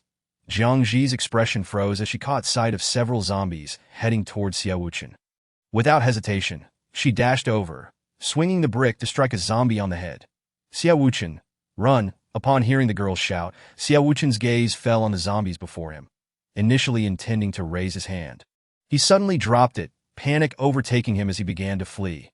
Jiang Zhi dispatched the zombies that had been pursuing Xia Wuchen, but unexpectedly, while running, he tripped and fell to the ground. Seeing this, Jiang Zhi acted without a second thought, rushing in front of the zombie about to bite Xia Wuchen, extending her arm to block its gaping maw, that a sharp pain shot through her arm as the zombie's teeth pierced through her sleeve and into her flesh. Ignoring the pain, Jiang Zhi swung the brick down on the zombie's head and kicked it away. As the last zombie fell, Jiang Zhi's body faltered, her steps unsteady, nearly collapsing onto the ground. Xia Wuchen swiftly caught her, his gaze meeting the girl's pallid face and the look of sheer panic in her eyes. I was bitten," she stammered, her eyes reddening, her nose tingling with the onset of tears, her heart consumed by the dread of impending transformation into a zombie. Xia Wuchen glanced at her arm, where the wound inflicted by the zombie bled profusely, staining her sleeve a deep crimson, droplets of blood trickling from her slender fingertips onto the ground. "It's all right." He attempted to offer her some comfort. Yet, Jiang Zhi abruptly pushed him away, swaying slightly but managing to remain upright, her eyes narrowing in accusation at the man before her. "Get away. It's all your fault that I was bitten. Just leave." The girl struggled to maintain her composure, her harsh words coming out clumsily. Xia Wuchen stood frozen, his lips pressed together, and after a moment he spoke, "Don't be afraid. Luo Heng will find the medical expert who can develop a cure. You will be fine." Jiang Zhi had never encountered a man as foolish as he. Even in her dire situation, he did not flee, waiting for her to turn and bite him. As she turned to leave, a group of unexpected guests approached from a distance. Indeed, the team they were supposed to regroup with. Luo Heng, upon sensing the tension between them, quickly focused on the girl's arm, his expression tightening with alarm. "She's infected. Don't come near." The individuals trailing behind him abruptly halted. Yu Xiaochun raised his handgun, aiming it at Jiang Zhi, his eyes gleaming with excitement. "Boss, I'll take her out right now." Not only him, but Song Xiefeng also raised his weapon. Before Luo Heng could interject, Xia Wuchen spoke first. "Lower your guns." His dark eyes glinted with an icy glare, his usual warmth dissipated under the sun's warm rays. The intensity of his gaze sent shivers through the group. Yu Xiaochun reluctantly lowered his weapon, offering a nervous smile. "Xiegu, I put it down." Luo Heng raised a hand, signaling Song Xiefeng, who still hesitated with his gun drawn. "Xiefeng, she is still one of us. She hasn't turned yet." Jiang Zhi scanned their faces, her fingers tightening around the hem of her shirt, her dark eyes lowered, a cold laugh escaping her lips as she spoke harshly. "I don't need your pity. You need not fear. From now on, we part ways." With that, she turned and ran, disappearing from sight in an instant. Her words left the others in shock, and Yu Xiaochun, unable to contain himself, exclaimed, "No way. Xiegu, with her like that, she's just pretty." Before he could finish, the weight of Xia Wuchen's gaze caused his heart to clench, silencing him. Luo Heng furrowed his brow, staring intently at Xia Wuchen, eventually asking, "Wuchen, are you truly willing to leave us for her?" Xia Wuchen held a pivotal position within the group, not merely due to his sensing abilities, but also because Luo Heng had saved him before. Considering him his closest brother, even the vice-captain was his. Thus, none wished for Xia Wuchen to depart. He slightly raised his brow, a hint of a smile flickering in his dark eyes, and replied leisurely, "She was bitten while saving me, Luo Heng. I cannot be so selfish." A sense of helplessness engulfed Luo Heng. Indeed, his good brother was kind-hearted, righteous, and bound by an unbreakable moral code. After a lengthy silence, Luo Heng's voice emerged hoarsely. "Very well, go." Xia Wuchen bid them farewell, stating they would meet again someday, then departed from their sight. Once he was gone, Song Xiefeng approached Luo Heng, asking, "Captain, you truly let him go just like that?" Sensing abilities were exceedingly rare, and they had only encountered Xia Wuchen that if he left, their journey ahead would be fraught with peril. The others, witnessing the exchange, remained silent. Inside a convenience store, Jiang Zhi had cleared out the zombies within and now curled up in a corner. Resigned to her fate, she hugged her knees, burying her face in them, her shoulders trembling intermittently. Xia Wuchen arrived at the entrance, witnessing this scene. The faint sound of her sobs echoed from the corner. Muffled and choked, he walked over, stating, "You run quite fast." Jiang Zhi, initially thinking she misheard, looked up to find the man standing at the door. Shock filled her face as she wiped her tears, her blurred vision gradually clearing to confirm it was indeed him. Xia Wuchen walked in with steady steps, stopping beside her, squatting down leisurely to inquire, "Are you crying so sorrowfully?" Jiang Zhi suddenly stood up, retreating a step, hastily wiping her tears and glaring at him. "Are you insane? I was bitten, and you still come here. Aren't you afraid I'll bite you?" Such a foolish man, tripping while trying to escape. Had he not fallen, she would not have been bitten. Idiot. Xia Wuchen did not approach her, standing upright and gazing intently. Once a person is bitten, the time until they turn into a zombie is 5 minutes. Jiang Zhi blinked in confusion. "What do you mean?" Xia Wuchen produced an old pocket watch from his pocket, the time recorded, stating, "It has been nearly 30 minutes since you were bitten." Jiang Zhi's expression grew blank. Then Xia Wuchen chuckled lightly.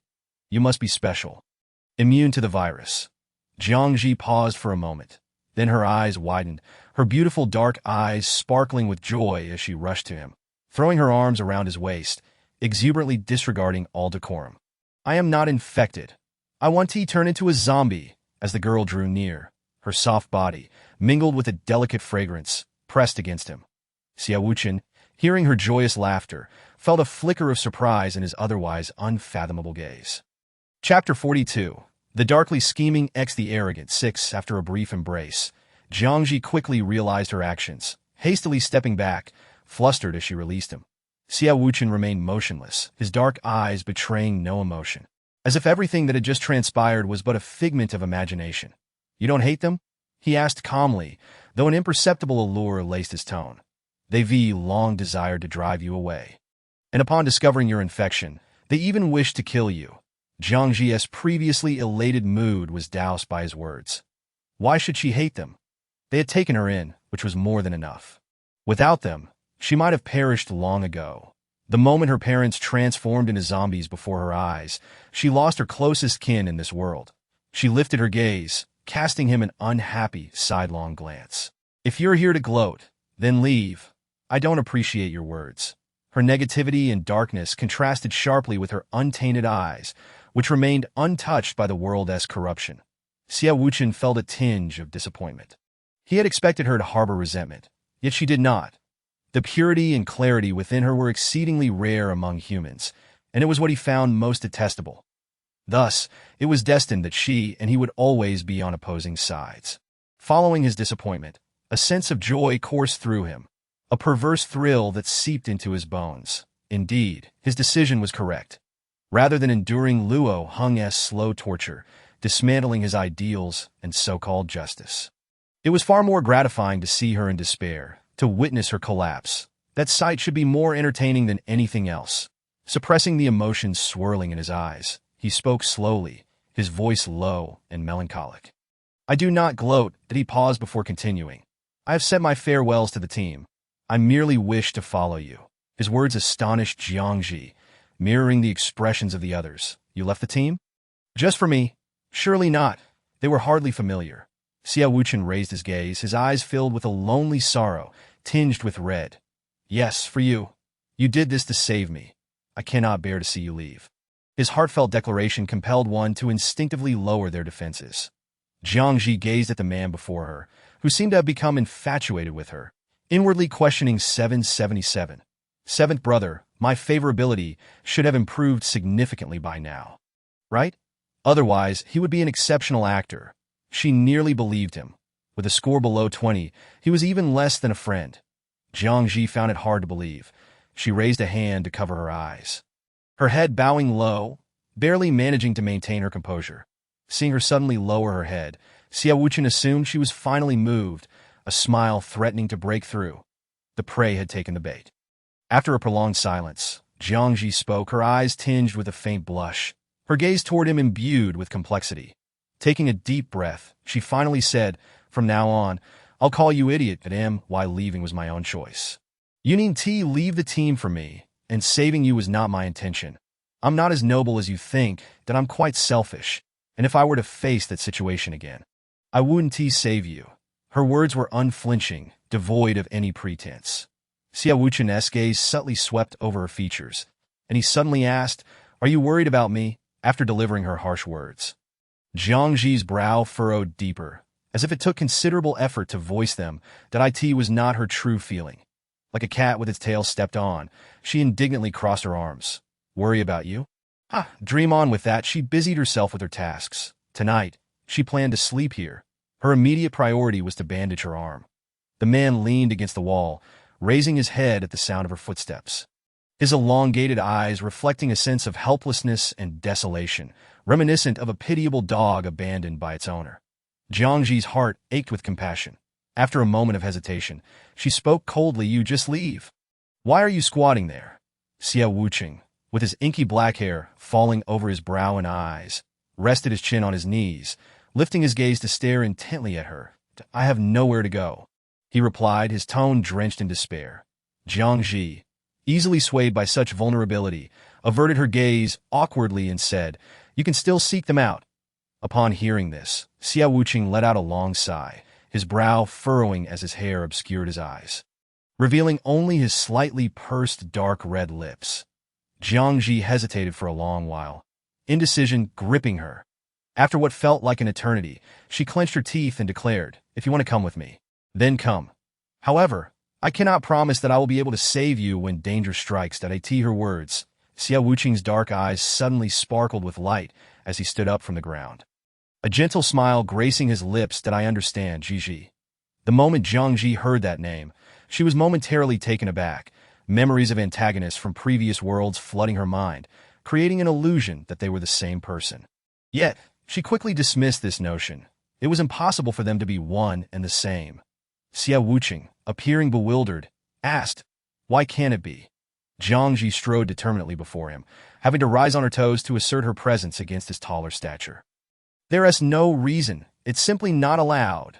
They were not particularly close.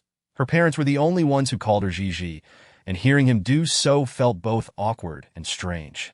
With warmth lingering in his eyes, Xiao Wucheng nodded obediently, responding, All right, I want to call you that. However, he continued, What should I call you then? Jiang Zhi crossed her arms, adopting a haughty demeanor. Call me whatever you like. Just don't call me Zhi. Xiao Wucheng chuckled softly. Very well, Zhi. Jiang Zhi was left speechless. The convenience store's entrance was framed with glass doors, and Jiang Zhi ensured that every corner was shielded by curtains, preventing even a sliver of light from escaping. Zombies were sensitive to light, especially at night, where even the faintest glow could draw their attention. Once she completed this task, Jiang Zhi turned to find the man had made their sleeping arrangements. Using cardboard boxes scavenged from the store's inventory and extra curtains, he had created a surprisingly comfortable makeshift bed on the floor. Unable to muster a proper expression of gratitude, Jiang Zhi cast him a nonchalant glance and cleared her throat, murmuring, The bedding is acceptable. Xiao Wucheng beamed. Thank you for the compliment, Zhi. Jiang Zhi found it perplexing that a man could smile so often, Once again, his smile dazzled her, causing her to awkwardly avert her gaze and shuffle over to lie down on the makeshift bed. That night, they consumed the instant noodles and snacks that had yet to be scavenged at by midnight. Jiang Zhi succumbed to a high fever. Lacking medication, she relied on simple bandaging to staunch the bleeding. But in the sweltering conditions, her arm, bitten deeply by a zombie, became inflamed and infected. Xia Wuqing, lying beside her, immediately sensed something was amiss. He sat up, pressing the back of his hand to her forehead, which felt like fire. Zhi. The girl was trapped in a nightmare, her lips parting slightly as she murmured incoherently. Xia Wuqing's expression darkened, and as he scanned their surroundings, he swiftly stood and pushed open the glass door. Striding out. When he returned, he carried medication he had salvaged from a nearby pharmacy. Most supplies had been depleted by the base or other wanderers, but he had managed to find a decent amount of anti-inflammatory and fever-reducing medicine. These medications were of little use to them in the event of a zombie bite, which meant certain infection with the virus, that he administered the fever medication to her and applied alcohol to her skin to help dissipate the heat. While tending to the wound on her arm, Jiang Zhi stirred awake in his embrace, her dazed eyes blinking open as she croaked, "Am I about to become a zombie?"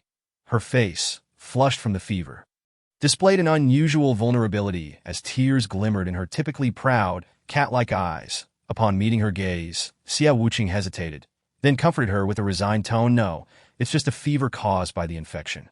Jiang Zhi hardly absorbed his words. Illness rendered one particularly fragile. Tears cascaded down her cheeks as she pouted, looking both pitiful and aggrieved. "Xia Wuqing, if I turn into a zombie, please don't kill me." "Okay, I fear pain. Just let me wander outside and perish on my own." "Xia Wuqing, this bracelet on my wrist is my most cherished possession. I'll give it to you, just don't kill me." Her rambling soon dissolved into sobs. Within a short span, she had divulged all her life's regrets. Xia Wuqing had never witnessed her in such a state and couldn't help but chuckle softly. However, upon noticing the tears at the corners of her eyes and the heart-wrenching cries, his dark brows furrowed. He raised his hand to cover her mouth, physically silencing her cries. "You will not become a zombie." "Jiang Zhi, do you understand?" Jiang Zhi blinked in confusion, tears glistening on her long lashes, trembling slightly as they fell onto her cheeks, her eyes silently questioning the truth of his words, satisfied with his assurance. Exhaustion took over Jiang Zhi. The fever medication weighed heavily on her eyelids, and soon she drifted back into slumber. Xia Wuqing listened to her rhythmic breathing, his gaze momentarily lingering on her face before he resumed his task, ignoring the peculiar stirring in his heart. She feared pain. That was rather convenient, a potential leverage to use. When Jiang Zhi awoke the next afternoon, hunger had roused her. Upon opening her eyes, she was met with the sight of the man seated beside her. And memories of the previous night flooded back. Her expression soured as she realized, to her chagrin, that she had cried for so long in front of him. How mortifying! Xia Wuqing noticed her awakening and greeted her warmly. "Good morning, Zhi." Jiang Zhi stood up with a stoic expression, avoiding his gaze as she stiffly walked to the door, pretending to check for zombies outside.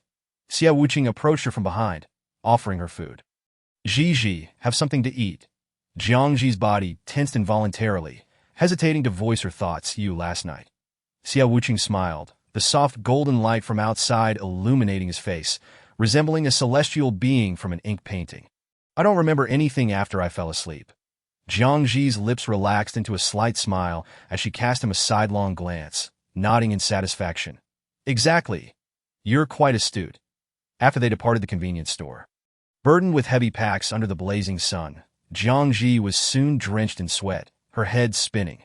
Noticing her distress, Xia Wuqing promptly suggested, "Zhi, let us find a place to rest. I can hardly bear it any longer." Upon hearing this, a smile involuntarily tugged at her lips. Surprisingly, this fellow was becoming increasingly likable. Quickly realizing she had praised him twice internally, Jiang Zhi sought to justify her thoughts that he was still slightly inferior to her. Having a poor relationship with her brother, who had cohabited with the original owner for over a decade, the thought of him lingered in her mind, and as they approached a rest stop, two burly men suddenly appeared ahead. Wielding iron rods and striding menacingly towards them, that it was over. The men scrutinized them up and down before leisurely asking, "Are you two married?" Jiang Zhi, infuriated, retorted, "Married?" He my subordinate. Understand? One couldn't afford to lose face when outnumbered. The burly man, observing her fierce demeanor, cast a sympathetic glance at Xie Wucheng, swinging his iron rod dismissively. This area belongs to us. You want to be leaving. The man would remain as labor, while the girl. Well, she was striking, but her temper required some taming. Xie Wucheng feigned fear, trembling as he hid behind Jiang Zhi, whispering, "If we give you food, will you let us go?" The towering man, taken aback by Xie Wucheng's cowardice, scoffed inwardly, unwilling to let them speak further. Then he motioned to the other burly men. Just before Jiang Zhi lost consciousness, she shot a glare at the man beside her. How could he be so spineless? With his height, he should live up to it. In the dimly lit basement, a chill and foul odor permeated the air, the sound of muffled cries echoing from the corners. Upon awakening, Jiang Zhi found herself in a cramped space filled with numerous people, all captured by those brutish men that in this apocalyptic world overrun by zombies. The most insidious threat was the human heart. The basement was predominantly occupied by women, with a few men scattered about, most having been taken away for labor. Disdainfully glancing at the useless Xie Wucheng beside her, Jiang Zhi kicked him lightly, but he stirred awake, panic crossing his features as he trembled. Zhi, where are we? Jiang Zhi was puzzled by his reaction, noting he appeared more frightened than she was. His cowardice amused her. She reveled in her own prowess. Unbeknownst to him, she remained calm, surveying their surroundings and declaring, "You need not fear. Since you are my subordinate, I will not abandon you." Chapter 44. The scheming and arrogant 8. With his forehead lowered, Xie Wucheng's thin lips curled into a deep arc, as though the corners of his mouth had stretched to his ears, and his shoulders trembled with excitement. Foolish. She was more foolish than anyone he had ever encountered. He, the guide, had intentionally led the girl to this area, known for its notorious criminal organization in B City. The organization had a leader who was originally a sentenced criminal awaiting execution, who upon the apocalypse's arrival, escaped from prison, gathering various ruthless miscreants from all corners to form this organization. The base had repeatedly sent people to eradicate them, only to be slaughtered by the organization's members, who were predominantly strong and ruthless men. Upon gaining supernatural powers, they did not think to combat the zombies, but instead sought to plunder those who ventured near this territory. In the apocalypse, such organizations proliferated. The once lawful society had suppressed their innate tendencies, but after the collapse of civilization, those tendencies were unleashed, weaving a tapestry reminiscent of an early slave era. All men and women became their slaves, exchanged and auctioned among various organizations for profit. This was merely a few months after the apocalypse. In a few years, these organizations would become more entrenched, and even government bases would find themselves powerless against them. Xie Wucheng thrived in such places, filled with malice, where people morphed into savage beasts, devoid of boundaries, driven solely by insatiable desires. Such individuals were the most suited for the apocalypse. Jiang Zhi, oblivious to Xie Wucheng's affliction, shifted her gaze to survey her surroundings. That moment, a heavy iron door creaked open, and several individuals entered, abruptly plunging the atmosphere into panic. A few shrank back, attempting to avoid their gaze. The newcomers sought to select women for their leader, who had a particular fondness for beautiful women, often delighting in tormenting them, resulting in one death each night. The remaining individuals understood this to some extent and were unwilling to be chosen. The bespectacled leader ambled leisurely around the corners. Jiang Zhi, unsure of the situation, summoned her supernatural ability, a brick, and mimicked the others by huddling back. Their fear indicated that this was not a favorable turn of events. Beside her, Xie Wucheng suddenly lost control, leaping to run outside, but was firmly restrained by several individuals. His dark hair obscured his brow and eyes as he quickly lowered his head, only to be thrown to the ground by them. Meanwhile, the bespectacled man approached Jiang Zhi in the corner, grasping her collar and lifting her. "This one," he declared to his companions. Everything transpired too swiftly. Jiang Zhi had yet to react to Xie Wucheng's situation before she was dragged outside. Lying on the ground, Xie Wucheng trembled uncontrollably, excitement gleaming in his eyes that he wanted to see it he craved to see. Dragged out of the basement, Jiang Zhi was taken to a room where two women awaited her. After the bespectacled man and his group departed, Jiang Zhi found herself sitting on the floor, panic etched across her face, cursing inwardly. Was Xiao Wuchen even human? 777. He is not. Jiang Zhi. .777 hesitated. He is the zombie lord. Possessing an extraordinarily high IQ and terrifying abilities, he could control both zombie hordes and humans. The bespectacled man had just been under his influence. That I asked Jiang Zhi to watch the two women inch closer. She mustered her composure and questioned them. Where is this? Who are you? One woman on each arm dragged her towards the bathroom. After a thorough scrubbing and washing, Jiang Zhi's hair, unwashed for nearly a week, was now fragrant and clean. She nearly lost her grip on her fear. Dressed in a flowing white gown, she stood before a full-length mirror, reflecting a face as delicate as a goose egg. Her beauty seemingly veiled in a mist, breathtakingly stunning. Did I in the white dress? She resembled a celestial being descending from the heavens, her aura ethereal and pure. The two women behind her momentarily sparked with light in their eyes, only for it to vanish quickly.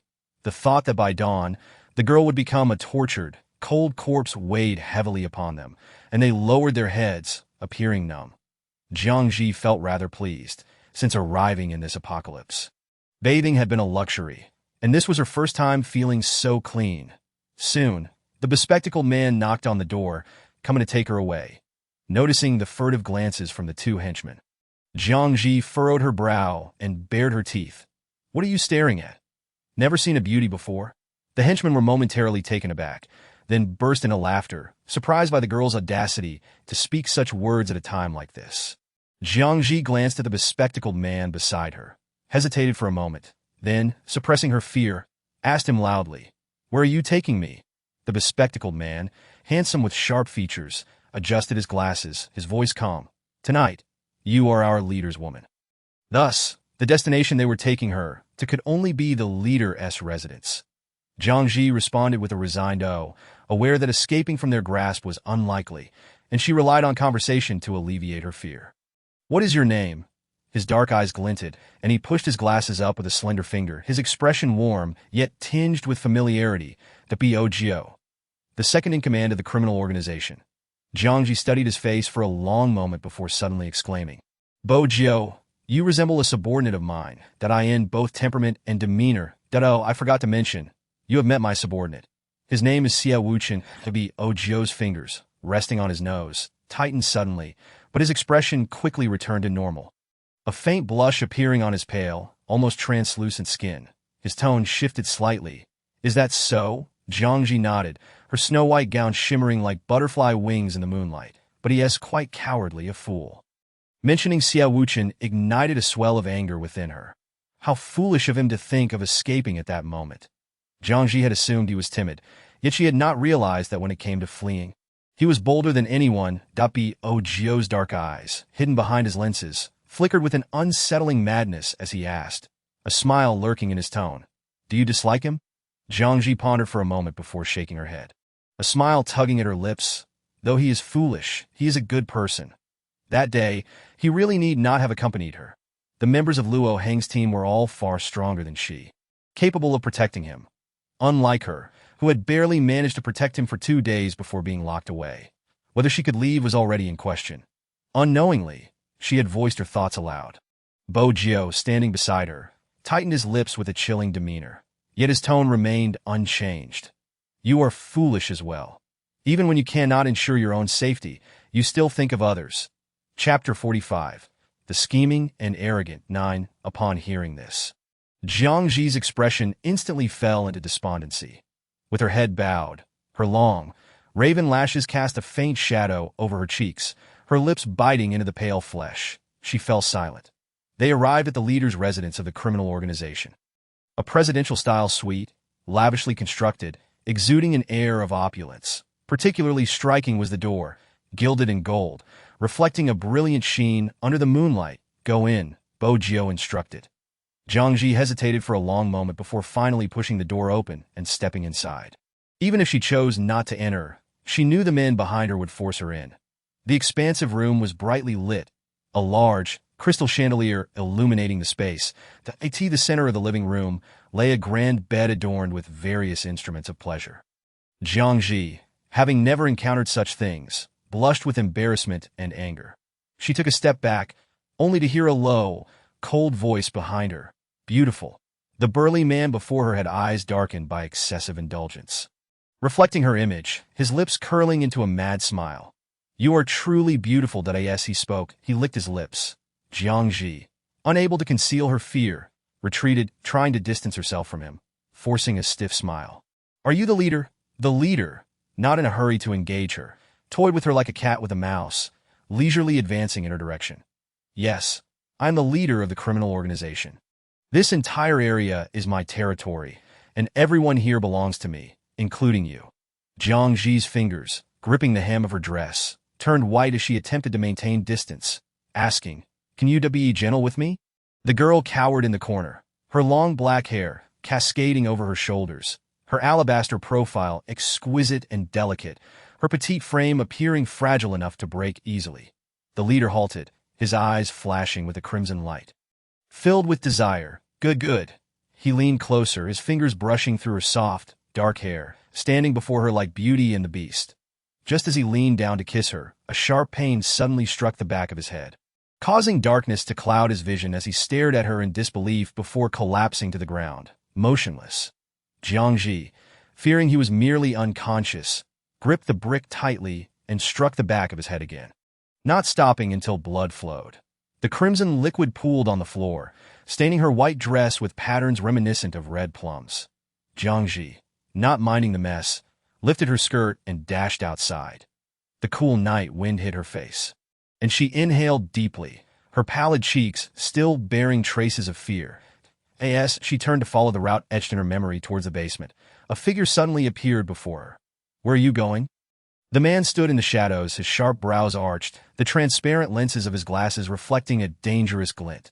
Jiang Zhi's body tensed as she gazed at Bo Jio's face, biting her lip before finally asking, "Can you let me go?" Her voice was filled with a plea. Bo Jio approached leisurely, his gaze sweeping across the scene within the room. Upon noticing the leader sprawled on the ground, a flicker of surprise crossed his face. He had not anticipated that she would escape from his grasp. A mere waste, he should have exercised control over her. Bo Jio, also known as Xia Wuchen, wore a cold expression as his eyes fell upon the girl's pale visage, the corners of his lips curling upwards slightly, devoid of warmth. What advantage would it bring me to let you go? Jiang Zhi froze in place, her emotions completely absent as she met his serpent-like, frigid gaze, her heart plunging into a cold abyss. Her body felt both icy and powerless. Indeed, what benefit did she hold for him, in a world where the weak were destined to be eliminated? She was unfit, both in physique and ability. How could she survive? Though she claimed to protect Xia Wuchen, she possessed no certainty in her heart that as Xia Wuchen observed the growing despair on the girl's face, a sense of delight blossomed within him. Yes, it should be this way. After despair, let her plunge into darkness that I may allow you to leave. But Xia Wuchen leaned closer, his voice a low, enticing whisper by her ear. You shall become my woman.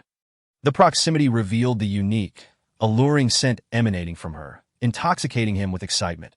Upon hearing his words, Jiang Zhi's complexion drained of color, her dark eyes lingering in shock for a prolonged moment.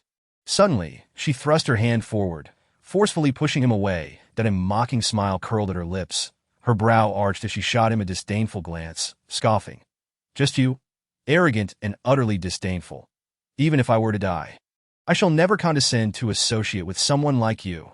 With that, Jiang Zhi seized a brick and brought it down upon her own head. Xia Wuchen reacted swiftly, stopping her motion, his elongated eyes flashing with a ruthless intensity as he anticipated the unexpected outcome.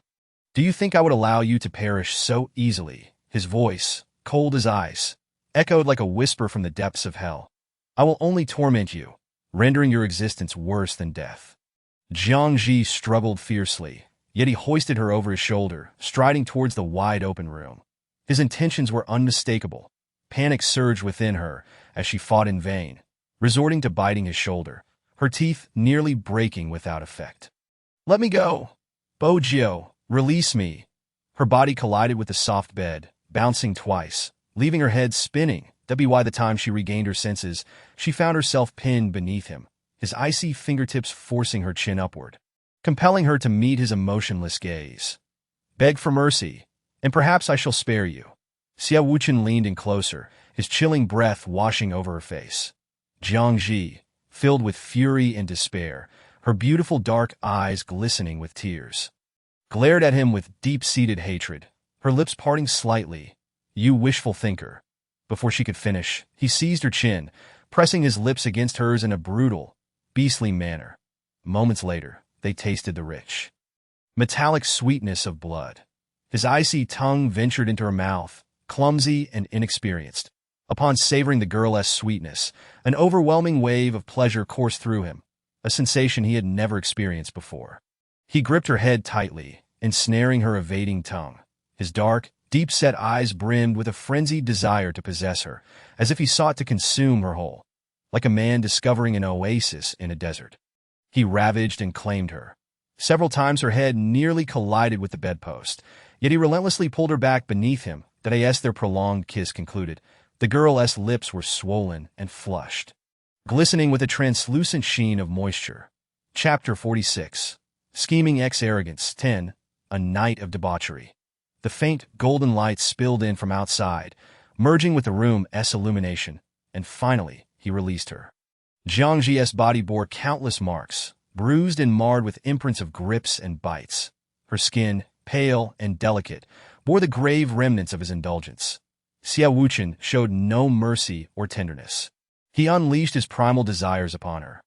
Jiang Zhi wept throughout the night, her voice hoarse from crying. He continued relentlessly, seemingly tireless, a true villain whose stamina and frequency surpassed that of ordinary men. It was far from comfortable, leaving her with a terrifying shadow in her heart. The moment he finally relented, she closed her eyes and fell into a deep slumber, the blanket slipping down her shoulders, revealing skin marred beyond recognition. Xia Wuchen's long fingers brushed against her profile, observing the tear-stained remnants at the corners of her eyes, his narrowed gaze fixated upon the now slumbering girl, reflecting a glimmer of possessiveness. But he had initially contemplated a different method of torment, but last night had brought him unparalleled delight.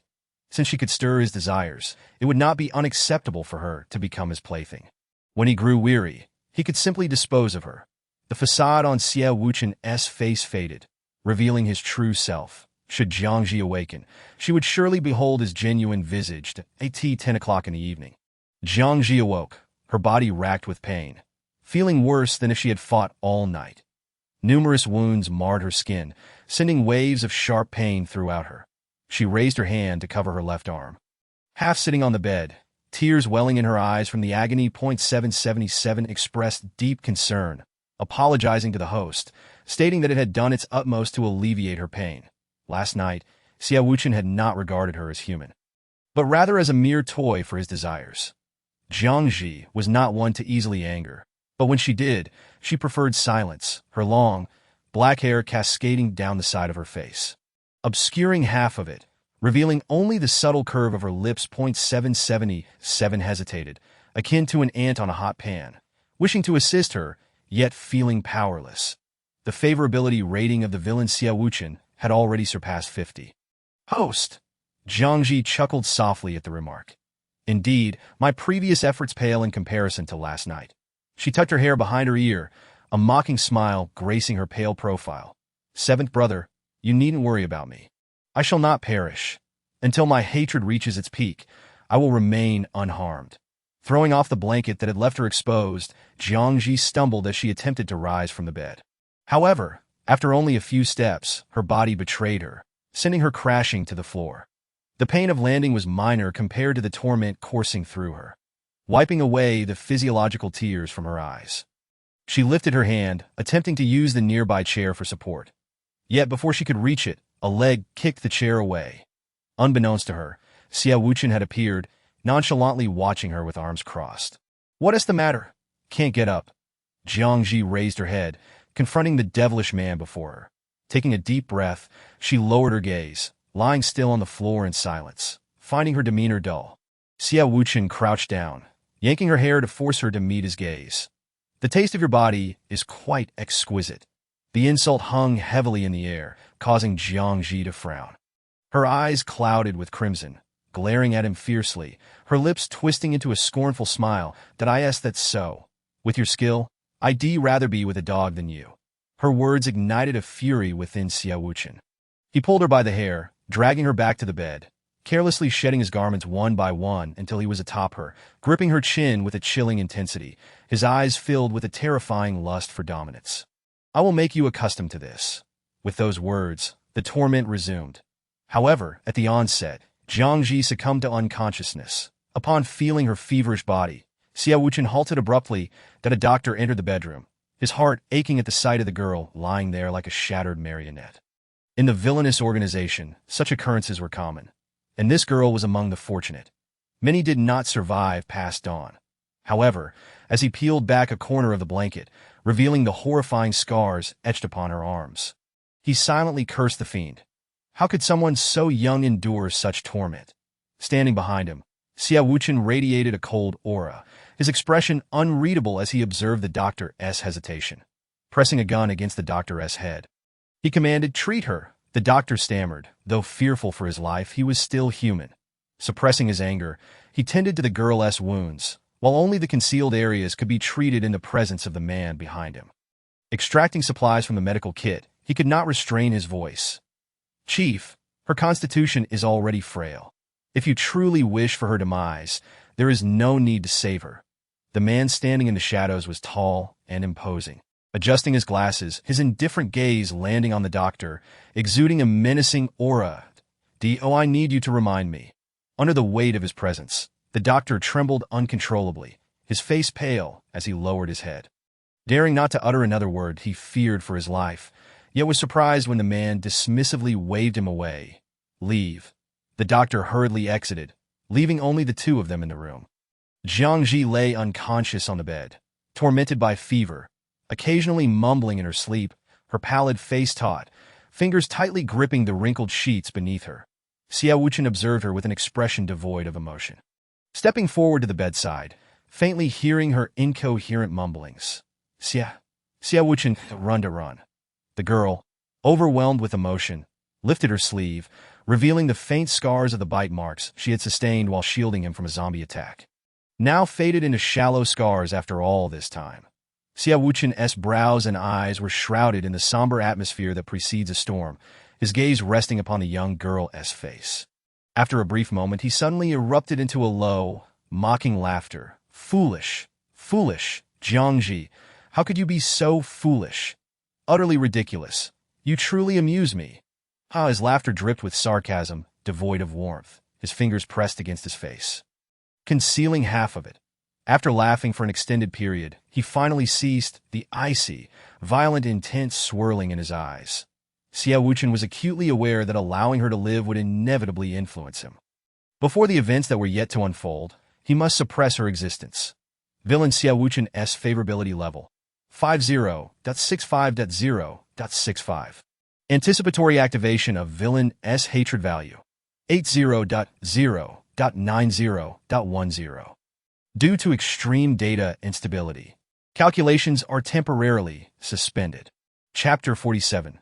Scheming X Arrogance 11. Xia Wuchen stepped closer, his icy fingers resting on her slender neck, that as he raised his gaze, it met the abruptly widened eyes of the girl. Jiang Zhi, tormented by a high fever, sensed his intentions, closed her eyes, and a faint smile graced her lips, as if she felt liberation was near, never to see him again. Upon witnessing the smile at the corner of her lips, Xia Wuchen's hand abruptly halted.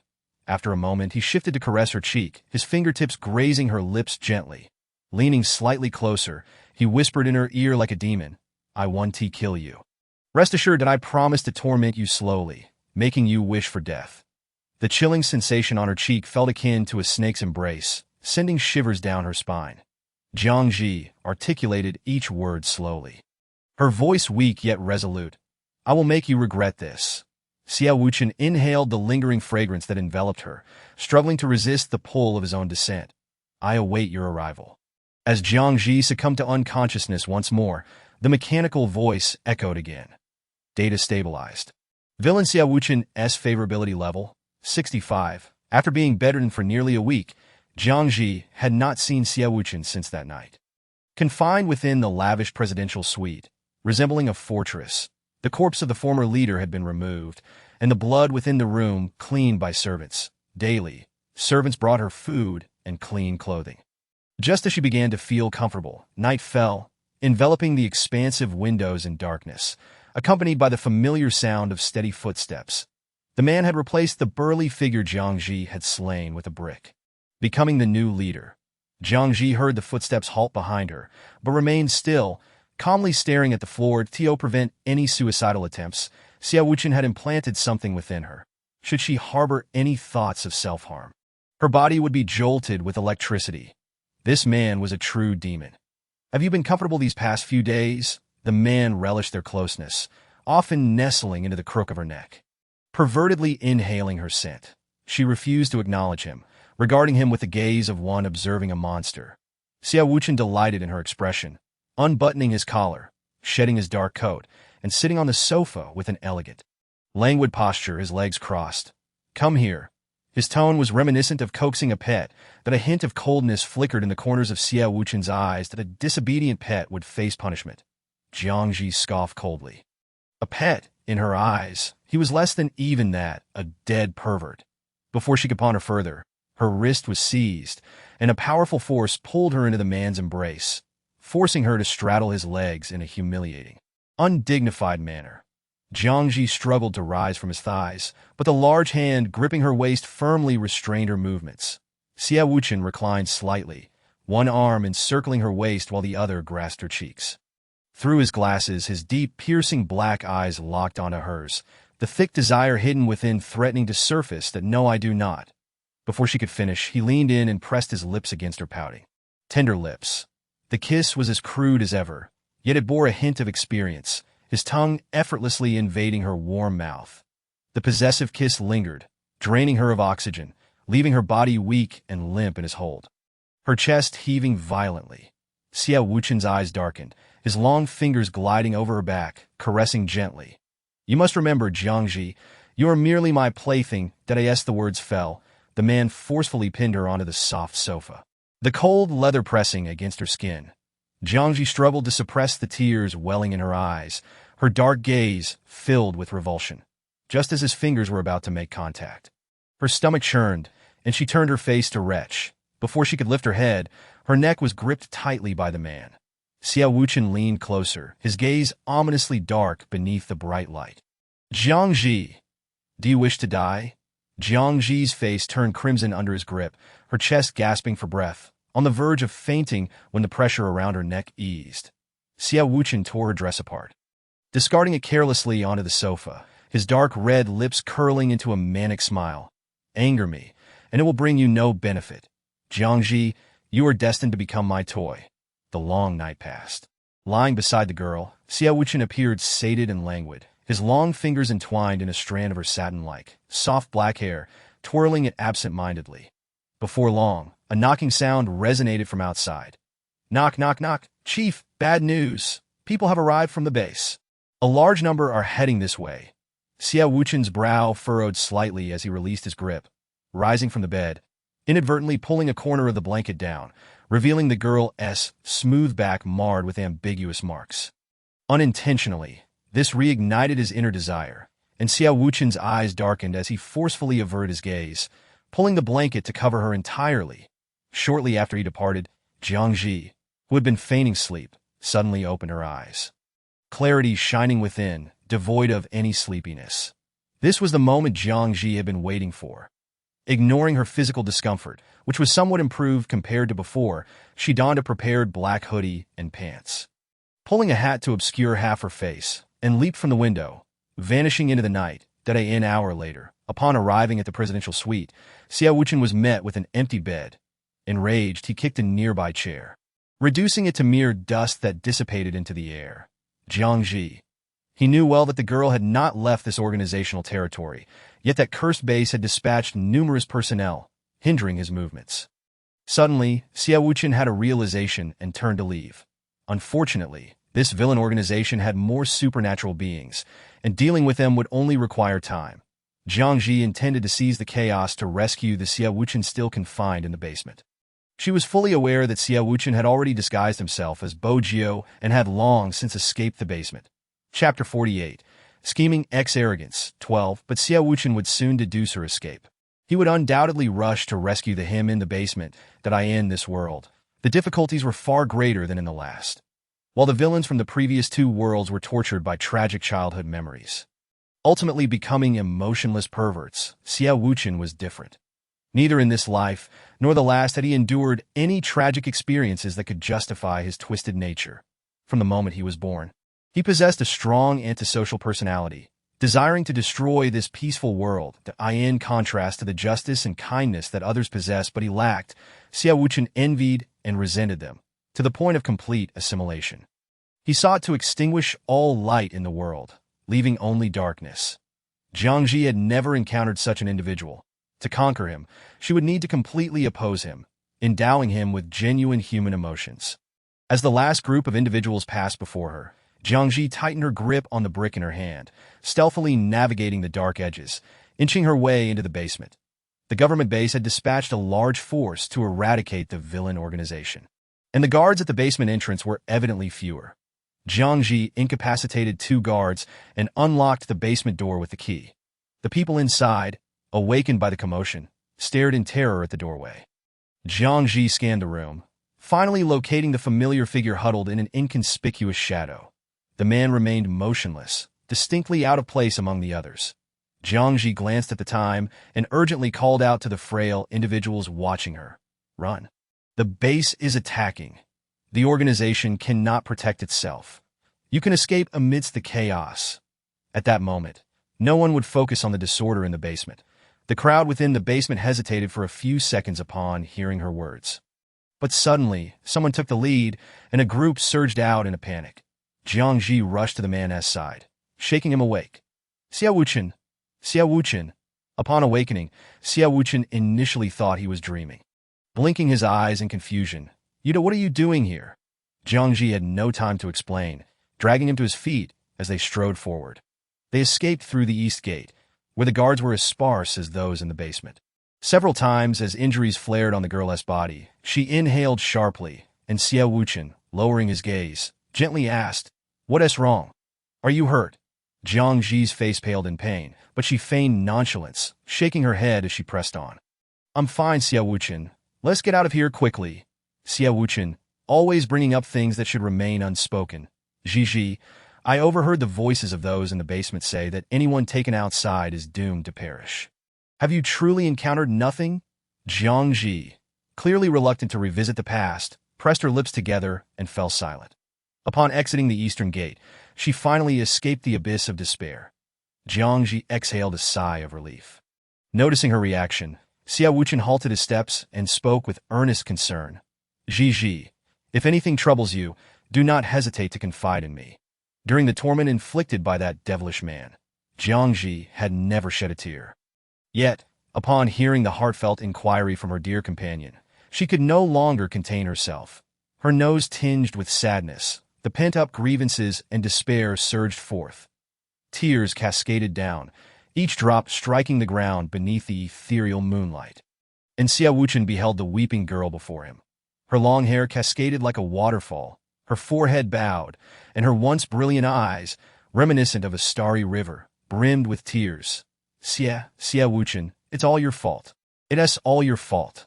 She threw herself into his embrace, tightly clutching his waist, her pale fingers gripping him as her face buried in his chest. Xiao Wuchen paused, acutely aware of the warmth and dampness against him. Listening to the girl as heart-wrenching sobs that it was as if he was her entire world, the sole pillar of support she could lean upon in this vast expanse. He narrowed his eyes, his gaze cold and devoid of warmth, akin to a hedgehog curling up to conceal its vulnerabilities. Yet in front of his foolish partner, Xiao Wuchen revealed this softer side that an unexpected surge of jealousy flooded his darkened heart. An inexplicable agitation arising within him. She cherished the version of him that masqueraded as a fool, the one who cowered behind women. Yet he, with his true identity as Bo Jiao, was met with her disdain. A malicious smirk curled upon Xiao Wuchen's thin lips if she were to discover that Xiao Wuchen was indeed Bo Jiao, the very tormentor she had endured, the one she trusted most.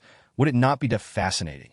However, this thought flickered briefly before he extinguished it, choosing instead to revel in her affectionate proximity and trust. This was far more exhilarating than the prospect of breaking her spirit. Jiang Zhi, exhausted from prolonged tension and weakness, succumbed to slumber in Xia Wuchen's embrace. The next day, the sun's fiery rays enveloped the earth, unleashing waves of heat. Awakening in the vehicle, Jiang Zhi opened her eyes, abruptly sitting up, panic-stricken, surveying her surroundings. Upon spotting Xia Wuchen at the wheel, her eyes began to redden. It was not a dream. She had truly escaped the clutches of the demon. Sensing the girl's initial terror giving way to relief, Xia Wuchen pulled over to the roadside and turned to her, asking, "What's wrong? Did you have a nightmare?" Jiang Zhi inhaled deeply and exhaled, stretching her weary body, shaking her head. "I'm fine. Where are we?" Xia Wuchen's dark gaze swept over the skin at her neck, where remnants of the previous night lingered. Suppressing his emotions, he reached out to ruffle her hair in a comforting gesture, but she instinctively recoiled. Xia Wuchen, accustomed to adjusting his glasses, halted upon realizing they were absent, and instead pinched the bridge of his nose. "I apologize." His fingers tightened and relaxed in his lap, haunted by the unshakable specter of nightmares. She realized that even after escaping the abyss, the shadow of the demon still clung to her. "I am sorry, Xia Wuchen." For the first time, she offered an apology, her lips curling into a strained smile. "I didn't mean to." All her previous pride and dignity crumbled in the face of this man. She could not reclaim them. After a month of coercion, torment, and humiliation, Jiang Zhi was at a loss for how to move forward. Xia Wuchen shook his head, his voice gentle, as if he could effortlessly mend her wounded heart. "Zhi, regardless of what you've endured, you remain the girl who proudly wielded a brick to vanquish zombies." Chapter 49. Scheming and Arrogance. 13. Jiang Zhi lowered her head, her raven locks cascading down to obscure half her face. Her voice muffled. Xia Wuchen leaned closer, his sincere, slender eyes fixed upon her. "Really?" Jiang Zhi lifted her gaze, tears streaming down her cheeks, hastily wiping them away. Gritting her teeth, she nodded vigorously. "Yes. Why should I, a victim, bear such burdens? It's not my fault. The demon is the one who deserves retribution."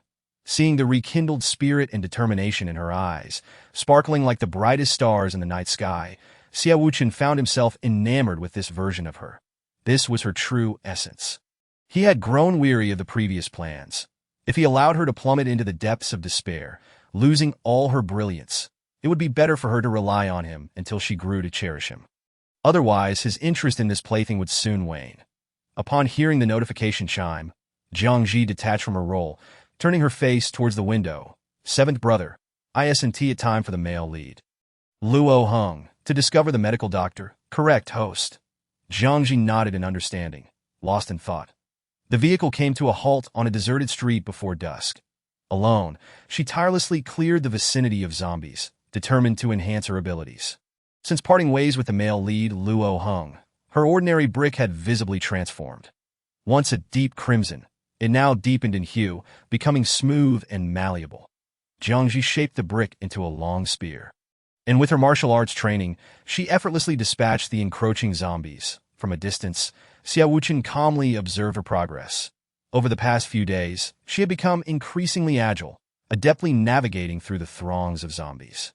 After vanquishing the final zombie, Jiang Zhi approached Xia Wuchen, breathless but unyielding, leaning on her spear. "That you've made significant progress." Xia Wuchen praised without reservation. Jiang Zhi beamed up at him, a few strands of hair clinging to her forehead. Drenched in sweat, droplets trickling down her cheeks, her entire body glistening. "Of course. I just killed .200.300. Well, I lost count, but it was quite a few .502 zombies," he remarked, having counted. Upon hearing this, Jiang Zhi felt an even greater sense of accomplishment. Clutching her spear with pride, "Humph, who says my brick is useless? After evolving, it can transform shape. It's practically a divine weapon. No one can stand against me." Xia Wuchen retrieved a dry towel from his bag and offered it to her, his smile tender and indulgent. "Indeed, no one can match you." Jiang Zhi accepted the towel, wiping the sweat from her face, standing on her tiptoes to drape her other arm over his shoulder. "Xia Wuchen, if you stick with me, you'll enjoy a life of luxury." Xia Wuchen lowered his gaze, the proximity allowing him to catch a whiff of her increasingly intoxicating scent. Unlike anyone else, her sweat bore no foul odor, only enhancing her alluring fragrance. "Xia Wuchen, She called out nearly in exasperation. "What is it?" Jiang Zhi pouted, glaring at him. "I've been calling you for ages, and you ignored me." Xiao Wuchen sheepishly scratched his dark hair, bending down to meet her gaze, sincerity evident in his demeanor. "I apologize, Zhi. I was lost in thought that as he watched her silhouette merge into the encroaching night, he glanced down at the towel in his hands, imbued with her captivating scent. Pausing briefly, he buried his face in the towel, inhaling deeply.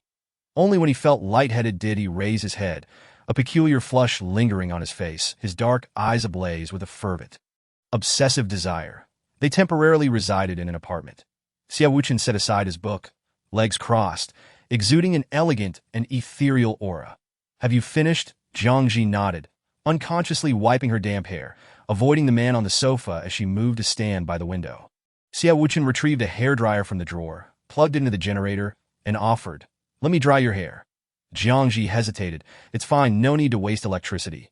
She felt embarrassed enough just having washed her hair. Xiao Wuchen chuckled softly, setting the dryer down, approaching her, and gently took her hand, guiding her to the sofa. Jiang Zhi's earlobes flushed crimson as her fingers tensed, feeling his fingers weave through her hair, sending a shiver coursing through her limbs and into her heart. Once the sound ceased behind her, Jiang Zhi unsteadily rose from the sofa, her face a deep shade of red, awkwardly stammering, "Why, your technique is quite good." Her stability faltered further. Xiao Wuchen, having set the dryer aside, approached her, lifting a finger to tuck a loose strand behind her ear, revealing her delicate, flushed cheeks, her charming gaze lowered, long lashes quivering, beautiful and pure. Jiang Zhi reacted instinctively, evading his touch, her gaze darting away. A single strand of hair caught on his fingertip. "I'm going to sleep now." This time, Xiao Wuchen did not stop her, watching her retreat into her room, his eyes betraying the fiery intensity of his desire. Upon returning to her room, Jiang Zhi felt the heat fade from her cheeks as she lay on the bed, shutting her eyes and soon succumbing to the realm of dreams. In the hazy dreamscape, she seemed to have lost all consciousness, leaving only an exceptionally clear sense of awareness that a shadow loomed ever closer before her until a face emerged into her sight. The man was strikingly handsome, with raven-black hair that obscured his brows, those familiar, sharp eyes fixated on her, akin to a wolf stalking its prey. Jiang Zhi felt an unmistakable recognition of him, yet her mind was a blank slate. Allowing him to lean in and kiss her lips, the sensation was as vivid as though she were ensnared in reality. The man kissed her for an extended moment before pausing, his fingertips teasingly lifting her delicate chin. While he gently grasped her jawline, his fingers ensnared her soft tongue, tantalizing but tormenting. The girl helplessly tilted her head back, yearning to evade his mischievous fingers, yet found no refuge to end the dream. She had been tormented throughout the night. As dawn broke, Jiang Zhi awoke with flushed cheeks, abruptly sitting up and pressing her hand against her chest, which rose and fell violently. The remnants of vivid crimson lingered at the corners of her eyes, with tears pitifully cascading down. The unusual tingling sensation throughout her body had yet to dissipate, and after a brief moment of catching her breath, she luxuriously stretched as if the previous experience had been a nightmare. Then last night had certainly been a beautiful dream. Xiao Wuchen, that eccentric, had never shown her such tenderness before. This surge of affection, exceeding 70 points, was certainly genuine. How could Jiang Zhi easily let it go? Filthy words. What other abilities did he possess that I am unaware of? If dreams can be so intimate, does that not signify a spiritual connection? If 777 had a physical form, it would undoubtedly be blushing furiously, pretending not to understand. There is also devouring. The ability to consume humans for oneself is undeniably domineering and disturbingly powerful. This is the primary reason the male lead cannot contend with him. Jiang Zhi exclaimed, "Oh," as she threw off the covers and stepped out of the room. Xiao Wuchen coincidentally opened the door at the same moment. Upon seeing her, his dark eyes deepened, a trace of amusement dancing at the corners of his lips. "Good morning, Zhi." Jiang Zhi met his gaze, and the hazy remnants of last night's spring dream flooded back, causing a rosy hue to rise to her cheeks. She quickly averted her eyes, avoiding his gaze, her tone stiff. "Morning. What a cheerful morning it is." Xiao Wuchen, perceiving through her facade into her heart, found her bashful demeanor irresistibly adorable. Choosing not to tease her further, he tidied up his belongings, and they departed the dwelling. Outside, the sky was dim, shrouded in a heavy gloom that obscured any hint of sunlight, suggesting an impending downpour. Jiang Zhi recalled the only bizarre blood rain that had fallen since the apocalypse. A sense of foreboding creeping into her heart.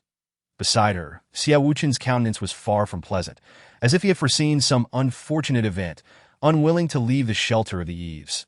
Just as Jiang Zhi was about to inquire about his disquiet, her peripheral vision caught sight of swirling snowflakes. Fluffy snowflakes cascaded from the sky, blanketing the ground in a pristine white, accompanied by a biting chill. It's that snowing. Since the onset of the apocalypse, the weather had grown increasingly sweltering, global temperatures soaring to unbearable heights. Yet now, it was indeed snowing, and she could feel the external temperature plummeting dramatically. She approached him, her face etched with concern. "What is troubling you?" Xiao Wuchen pressed his lips into a thin line, and upon hearing her tentative, worried tone, his furrowed brow softened slightly. He stepped back to avoid the falling snowflakes, explaining, "I don't particularly like snow." Was there truly someone who disliked snow? This thought reminded Jiang Zhi of the antagonist, Yin, from the First World, who had loathed snow due to unpleasant childhood memories. But why did Xiao Wuchen despise it? Dismissing the strange sense of familiarity that arose within her, she directed her gaze to a car under the nearby shelter and suggested, "Let us head to the car." She anticipated a refusal from the man, yet after a brief hesitation, Xiao Wuchen acquiesced. "All right." As they entered the vehicle, the windshield wipers sprang to life, clearing the obscuring snowflakes from their view. The car navigated through the alley and onto the main road, driving against the snowstorm. Seated in the driver's seat, Xiao Wuchen's complexion mirrored the pallor of the snow, his dark eyes fathomless, devoid of warmth. His usual gentleness was absent, replaced by a chilling demeanor akin to the snow outside. This only solidified Jiang Zhi's belief that he truly harbored a profound aversion to the white flakes. What could possibly cause him such disdain? Pondering this, Jiang Zhi asked aloud, "Xiao Wuchen, why do you dislike snow?" "There is no particular reason. I simply do not like it." After explaining, Xiao Wuchen's gaze shifted forward, landing on a group of individuals not far ahead. Following his gaze, Jiang Zhi spotted a team encircled by a horde of zombies. That IT was none other than Luo Heng and his group, whom they had parted ways with months ago. The male lead possessed the power of lightning, capable of inflicting tremendous damage, capable of annihilating hundreds of zombies in a single blow, albeit at a significant cost to his mental energy. The air reverberated with deafening thunder, and upon witnessing the scene, Jiang Zhi unbuckled her seatbelt, preparing to exit the vehicle to assist them. Xiao Wuchen halted her movement, his voice low. "It's not merely a wave of zombies. If it were just an ordinary small wave, they would not be in such dire straits." Hearing this, Jiang Zhi scrutinized the situation, and her expression froze. 2 zombies stood at the rear of the horde, directing the others. They possessed abilities of their own. One could create spatial restrictions, while the other could unleash toxic attacks. The venom encircled Luo Heng's team, forming a barrier that prevented them from breaking free. While the zombies outside the toxic barrier surged forward, attacking them with calculated precision, reminiscent of a well-trained army. Jiang Zhi had only encountered mindless zombies before and had never faced such intelligent, capable foes. This was no different from humanity, sending shivers down her spine. How could they be so clever? Xiao Wuchen explained, "The recent blood rain enhanced the zombies' abilities." Jiang Zhi, incredulous and at a loss for words, realized the situation had grown increasingly perilous.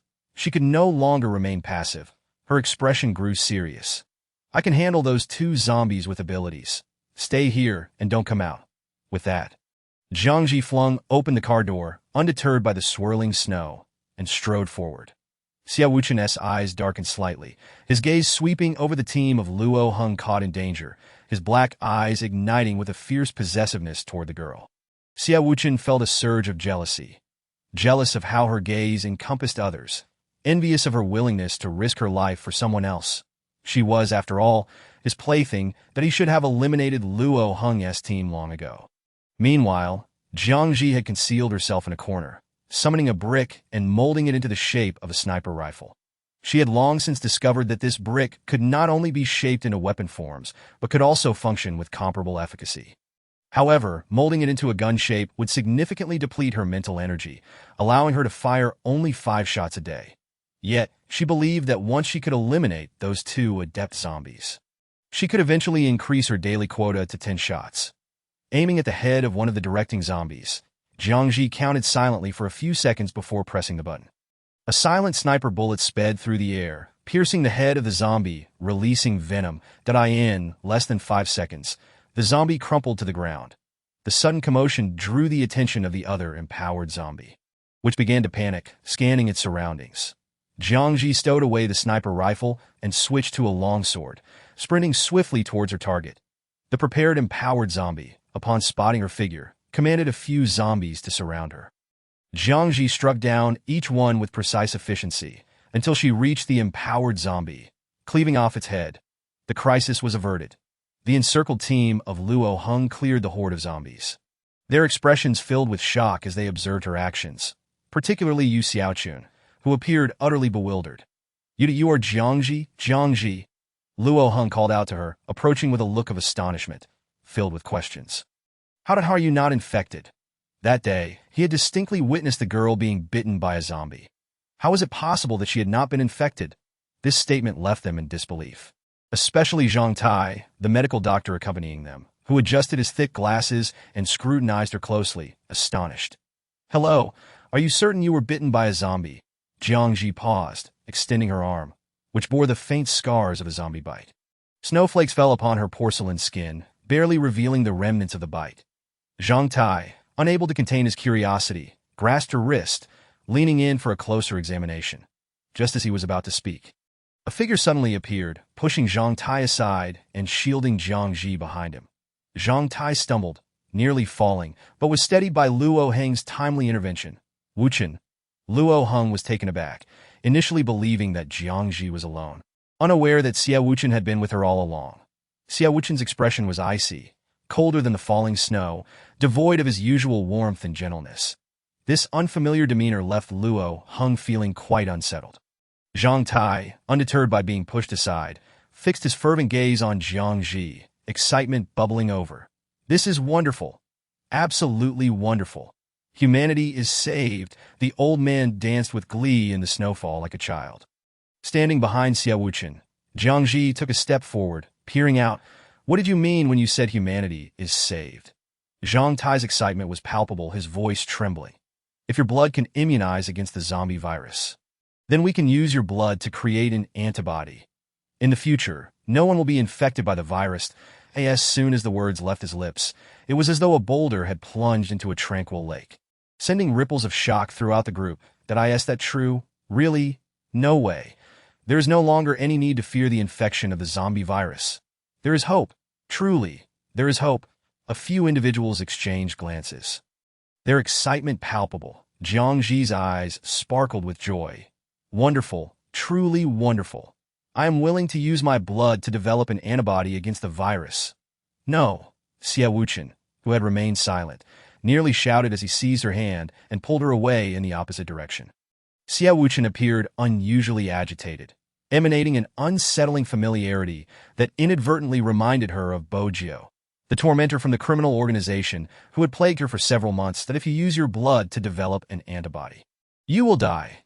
Xia Wuchen's gloomy gaze crystallized in a frost, snowflakes adorning his brows and lashes, shimmering like silver. Upon hearing this, Jiang Zhi froze in place, her gaze shifting abruptly to the medical doctor nearby. When her eyes met Zhang Lao's, he quickly averted his gaze, confirming Xia Wuchen's words. Jiang Zhi clenched her fists, the joy in her heart doused like a flame extinguished by a bucket of ice water. To save the world, sacrifices must be made. However, before they could depart, Luo Heng and his team rushed in front of them, blocking their path. "Wuchen, this is humanity's only chance," Luo Heng spoke in a grave tone. "Did you not see? The zombies have become more formidable, their intelligence indistinguishable from that of humans." After he spoke, Yu Xiaochun could not help but chime in softly. "Yes, that if we can develop an antibody, humanity will no longer be susceptible to the zombie virus, and the world will return to its former state, peaceful, harmonious, and beautiful. Yet, all of this must come at the cost of a young girl's life." Song Xiefeng glanced at Wen Shuang, nodding in agreement. If the virus vanishes, there will be no more disasters in this world. Xia Wuchen's cold gaze scrutinized the faces of these individuals, an uncontrollable surge of murderous intent rising within him. They all deserved to die before he could unleash his wrath. Jiang Zhi suddenly interjected, questioning, "What have I done wrong?" She raised her eyes, meeting each of their gazes, which they averted in pallid shame. "Did I want to live too?" she murmured. Even Zhang Lao, who had grown accustomed to the harsh realities of life, felt a twinge of embarrassment at Yu Xiaochun, from his moral high ground, retorted, "You were supposed to die after being bitten by a zombie. This time is merely a gift from heaven." Before he could finish, Xia Wuchen swiftly stepped forward, gripping his neck with a fierce hold. What Yu Xiaochun saw were eyes brimming with the dangerous malice of a hellish demon. Just as it seemed Yu Xiaochun would meet his end, the others rushed forward to intervene. But Jiang Zhi was quicker. "Xia Wuchen," she exclaimed, placing her hand over his icy grip, her voice commanding, "Release him." Feeling the warmth of her palm, Xia Wuchen's icy demeanor softened slightly, and with a taut brow, he relinquished his hold. Yu Xiaochun collapsed to the ground, coughing violently, the near-death experience instilling a profound fear that left him speechless. He knew that had it not been for Jiang Zhi's intervention, he might have been killed by Xia Wuchen. The sudden turn of events left everyone stunned, especially Luo Heng, who furrowed his brow upon seeing the unfamiliar Xia Wuchen. He could not comprehend why Xia Wuchen had transformed in such a manner.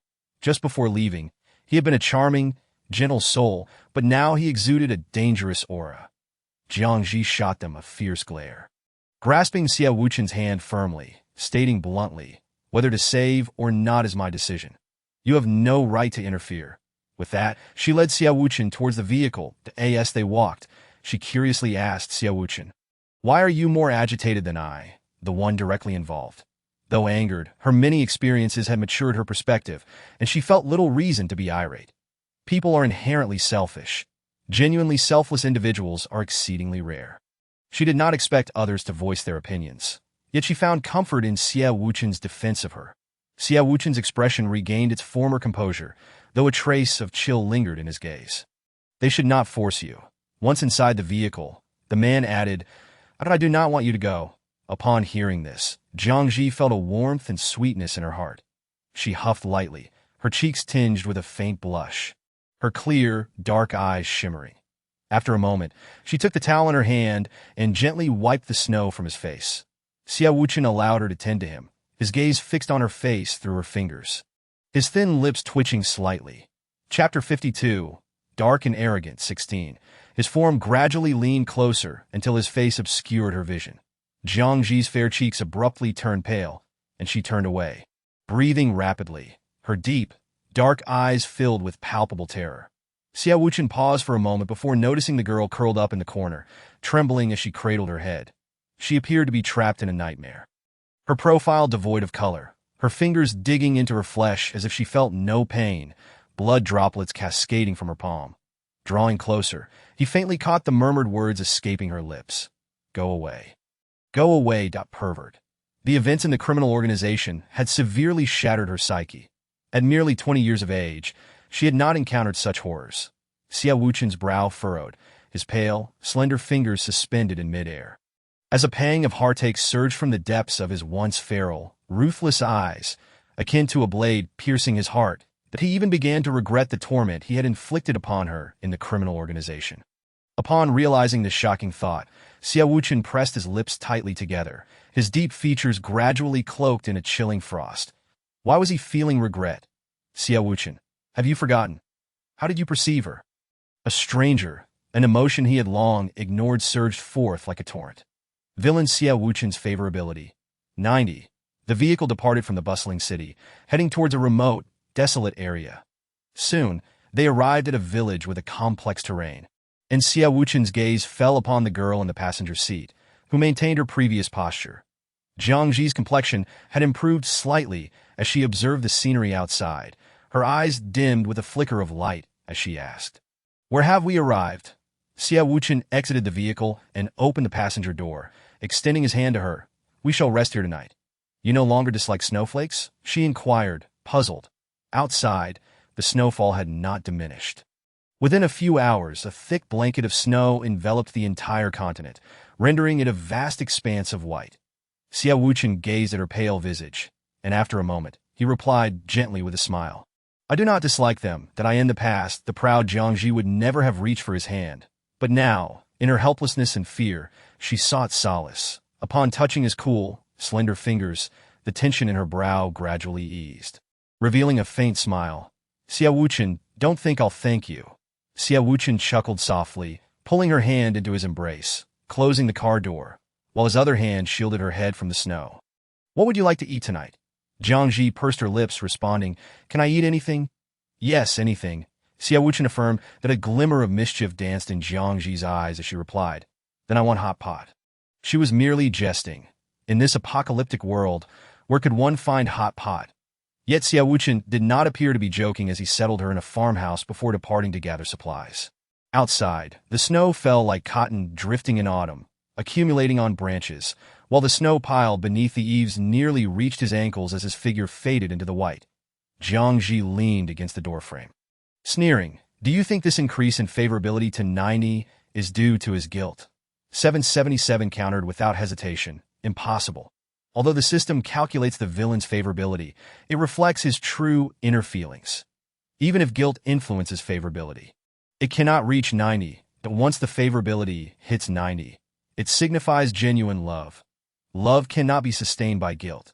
Tonight, the favorability must be maxed out. As Xiao Wuchen departed, an unexpected visitor entered the room. It was the male lead. Luo Heng. Dressed in military attire, Luo Heng's features were rugged and commanding, exuding a different aura from Xiao Wuchen. His brow was stern, his visage handsome in a soldierly manner, robust and imposing, radiating an air of authority. Without a hint of awkwardness, he approached her directly, stating, Jiang Zhi, it has been nearly half a year since the apocalypse began. As you have seen during the day, those zombies have grown stronger, possessing not only human intelligence, but also supernatural abilities. The extinction of humanity is simply a matter of time. You're the only human immune to the zombie virus. If you could join us at the laboratory to develop an antibody, you would save all of humanity from its current plight. The nation would forever remember you. Jiang Zhi had previously maintained her facade, refraining from speaking harshly to this male lead, but now, hearing his commanding tone, her anger flared. Crossing her arms, she responded sarcastically, What do I care if they live or die? Luo Heng, make it clear. I am no longer part of your team. She recalled vividly the day she was bitten when they had aimed their guns at her head. Lives are precious. Is mine any less valuable? Why must I pay with my life? Luo Heng had never encountered a girl so obstinately unreasonable. What was supposed to be a noble cause sounded selfish in her mouth. His expression hardened as he spoke gravely. Think about it. If your loved ones were infected with the zombie virus, would you still feel the same? Jiang Zhi laughed, her tone cool and indifferent. I am sorry, Luo Heng, but my parents are dead. In this world, I have no family left. Unable to counter her, Luo Heng, seeing that Xiao Wuchen was absent, prepared to forcibly take her away. Jiang Zhi discerned his intentions and, with astonishing swiftness, brandished a revolver, pressing it against his head. Her expression remained impassive as she asked, Captain Luo, tell me, which is faster, your lightning or my gun? Luo Heng's gaze flicked over her peculiar revolver. Despite its odd color, he recognized it as a genuinely formidable weapon. Moments ago, her speed had been so remarkable that he could barely perceive it. He had gravely underestimated her. It seemed that rather than being cared for by Xiao Wuchen, it was she who was safeguarding him. The once derided useless ability, now evolved, had granted her the power to shape reality at will. Most astonishingly, the bullets she conjured were limitless. Luo Heng realized he could not apprehend her without inflicting harm. Thus he relinquished the thought of capturing her. Jiang Zhi, I implore you to consider that the destruction of Earth would hold no benefit for you, he stated before departing the cottage. Chapter 53. The Manipulative and the Arrogant. 17. Jiang Zhi did not even wish to cast a glance in his direction. She was no paragon of virtue. She despised moral coercion. Once, she had harbored a flicker of patriotism, but now what a folly that it was merely a world shaped by data. Not long after Luo Heng's departure, Xiao Wuchen entered, carrying a bamboo basket. He detected a familiar scent mingling with that of the young girl, and his expression darkened. Has someone been here? Jiang Zhi, curious about the contents of his basket, nodded and replied, Captain Luo came by, urging me to make a sacrifice. Xiao Wuchen's brows furrowed, a coldness enveloping him like mountain snow, radiating an almost palpable aura of menace. Sensing his agitation, Jiang Zhi lifted her gaze from the basket and sighed. "Do not be angry." I won to heed his words. "Even if I could develop a viral antibody from my blood, I would not comply that I wish to live longer." Xiao Wuchen's fingers, resting on the basket, shifted from tense to relaxed as he raised an eyebrow, his warm gaze betraying a deep-seated affection. Zhi. Yet, concealed within the depths of his eyes lay a fierce resolve. They must be eliminated. Jiang Zhi's voice interrupted his thoughts. "Where did you procure all these vegetables?" She noted the presence of fish and pork. Xiao Wuchen explained that the vegetables were gathered from a nearby garden.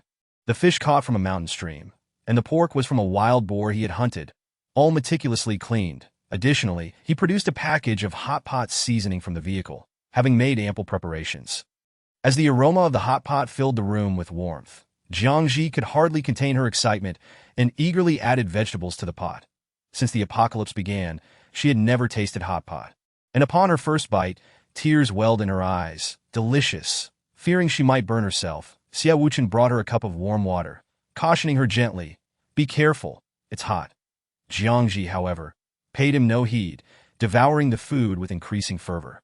Her pale face became flushed with a vibrant hue, and her eyes sparkled like distant stars, devoid of any daytime dullness.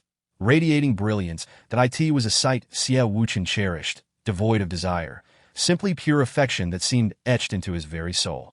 Bringing him profound joy, as she continued to eat, she retrieved several bottles of homemade liquor from outside.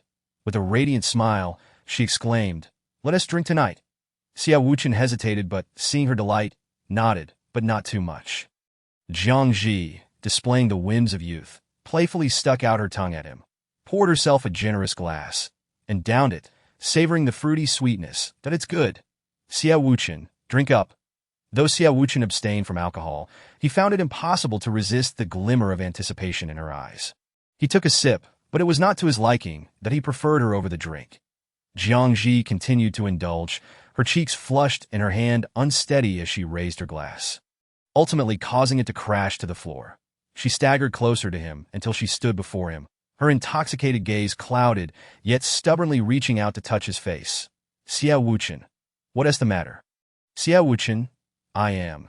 Seizing the moment, Jiang Zhi confessed her feelings, her words slurred but heartfelt. "I like you." Xiao Wuchen, as he held her slender waist to prevent her from stumbling.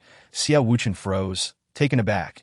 After confessing, Jiang Zhi felt a surge of regret, stumbling away from his embrace. Leaning against the edge of the table with her head bowed, "That I'm sorry, Xiao Wuchen." She began to ramble, engulfed in sorrow and despair. "In the villainous organization, I was forced by a perverse individual. He tormented me, treating me like I was less than human, that I despise him, that I truly loathe him." That a tear fell silently down her pale cheek, her long lashes trembling in distress, her voice low and choked. "Xiao Wuchen, I'm sorry that I never meant to keep this from you, that I was afraid that if I told you, you would leave me. Find me repugnant." Across the wooden table, Xiao Wuchen, standing a short distance away, felt the weight of her words. Each breath he took felt like a torment, laden with regret, as a voice within him questioned. "Xiao Wuchen, shouldn't you feel joy now? The girl you once regarded as a mere plaything has finally shed all her arrogance and confidence. Isn't this what you've longed to witness?" "No, that's not it," Xiao Wuchen shouted, his voice hoarse and desperate. Moments passed before he stepped heavily toward her, lifting her downcast face with both hands and speaking slowly. "Zhi, I will never look down on you. I will love you forever." Jiang Zhi gazed into the eyes of the man so close before her, feeling at ease as she closed her eyes, rising on her toes to kiss the corner of his lips. Unlike the fear and confusion of earlier, she shed all inhibitions, embracing only trust and reliance. The kiss was soft, imbued with a hint of sweetness. Xiao Wuchen's pupils constricted. He stood in shock as his heart raced uncontrollably, as if it might leap from his chest. That was the first time he had reacted in such a manner, in stark contrast to the forced intimacy of before. This was a response that resonated with both body and soul. Trembling in harmony, realizing what had transpired, Xiao Wuchen wrapped his arms around her delicate waist, kissing her with tender softness, their lips dancing in a sweet entanglement. After the kiss, Jiang Zhi, lost in reverie, murmured, "I really like you." Wuchen. Villain Xie Wuchen's affection level. 100. Xie Wuchen's carefully restrained rationality crumbled in an instant. He scooped the young girl into his arms and strode purposefully toward the bedroom. The moonlight bathed the bed in a silvery glow. Outside, snowflakes danced like feathers, blanketing the windowsill, while the chill was held at bay by the glass. The dappled light fell softly upon their entwined figures. At 3 in the morning, Jiang Zhi awoke, her mind clear as she listened to the sound of the man's breathing beside her.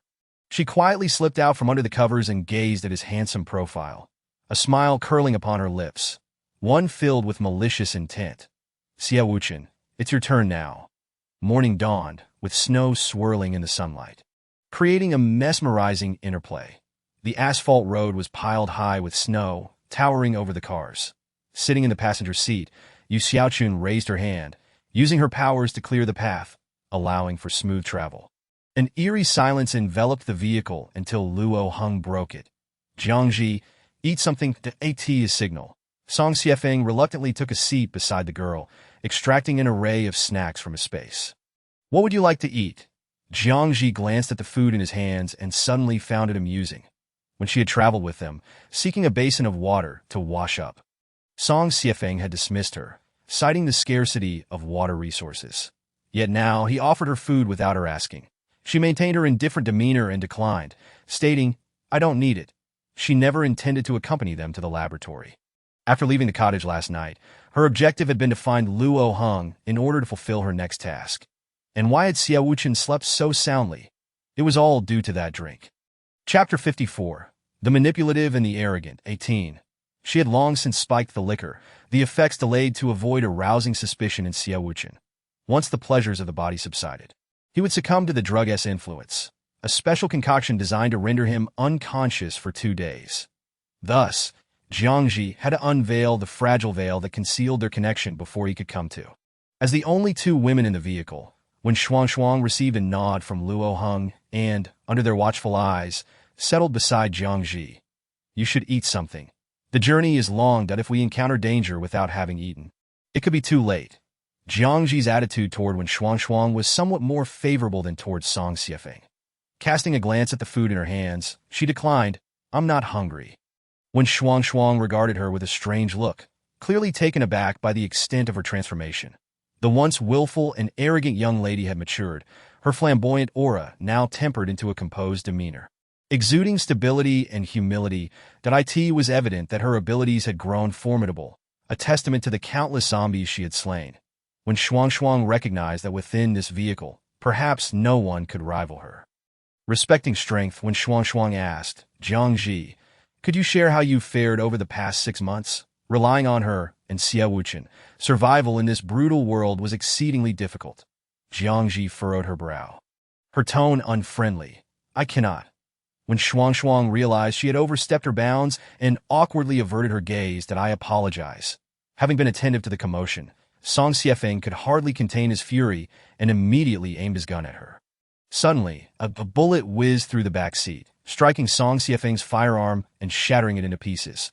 The shooter, Jiang Zhi, slightly raised her brow, her gun now pointed directly at Song Xiefeng's head. "You may attempt it," she warned. The overwhelming disparity in power enveloped the vehicle, leaving Song Xiefeng utterly suppressed, gasping for breath, his complexion ashen. Luo Heng, witnessing the scene, spoke with a stern voice. "Song Xiefeng, what are you doing?" Unable to move under the immense pressure exerted by the young girl, Song Xiefeng felt the weight lift abruptly. His chest heaved violently as fear coursed through him, and he tremulously apologized. "I'm sorry," devoid of any strength to argue. Among those with supernatural abilities, the greater the difference in power, the stronger the suppression. Having just experienced this, Song Xiefeng was acutely aware of how vast the gap was between him and Jiang Zhi. The brick gun in Jiang Zhi's hand vanished as she disregarded them entirely. Turning her gaze to the window, beside her, when Shuang was awestruck, having missed the moment when Jiang Zhi summoned the brick and fired. The speed was astonishing. The girl had become exceedingly adept at summoning bricks. Those who had previously looked down upon Jiang Zhi, such as Song Xiefeng and Yu Xiaochun, now avoided her like a venomous snake. As dusk descended, the vehicle moved cautiously through the night, entering a city in search of a place to rest. Suddenly, a distress signal crackled through the car's communication system, indicating nearby survivors facing peril. Luo Heng promptly instructed Yu Xiaochun, who was driving, to follow the signal's direction. The vehicle halted before an alley, compelling them to disembark and proceed on foot to locate the source of the distress.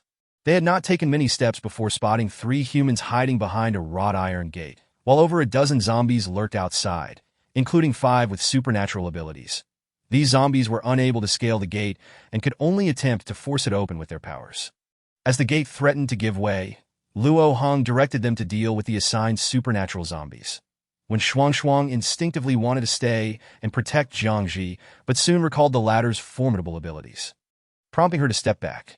However, a glance at Jiang Zhi's expression froze her in place. In the dim light, Jiang Zhi's face was pale, her eyes filled with terror as she stared at the gate, as though witnessing a nightmare. When Shuang approached her, concern etched on her face, asking, "What's wrong?" Upon getting closer, she clearly noticed Jiang Zhi's body trembling uncontrollably. "Why are you so afraid?" With her abilities, the girl should not have been frightened of that man. "It's all right," Jiang Zhi murmured, her fingertips nearly digging into her palm as she regained some semblance of composure. Her gaze barely shifted from the man's face before a sharp spear manifested in her hand. Her eyes gleaming with determination. "I am not afraid, I no longer fear him. Hence, this is the best opportunity for revenge." With swift strides, Jiang Zhi advanced, gripping the spear tightly. After dispatching the troublesome supernatural zombies, she vaulted over the wrought iron gate, inching closer to the man. The bespectacled man, known as Bo Jiao from the villain organization, momentarily froze at the sight of the approaching girl, opening his mouth to inquire. But before he could utter a word, the spear pressed against his throat, a mere inch away from claiming his life. The Bo Jiao's pupils constricted in terror as he felt the cold sweat bead on his forehead. "Please don't kill me. I have no enmity with you." Jiang Zhi scoffed, her eyes ablaze with rage. "Bo Jiao, you may have forgotten me, but I shall never forget you. I remember every single harm you've inflicted upon me." Bo Jiao, utterly bewildered, could not comprehend her words, his gaze fixated on her face, struggling to recall where he had wronged her. Truly, I do not know you. I beg you, spare me." His expression of confusion and terror appeared genuine, devoid of deceit. Suddenly, he recalled, 2 months ago, in the villain organization, "You were there, weren't you?" This statement ignited Jiang Zhi's fury, her suppressed hatred bursting forth as she thrust the spear into Bo Jiao's shoulder. "You lie. You are still lying." Bo Jiao cried out in agony as he collapsed to the ground, yet he clung to his previous claims. "I truly do not know you. Please spare me. I don't even know why I fell unconscious. I only remember locking eyes with a man who was trying to escape. His gaze was strange, and then I blacked out. That moment, Luo Heng and his team arrived, having eliminated the zombies, and beheld the scene unfolding before them. "Jiang Zhi," Luo Heng attempted to halt her cruel actions. "Stay back, or I will kill you all," she warned, shaping the spear in her grasp into a solid wall, blocking their advance. Her gaze fell upon the man writhing in pain on the ground, and she took a deep breath, calming herself slightly before inquiring, "Was it in the villain organization's basement?" Bo Jiao's memories, though prone to fading like those of an ordinary person, were vividly clear concerning the events preceding his unconsciousness that he had never anticipated waking to find that months had passed. Even more shocking was the fact that the previous leader had died, and he had become the new leader, instilling fear in everyone around him. "Yes, it was in the basement. That time, I was ordered by the leader to bring a woman from the basement. But I never expected that a man would try to escape, and after locking eyes with him, I fainted. When I awoke again, more than 2 months had gone by, the leader was dead, and everyone around me had changed. I became the leader. I never wished to be the leader of the villain organization. I planned to escape when the opportunity arose." His words were coherent and sincere, devoid of any hint of deception. Upon hearing this, Jiang Zhi's complexion turned pale, her gaze dropping to her fingers stained with blood. An unsettling thought began to take root in her mind. Why did she feel that Bo Jiao bore a striking resemblance to Xiao Wuchen? As she spent time with Xiao Wuchen, she often discerned echoes of Bo Jiao in him. Jiang Zhi was astute, her deductions consistently accurate. Yet at that time, she swiftly dismissed her thoughts, overlooking all the similarities that in the end. Her intuition seemed to hold truth. Suddenly, Jiang Zhi recalled something. After escaping the villain organization, Xiao Wuchen had not worn glasses, yet he had a habit of adjusting them instinctively. She had never paid much attention to this habit. Now, everything began to connect. The idea of encountering Bo Jiao was more difficult for her to accept than the possibility of a mere coincidence. The Bo Jiao, fearing she would not believe him, clumsily sat up from the ground. Extending his wrist towards her, the Bo Jiao who had become the leader possessed formidable abilities that instilled dread throughout the organization. But my abilities are weak. I cannot instill fear in those villains. The powers of supernatural beings were tied to their bloodlines, allowing them to test each other's abilities. Nowadays, laboratories had developed machines to test supernatural powers through bloodline analysis, a truth that could not be concealed by lies. Jiang Zhi had spent considerable time interacting with this man, and naturally, she was well aware of his abilities. She raised her pale, slender fingers, resting them on Bo Jiao's wrist. Moments later, the thick wall made of bricks collapsed behind her, and Jiang Zhi clutched her chest tightly, tilting her head back to spit blood on the ground. Luo Heng and his team, standing guard outside, rushed forward upon seeing her bleed. The raven-haired girl collapsed to the ground, unconscious. That Bo Jiao was left stunned, unable to fathom why her probing of his abilities would provoke such a reaction. Dr. Zhang, a medical expert, examined the unconscious girl and wore a look of astonishment. Luo Heng stepped forward, worry and urgency in his voice. What happened to her, Dr. Zhang? Dr. Zhang sighed deeply, responding slowly. She is overwhelmed with anger. Her powers surged uncontrollably, nearly disrupting her heart's meridians. Luo Heng pressed further, overwhelmed with anger. What could she be angry about from the moment she spotted the bespectacled man Bo Jiao? Her demeanor had been unusual, but why? What had transpired during her absence? Ultimately, when Shuang remained behind to care for Jiang Zhi, she remained unconscious for 2 days, awakening only when the noise around her became unbearable. As Jiang Zhi opened her eyes, the stench of blood assaulted her senses. When Shuang, bearing numerous wounds and visibly exhausted, clutched her longbow tightly, sprinting desperately, in the dim light, a familiar figure loomed, ruthlessly snapping Yu Xiaochun's neck. That exquisitely handsome face was shrouded in a menacing aura. In an instant, the man's silhouette merged with Jiang Zhi's memories of Bo Jiao. A person's appearance may be concealed, but the darkness within is far harder to hide. Pain pierced Jiang Zhi's heart as she gazed at Shuang, who was ignoring her plight and running for her life. Struggling to free herself from Shuang's back, Jiang Zhi finally managed to get down. Upon seeing her awaken, Shuang, usually composed, was now in a state of panic, her red eyes brimming with unshed tears. You must run. He is after you, hurry. After the previous encounter with the high-level supernatural zombies, Jiang Zhi's powers had intensified. Not only could she manipulate firearms, but she could also manipulate vehicles. Before Shuang, after conjuring a jeep, she took her seat in the driver's position, getting into the vehicle first. The application of her powers could extend to such uses. Jiang Zhi inquired about her discoveries. That a profound fear crept into Shuang's eyes. Yes, it was Xiao Wuchen. Her voice trembled as she hugged her arms tightly, disbelief evident in her tone. He killed Song Xiafeng, and team leader Luo held him off alone to save us. Yu Xiaochun had just blocked him to allow our escape. As she spoke, tears streamed uncontrollably down her hands, her sobs echoing. Luo, team leader Luo, despair and sorrow engulfed her. The person she cherished most fell before her, a reality she could not accept.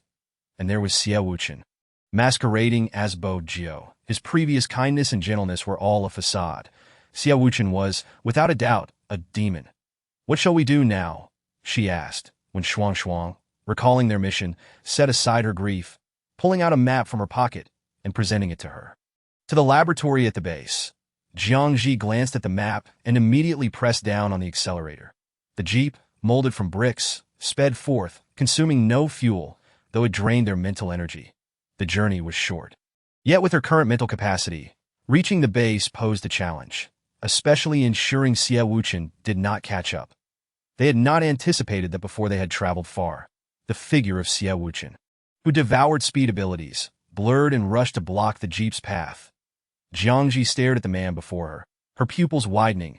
He was no longer the pristine figure she once knew. His tall frame was now draped in a deep gray, and his pale face was marred by a mass of black veins, spiraling and spreading to his neck. His once divine countenance, reminiscent of a Greek god, now appeared sinister and menacing against the backdrop of the black veins. A malevolent deity, his elongated pupils were silver, shrouded in a dim haze, akin to the eyes of a zombie. He was a zombie. When Shuang stared in disbelief, her eyes wide as she gazed at his face. Upon seeing Jiang Zhi, the zombie-like Xia Wuchen's dark veins pulsated with a searing glow, his silver pupils fixated on her. Jiang Zhi shaped her weapon like a long gun, turning her head to whisper to Wen Shuang beside her. Step back. When Shuang, drained of both physical and mental energy, relied solely on her dwindling willpower to hold on. She understood she could not assist and obediently retreated, not wanting to add to her troubles. Jiang Zhi coldly scrutinized the approaching man, her hands gripping the ends of her long gun tightly, and with a swift motion, she charged forward. Xia Wuchen had no intention of harming her. His purpose here was solely to take her away and eliminate Team Luo and his squad. He recognized the girl's nature. Despite her outward arrogance and defiance, her inherent purity surpassed that of anyone else, that if they were indeed deceived into leading her to the laboratory, it would be to sacrifice their lives in the name of saving this so-called world. In that case, Xia Wuchen intended to annihilate the entire world. Zhi. It's me that he barely evaded her fierce onslaught, each strike imbued with lethal intent. Jiang Zhi was unwilling to hear his words. Consumed by the anger and hatred of betrayal and manipulation, that it was only when the sharp end of her long gun pierced his chest that she finally halted her movements. Xia Wuchen let out a muffled groan. Standing still, his silver pupils reflecting the girl's indifferent face, devoid of the usual reliance and affection to only hatred. Why? He gazed at her in bewilderment. Jiang Zhi, suppressing her rage, her once bright eyes now encased in frost, sneered. Is it amusing? Bojiu is you, and so is Xia Wuchen. What have I done to offend you so gravely that you would go to such lengths to toy with me? Xia Wuchen's pupils froze momentarily, his mouth opening to explain. Yet upon meeting the girl's gaze filled with hatred, he found himself unable to utter a single word. Jiang Zhi withdrew her long gun and mercilessly plunged it into his heart. A fatal blow. The man offered no resistance, allowing the weapon to penetrate. Blood erupted forth, refracting a strange glow under the soft golden light. Xia Wuchen's body swayed and fell to the ground, yet his gaze remained fixed on the direction of the girl. Zhi, don't leave me. Otherwise, I will go mad. Jiang Zhi did not spare him a glance, conjuring the jeep and signaling Wen Shuang to get in before driving away. She turned to the girl at the driver's seat, her cold expression betraying no emotion. When Shuang, uncertain of the confrontation between Jiang Zhi and Xia Wuchen, could discern the abnormality from the earlier events. Adhering to basic social etiquette, she refrained from asking. The journey back was shrouded in silence. They found the gravely injured Luo hung along the way, while Song Xiefeng and Yu Xiaochun had perished. Their team was reduced to just the two of them.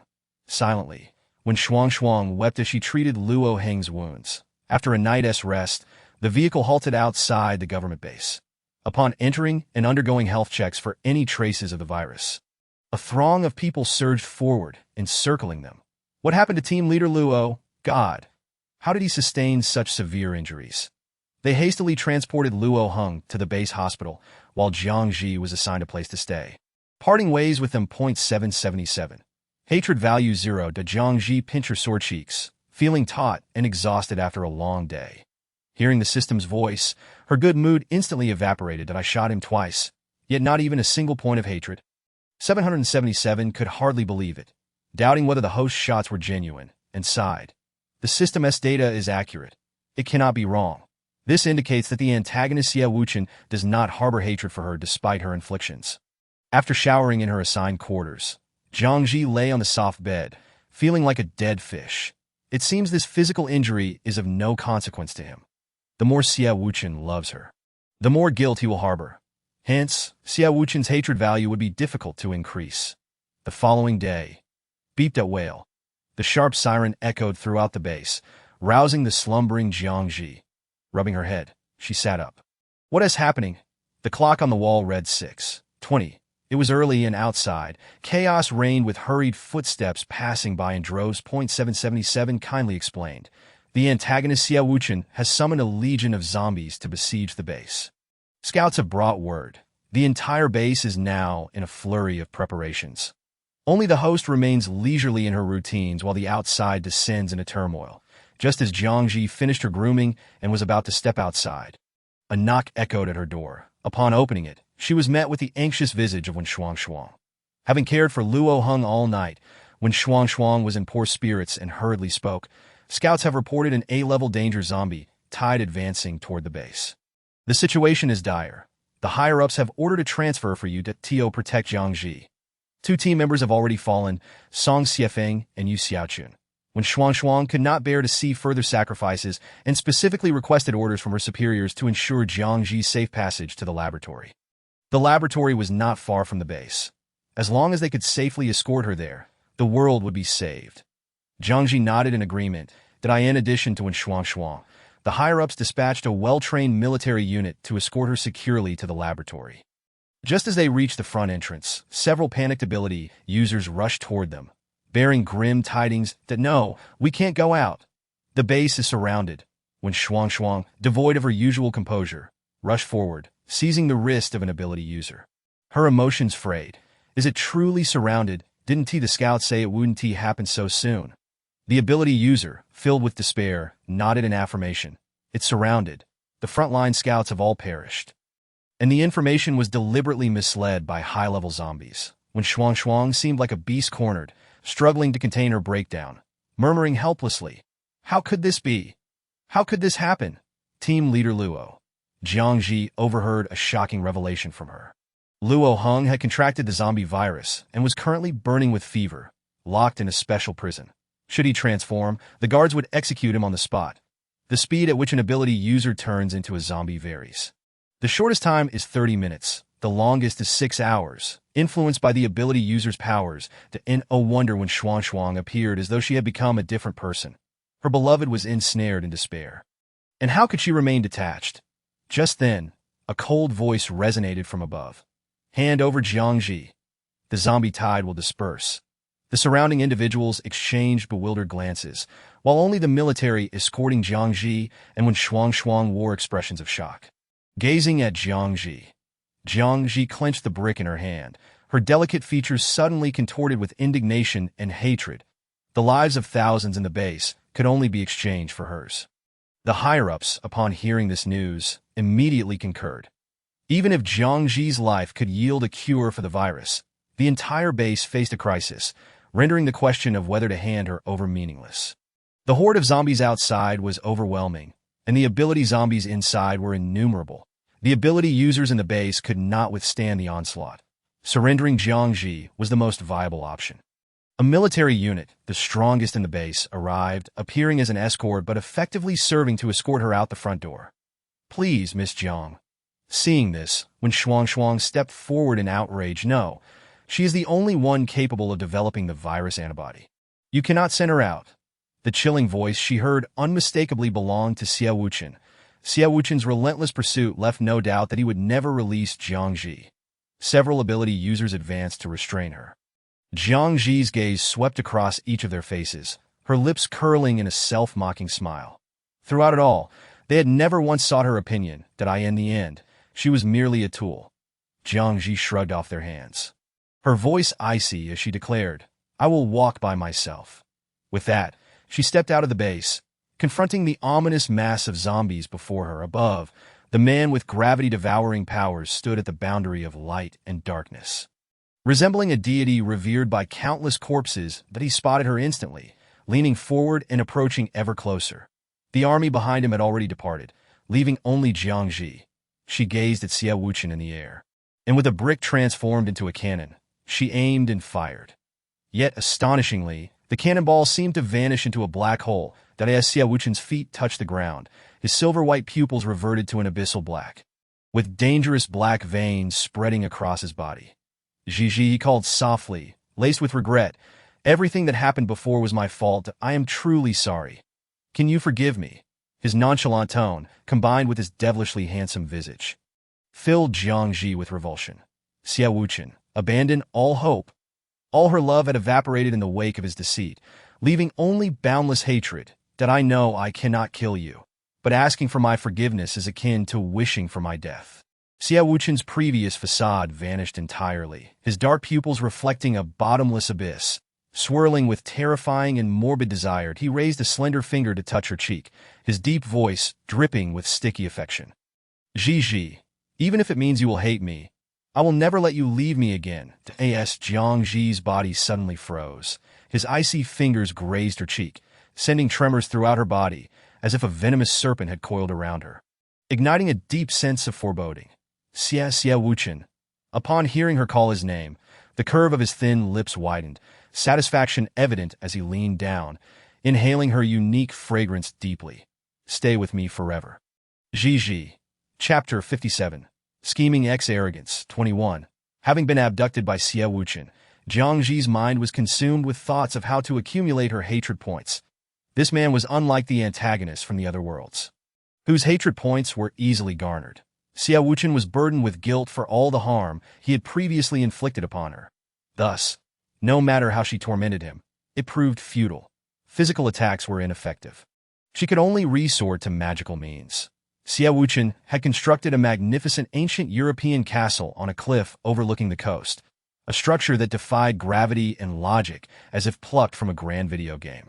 As Jiang Zhi was cradled in his arms and taken inside, the cold sea breeze rushed against her neck, a chilling sensation enveloping her pores. She shivered uncontrollably.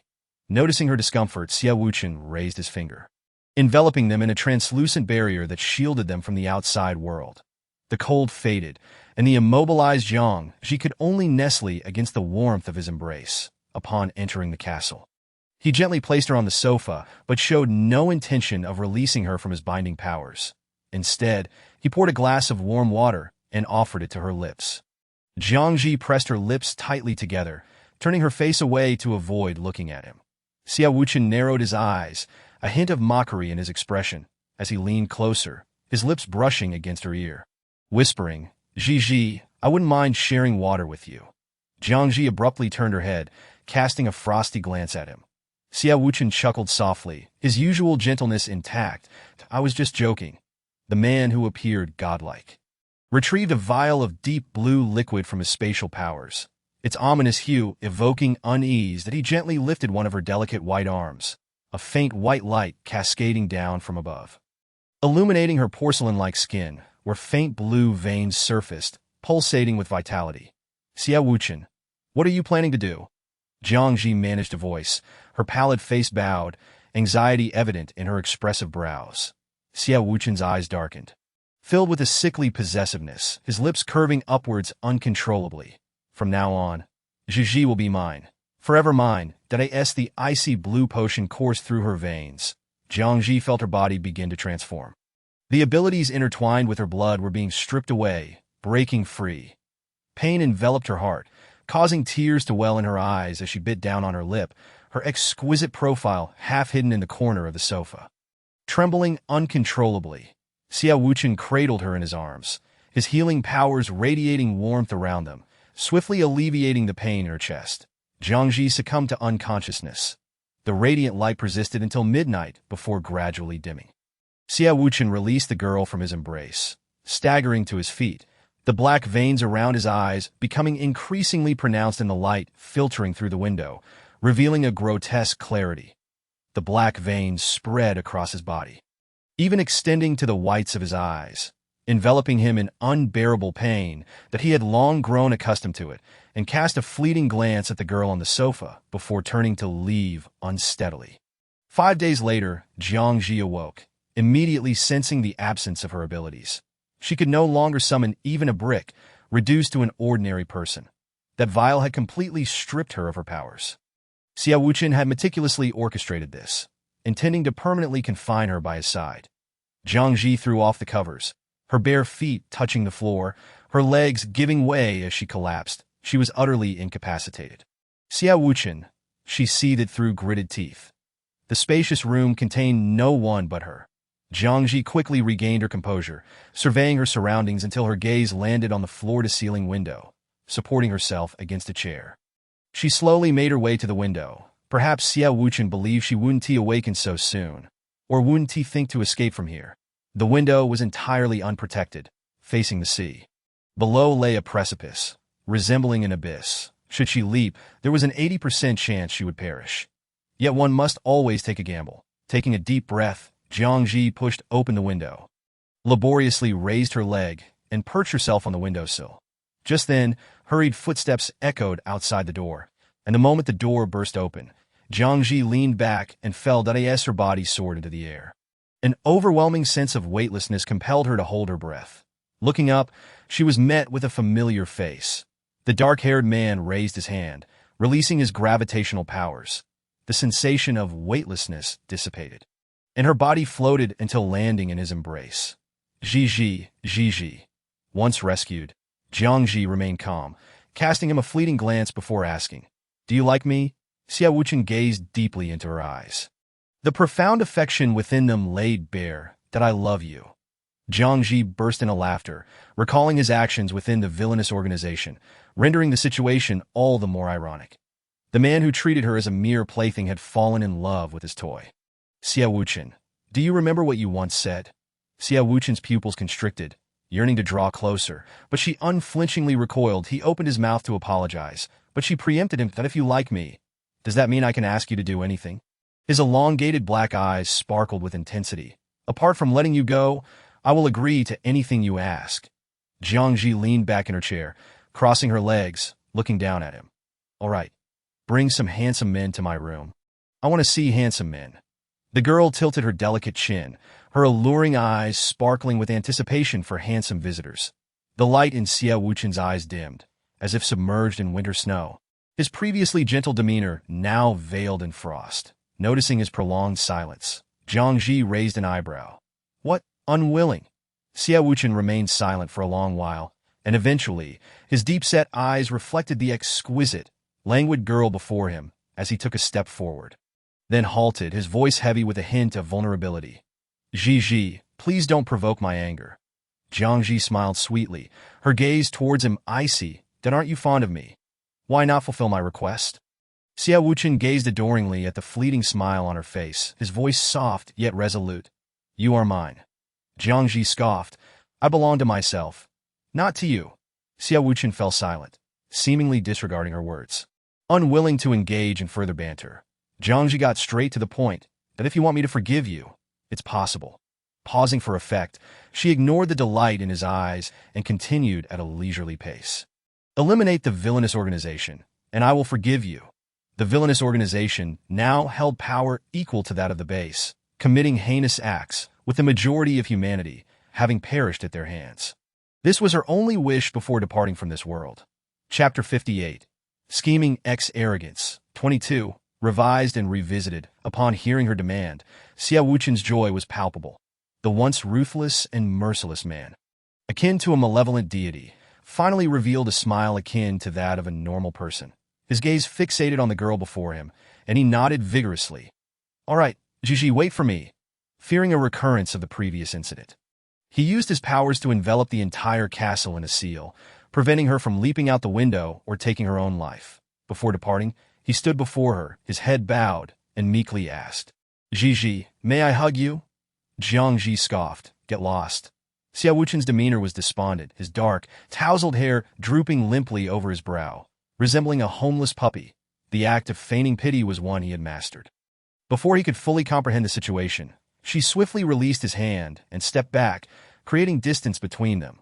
Xiao Wuchen, akin to Zhu Beiji consuming the ginseng fruit, found the warmth at his waist dissipating before he could savor it. He asked for nothing more.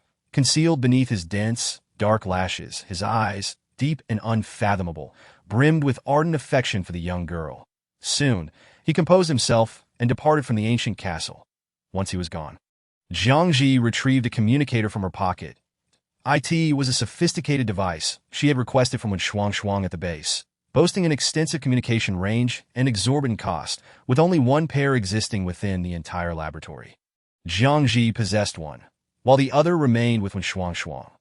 Upon establishing contact with Shuang, she learned that a team of supernatural beings had been dispatched from the laboratory where Elder Zhang resided to rescue her. Aside from her, the castle was devoid of any other presence, and Xiao Wuchen had not deployed a horde of zombies to guard the vicinity. Thus, Jiang Zhi managed to exit the castle with ease. With the assistance of speed-enhanced supernatural beings, they swiftly reached the laboratory. Elder Zhang had been waiting for a considerable time and was overwhelmed with excitement upon seeing her. "That I knew you would come," he affirmed confidently. Elder Zhang never misidentified a person. Though the girl appeared to be a villain, she was in truth purer than anyone else. Alas, the thought of the consequences of developing a viral antibody filled him with melancholy and sorrow. From when Shuang, Jiang Zhi had learned that the male protagonist, Luo Heng, was suffering from a high fever but had not yet transformed into a zombie, relying on his formidable willpower to resist. Truly, he was the chosen one. Ridiculous. Jiang Zhi lay upon the experimental table, and before succumbing to anesthesia, she asked Elder Zhang, "What will be the consequence for me?" Elder Zhang's heart ached, but under the unwavering gaze of the young girl, he ultimately spoke the truth. "You will become a zombie." That was tantamount to a death sentence. Jiang Zhi resolutely closed her eyes. After a grueling 24 hours, the experiment finally concluded. Jiang Zhi awoke, still untransformed into a zombie. Yet her skin burned with fever, indicating that the transformation process was imminent, that it was not merely a matter of extracting antiviral cells from her body to develop the viral antibody. This meant that Jiang Zhi was beyond saving, while the obstinate Luo Heng still had hope. Just as Jiang Zhi was about to rise from the experimental table, a deafening explosion resonated in her ears. Half of the laboratory was blown apart, and winter snowflakes danced and fell, quickly blanketing the entire surface that a figure was shrouded in the white cotton-like snow, hovering in midair. Upon spotting Jiang Zhi on the experimental table, an intense black mist enveloped the figure, instantly engulfing the entire laboratory. The overwhelming terror of the devouring force was staggering, that if this continued, everyone in the laboratory would perish. With a flicker of consciousness, Jiang Zhi tumbled off the experimental table and fell into the man's embrace. Lifting her gaze, she beheld his exquisitely handsome face marred by sinister black patterns, resembling a multitude of malevolent dragons coiling around him. Why would you do this for them?" Her voice was hoarse, laced with barely perceptible tremors and anguish. "Let me go." Xiao Wuchen's furious eyes glinted silver, the black patterns at the corners deepening ominously, emotions swirling tumultuously beneath his silver pupils. Jiang Zhi clutched the hem of his clothing tightly. Her breathing labored. "Please don't kill them, that I am about to become a zombie." The young girl's complexion was tinged with a rose-red hue, and in the frigid air, her breath materialized as thick white mist. Obscuring her features, Xiao Wuchen gently brushed his cold fingers against her cheek, the melting snowflakes instantly turning to water. His voice a low, oppressive murmur, "Don't be afraid.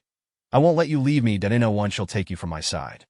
With that, he carefully placed her in a corner untouched by the white snow, and then turned to confront Elder Zhang. Elder Zhang and the assistants behind him. The dark-haired man appeared as a malevolent demon risen from the depths of hell. His hair laden with snow, strands freezing in place, accentuating his sharp, deep-set features, exuding a chilling aura that sent shivers down their spines. His cold lips curled into an inscrutable smile, and his fingertips lifted slightly. An assistant cowering behind Elder Zhang was suddenly lifted into the air, his neck ensnared by an unseen force, struggling futilely like livestock awaiting slaughter. Elder Zhang, witnessing this, lost his usual calm and rational demeanor, thrown into disarray. No, he disregarded everything else and pleaded with the demon, "Don't kill him. It was my experiment. They had nothing to do with it." Xiao Wuchen's obsidian eyes, accentuated by the falling snow, turned blood-red, that if Jiang Zhi dies, "I will turn this world into a hell," that he continued, his venomous gaze sweeping across everyone present. "Therefore, you'd better pray that the antidote is developed swiftly." Elder Zhang's gaze fell upon the girl, panic etched across his face.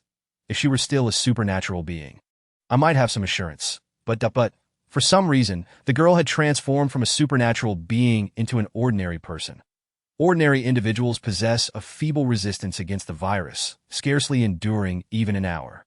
Hearing this, Xiao Wuchen's pupils constricted, the icy snowflakes settling upon his brow, revealing an almost uncontrollable collapse and despair. That it was he who had stripped Jiang Zhi of her powers, that it was he who had severed her last thread of hope. Xiao Wuchen suppressed his madness bit by bit, raising his crimson gaze to fixate fiercely on Elder Zhang. Can my powers be transferred to her? Elder Zhang was taken aback. While it was indeed possible for supernatural beings to transfer their abilities to ordinary individuals, the risks were immense. A single misstep could result in the demise of both parties. That it can be done, but that he hesitated. Xiao Wuchen's long fingers gripped his collar tightly, his silver pupils warping with danger and a detached quality. There is no but. Chapter 59, Dark and Arrogant. 23. The process of extracting and transferring abilities was not lengthy. The laboratory was sealed for merely 2 hours. Yet for Elder Zhang, those 2 hours felt longer than a lifetime. A supernatural being could only harbor one unique ability, but Xiao Wuchen possessed hundreds, if not thousands, of powers within his blood, an unfathomable reservoir of strength. Elder Zhang realized just how terrifying this man truly was. In those 2 hours, 10 high-tier abilities were transferred into Jiang Zhi's bloodline. This was the only method to delay her transformation into a zombie.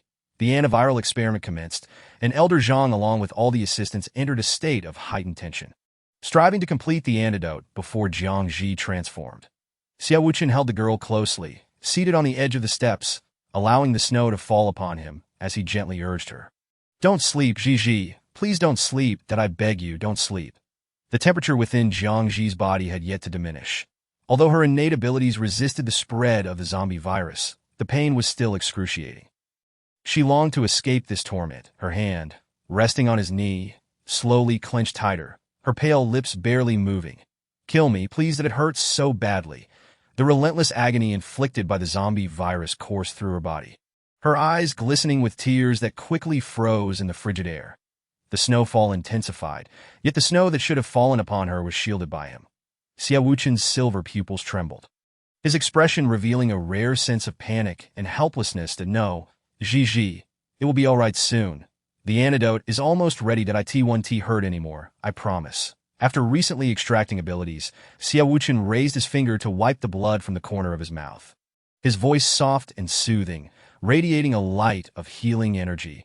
Warmth enveloped the girl in his arms, yet it bore no effect.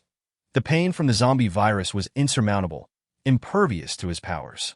Nevertheless, he persistently channeled his abilities. The dark patterns, reminiscent of malevolent dragons, spread to his sclera and pupils, as if threatening to consume him. Perhaps due to the torment of pain, she forgot all the malevolent deeds Xiao Wuchen had committed, leaving only the beautiful memories. She began to cry, intermittently, her raven-black lashes trembling, her voice wavering with suppressed sobs. Xiao Wuchen, I still want to eat hot pot with you. Will you take me? Xiao Wuchen nodded fervently, tears of sorrow pooling in his bloodshot gaze as the snowflakes melted upon his chin. All right, Zhi, just listen to me. Please don't sleep. The snow fell heavily, blanketing the city's ground and causing the temperature to plummet drastically. Thick layers of snow cascaded upon the dark-haired man, who, bathed in the pale, golden light of dusk, appeared like a sculpture of ice from a distance. Elder Zhang, rushing out from the laboratory, clutched a vial of bright, red serum tightly in his hand. Stumbling toward him and nearly shouting, "We've developed it! The antiviral serum is ready." Xiao Wuchen stood frozen, several seconds passing before he reacted, slowly lifting his gaze to fixate on the serum in Elder Zhang's hand. Elder Zhang watched as he cautiously injected the serum into the young girl's azure veins, his peripheral vision catching sight of her face. Enveloped in the warm, soft golden glow, the girl lay pristine, devoid of any snowflakes, her eyes shut as if in slumber, her delicate features serene and beautiful. The intense heat seemed to fade, her complexion paler than usual, resembling freshly fallen snow. Elder Zhang's words were cut short as the man, who had been seated on the steps, lifted the girl into his arms and departed, the falling snow gradually concealing his figure. Elder Zhang could hardly conceal his astonishment. The man epitomizes the embodiment of boundless fear and darkness, a source of nightmares, a demon born from infinite malice. Yet, due to a young girl, he has acquired emotions characteristic of humanity. Zhang harbors a fervent hope that the girl can resist the zombie virus and revert to her human form. Ginger, whose essence has detached from her corporeal body, floats in midair, trailing behind the man's silhouette. She has perished, and after making the sacrificial decision to save the world, she no longer harbors any hope of survival. This is the sole opportunity to fill the villain Xie Wuchen's hatred value to its utmost at this moment. Xie Wuchen cradles the girl, who has been injected with the antiviral serum, aimlessly moving forward, seemingly awaiting her awakening. Ginger, too, awaits her resurgence. Once the Ginger transformed into a zombie stirs, Xie Wuchen will relinquish his hold, and all hatred values will reach their peak. As she anticipated, the girl in his embrace gradually awakens, her eyes devoid of pupils. Resembling those of a zombie, hollow and shrouded in shadow, stripped of all emotional awareness. Under the oppression of Xie Wuchen's zombie king bloodline, the girl bows her head, quietly seated. Xie Wuchen pauses for a moment, suddenly enveloping her in a tight embrace. A gentle smile gracing his pale, profound face. The girl maintains her rigid posture, allowing him to hold her without any response. Xie Wuchen appears oblivious to her abnormality, rising to take her hand, stepping forward to continue on their path. The snow does not touch the girl in the slightest, isolated by an unseen barrier, while Xie Wuchen remains untouched by the thick snow beside her. The once despised white snow blankets his body, yet he shows no intention of evading it. This development takes Ginger by surprise, prompting her to hurriedly inquire of 777. How much is the hatred value? If the hatred value remains at 0, Ginger will be eternally bound to this world, unable to transition to the next. The system feels particularly perplexed, unable to fathom why Xie Wuchen's hatred value has yet to rise above 0. Especially since his affection value has already reached 100. That Ginger casts her gaze downward, calmly observing Xie Wuchen's hand holding the zombie girl as he walks ahead, that he has known for some time now that she is dead. The antiviral serum is utterly ineffective against her. Why does he deceive himself?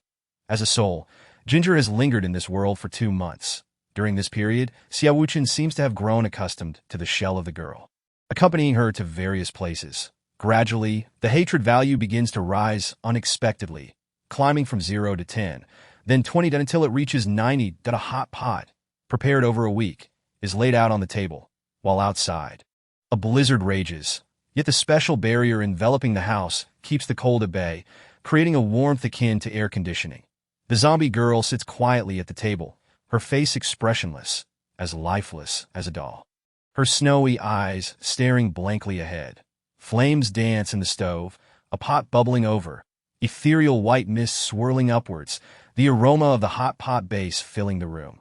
Xie Wuchen sits beside the girl, diligently using chopsticks to pick up her favorite bamboo shoots, offering them to her. Gigi, the Ginger remains motionless, her eyes vacant, devoid of any vibrant essence, only the stillness of death pervading.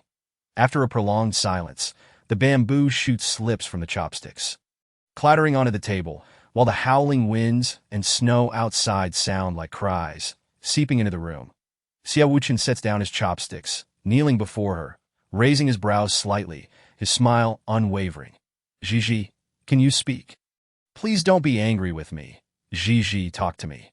Throughout it all, only Xie Wuchen's voice fills the room. The girl before him remains hollow and lifeless, as if mocking his unreciprocated affection. The smile on Xie Wuchen's face gradually fades, and he raises his slender fingers to shield his eyes, concealing the emotions swirling within. After a moment, he steps outside, his unsteady footsteps betraying his turmoil as he stands beneath the blizzard. Gigi, he murmurs, his voice thick with desperation, don't you hate me to come, kill me.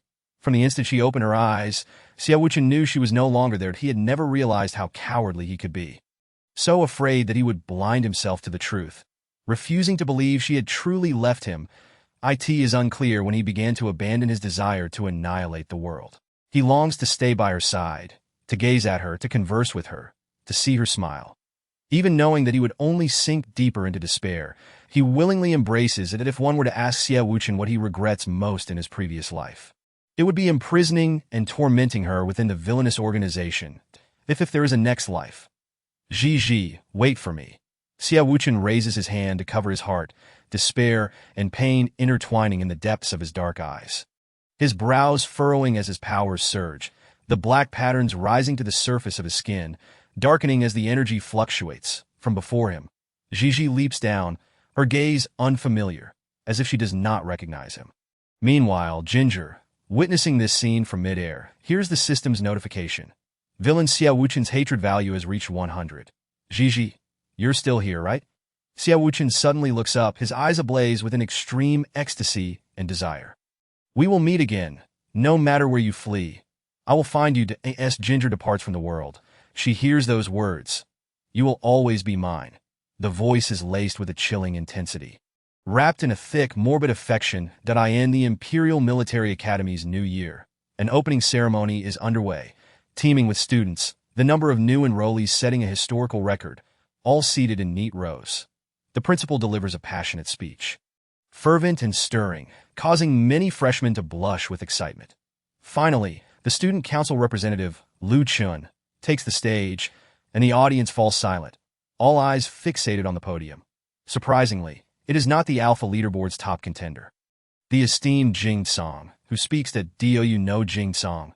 Ginger overhears two students whispering behind her that I just found out about him while browsing the forum as a freshman, that he is the legendary figure who has topped the solo leaderboard for 3 consecutive competitions. My ultimate idol that I wish I could meet him, as Ginger awakens. She hears the murmurs. 777 interjects, blocking out the surrounding noise. Host, the plot and memories have been transferred to you. In the second world. She had sensed an inexplicable familiarity with the villain in the previous world. The werewolf villain had self-destructed. 777 hesitates, finally whispering. Yes. Ginger's eyes lower, her fingers tightening involuntarily. In every world. He doesn't have any memories, right? 777 replies. Yes. Ginger exhales slowly, her voice calm. All right, I understand. Regardless of whether the villain is the same individual, it no longer concerns her. She merely needs to complete her tasks in each world and achieve her goals.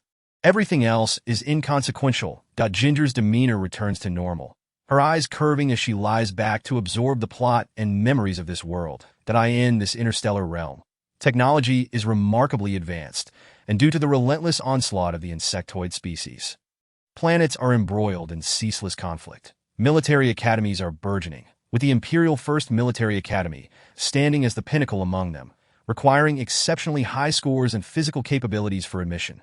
Furthermore, humans experience a peak in pheromone differentiation between the ages of 16 and 18, resulting in 3 genders: Alpha, Beta, and Omega. Alphas, possessing superior combat abilities, are the most formidable, while Omegas exhibit weaker attributes, and Betas represent a middle ground. The original host was an Omega, her pheromones possessing a potent allure, prompting her parents to shield her by using a special serum to conceal her differentiation, falsely claiming her to be a Beta. Having lived a sheltered life, the original host, innocent and naive, relied on her high scores and family connections to enroll in the First Military Academy. On her first day, her pheromones leaked, attracting the attention of a domineering young master, leading to her imprisonment and subsequent demise. In this world, the villain is named Jing Song, the grandson of a general, holding significant power, raised by his grandfather after losing his parents on the battlefield at a young age. Before turning 10, he was thrust into the battlefield for training, facing life-and-death situations. After evolving into an alpha, his terrifying abilities earned him the title of Light of the Empire. His temperament is volatile and ruthless, thriving on bloodshed and battle, ultimately becoming exceedingly brutal and dismantling the entire empire. Before Ginger can conclude the plot, a tingling sensation akin to electricity courses down her spine, causing her to breathe erratically. The opening ceremony has just concluded. Gripping her backpack tightly, Ginger hurriedly exits the hall as she navigates the maze-like campus. She finally locates a restroom. Without pausing to discern the gender signs, she rushes inside, locks the door behind her. Her legs nearly give way, and she barely steadies herself against the wall. Trembling fingers delve into her bag, retrieving pheromone suppression spray, which she vigorously applies to the back of her neck. The air fills with the scent of lemon from the spray. Ginger exhales in relief, pushing open the restroom door, only to be met by a young man. Dressed in a deep blue military uniform, he stands tall and poised beside the sink, his slightly short black hair glistening with a faint sheen.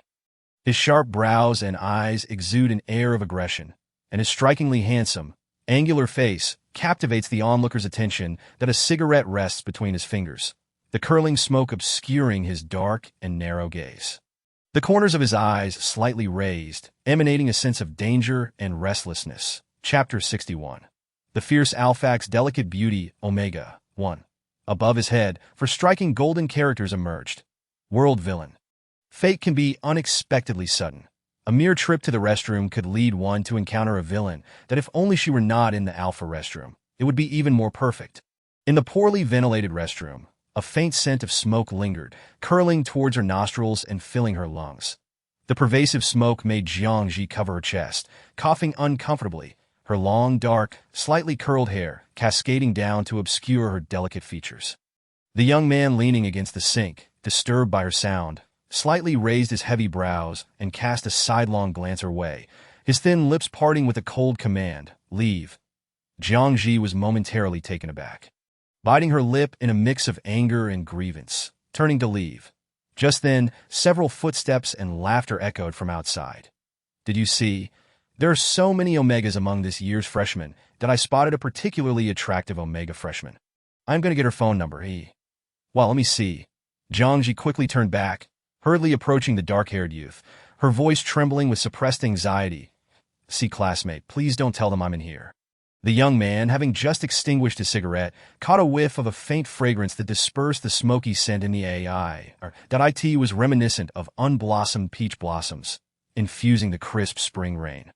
The alluring, ethereal scent wafted around, akin to the intoxicating allure of deadly poppies, far more captivating than what peach blossoms could offer. The two classmates who entered also detected it, their faces displaying a dazed expression, their throats emitting low, beast-like growls as they sniffed the air, seeking the source of the fragrance. They halted before a stall, entranced by the aroma, gradually losing their senses, the alpha pheromones swirling in the air, yearning to breach the closed door and entwine with the source of the scent. Jiang Zhi, overwhelmed by the unfamiliar, violent alpha pheromones, felt a prickling pain on her fair skin, her senses and body instinctively rejecting the external pheromones. She felt nauseous, leaning against the stall wall, her inner revulsion difficult to quell. A piercing scream suddenly erupted from outside. The two classmates, jolted back to their senses by the pain, recognized the young man before them and fled in panic. As the unfamiliar pheromones dissipated, Jiang Zhi's legs felt unsteady, nearly causing her to stumble, but she managed to grasp the doorknob and push the door open. She found herself face to face with a person standing at the entrance, the young man. Clad in a deep blue, impeccably fitted uniform, possessed an imposing stature. His sleeves slightly rolled up revealed the subtle yet perfect muscle definition of his arms, radiating strength. His sharp brows were slightly furrowed, his chiseled profile bathed in a faint glow, exuding a chilling indifference. His presence carried a menacing aura that penetrated to the bone. The Alpha's formidable dominance over Omegas stemmed not solely from their inherent prowess, but also from their innate fierce intimidation. His palm was stained with fresh crimson blood, presumably from the two classmates he had just frightened off. Jiang Zhi had never encountered such a fearsome individual. Despite their similar ages, the aura surrounding him was reminiscent of someone who had battled through countless wars. Steeped in a terrifying bloodlust, wishing to avoid any further engagement, she paled as she stepped out of the stall, attempting to slip past him. The rich fragrance of peach blossoms was tantalizingly close, capable of easily stirring the pheromones within any alpha. Unconsciously clenching the hem of her clothing to mask her unease, she lowered her head and tread cautiously as she nearly brushed past him. Jing Song took a step forward, blocking her path like a formidable wall. The sudden proximity allowed Jiang Zhi to catch a hint of the faint, crisp scent of tobacco on him, the acrid taste overwhelming her senses as she hurriedly stepped back. "Thank you for earlier," she said, pausing momentarily, her voice barely above a whisper. Jing Song's dark, elongated eyes flicked to the name tag on her chest, which bore her name and class, Jiang Zhi. Hearing her name called, she looked up in surprise, meeting his gaze, only to realize he was referring to the name tag she had hurriedly covered, fearing he might reveal to others that she, an Omega, had wandered into the Alpha restroom. Summoning her courage, her face flushed, she explained in a soft tone, "I'm a freshman and accidentally walked into the wrong restroom." With her head slightly lifted, her soft, dark hair cascading over her shoulder, her eyes exhibited a purity and innocence that seemed suited for a government official or a wealthy heir's plaything, trapped within a gilded cage.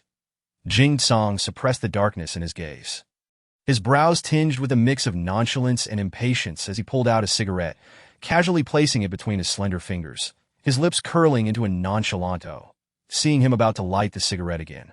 Jiang Zhi hesitated, her lips parting slightly. "Thank you." Fearing he would obstruct her as he had before, she carefully maneuvered to the side. Once she departed, the dark-haired youth flicked the cigarette but with his long, pale fingers, expertly tossing it into the trash can with pinpoint accuracy. With the opening ceremony concluded, the freshmen faced their initiation trials. All newcomers were required to venture into the Qingze forest for their assessments, which would determine their class and level based on performance. Jiang Zhi, assigned to a 4-person dormitory, was busy making her bed while her roommates chattered excitedly behind her. "Have you heard? This year's newcomer trials will have upperclassmen leading us to ensure our safety." "Wow, I hope it's Jing Xuezhang or Lu Xuezhang leading us. Please, not Jing Song. I much prefer Lu Chen.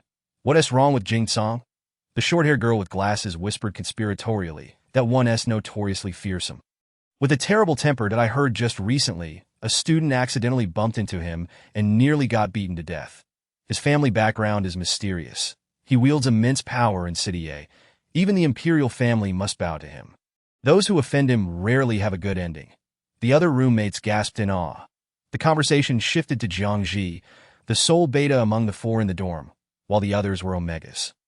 Betas, possessing average potential, were generally insensitive to both omega and alpha pheromones, as if shielded. Yet they comprised the majority of the population, seen as the common folk, while omegas were scarce and alphas slightly more prevalent. An alpha in a family could signify boundless prospects, particularly in the military, where their status was elevated. They discussed Jiang Zhi, noting how, despite being a beta, she was more attractive than many omegas. Most omegas were naturally beautiful, petite, and delicate. They had never encountered anyone among the omegas who could rival her beauty. Chapter 62. The fierce Alphax delicate beauty Omega 2. The next day, they set off for the Qingze forest trials. With a large number of freshmen, they arrived at their destination aboard floating ships, dividing into 5 teams entering through different entrances.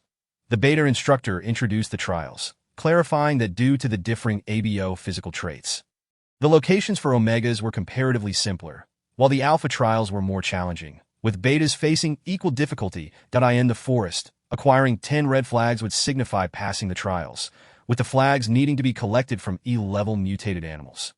Each team would have an upperclassman nearby for protection, ensuring they need not fear danger.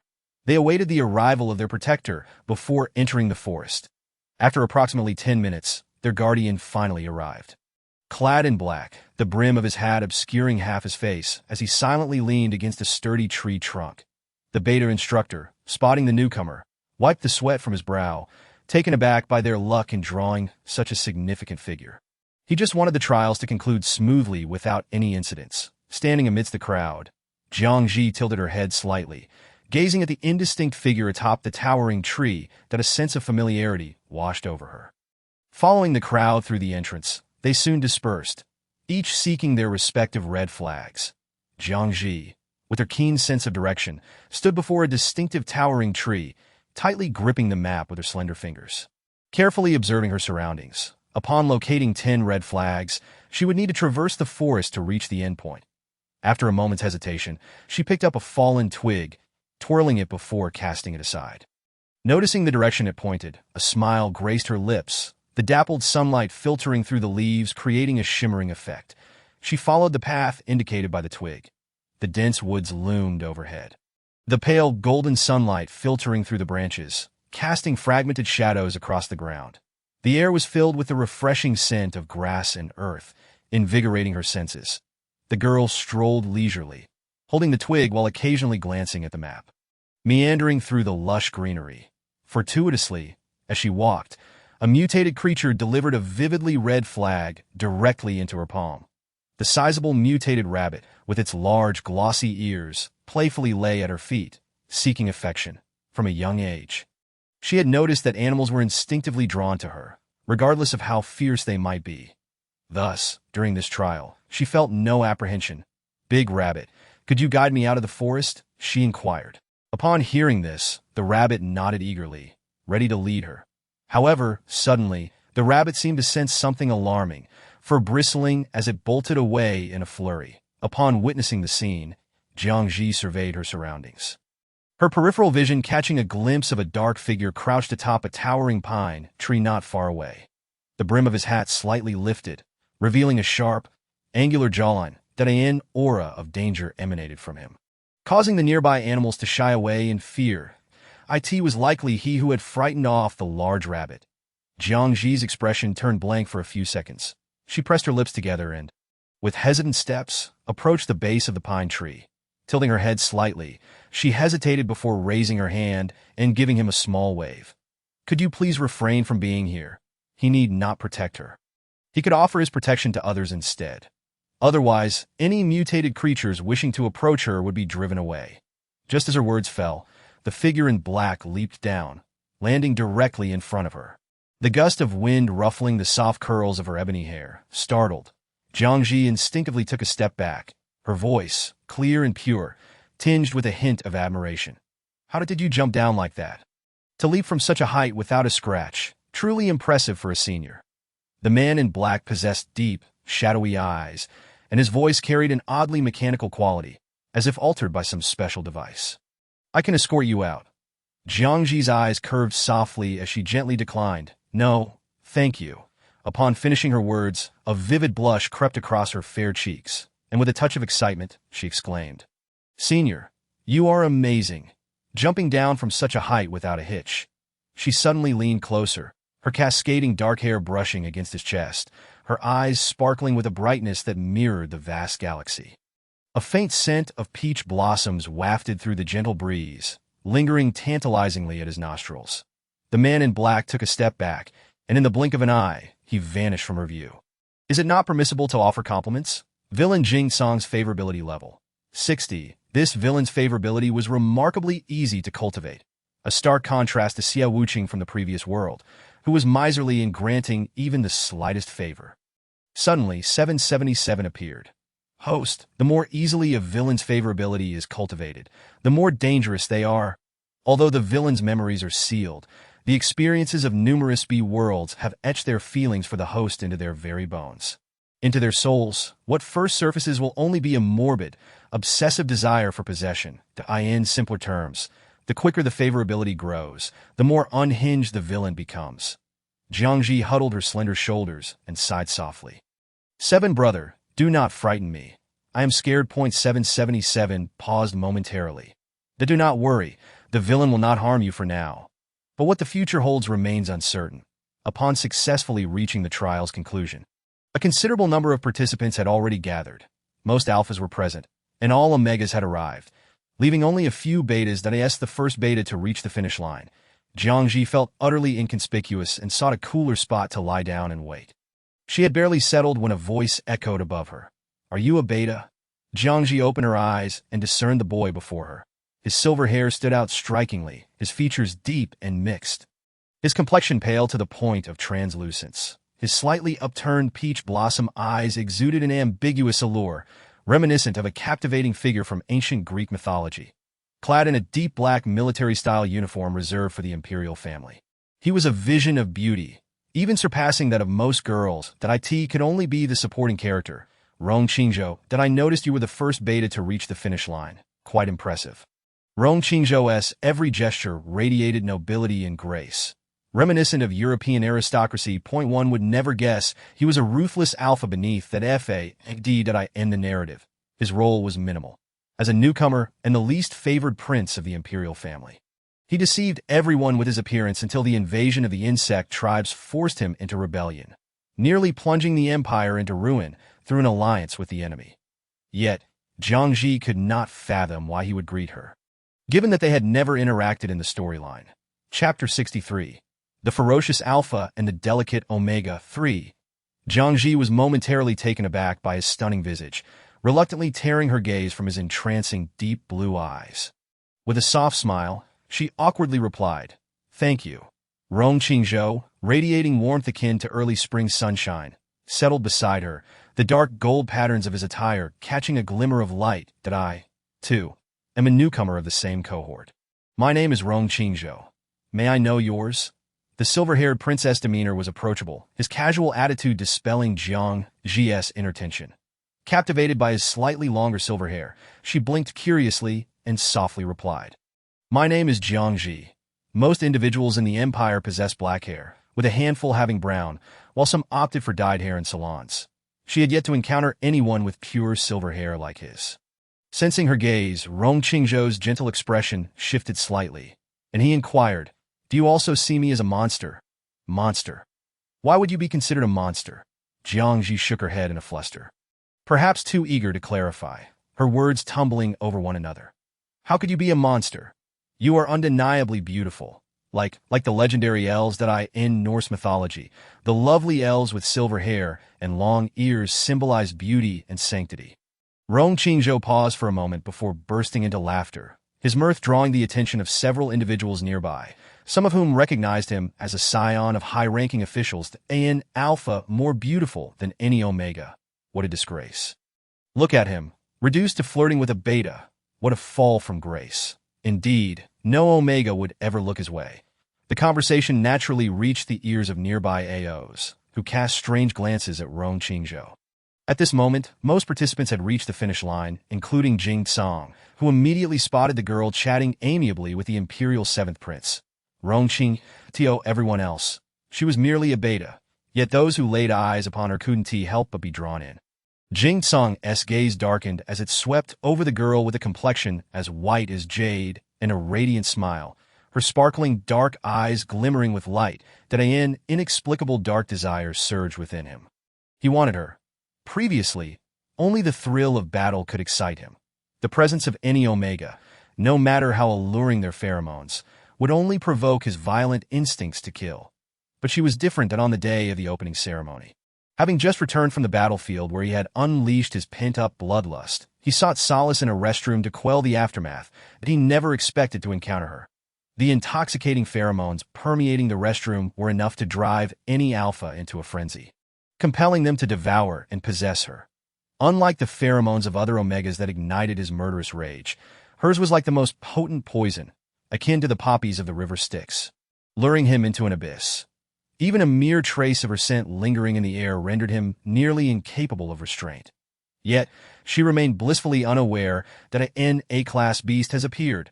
Quickly evacuate the new students to safety.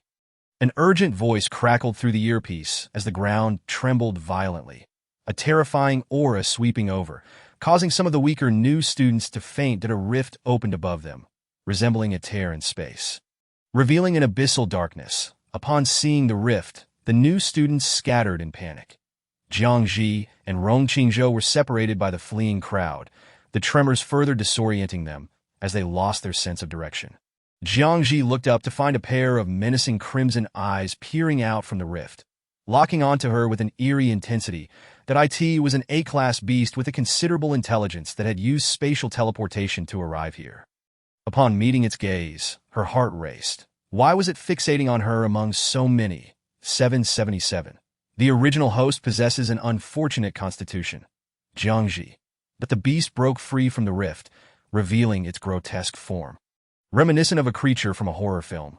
So repulsive it was nauseating, it landed with a thud, causing the ground to tremble violently, nearly sending Jiang Zhi off her feet as the beast advanced.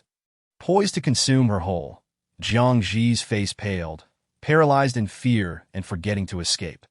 Yet, just as the monstrous creature reared to unleash its might, it was effortlessly torn apart by the figure in black, as if ripping through space itself.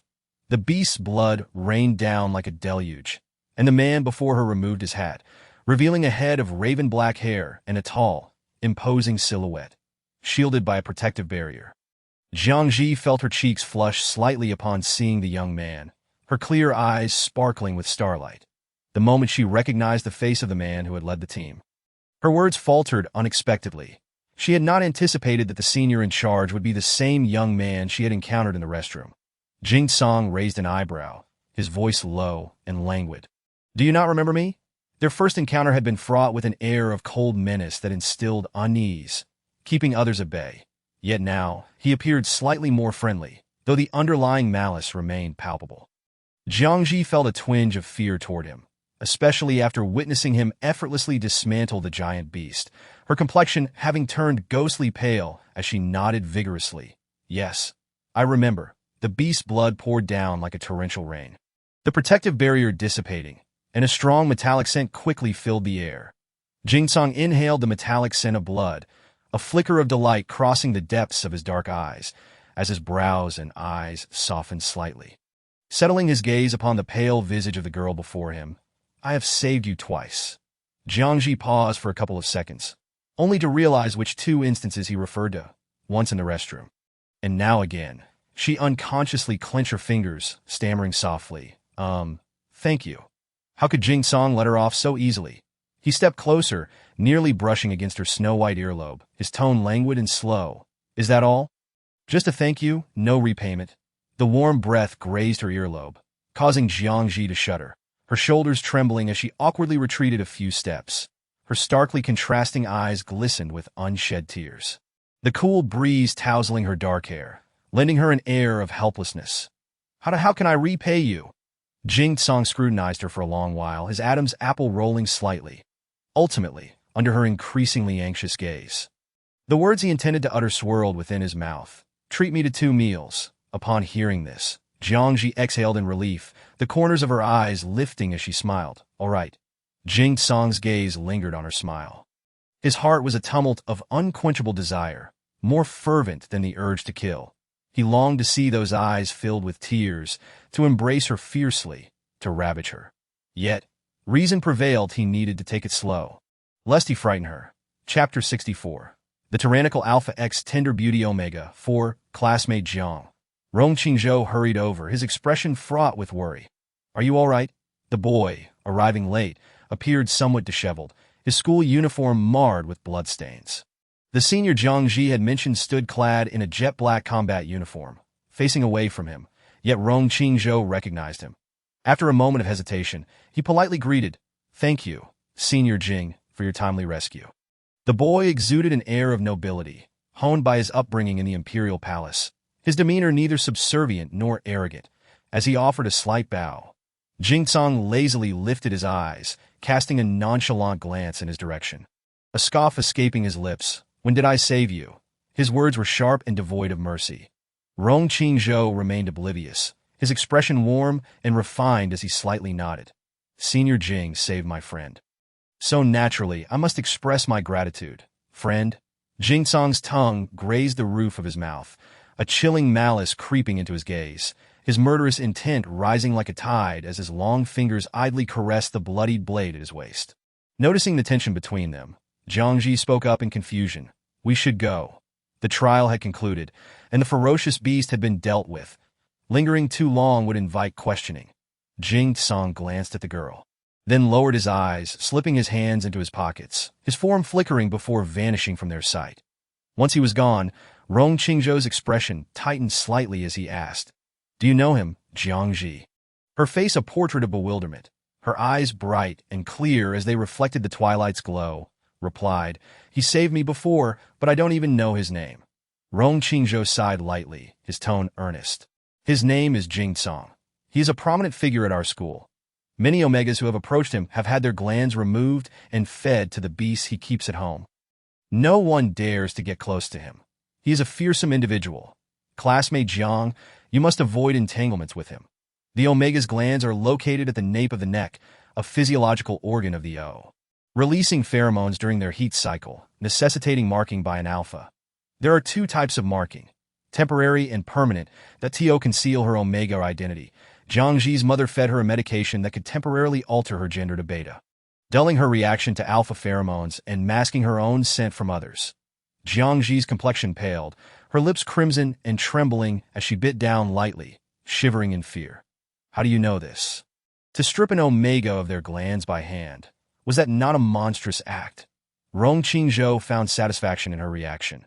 Beneath the gentle facade lay a deep-seated malice that I haven't mentioned that I am actually the 7th prince of the imperial family. All this knowledge comes from high-level information. Jiang Zhi was taken aback. Though her gender was well concealed, with others assuming she was beta, she knew she was an Omega. Approaching her heat cycle, she could easily be exposed. Yet she had just promised the young man a meal. Should she go back on her word? No, her life was of utmost importance. With the trial concluded, the rating was set for the following day. As she lay in bed preparing to sleep, her phone, resting nearby, chimed. Realizing she had forgotten to turn on Do Not Disturb mode, she rubbed her sleep-heavy eyes and picked up the phone, only to see a message blocking the screen. 111XX. Wait for me at the school gate tomorrow at 12:30. An unfamiliar message, filled with cryptic words. May I ask who you are? 111XX, your benefactor. Jiang Zhi stared blankly at the message.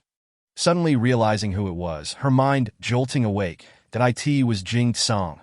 The very Jing Tsang who had stripped the Omega's glands bare. The pale light of the phone screen illuminated her delicate face as she hesitantly tapped the screen with her slender fingers. Blocked. After completing the block, she let out a gentle sigh of relief. This way, there would be no further entanglements. Setting her phone to Do Not Disturb mode, she laid it down and nestled into her soft blanket. Closing her eyes and slipping into a peaceful slumber, that on the other side, Jing Tsang, who had not received a reply, felt his expression grow increasingly cold. Unable to contain himself, he sent another message. Your message was not sent. He sent another. Your message was not sent. Jing Tsang. That now he was certain. The girl had blocked him outright. The moonlight outside was pale, filtering through the floor-to-ceiling window and casting its glow upon the handsome face of the dark-haired youth. His brows taut and his deep, shadowed eyes chillingly fierce, his voice, slithering like a venomous serpent, oozed from between clenched teeth. Jiang Zhi. That night, Jiang Zhi slept soundly, perhaps due to the exertions of the day. As she lay in bed, her eyes fluttered shut almost instantly. Awaiting the rating news, they needed to report to the rating classroom. Jiang Zhi was the first beta to reach the finish line, scoring well, an A, thus being assigned to the A-rated classroom. Before this, they were required to form groups. All future academic-related tasks would be tied to the group's performance. Group members could be of any grade or level. But they needed to share the burden of danger with the highest-ranked member. Hence, most newcomers preferred to group with those of the same level to mitigate risks. Emerging from the rating classroom, Jiang Zhi held the grouping list in her hand, which allowed for a maximum of 10 members and a minimum of 2. The Imperial Military Academy did not grant diplomas easily. Sufficient credits were required for graduation, a process taking 5 years. Lost in thought, she failed to notice someone approaching and collided with a chest as hard as a wall. Momentarily losing her vision and feeling dizzy, she staggered back several steps, nearly falling. The familiar scent of smoke tickled her nostrils, causing her throat to itch, and she couldn't help but cough. The dark-haired youth disregarded her protests, firmly grasping her wrist and striding away. Jiang Zhi struggled to keep pace, her breath still ragged, nearly colliding with his back multiple times. Eventually, they arrived at the school's abandoned storage room, where she was pressed against the cold door, the dim light revealing the unmasked ferocity in the young man's eyes. In the cramped confines of the storage room, a chill enveloped her pale skin, sending shivers down her spine. Why did you block me? The words were slow and deliberate, laced with a menacing intensity. Chapter 65. The Tyrannical Alpha X Tender Beauty Omega. 5. Jiang Zhi cautiously stole a glance at him, blinking nervously. What do you mean, blocked? In the dim room, her senses heightened. She could distinctly hear the young man's lowered breath and the icy grip on her wrist, feeling as if he might shatter her bones. She never anticipated Jing Tsang would seek her out solely to question her about the block from last night, for the sake of her life. She could not admit to intentionally blocking him. Jing Tsang narrowed his eyes, a smirk playing at the corners of his lips as he leaned closer. Have you forgotten what happened last night? Jiang Zhi gasped, her dark eyes darting under the dim light. Was that you? I thought it was just a spam message. It startled me. Her exaggerated tone and clumsy acting were almost endearing, and perhaps because she was not adept at lying. Her cheeks flushed slightly, her gaze averted from his. Strangely enough, it was rather cute. The anger within Jing Tsang subsided considerably as he studied her with keen interest, leisurely saying, Is that so? Then show me. With a pouting expression, Jiang Zhi slowly retrieved her phone from her pocket, her fingertips glimmering as they brushed against the screen. With a few taps, she removed him from her blacklist, as she handed over her phone. Jing Tsang snatched it from her grasp. He tapped on the screen before tossing it back in her embrace, his voice heavy with a threatening undertone. That do not block me again, or else. Jiang Zhi's thoughts lingered on his ominous or else, her eyes widening in confusion. Jing Tsang's lips curled into a dangerous smile. Once you comply, I'll tell you. This is even more terrifying than words can express. Jiang Zhi trembled, clutching her phone tightly, obediently nodding her head. Just then, a loud grumble echoed from her stomach, resonating clearly in the cramped room. The raven-haired girl leaning against the door felt embarrassed and lowered her gaze, her delicate earlobes tinged with a rosy hue. "I am sorry, I forgot to eat this morning, and now I feel so hungry," she murmured softly. After running all the way here with him, she had exhausted all her energy and felt on the verge of tears from hunger. Jing Tsang furrowed his brow, a flicker of emotion passing through his eyes. "That don't you carry something to eat with you? Forgetting breakfast, your body is so slender and frail. Your exposed neck is as delicate as that of a swan. It could break with a gust of wind." Jiang Zhi unconsciously bit her lip. After a moment, she replied earnestly, "I don't know where the school store is." Being notoriously directionally challenged, she could only reach the cafeteria by following her classmates. If left to wander the school store alone, she would surely get lost. Moreover, this school was vast, requiring nearly half an hour to walk to the cafeteria. Jing Tsang had encountered individuals more clueless than her. He coldly scoffed, "So you won't visit the store in the future?" Jiang Zhi tapped her phone screen and held it up to his view, earnestly explaining, "There are items available for delivery on my phone." Oh, it seemed to mock his perceived ignorance. Jing Tsang's brow twitched, looking at her coolly. "Let us go eat." Upon hearing the word food, Jiang Zhi's eyes sparkled with delight as she eagerly nodded. "Okay." Exiting the storage room, Jiang Zhi followed Jing Tsang onto the moving spaceship, leaving the school gates behind as they sped towards an unfamiliar destination. She leaned against the round, transparent glass, gazing at the scenery outside, a long street adorned with Roman-style architecture. Light gray, cylindrical castle-like houses soaring into the clouds, shrouded in a thin veil of mist, with rapid passages intersecting as various ships zoomed by. The architecture was starkly different from her hometown, far more grand and prosperous. Eventually, the spaceship halted in front of an upscale restaurant, and upon disembarking, Jiang Zhi cautiously touched the small pocket where she kept her money, clearly unable to afford a meal here. Jing Tsang took a couple of steps, noticing her standing still, his lazy brows slightly raised. "What's wrong?" Jiang Zhi stole a glance at the waiters flanking the entrance, then lowered her voice, tinged with a hint of anxiety. "Jing Tsang, I don't have that much money." Jing Tsang. He tugged at his mouth with a disdainful expression. "Then you'll just be collateral here." The girl took him seriously, her lips pressing into a tight line. Paling slightly, Jing Tsang found her reaction amusing. The usually stern and cold edge of his brows softened with a hint of warmth as he firmly grasped her hand and strode inside. Passing by the entrance, the waitstaff bowed respectfully, greeting, "Good afternoon, young Master Jing, and no reservation needed." "What a show." Jiang Zhi's eyes brightened with contrast. They entered a private room, facing not far away the imperial palace, floating like a fairyland above the clouds. Countless tiered arched castles cascading with brilliant light, beautiful and surreal. She had never visited such a palace before, her slender fingers unconsciously pressed against the cold glass, gazing longingly at the distant palace. Jing Tsang, standing behind her, let out a casual chuckle. "That place is known for devouring people whole." Leaning casually against the glass window, Jing Tsang was in relatively good spirits, displaying a sliver of patience to answer her inquiries. Jiang Zhi lifted her lovely face in surprise. "Really? You stayed in the palace? Was it fun? I've heard there are all sorts of rare treasures there, legendary artifacts." The girl suddenly leaned closer. A faint fragrance of peach blossoms filling the air, instantly stirring dark desires within Jing Tsang's heart, and he struggled to suppress the urge to grasp her chin and kiss her. "Not fun," he replied lazily, his voice low and husky. "Not fun at all. One misstep could lead to irretrievable consequences." Everyone wore masks, desperately navigating a world filled with darkness and malice. Jiang Zhi noticed the redness in his eyes and assumed he was recalling a painful memory.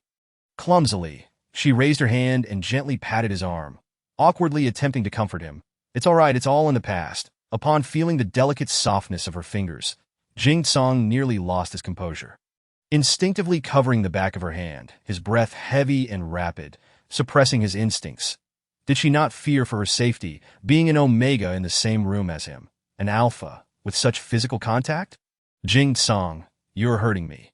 The youth's grip was always heavy-handed, rough yet imbued with an alarming sense of aggression. "Dumb," he responded in a deep voice, barely concealing the underlying rasp. Chapter 66. Fierce Alpha x Delicate Omega 6. Once the last dish was placed on the table, a male beta server's gaze inadvertently fell on the girl's face, staring blankly for a long moment.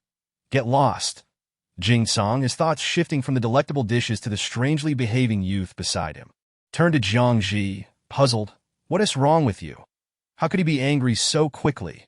Did she somehow get caught sneaking a bite? The more she thought, the more guilty she felt. Her raven-black lashes fluttered like butterfly wings, her delicate fingers tightening nervously on her skirt as she murmured, I wasn't trying to steal a bite. I was just too hungry and had a taste. Jing Song's anger seemed doused by a bucket of cold water as he glanced sideways at the anxious girl, a minuscule smile tugging at the corner of his mouth. That I just had a momentary lapse. You eat as you please. The moment the server's gaze landed on the girl, Jing Song nearly lost control and considered eliminating him. That murderous intent surged more fiercely than when he was on the battlefield, that he would not allow anyone but himself to have thoughts about the girl, as if it were a conviction engraved into his very soul. Jiang Zhi thought he was joking, her eyes curving in delight, the unusual tension melting away, replaced by a hint of amusement. After finishing the meal, Jing Song spent most of the time on the phone, his expression cold as he engaged in conversation with an unknown caller, his long fingers seeming ready to crush the device at any moment. Jiang Zhi wanted to excuse herself to the restroom, but feared disturbing him. So she quietly slipped out of the private room. Once outside, she looked around in confusion, her gaze catching a glimpse of a server, and hurried over to ask, Excuse me, could you tell me where the restroom is? The beta servers in this restaurant were exceptionally polite, guiding her to the restroom. However, she had forgotten an important detail. She did not remember the room number, making it useless to seek assistance from the servers. Worse still, she had left her phone in her bag, which she had not brought along, cutting off her means of contacting Jing Song. How foolish of me, she scolded herself, scratching her head in frustration. After wandering aimlessly for what felt like an eternity, she spotted a drunken man staggering towards her. Jiang Zhi attempted to evade him, turning to hide, but the drunkard had already noticed her. He stepped forward to block her path. Hey, beautiful, where are you going? The man, with deep brown hair and clad in an ostentatious blue suit, appeared handsome enough, his hair slicked back to reveal a pair of predatory eyes that he scrutinized her from head to toe, his gaze landing on her delicate calves peeking from beneath her skirt, admiring her graceful figure and stunning beauty. What a shame you were just a beta. If only you were an omega. He licked his lips, grinning as he approached. You must be a server here, right? Come on, help me to my room. That he had observed her for quite some time. Such a pretty girl wandering the corridor could only be a server. Jiang Zhi disliked the way he looked at her, her fingers nervously gripping her skirt as she forced a calm voice tinged with tremors, explaining, I'm not a server. The drunkard paid no heed to her denial and lunged forward, attempting to touch her porcelain-like hand. Before he could make contact, a sharp pain shot through his wrist. Crack! The sound of bones breaking echoed. The drunkard screamed in agony, stumbling back, only to be seized and dangled above the opulent staircase. Suspended over 60 floors high, a fall would be fatal. Are you looking to die? The youth, tall and imposing, stood at the stair's edge, gripping the man by the collar, his voice nonchalant yet chilling to Tio the drunkard. The newcomer appeared as a terrifying specter from hell, causing him to lose control of his bladder, the alcohol-induced haze clearing as he panicked, shouting, No! Don't kill me! Young Master Jing, please, I swear I won't do it again. Don't kill me. The drunkard was well aware of Jing Song's reputation. He was known for killing without a second thought, cold-hearted and merciless, famously dubbed a weapon of hell. That I'll grant you your wish. Jing Song loosened his grip on the collar, his abyss-like black eyes devoid of warmth, ignoring the man's pleas for mercy. Just before completely releasing him, Jiang Zhi hurried to his side, raising her pale face slightly, delicately tugging at his clothing. Jing Song, please don't kill him. Her eyes shimmered with fear, her lovely brow furrowed, her tone anxious and desperate. Jing Song gazed deeply in her face, speaking solemnly. He wanted to harm you.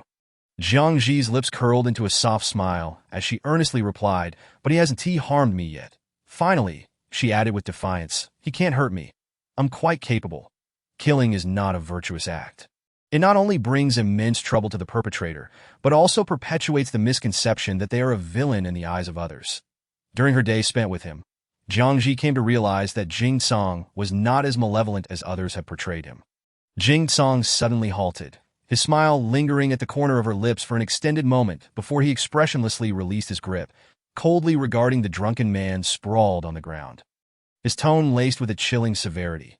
"Hide well, and do not let me see you again." The drunkard, disregarding everything else, bowed in thanks and scrambled away. The atmosphere grew oppressive, permeating with a biting chill. Jiang Zhi whimpered softly, her eyes reddening as she stood helplessly for a couple of seconds, unable to restrain herself from murmuring an apology. "Yes, I'm sorry. She shouldn't have wandered around so aimlessly." Jing Song took a deep breath, inhaling the faint floral fragrance of the girl that lingered in the air. His brows knitted in a barely concealed fury, his thin lips pressed into a tight line as he scoffed coldly. "So now you understand the need to apologize? Sneaking out. Do you even know the way back? If you got lost, who would come looking for you?" When he searched for her, he stumbled upon that scene. Someone so insignificant dared to covet him. Those who dared to covet him deserved death, and the drunkard was no exception. However, he did not wish to kill in front of the girl, having endured the earlier events and now listening to his harsh reprimands. Jiang Zhi's voice was subdued, struggling to conceal her evident grievance that "I wanted to go to the restroom. But when I saw you on the phone, I didn't want to disturb you, so I went by myself." Jing Song's fury dissipated in an instant, the grimness in his brow lifting as he gazed at Jiang Zhi's face, slowly saying, "Next time, do not wander off today." As his words fell, a single tear plopped onto the floor. Jiang Zhi's fear had yet to subside, and now, thinking she had further angered him, she felt an acute sense of self-reproach. Tears brimmed in her dark eyes, falling uncontrollably. "That I'm sorry." Jing Song stood frozen for a few seconds, his hand raised in a moment of indecision, revealing a hint of vulnerability that was hardly perceptible. "I do not blame you." Jing Song, who had never comforted anyone, sounded somewhat anxious, his voice low and tense. Upon hearing this, Jiang Zhi abruptly lifted her gaze, her eyes devoid of guilt or sorrow, as she asked with a bright smile, "Really?" Jing Song paused for a moment. "Really?" Jiang Zhi hastily wiped away the tears at the corners of her eyes. Glancing at the time and turning pale, quickly grabbing her bag from the chair to leave, Jing Song's inscrutable black eyes fell upon her face, a smirk tugging at the corner of his lips. Almost resembling a smile. No more tears. It seemed as though she had deceived him. Until now, no one had ever dared to trick him. The girl smiled with genuine softness, a hint of childishness in her demeanor. "I'm not crying anymore. I was just pretending." Jing Song looked at her smile, stepping forward and halting before her, his long fingers involuntarily grasping her delicate jaw, his dark eyes resembling a shadowy abyss. "Smile again." Jiang Zhi blinked in confusion, the pain in her chin causing her eyes to redden in her blurred vision.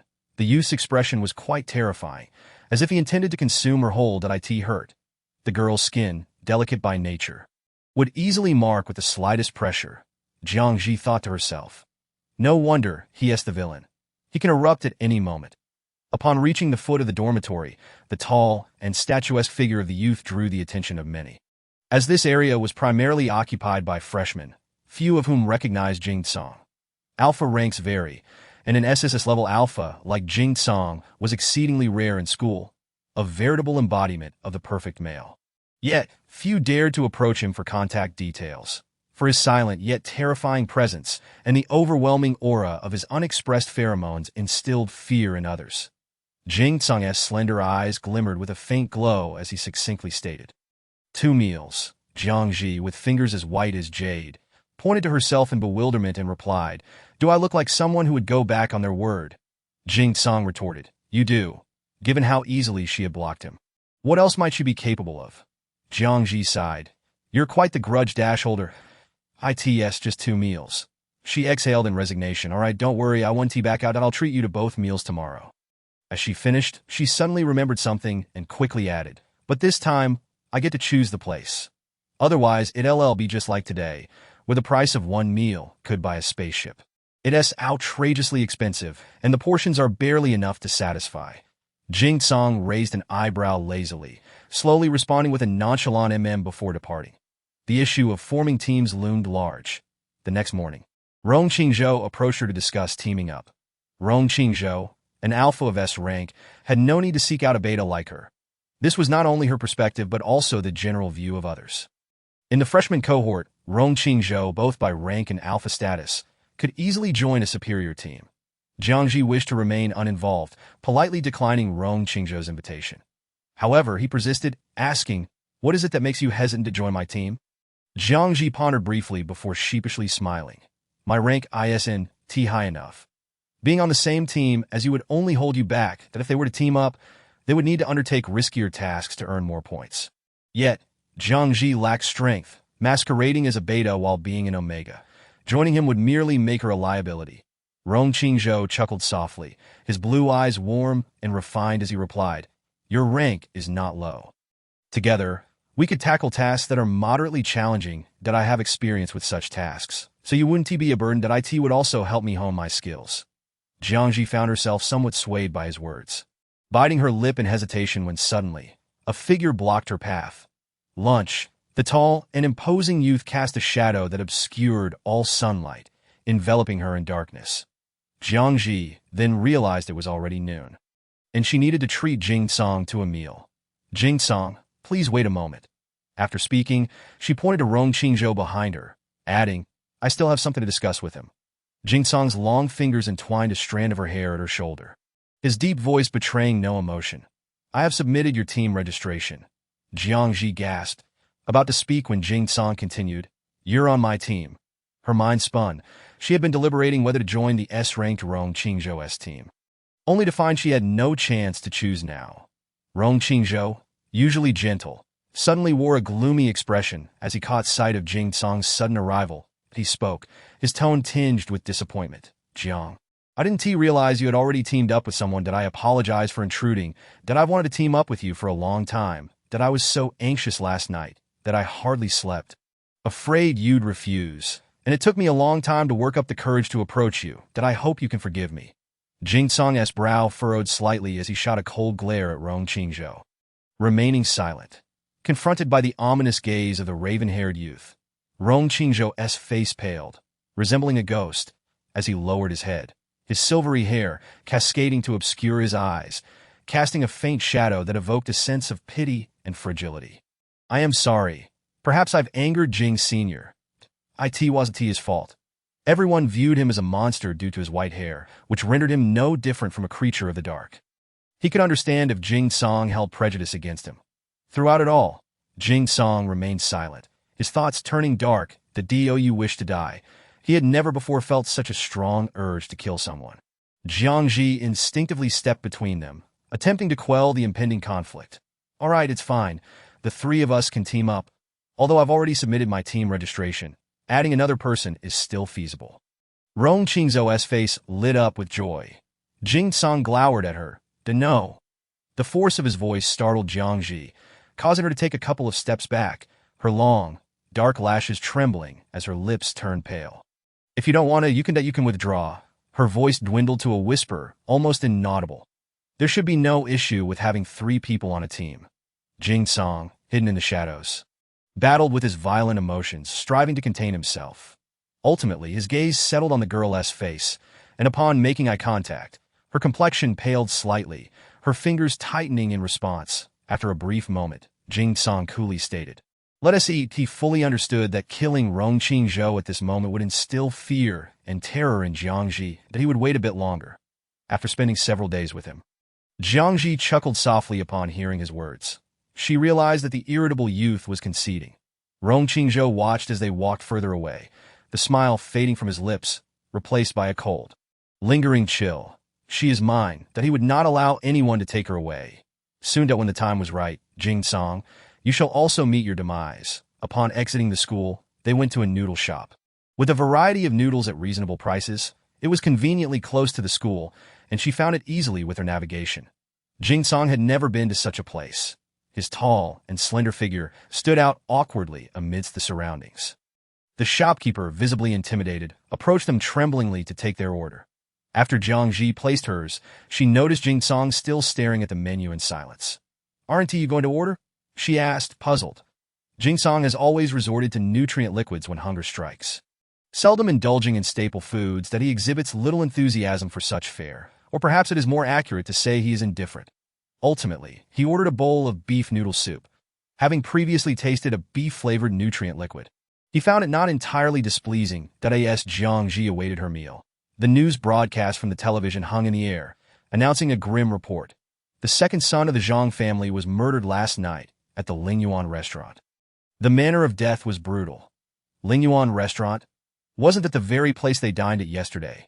Jiang Zhi turned her head, attempting to discern the victim's image on the screen, but as she lifted her gaze, the television screen dimmed. Sitting across from her, Jing Song clutched the remote control, his expression inscrutable. "Eat the dio not engage with Rong Qingzhou," he abruptly stated. The girl's eyes, clouded by the steam from her hot tea, whispered dismissively, "He is not a bad person." Jing Song's sharply defined eyes, illuminated by the soft light, lifted slightly in a derisive scoff. What constitutes a bad person? Given Rong Qingzhou's circumstances, unfavored and possessing otherworldly silver hair, surviving within the palace is akin to crawling out from a pile of human bones. He is not merely a man, but his very soul is shrouded in darkness. Jiang Zhi carefully scrutinized his face, hesitating for a moment before speaking. "But he has not been bad towards me." She added, "Jing Song, are you perhaps overthinking this?"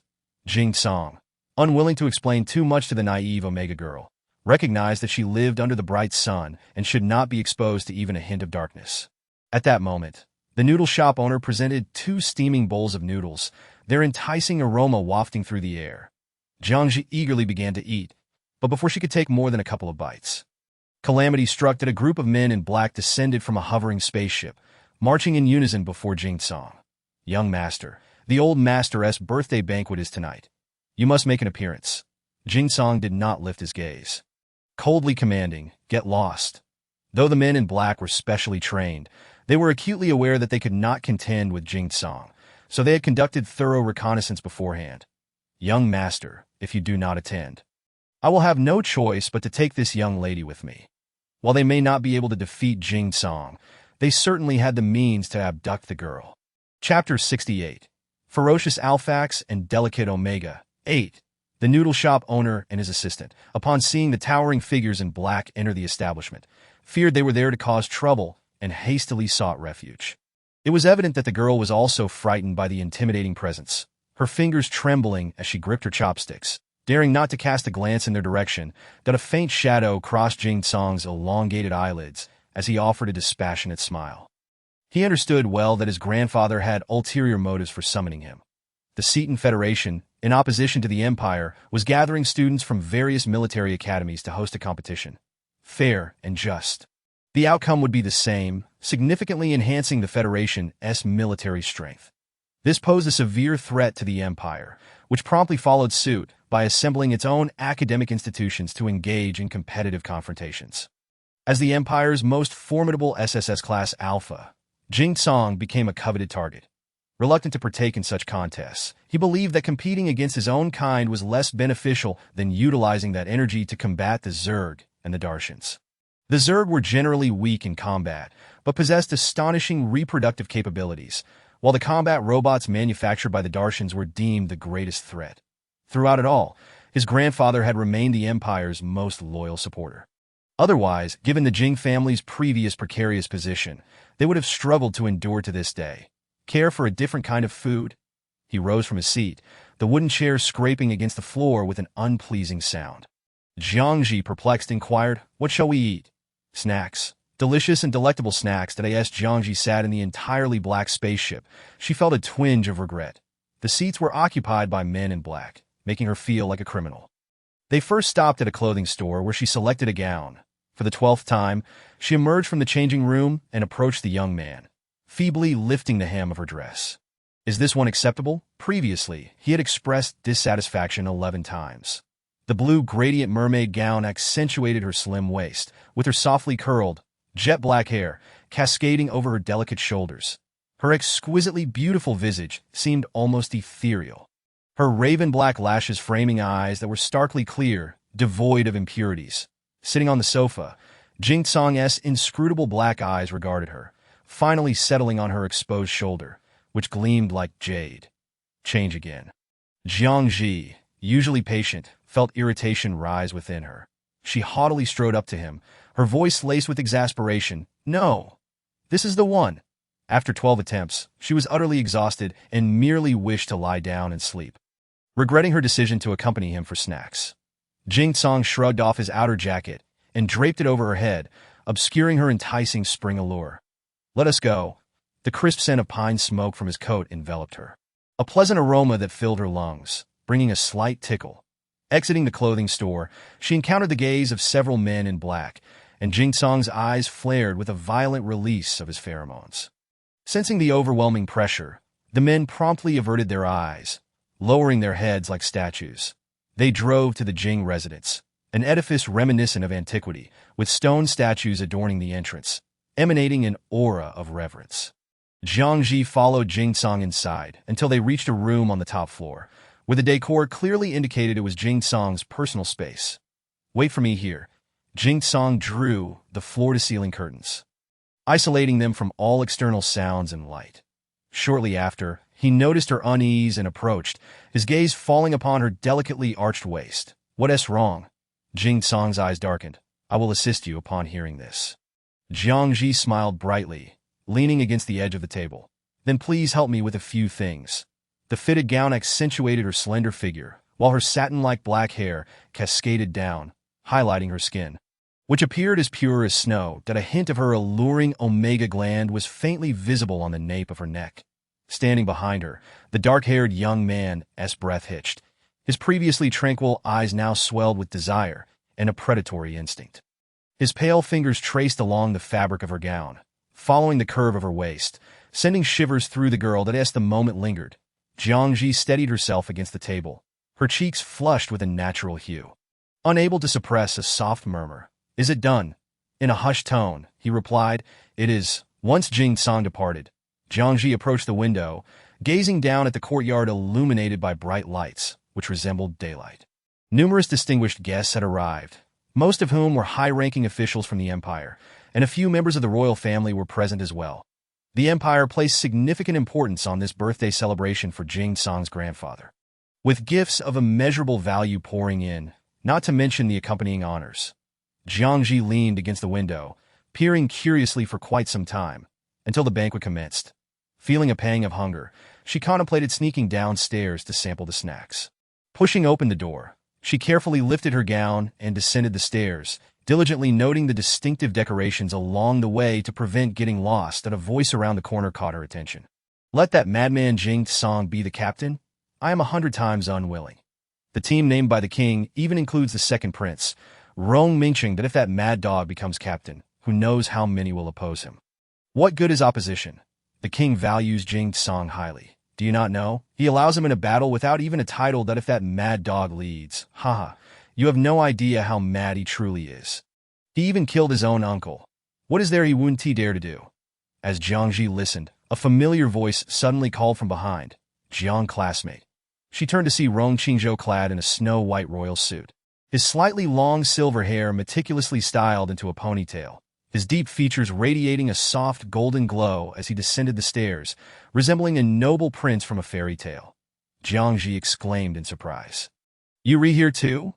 Rong Qingzhou smiled gently. "Yes, I didn't expect to run into you here." Jiang Zhi scratched her head, explaining, "I came with Jing Tsang. It's his grandfather's birthday." Rong Qingzhou casually inquired, "Are you two that close? Close enough to inspire jealousy?" Jiang Zhi hesitated for a moment before shaking her head. "Not really.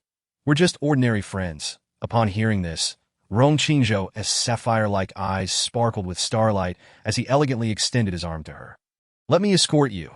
The descent down the stairs was treacherous, especially in high heels, necessitating her grip on the wooden railing. She pondered for a moment before meeting his tender gaze, smiling softly as she nodded. "Thank you." The enchanting fragrance that lingered around her wafted to Rong Qingzhou's nostrils, captivating his senses that he squinted in delight, inhaling deeply, a smile gracing his lips. Chapter 69. Ferocious Alphax and Delicate Beauty Omega 9 as they descended. The surrounding onlookers cast surprised glances in their direction. Who did not know Rong Qingzhou, the least favored prince in the palace, with hair as silver as a monster, instilling great trepidation that it was unexpected that he would attend Jing Tsang's grandfather's birthday. Yet it made sense, as most princes were present, including even the most favored second prince, Rong Mingcheng. Upon reaching a table laden with snacks in the corner, Jiang Zhi sampled a couple of delicacies, her gaze drawn to the gathering crowd at the center. Rong Qingzhou handed a glass of juice to Jiang Zhi, softly inquiring, "Are you looking for Jing Song?"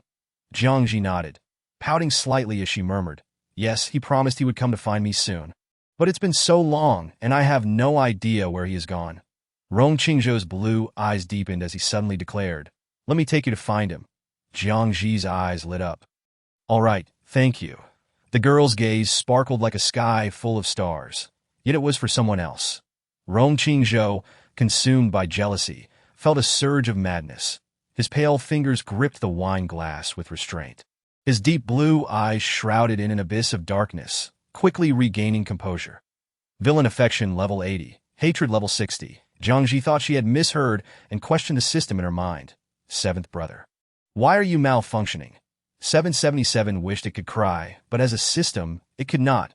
Who could explain to it the state of this world, and why there were two sets of villain metrics? One of which was garbled. And no matter. It must be a glitch on my part. 777 hesitated to reveal the truth to its host, fearing she might think the system was faulty. Its system would never malfunction. 777 thought nervously. As they navigated through the crowd and reached the main stage, Jiang Zhi spotted Jing Song, standing beside the old Master Jing. He had changed into a deep ink-colored suit, impeccably tailored, accentuating his tall stature. Unlike before, the young man now appeared more mature and cold, like a sharp sword freshly drawn, concealed within a terrifying madness. The old Master Jing announced two significant matters. First, the king had decreed Jing Song as the captain of the imperial battle team. The second was that Jing Song's compatibility with the king's most beloved 12th princess had reached 45. Thus an engagement was established. The 12th princess, an Omega, was young and beautiful, attracting numerous suitors eager for a union. However, her standards were exceedingly high, as she had openly declared her affection for Jing Song and wished to marry him, leaving others with no recourse. After the old Master Jing concluded his address, Rong Qingzhou, standing behind Jiang Zhi, spoke softly. "This marriage has received the king's approval. Not only that, but the old Master Jing is also quite satisfied with the union. Senior Jing is in 3S level Alpha, while the 12th princess is an S level Omega.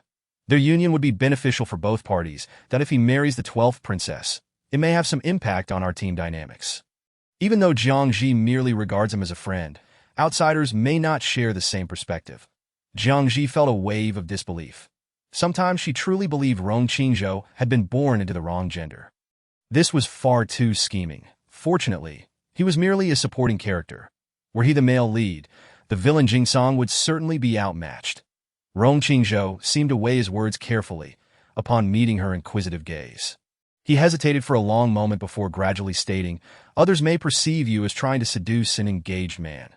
Jiang Zhi's face paled, and she hurriedly shook her head like a rattledrum. "I am not. It's not like that." Rong Qingzhou sighed softly. "I understand Jiang Zhi's character, but others may not think so." He paused, leaving his meaning clear. After contemplating, Jiang Zhi resolved, "Then we must disband the team and form a new one." Rong Qingzhou lowered his gaze, a hint of worry and fear flickering in his eyes. "But I am concerned that Senior Jing might harm you. His temperament is rather poor, and if he learns that we have disbanded the team, he will undoubtedly be furious." This statement instantly painted Jing Song as a domineering and violent individual. Jiang Zhi silently lit a candle for Jing Song in her heart, her expression earnest. "It's all right. I will speak to him." Rong Qingzhou's blue eyes, hidden in shadows, surged with a sickly excitement and fervor. As Jiang Zhi prepared to leave, she suddenly felt something amiss in her body, without time to say anything to Rong Qingzhou. She grasped her long skirt and hastily departed that I end the crowded surroundings. Rong Qingzhou raised his brow and noticed the girl beside him had abruptly vanished. Jiang Zhi stumbled out of the hall, retrieving a personal suppressor from her bag. The backyard, with its maze-like geometric patterns trimmed into the lawn, separated her from the bustling hall. She nestled in a corner deep within the maze, half leaning on the weeds, lowering her head as she pierced the sharp needle of the suppressor into the gland at the back of her neck. After injecting the suppressor, the heat within her body subsided somewhat. She bit her lush crimson lips, leaning back, her normally alabaster skin now tinged with a dripping scarlet hue, cascading down her neck, where the elegant collarbone resembled a crescent moon adorned with pink blossoms. In her haste, her deep blue, gradient fishtail gown became somewhat disheveled and wrinkled, revealing the upper half of her thighs beneath the knee, glistening with silver light under the faint moonlight. Meanwhile, Rong Mingcheng, drawn by the alluring scent onto the lawn, beheld this captivating scene. The girl appeared as enchanting as a mythical sea nymph. The calm and composed man involuntarily quickened his breath, leaping down to stand before her. His short, dark brown hair was tousled by the wind, revealing a strikingly handsome visage with deep-set features and fox-like eyes that hinted at profound cunning. Jiang Zhi, startled by his sudden appearance, raised her wet eyes in confusion. Her body weakened from suppressing her estrus. She slightly parted her lips, her voice soft and charming. "Who are you?" The second prince, Rong Mingcheng, had never been so captivated by an omega before, feeling dizzy as if ensnared by a toxin. He raised his hand to unbutton his suit jacket, his narrow fox-like eyes narrowing dangerously. "Don't be afraid. I won't harm you." Jiang Zhi did not trust him, pressing her fingers against the screen of her phone behind her, attempting to call Jing Song that don't come any closer. However, Rong Mingcheng draped his suit jacket over her, shielding her delicate, slender legs that if you've used the suppressor, rest here for a moment, and I will keep watch outside. With that, he turned to leave, leaving Jiang Zhi in a daze. Villain favorability 60, another garbled message? She frowned, her sharp memory prompting her to ask, wait, wasn't the last favorability level at 80? 777 felt it could no longer hide the truth. Spilling everything at once, Jiang Zhi. .777. Hey, there's a bug. This world has 3 villains. She must navigate her way through 3 individuals while also acquiring their hate levels. Jiang Zhi. Let it all end. Hurry. Chapter 70. Violent Alpha X Delicate Omega. 10. How high is Jing Song's favorability level now? Jiang Zhi recalled an important matter. Villain Jing Song favorability level 100 Jiang. It felt as though this world was somewhat surreal. How could it be that in such a short time, the villain's favorability had reached its maximum, and 3 villainous incarnations had appeared consecutively? Yet, there were benefits. She could now directly accumulate Jing Song's hatred levels. The thick suit jacket draped over her legs emitted a faint, cold pine fragrance, lacking the aggressive aura of Jing Song. There are many people approaching. Upon hearing this, Jiang Zhi's face revealed a flustered expression as she leaned against the grass wall, attempting to rise but stumbling back to the ground. Rong Mingcheng halted 3 steps away, maintaining a comforting distance. "I can carry you out of here without them noticing." Hearing this, Jiang Zhi hesitated, biting her lip. Her face flushed from estrus. After a moment, she softly replied, "Okay." Rong Mingcheng took a couple of steps forward and then squatted down, his white shirt subtly outlining his strong back in the dim light. Rong Mingcheng, the second prince of the empire, had always presented himself with a perfect facade, possessing a depth of character that earned him the king's favor. Yet, Jing Song remained oblivious to the fact that all the torment he had endured was orchestrated by Rong Mingcheng. Although Rong Mingcheng was not heavily featured in the narrative, he was considered a villain, ultimately meeting his demise in battle. Jiang Zhi glanced at his back, extending her finger to rest on his shoulder. Feeling a slight chill that as she leaned onto his back, she awkwardly inquired, "I am Jiang Zhi. Who are you?" Those who attended this gathering were all dignitaries of high status. The man before her emanated an air of noble elegance, his suit luxuriously crafted. Rong Mingcheng replied leisurely, "Rong Mingcheng." The girl he carried felt as light as a feather, her long, dark hair cascading beside his face, bringing a gentle tickle. The fragrance of blooming peach blossoms enveloped her delicate frame, captivating him. Jiang Zhi fell silent, not uttering another word until they exited the Jing family's back door, where the night deepened and scattered light fell upon the ground. All around them was silent. Jiang Zhi dismounted from his back, perhaps feeling too embarrassed. Her cheeks flushed as she sincerely said, "Thank you for bringing me out." Rong Mingcheng pulled the suit jacket tighter around her shoulders, stepping back as he leisurely unbuttoned his sleeves. "It's nothing. Just be careful in the future." Unlike the gentle warmth of silver-haired Rong Qingzhou, he exuded a different kind of mature charm. Jiang Zhi hesitated for a moment, then slowly said, "Out before she could finish." Jing Song, who had been absent for a while, strode in front of her, his dark eyes intensely focused on her face. Upon confirming she was unharmed, his furrowed brows relaxed slightly. "That I told you to wait for me. Why did you come out?" He had intended to find her immediately after the situation settled, but the room had been empty, and he had no idea where she had gone in that brief time. He had searched everywhere, relieved to finally locate her. The youth's pupils were as dark as ink, and though his voice was not raised, it seemed to be suppressed under an overwhelming ferocity and restlessness. Each encounter was the same. He spoke to her with a fierce demeanor, as if he were a wild lion poised to devour her. Jiang Zhi, unwilling to engage, shifted her gaze past him to the figure of Rong Mingxing behind. Offering him an apologetic and odied, it was only then that Jing Song noticed the man behind him. Upon recognizing his identity, his eyes narrowed slightly. "That isn't the second prince going to pay his respects inside?" The conversation shifted as a smile that did not reach his eyes crept onto his lips. "However, tonight, congratulations are in order for Jing Xiao, for tying the knot with the 12th princess." The mere mention of it caused Jing Song's expression to darken ominously. Though still youthful, the young man had a decade of battlefield experience. Yet to Rong Mingxing, he was merely a brash child reliant on brute force. But the girl beside Jing Song, Rong Mingxing, was in no hurry regarding his desires. Everything he did was meticulously calculated to ensure success, that he would lead his prey step by step into the trap before reaping the rewards. Ignoring the youth's fierce glare, he seemed to regard him as inconsequential. This, in turn, ignited a sudden fury in Jing Song, who swiftly engaged him in close combat. Rong Mingxing, unable to confront him directly, could only evade his assaults with nimble footwork. Observing the sudden turn of events, Jiang Zhi felt as if she could almost sit back and enjoy the show. Nevertheless, she had to maintain her facade. Clearing her throat, she called out to them. Jiang Zhi sighed softly. The clash of an 3S alpha's pheromones against the 2S's unleashed an overwhelming aura of terror. Seeming to threaten to tear everything asunder, Jing Song, gaining the upper hand, landed a fierce blow upon Rong Mingxing's face. Jiang Zhi called out to him loudly. "Jing Song." Jing Song abruptly halted, a fierce glint in the corners of his narrowed eyes. Blood tinged with a crimson sheen, like an enraged lion. Rong Mingxing, stepping back, brushed his hand against the split corner of his mouth, fresh blood trickling down from his sharply defined jawline. Jiang Zhi, her steps unsteady, rushed to Rong Mingxing's side. Upon seeing his grievous injury, she gasped, "Are you all right?" Rong Mingxing's thin lips curled, inadvertently aggravating his wound, causing him to frown, yet he shook his head reassuringly. "That I'm fine. You need not worry." Jing Song was taken aback that she would rush to another's side rather than his own.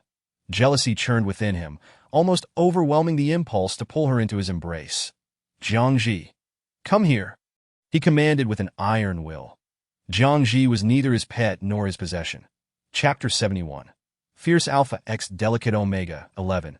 Jing Song's deep black eyes bore into her, his voice dripping with malice as it escaped from clenched teeth. "You don't trust me?" Jiang Zhi, weary and drained from the suppressants, did not wish to argue further. Turning her back to him, she uttered softly, "Just let it be, Jing Song. Don't make me dislike you with that." She quietly urged Rong Mingxing. "Let's go." As she watched them depart, Jing Song was consumed by her words. "That don't make me dislike you." He stood there for a long while, his seething rage encased in an icy prison. Chilling to the bone, that he was acutely aware of his temperament, prone to anger and agitation. Since he learned to navigate the treacherous palace where only the ruthless survived, everyone existed in a state of trepidation, fighting fiercely for fame and fortune. Once trusted friends could unexpectedly stab you in the back, and even close relatives would kick you down the ladder for their own ascent. The cold palace was rife with shadows and malice. As whispered by many, he had once killed his own uncle. The uncle was the only person he had ever trusted wholeheartedly, offering guidance and wisdom on how to thrive in the palace. Yet he never imagined that the uncle's care was a fade, merely a guise to fulfill his absurd ambition for Jing Song's coveted Alpha 3S rank. The legend claimed that Alpha ranks could be extracted and infused into another's body, provided there was a blood relation. However, this was merely an ancient tale, never substantiated by reality. Alpha transformation begins at 18, with higher-ranking alphas undergoing transformation earlier. Jing Song had successfully transformed at the age of 8. From that point on, his uncle had coveted his 3S rank, subjecting him to brutal procedures aimed at extraction. That it was all a myth. and thus false. Yet the agony of having bones forcibly severed and extracted was akin to a living hell. Enduring for a whole year. That year was a nightmare for Jiang Zhi. Ultimately, it ended in failure, and in a fit of madness, he killed his most trusted uncle. Ever since, he had been tormented by the aftermath of that experience. The pain radiating from his spine, relentless agony coursing through his entire being. Only on the battlefield, unleashing his rank abilities in unending combat, could he find a modicum of relief. The girl was his salvation and his remedy. Her pheromones could alleviate his suffering. This explained his peculiar behavior that day in the restroom. Yet often, he could not suppress the violent intent that surged within him. The urge to kill had taken root in his heart, spreading like a wild vine, that he was in torment. Yet the greatest torment now was her departure. She no longer wished to be near him. Like everyone else, she too had begun to loathe him. Jiang Zhi raised a hand to cover half his face. Waves of pain radiating from his spine to his head, a torment almost unbearable.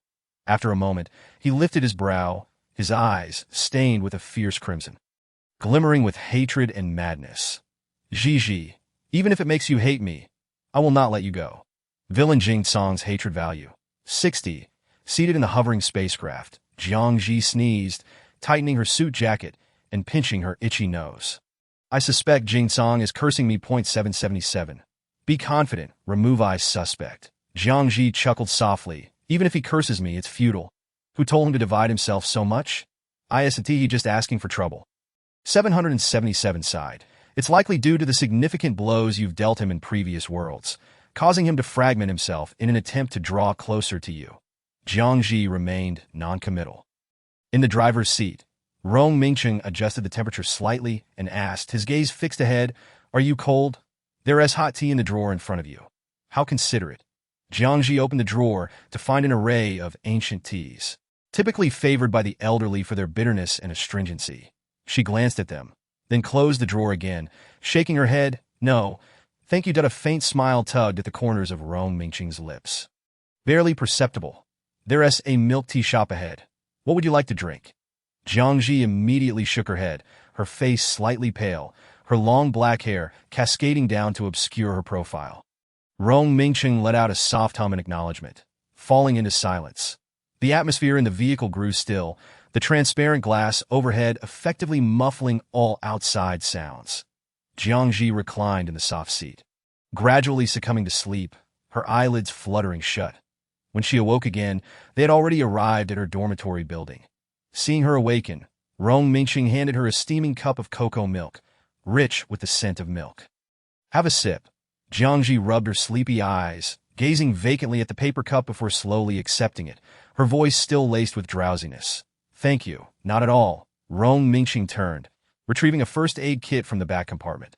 He lowered a mirror, the bright light dispelling the darkness, revealing his strikingly handsome visage marred by a bruise, a small cut at the corner of his mouth, and his fox-like eyes slightly drooping. Wincing as he inhaled sharply, Jiang Zhi, hearing the commotion, turned to look at him, and upon noticing his injury, her expression fell, filled with deep remorse. "I'm sorry. It's all because of me that you're hurt like this." Rong Mingcheng shook his head. "It's nothing. You need not blame yourself." Jiang Zhi's behavior puzzled her. He was usually quite amiable. Jiang Zhi pondered briefly before nodding. A hint of coldness flickered in Rong Mingcheng's gaze. Jiang Zhi continued, "He my friend. Although I said I would dislike him, that was just in anger. I could never truly dislike a friend." That a shadow crossed Rong Mingcheng's eyes, and with a slight lift of his lips, he asked nonchalantly, "Just a friend?" Jiang Zhi looked up, perplexed. If they were not friends, then what were they? Rong Mingcheng seemingly casually remarked, "I thought you two were in a romantic relationship," seeing how much Jiang Zhi cared. It was a look reserved only for those he cherished. She hadn't expected to witness such emotions from someone so cold and deadly. Jiang Zhi hesitated for a moment before shaking her head with a light laugh. "No, we've always been friends. Nothing more. You're overthinking it." Rong Mingcheng suppressed the delight bubbling within him, finishing up with his lip wound, and inquired, "Can we meet again?" as soon as the words left his mouth. The girl turned to leave his sight. Rong Mingcheng inhaled deeply, savoring the lingering fragrance in the air, intoxicating and exhilarating, that he released his alpha pheromones, entwining and consuming the essence left by the girl in the vehicle. He could hardly contain his eagerness to witness her in tears beneath him. Chapter 72. Fierce Alpha x Delicate Omega 12. Upon returning to her dormitory, Jiang Zhi emerged from the bathroom to find a message from Rong Qingzhou. Rong Qingzhou? Jiang, what's wrong? Rong Qingzhou, upon receiving this message, could you kindly reassure me of your safety? I am exceedingly worried about you. The frequency of Omega's estrus periods has markedly increased. It is an inevitable occurrence upon reaching adulthood. Thus, when the estrus period arrives, the Omega will engage in pheromone matching, and once the compatibility exceeds 30, they may commence contact, leading to marriage. The proportion of Omegas in the Empire has slightly eased compared to the past. No longer as scarce as it once was. Nevertheless, Omegas remain akin to national treasures in the eyes of the Empire. The following morning, she felt the after-effects of suppressing her estrus, fatigue weighing heavily upon her. Her body had already transformed into that of a beta, yet the possibility of pheromone leakage loomed. This, however, was not the worst of the news. Before she could even consume her breakfast, she received word from the imperial family. She was to be wed to the second prince, Rong Mingxing, by royal decree. This revelation not only stunned her, but also left the subjects of the empire in utter astonishment. How could a beta be granted marriage to the second prince, who held the highest status among the royal offspring and was a prospective candidate for the throne? Jiang Zhi found herself momentarily at a loss, retrieving her phone to call her parents. She understood that such a marriage would require their consent. The call was answered by her aunt, whose voice bore a hint of weariness. Zhi, your parents just fell asleep. Please, ask me your questions. Jiang Zhi was oblivious to the circumstances at home. For her original parents, they preferred to conceal her Omega identity beneath the guise of being a beta, revealing their intentions. The original owner's pheromones had caused quite a stir, even driving a guest mad upon their initial release. Furthermore, her pheromones had the potential to render betas unconscious, which underscored the gravity of the situation. Her parents had fretted endlessly over the pheromone issue, even going so far as to painstakingly develop a hidden potion that could mask her Omega identity. Regaining her composure, Jiang Zhi spoke calmly and clearly. Aunt Jiang, why did my parents agree to this marriage? Aunt Jiang, with a serious tone, replied, Last night, the second prince visited our home. He seems to have learned of your Omega status. And she paused, the words trailing off into a sigh. Jiang Zhi yearned to hear the rest, hesitating before ultimately refraining from voicing her inquiry. The original owner was unaware, but having observed the plot, she was acutely aware that merfolk belonged to an ancient lineage, their movements shrouded in mystery. With pheromones distinct from those of humans, they possessed formidable healing abilities. Thus, Jiang Zhi's parents opted to conceal her true identity. Otherwise, her unique merfolk bloodline would incite competition among the various federal planets. Yet, how had Rong Mingxing discovered her merfolk heritage? Her parents would never have consented to her marriage solely based on her being an Omega.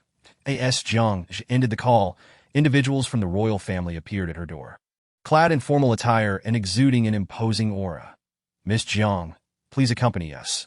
She cast them a fleeting glance but did not resist, following them onto a jet-black hovering spacecraft. Halfway through their journey, a swiftly moving vessel intercepted them. Emerging from it was Rong Mingxing, tall and poised like a towering pine, his demeanor exuding a cold intensity. The leading man in a suit disembarked and respectfully bowed, stating, Your Highness, it is the Queen's command. The Queen, being Rong Mingxing's biological mother, held a position of great power, second only to the king in the empire, possessing the purest Omega lineage with a compatibility rate of 80 with the king. The man in the suit dared not contradict him, well aware that the second prince's words were never empty, that he promptly ordered his subordinates to escort Jiang Zhi away.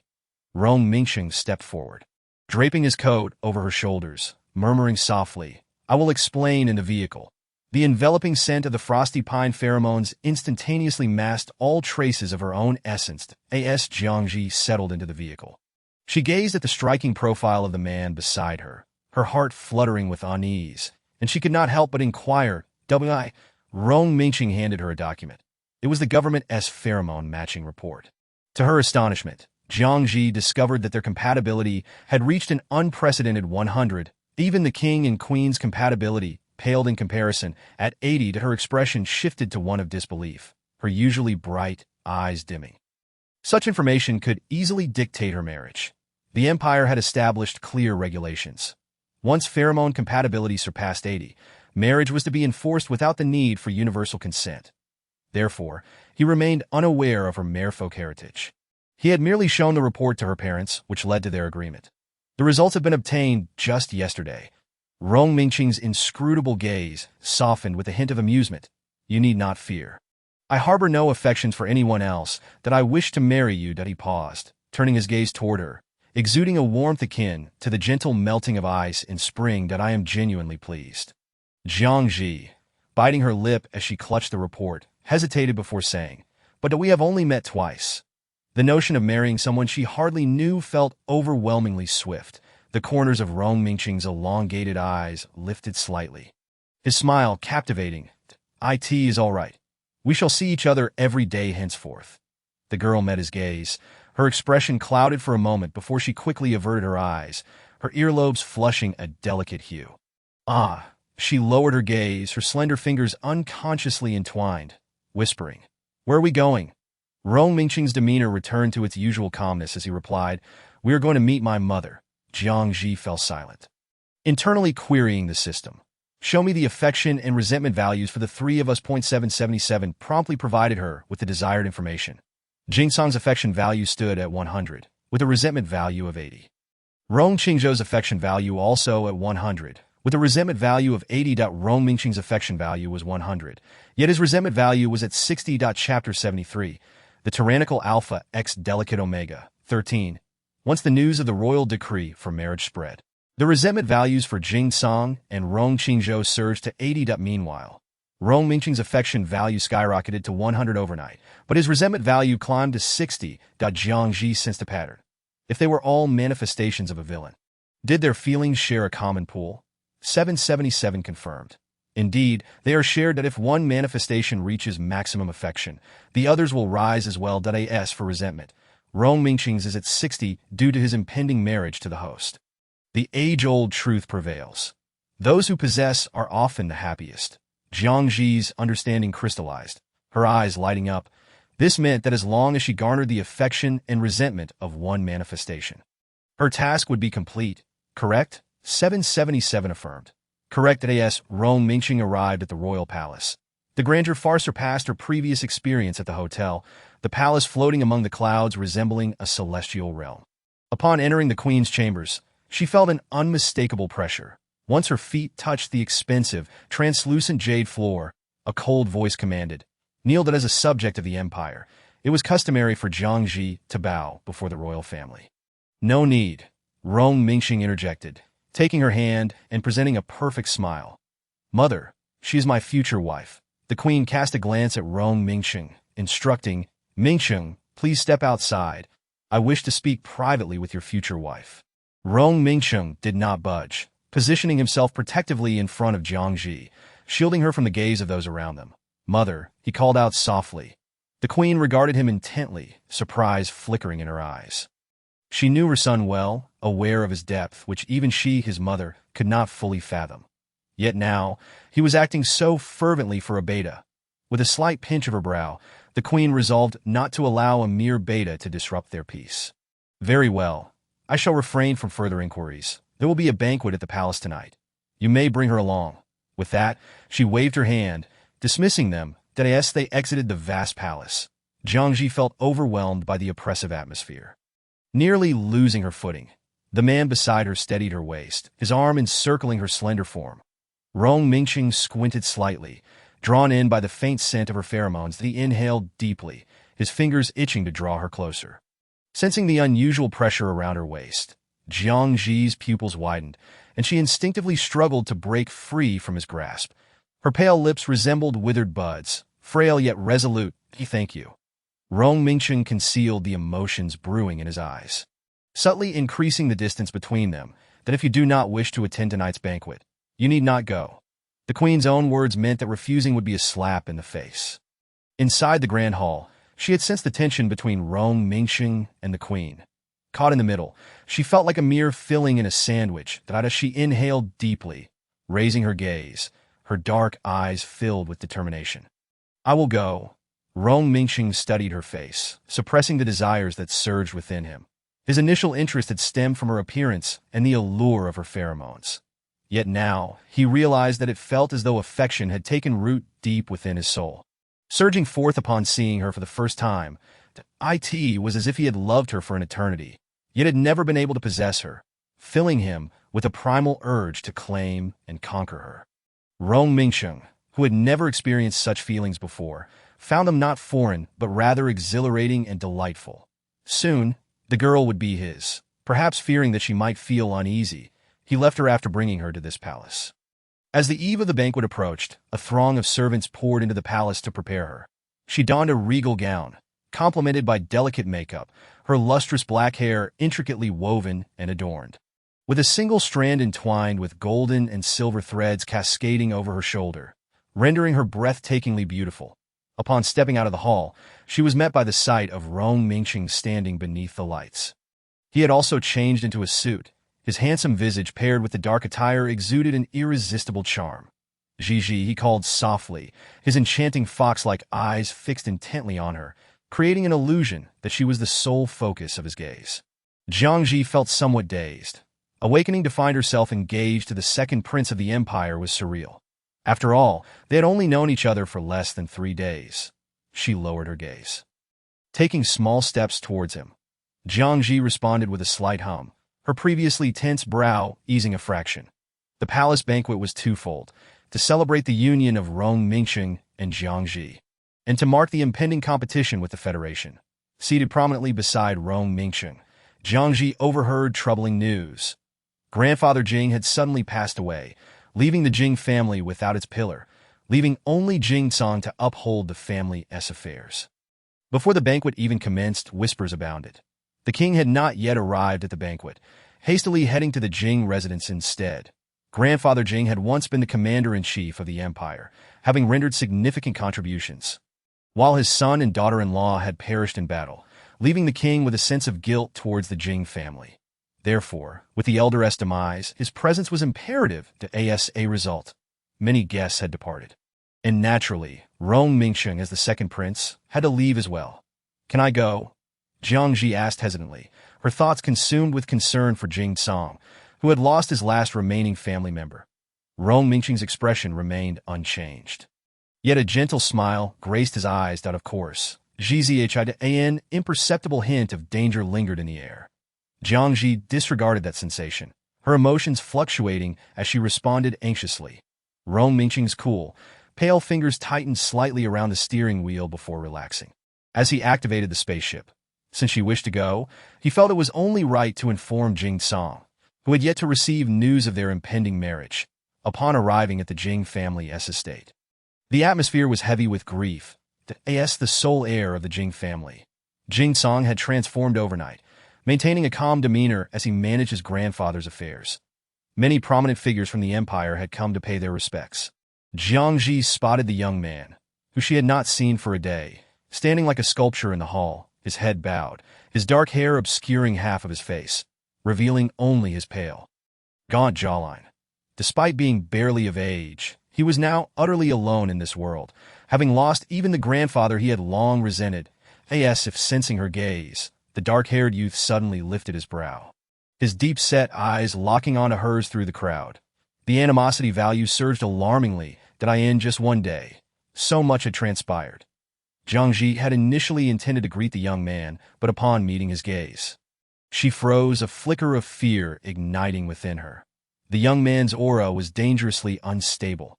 After a brief glance at her, he quickly averted his eyes and fell silent. Rong Mingxing observed her reaction with a placid expression.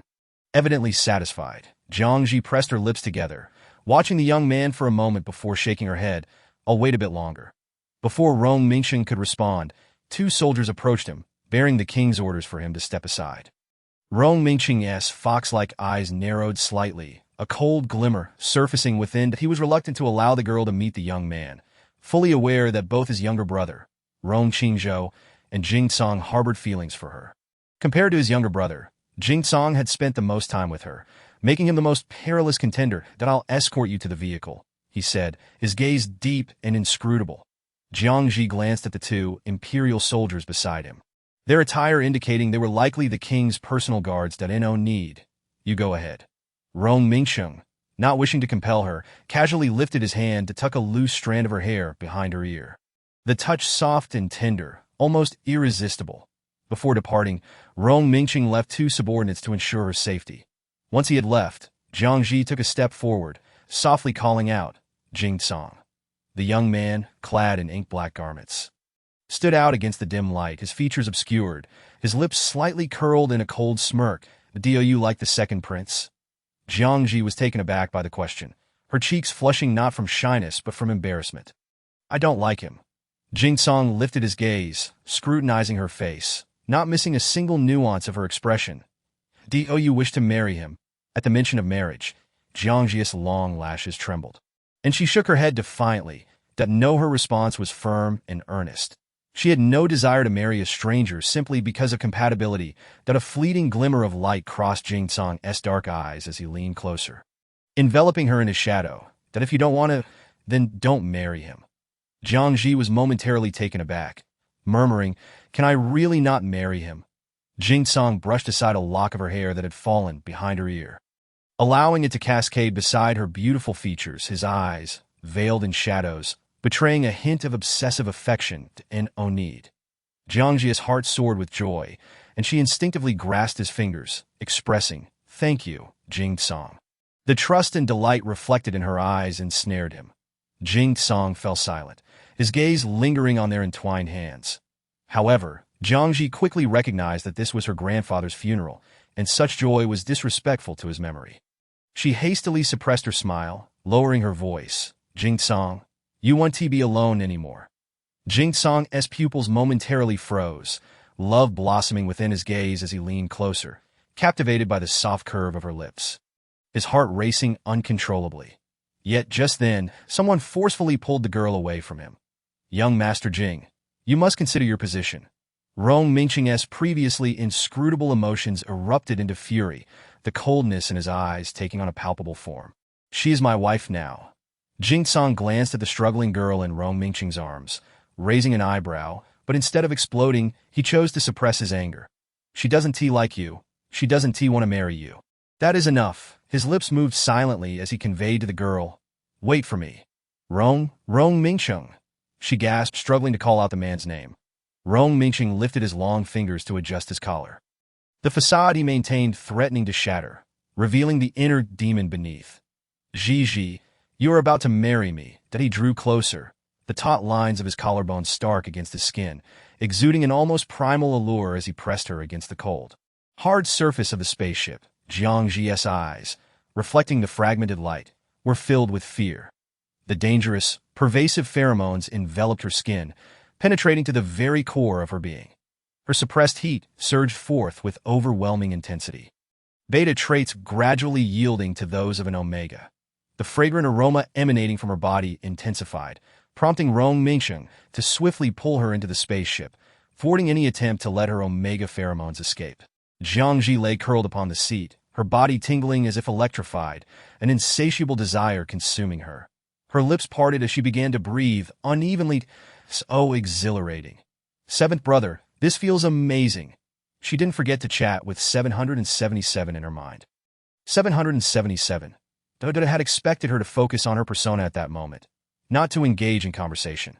Jiang Zhi half closed her eyes, her gaze drifting to the man at the helm, whose demeanor was anything but normal. Rong Mingsheng maintained his usual stoic composure, yet the fingers gripping the steering wheel tightened, and his exquisitely handsome face gradually flushed with a crimson hue of desire. The spaceship soared at breakneck speed towards Rong Mingsheng's private chamber. Upon collapsing onto the soft bed in the master suite, Jiang Zhi tugged at her gown, the beautiful fabric quickly becoming wrinkled. Rong Mingsheng activated the protective barrier, enveloping the entire chamber and preventing any omega pheromones from escaping. The moment he stepped into the master suite, his elongated eyes turned crimson, his breath quickening as he involuntarily released his pheromones, entangling them with those of the omega in the room, that he was on the brink of losing control. Overcome with the urge to tear the omega lying on the bed to shreds, barely managing to restrain himself, he inhaled deeply, a smile curling at the corners of his lips that I nearly lost my mind too. He approached the bed with measured steps, gazing down at the girl sinking into the sheets, her porcelain skin tinted with a tempting blush, utterly ravaged by her heat, yearning for an alpha's mark. Rong Mingqing's ink-like brows lowered slightly as he leaned over her, his potent alpha pheromones enveloping her entirely. The young girl comfortably tilted her neck back, revealing the gland at the nape, her voice a faint whisper. Jing. Chapter 75. The fierce Alphax and the tender Omega 15. Rong Mingqing leaned in closer. Jing Song. Rong Mingqing's mind seemed to explode with a resounding bang, his eyes widening in fury, fixating intensely on the girl in his arms. His previously gentle and composed demeanor suddenly morphing into something dangerously unsettling. Jing Song? He let out a derisive snort, the sound escaping through clenched teeth. Rong Mingqing's fingers ceased to be gentle, gripping her smooth and delicate chin somewhat roughly. Applying slight pressure to compel her to meet his gaze. Be obedient. Call me Mingqing. His voice was husky and alluring, imbued with a tantalizing magnetism.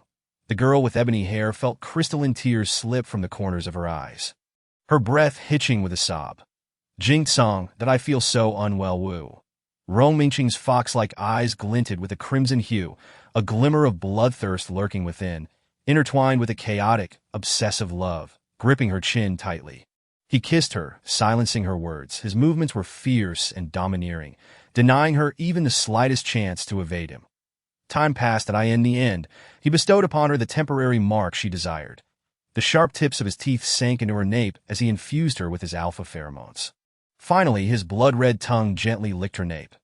The next day, at 4:30 in the afternoon, Jiang Zhi slowly awakened, her nose catching a scent that did not belong to her, a crisp pinewood pheromone, distinct to Rong Mingqing. She raised her fingers to massage her nape. Did I ask this the temporary mark? I wish for it to happen again. She retained some consciousness from the previous night, especially the indescribable feeling of comfort when Rong Mingqing marked her. 777 had spent the entire night watching the mosaic, utterly drained. Rong Mingqing's hatred level had reached 100, that although it had been a joyful night for Rong Mingqing, the host had incessantly called out Jing Song's name. A murderous betrayal, Jiang Zhi murmured, sitting up from the bed, surveying the unfamiliar surroundings, and asked nonchalantly, "Seventh brother, what do you think a lifetime mark entails?" 777 replied with a hint of melancholy. "All I know is that Jing Song is coming." Jiang Zhi was somewhat taken aback. "What did you say?" 777 repeated, then clarified. After resolving the affairs of his grandfather, Jing Song has rebelled. He has allied with the Jing family and other clans to eradicate all royal families overnight. Meanwhile, Rong Mingqing and Rong Qingzhou are being hunted down, racing toward your location. Jiang Zhi. Now have they gone mad? 777, recalling the 3 mission targets, spoke with a quiver in its mechanical voice. They were always mad. Then I'll make my escape. Goodbye. Jiang Zhi did not wish to confront those 3 individuals all at once and began preparing to flee. That as she descended from the bed, her legs felt weak, nearly causing her to fall. She cautiously made her way out of the master bedroom, only to find herself surrounded by dense thickets. 777 directed, "Follow this path. You'll reach the road." Though her body was frail, her steps showed no sign of faltering as she leaned on branches and ventured deeper into the woods. After running for 2 or 3 hours, she finally spotted the road the system had mentioned. However, before she could leave along the road, she suddenly saw a familiar figure not far away. Jiang Zhi's pupils dilated as tears welled in her eyes. "Seventh brother, how did he find me so quickly?" 777, that I don't know. Originally, they thought the host could escape, but Jing Song had been watching nearby, unhurriedly observing her flight, ultimately waiting to shatter her hopes. Like a pervert he is a pervert. Jiang Zhi stumbled and collapsed onto the ground, watching as the young man drew near, her heart sinking. Jing Song, she called out to him in confusion. Jing Song paused before her, gradually bending down to kneel, gently massaging her ankle, his voice devoid of warmth. "Does it hurt?" The girl had run too quickly, and the branches and thorns in the forest had easily scraped her skin, drawing blood to no, it doesn't hurt. Her eyes were misty as memories of the previous night flooded back. Choking on her words, I don't feel pain." Jing Song raised an eyebrow, the corners of his eyes tinged with droplets of blood, making him appear particularly menacing, sensing the lingering, unfamiliar alpha pheromones on her. He paused briefly before leaning closer, his dark eyes reflecting the cold gleam of a predator. Zhi, I've come to save you. Aren't you happy? He lifted a finger to her nape, applying a gentle yet firm pinch. No, stopped as she recoiled, attempting to evade his touch. However, Jingsong would not allow her to escape, effortlessly pulling her into his embrace, then pressing his mouth to her nape, biting down with fervor and injecting his alpha pheromones. An overwhelming surge of SSS-grade alpha pheromones flooded into her nape's gland, accompanied by waves of pain and electric stimulation, causing her to tilt her head back, her eyes glazed with tears that so comfortable. In the end, her body was saturated with his pheromones, and he joyfully carried her away, cradling her as she regained consciousness. 777 delivered grim news. Jingsong had killed Rong Mingcheng and was about to eliminate Rong Qingzhou. Rong Mingcheng's love and hatred levels were maxed out. His death was inconsequential. However, Rong Qingzhou's hatred levels still needed to decrease by 20. He must not perish so soon. Jiang Zhi opened her eyes to find darkness enveloping her. Bound and unable to move, am I really so easy to bind? She scoffed. Underestimating me.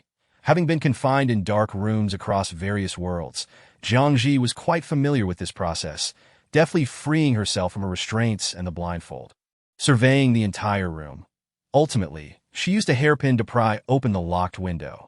Although it was the third floor, she climbed down slowly and sighed in relief upon landing on the soft ground.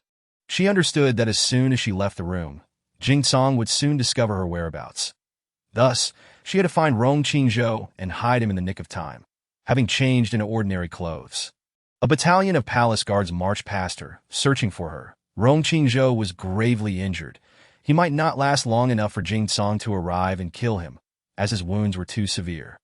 Jiang Zhi dragged him into a nearby deserted house and tended to his injuries as best as she could. Rong, wake up, Rong! 777 suddenly interjected. Jingsong is already searching in this direction.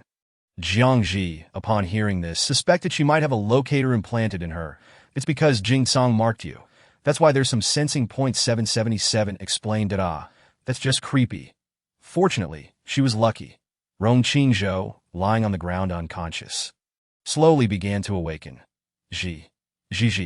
His face was devoid of color, pallid and ghostly, silver hair stained with splotches of blood, and his deep blue eyes lacked their usual luster, gazing at her with profound affection.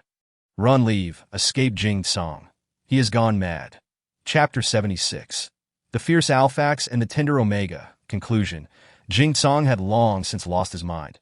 Upon hearing that the girl was to marry the second prince, Rong Mingcheng, and witnessing her leave with him, his heart twisted in agony.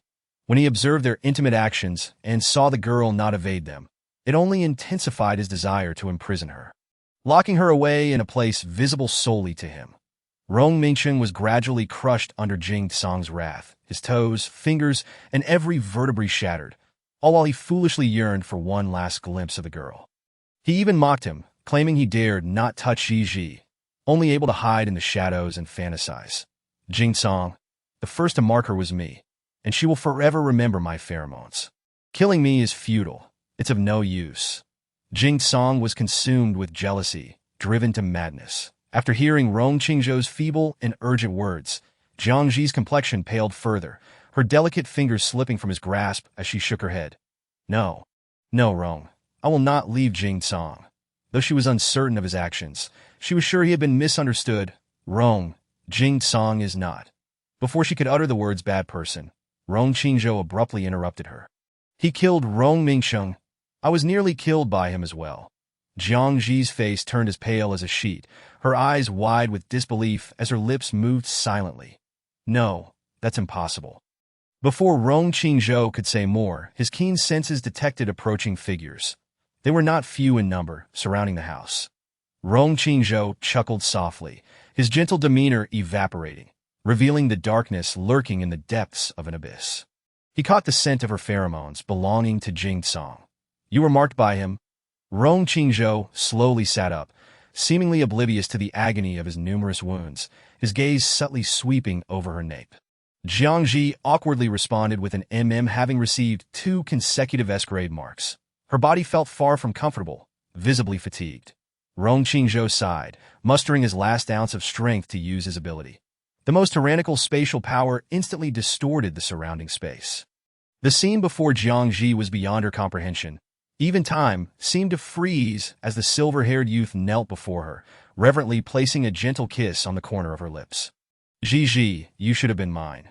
The words, imbued with a profound desire, fell upon her ears, swiftly followed by a fierce and fervent kiss. The youth, typically gentle and graceful, exhibited a ruthlessness reminiscent of Jing Song and Rong Mingcheng. This kiss reignited Jiang Zhi's period of arousal. The glands at the nape of her neck radiated a burning heat, her body melting into a puddle as she leaned against the young man. Helplessly enduring his kiss, it was unclear how long it lasted, but her tongue throbbed with pain. When the silver-haired youth's mark descended upon her nape, having already been claimed by 2 alphas in a single day, she could no longer withstand it. The corners of her eyes tinged with crimson, tears cascading down her cheeks as she succumbed to a sob. Zhi, come with me. Let us descend into hell. Rong Qingzhou's angelic visage now appeared akin to a fallen deity, wickedly enchanting, as he encircled her waist, his palm resting over her heart. Though pain had yet to arrive, Jiang Zhi sensed her life gradually ebbing away. Was he to slay her? Hatred level reached 100. Mission accomplished, 1 minute remaining before departing this world. For the first time across countless worlds, Jiang Zhi was killed by a mission target. The young man embracing her disintegrated into shards of warped space. Lacking the strength to cling on, her body collapsed to the ground, consciousness growing ever more indistinct.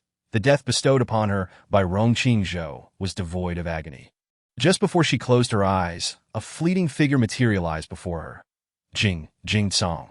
The youth filled the void of her lost life with his own, cradling her as if reclaiming what was lost. His tone unusually tender.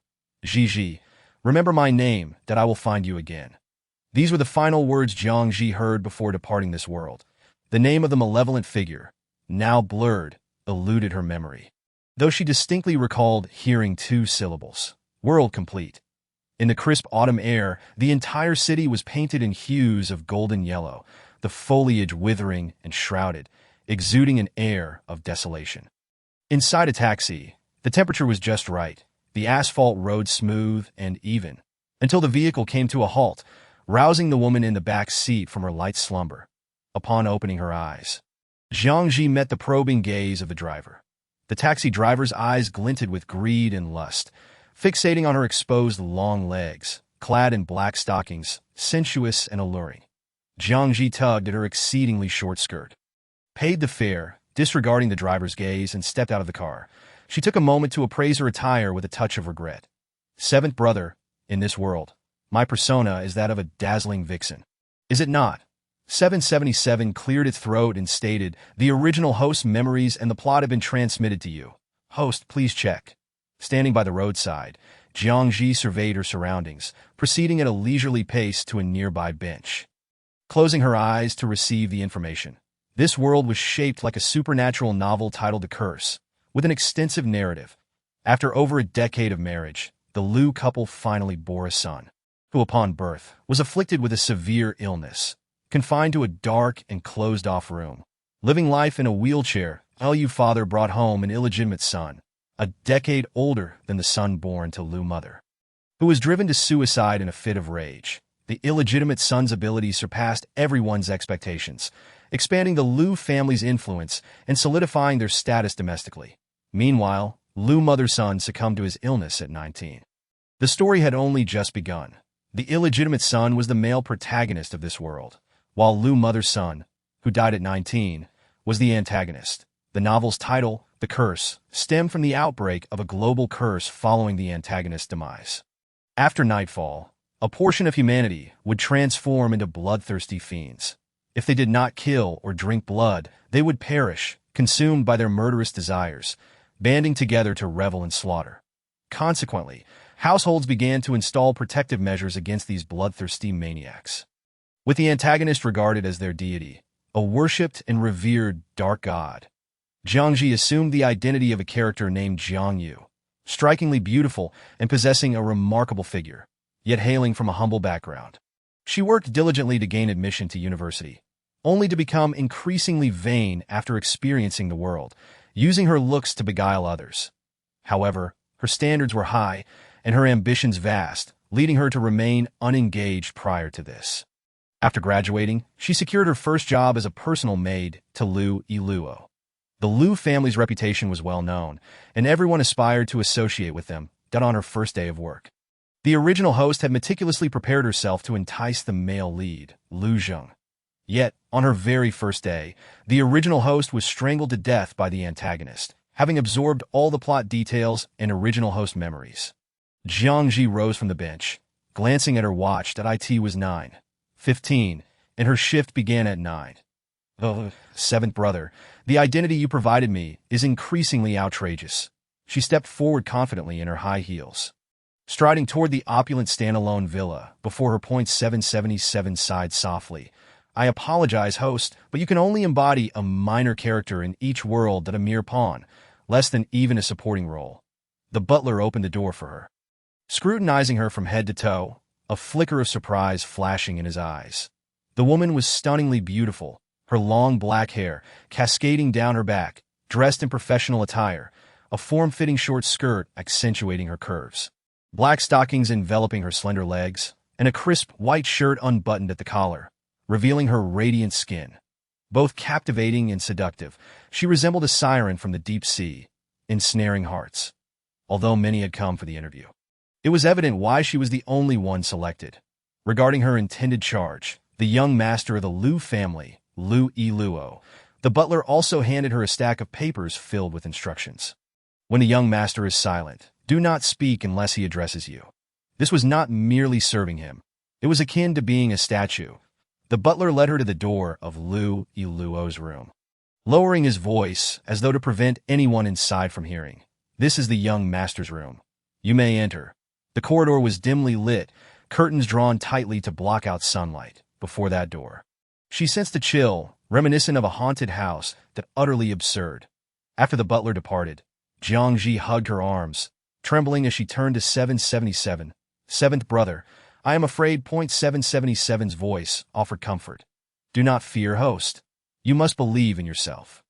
Jiang Zhi replied, "Oh, after all, there would be no punishment for death." Jiang Zhi had encountered her fair share of deranged individuals. Would she fear a mere boy who had just turned 18? What a joke. Jiang Zhi pushed open the door, the sound of her high heels clicking against the wooden floor echoing in the darkness. The room enveloped in shadows, a chilling atmosphere invading her skin, sending shivers coursing through her. "Oh, I am frightened. Seventh brother, save me." She pressed against the wall, too terrified to take another step. .777. But heartbroken. The air was laden with a frigid atmosphere, silence enveloping her ears, as if she were in the depths of hell. Jiang Zhi dared not speak.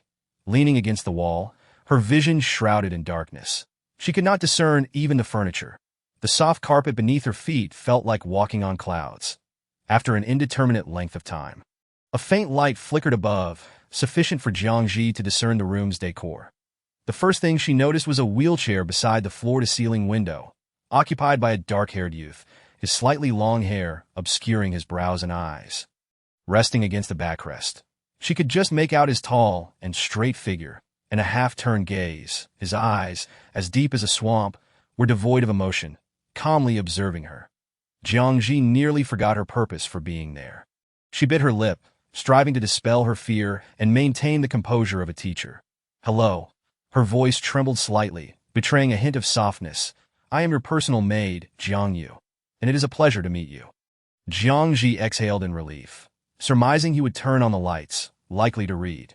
She slowly approached, halting 2 steps away, casting a glance at the book resting in his lap, unable to discern the title. Shifting her gaze around the room, the decor leaned towards a cold aesthetic, likely to accommodate his immobility.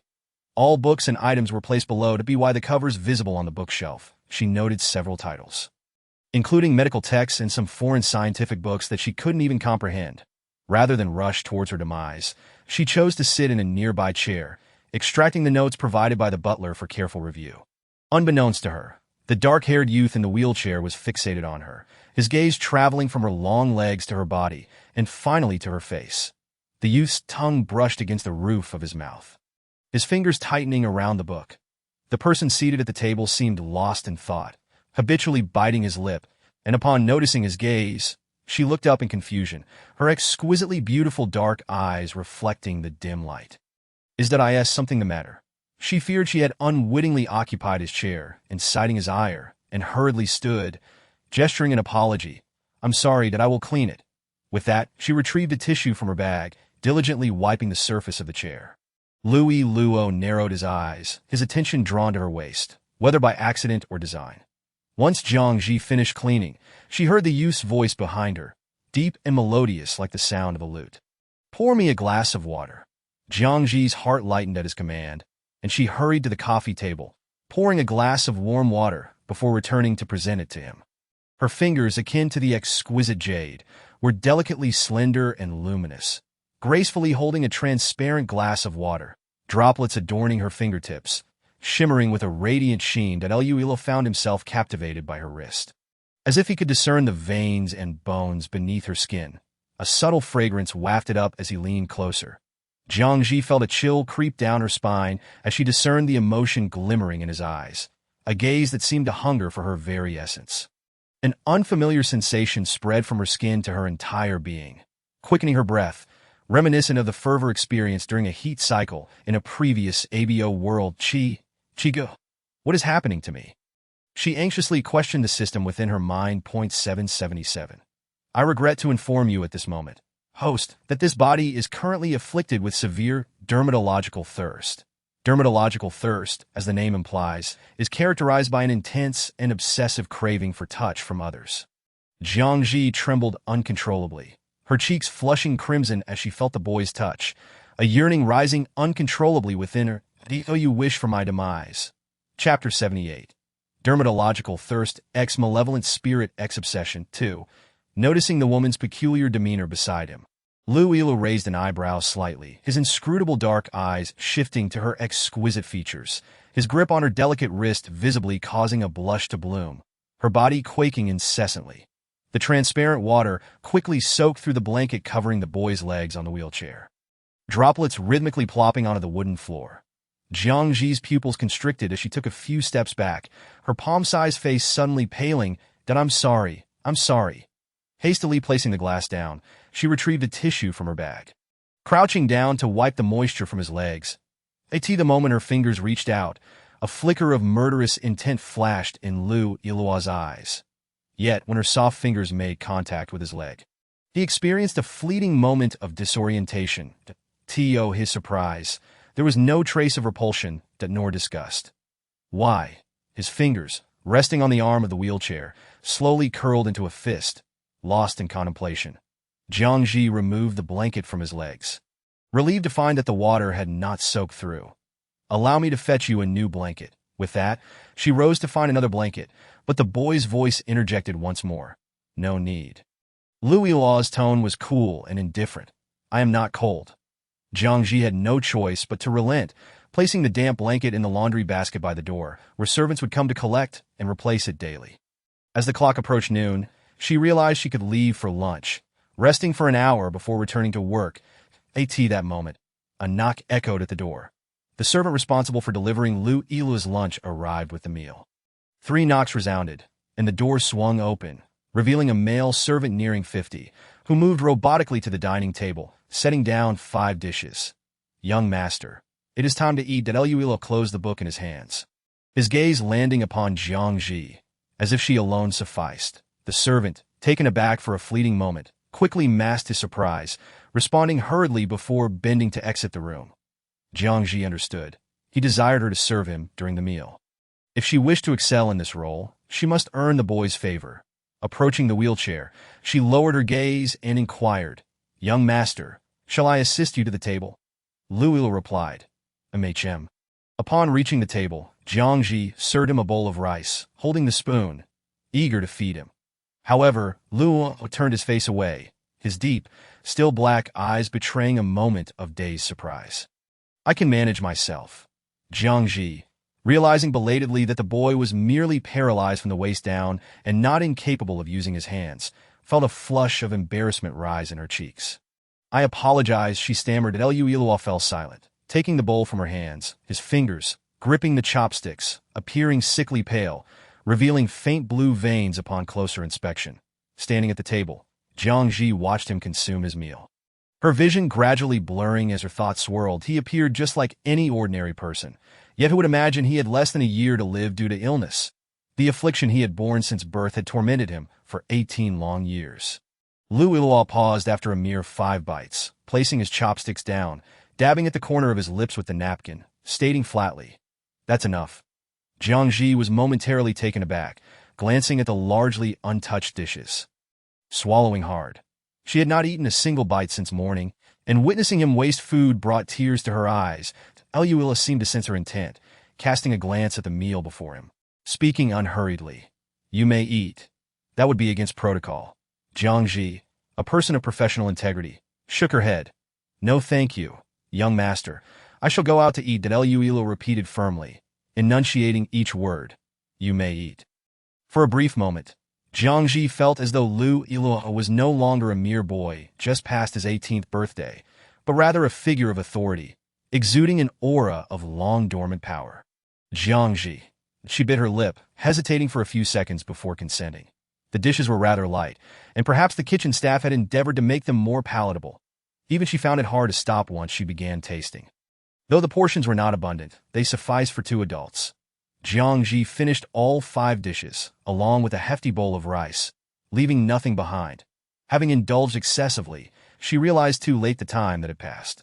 Stealing a glance at the boy in the wheelchair, she found him engrossed in his book, his attention far removed from her. Jiang Zhi let out a quiet sigh, placing the empty plates onto the serving cart before exiting the room. Just then, Lu Iluo, who had been absorbed in his reading, suddenly lifted his gaze, his midnight black eyes fixating on the departing figure of the woman with a scrutinizing curiosity. This should have been her time to rest. Yet she found it impossible to do so. Approaching the wheelchair, she softly inquired, "Young master, is there anything you require of me?" Lu Iluo lifted his eyelids, a faint weariness clouding his features. "Carry me to bed." Jiang Zhi recalled the instructions given by the butler, recalling that lunchtime was indeed the young master's nap time. Nearly forgetting this crucial detail, she nodded, pushing the wheelchair to the bedside, where a solid wooden bed lay adorned with crisp white linens. Curtains drawn to block out all sunlight, casting the room in a dim glow that a serious thought crossed her mind. Dermatological thirst. The moment she had touched the boy's hand, that tingling sensation had ignited a desire within her for more contact. The feeling of being driven by impulse was rather unsettling to an observer. She might appear rather perverse. Noticing her hesitation, Lu Iluo furrowed his brow, asking, "Do you not wish to?" Jiang Zhi immediately shook her head no. "It's not that I am more than willing. I was merely contemplating how to carry you to bed without causing any offense." Lu Iluo's fingers lightly pressed against his lips as he cleared his throat a few times, his breath steadying before he spoke. "You won't." Jiang Zhi, utterly bewildered, replied. "Huh." Lu Iluo's low voice carried a hint of hoarseness. "You won't offend." Jiang Zhi, taken aback, lowered her gaze towards him, noticing that he appeared almost ghostly pale from his coughing.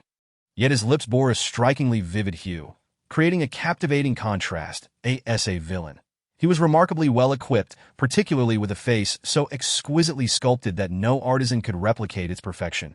A tranquil lake, undisturbed, yet exuding an irresistible allure akin to a seductive poppy. There was not a single hint of malice or wickedness that one would typically associate with a villain. Chapter 79. Dermatological Thirst X Malevolent Spirit X Obsession. 3. Jiang Zhi nearly succumbed to the depths of his swamp-like gaze, but quickly averted her eyes. Earnestly replying, "Very well, young master." She engaged in extensive mental preparation, tightening her lips, extending her arms to encircle his waist. As she lifted him, an unexpected reaction surged once more. This time prepared, she staggered slightly, yet safely managed to place him onto the bed. Lu Iluo noted her quickening breath and the flush of her ears, his gaze lingering. Jiang Zhi released him swiftly, lowering her head to hide her unusual feelings. "Young master, I shall take my leave now." As her words fell, she eagerly sought to depart, but Lu Iluo spoke. "Stay here, Jiang Zhi." That she hung her head, her eyes trailing to her flushed skin, her fingers unconsciously pinching at her warm, tingling flesh, responding softly. Thankfully, The contact had been brief. Otherwise, she might have truly overstepped her boundaries with the young master. Luila closed his eyes, reclining upon the bed. After a while, Jiang Zhi found her dermatological thirst alleviating somewhat, and drowsiness began to envelop her. Having eaten and drunk her fill, sleep beckoned. Jiang Zhi stifled a yawn, surveying her surroundings before settling at the edge of the bed. Soon drifting into slumber, in the instant she succumbed to sleep, Lu Ilua, who lay awake, opened his eyes, sitting up with quiet movements, observing the woman asleep at the edge of the bed. Due to her position, the collar of her white shirt fell open, casting a delicate shadow across her perfectly sculpted collarbone, while the air was infused with the sweet fragrance emanating from her. Lu Ilua shifted closer, inching towards her until they were nearly touching, his gaze drawn to her flawless, fair skin and long, thick lashes, perpetually inviting proximity. His brother had certainly chosen a commendable personal attendant for him. Beautiful things are often fragile. Much like her, she slept soundly until 5 in the afternoon. Upon awakening, Jiang Zhi rubbed her drowsy eyes, her vision gradually sharpening as she spotted the boy propped against the bed, engrossed in a book. Still a bit disoriented, she acted on instinct. She rose from the ground and walked to the wall, illuminating the orange bedside lamp. The light is too dim. Reading in such darkness is detrimental to your eyes. She stated earnestly to Luila was unaccustomed to such bright illumination, his brows knitting slightly, but the coldness in his gaze vanished in an instant upon hearing her words that I have slept for so long. She uttered in disbelief, a hint of panic creeping into her voice, soft and languid from just awakening. Did I apologize, young master? She had merely intended to take a brief nap, yet upon opening her eyes, it was already time to finish work. The Luila continued to observe her. This is the 3rd time you have apologized to me. Jiang Zhi blinked, her expression vacant. She never anticipated that he would keep account of her apologies. Lu Ilua's gaze shifted to the orange bedside lamp overhead, and suddenly he veered the conversation. Do you enjoy light? Light? Jiang Zhi followed his line of sight to the lamp, pondering for a moment before nodding. Yes, reflecting back, since her arrival in the morning, aside from a few small lights, the main light had remained off. Darkness breeds fear, while light offers warmth. Suddenly, Lu Ilua coughed violently, as if trying to expel his entire lung. The intermittent sound startled Jiang Zhi. She hurriedly poured a glass of water and offered it to him, gently saying, Young master, drinking some water might help. In her haste, she disregarded decorum and etiquette, one knee resting on the edge of the bed. Her slightly bent leg pressed against the quilt, creating deep creases. The scent emanating from her alleviated the dryness in his throat somewhat. The fragrance filled his lungs, granting him a sense of comfort that made him squint his eyes. He reached out to take the glass from her hand, savoring a sip. Even the ordinary water tasted exceptionally sweet. Noticing that his complexion had improved slightly, Jiang Zhi realized her position was improper and hurriedly descended from the bed. Smoothing out the wrinkled sheets and quilt, Lu slowly lowered his gaze, his breath steady. Thank you. Jiang Zhi was somewhat taken aback. She had not expected him to express gratitude, gaining some understanding of him. She realized he was not arrogant or dismissive like other wealthy young masters, but rather approachable. Aside from being reclusive and taciturn, he was quite an admirable young man. That it's nothing, she replied, a smile gracing her lips. Softening the vibrancy of her features and adding a touch of innocent charm, Luila gazed deeply at her smile, his heart momentarily halting before racing erratically. After a brief moment, he lifted a finger to cover his heart. Bowing his head slightly, the long, dark strands of hair falling over his brows, concealing all emotions within his eyes. For a worker, the moment of leaving work is the most joyous. Just before descending the stairs, a figure approached from the entrance. The dim light in the living room cast a shadow over the tall, slender figure, gradually revealing a handsome visage that exuded a formidable presence, akin to a long-dormant beast. Instilling a sense of dread, upon seeing the woman descending the stairs, the man paused, standing before her. The butler halted beside him, quietly explaining the woman's identity. Jiang Zhi recognized the man before her. His image frequently graced magazines and news articles, a financial prodigy. The youngest in the country, who had transformed the nearly bankrupt CF family into a globally renowned enterprise. Liu Zheng, 28 years old, had never been embroiled in scandal, exuding an air of cold detachment and profound cunning. He was the male protagonist who had battled against the malevolent forces for many years. The moment Jiang Zhi laid eyes on him, her heart raced uncontrollably, the emotions carried over from the original owner, compelling her to remain rooted in place. Her gaze irresistibly drawn to his face. What did I wrong? 777. The original character harbored feelings for the male lead, Lu Zheng, wishing to attach herself to him and ascend to the position of Lu family matriarch. Jiang Zhi, Lu Zheng cast her a cold glance, striding away from her line of sight. Once the man had departed, Jiang Zhi struggled to regain her senses, taking a deep breath and steadying herself against the staircase railing, her legs feeling somewhat numb. Host, while the mission does not require you to attach yourself to Lu Zheng, in this world, you will be influenced by the character's setting, leading you to act in ways you might not expect. As soon as 777's words concluded, Jiang Zhi's legs uncontrollably propelled her back up the staircase. She sprinted until she stood before Lu Zheng, slightly breathless, her brows arched with intensity, beads of sweat glistening on her pale forehead. Her voice carried a hint of softness. Mr. Lu, I am very pleased to be here, caring for young Master Lu. The words "I like you" nearly slipped from her lips. No, even if she wished to attach herself to Lu Zheng, she couldn't confess her feelings upon their first meeting. Jiang Zhi felt utterly exhausted. Having narrowly escaped the clutches of the antagonist, she found herself on the brink of being killed by the male lead due to a confession. Lu Zheng's brows furrowed, a faint chill flickering in his elongated eyes as his thin lips parted slightly. You are happy to care for Lu. Chapter 80. Skin hunger x malevolent spirit x obsession. 4. Jiang Zhi instinctively nodded. Young Master Lu Elaw, who had been bedridden for long periods in the dim confines of his room, was not as difficult to approach as the outside world suggested. Lu Zheng paused for a moment, evidently surprised that she sought him out not to resign or to demand compensation for any harm suffered while attending to Lu.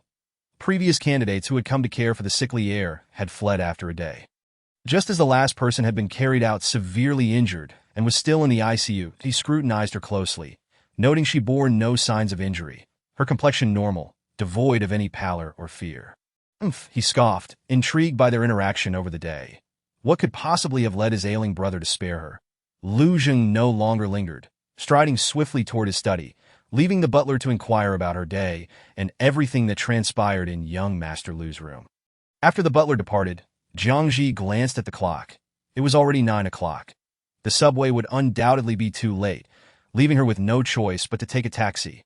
Exiting the expansive courtyard, she departed the villa, unaware that behind the heavy blackout curtains of the castle-like residence, a pair of deep-set eyes watched her silhouette vanish. Taking a taxi back to the original owner's rented apartment, a place she had secured to facilitate her work with the Lu family, Jiang Zhi found it conveniently close to the villa, just a half-hour drive. The rent was steep, so she shared the space with a college friend. The original owner had managed her social relationships adeptly, making several friends during university. The girl she cohabited with regarded her as both a friend and a goddess. This was all attributable to the original owner's beauty and amiable nature. What happened? What happened? Ding Xiao rushed to her as soon as she entered, brimming with curiosity. Jiang Zhi slipped off her somewhat painful high heels, donning comfortable slippers, and exhaled in relief, replying, "It was fine. Young Master Lu was not as intimidating as rumored." Ding Xiao breathed a sigh of relief. "That's good. You have no idea how terrifying the stories are. People say he is prone to violence, and the last person who cared for him ended up in the ICU." Jiang Zhi chuckled lightly. "That's an exaggeration." Ding Xia, feeling drowsy after a long day, yawned several times before saying, "I'm going to sleep now." Pausing at the door, she added, Jiang, there's a student reunion next week. Everyone is asking if you will attend." Ding Xia was surprised. Previously, Jiang Zhi would have certainly attended such gatherings. She recalled what Jiang Zhi had said yesterday. "I wonder if Lu Zheng is handsome." Ding Xiao's eyes sparkled with curiosity. "Is Lu Zheng handsome?" Without a moment's hesitation, Jiang Zhi replied, "Handsome." Ding Xiao murmured, "No wonder so many socialites want to meet him. They wish to date him." Jiang Zhi waved her hand dismissively. "That's impossible. From what I've seen, he is either gay or asexual, cold and unfeeling." He had not even spared her a glance for more than 2 seconds. Ding Xia sighed in resignation. The next day, Jiang Zhi awoke to the blaring of her alarm, her eyes still heavy with sleep as she sluggishly rose from her bed. "Host, you have 40 minutes left. You will be late." 777 reminded her. Jiang Zhi quickly washed up, approached her wardrobe, and resigned herself to selecting a professional outfit. Thankfully, this ensemble was considerably more modest than yesterday's. The pencil skirt at least reached her knees. Slipping into her high heels, she rushed out without having time for breakfast. Arriving punctually at the villa's entrance via the subway, she followed the butler inside. Today, the butler appeared somewhat grave, stopping at Lu Yiluo's room and earnestly advising.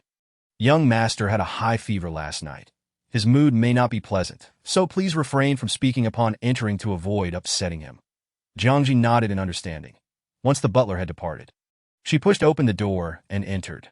The room remained as dim as ever, with narrow beams of light filtering through the curtain gaps, allowing her to catch a glimpse of the interior. Approaching the bedroom, her gaze shifted to the young man lying on the bed. He lay with his eyes closed, appearing to be asleep. Jiang Zhi tiptoed closer, barely able to discern his face, which was as pale as white paper. Frail and emaciated. Had it not been for the slight rise and fall of his chest, she might have mistaken him for a corpse. "Young master," she called softly. The whisper brushed lightly against the young man's ear like a feather. Bringing a tingling sensation, Lu opened his eyes, his gaze as calm and still as a placid lake. Quietly observing her, a sense of danger suddenly surged within Jiang Zhi, an inexplicable fear stemming from the boy lying in bed. Concealing her expression, her eyes filled with concern, she asked, "Would you like some water?" Jiang Zhi poured him a glass and watched as he drank.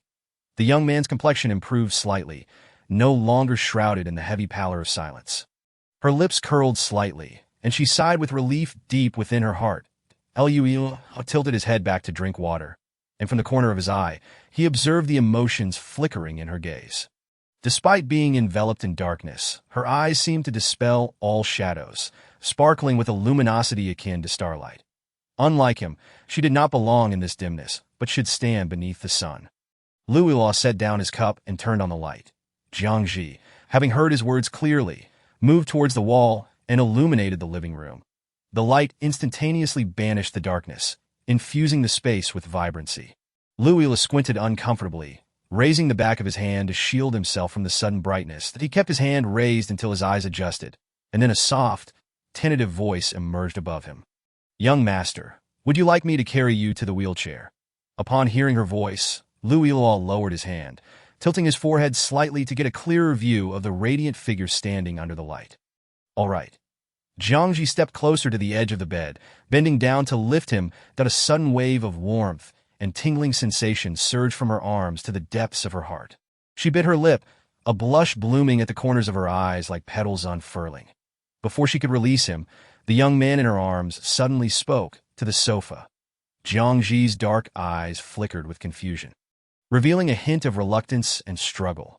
Ordinarily, she would have considered the distance from the bedroom to the living room negligible. Yet now, with each passing second, her rationality became increasingly blurred. Every pore of her skin craved more contact. She had tasted the consequences of stepping on her own toes. Unable to refuse his request, she slightly bent the arm wrapped around his waist, desperately suppressing the urge to sink into his embrace. With a hesitant step, she awkwardly exited the bedroom. For Jiang Zhi, the journey felt like an eternity.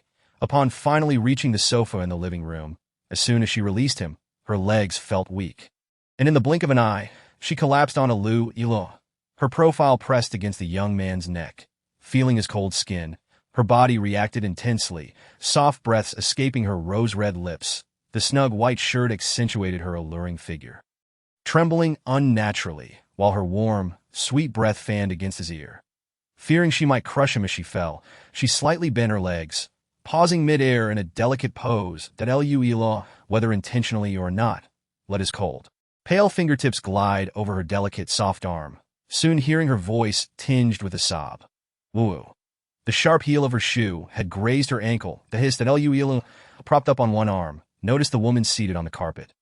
The hem of her knee-length skirt had ridden up, revealing her long legs clad in black stockings, with a slight tear exposing her excessively pale ankle, where tiny beads of blood began to surface. She was stunning, resembling a meticulously crafted doll on display, every inch of her an exquisite portrayal, evoking an impulse to taint her that a faint blush tinged Luo's sickly pale face, adding a touch of color. Unlike his usual morbid pallor, there are slippers in the shoe cabinet. His tone betrayed no emotion. Jiang Zhi's chest rose and fell rapidly, her fingers tightly gripping her clothes as her physical state improved. She felt embarrassed yet shy upon hearing his words. Rising from the floor, she adjusted her skirt and cautiously made her way to the shoe cabinet. Slipping on the flat slippers, her feet felt immensely more comfortable. There's a first aid kit in the cabinet next to you. Jiang Zhi hesitated, wanting to decline, feeling that she had already overstepped, and using his family's first aid kit would be too presumptuous. Lu Yilua cast a leisurely glance at her, slowly stating, "Bring it to me." Reluctantly, Jiang Zhi retrieved the first aid kit from the cabinet and approached the sofa to hand it to him. "Sit down." Jiang Zhi complied and sat down, extending her foot. "Jiang Zhi," she fumbled, frantically waving her hands, her voice still laced with softness. "Young master, you don't have to that I can manage." Before she could finish her sentence, she was interrupted by Lu Yilua's cough. Coughed in the vast silence of the room. It echoed distinctly, invoking concern and trepidation. After nearly 2 minutes, Lu Yilua's cough gradually subsided, and he raised his dark eyes to meet hers. Exuding an oppressive aura, "Do you not heed my words?"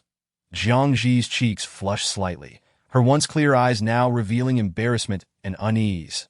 After a prolonged hesitation, she slowly extended her injured ankle. Lu Yilua opened the first aid kit, first using alcohol to disinfect her wound before applying ointment. His cool fingers occasionally brushed against the skin surrounding her ankle, causing her to stifle a moan, clutching the pillow beneath her on the sofa.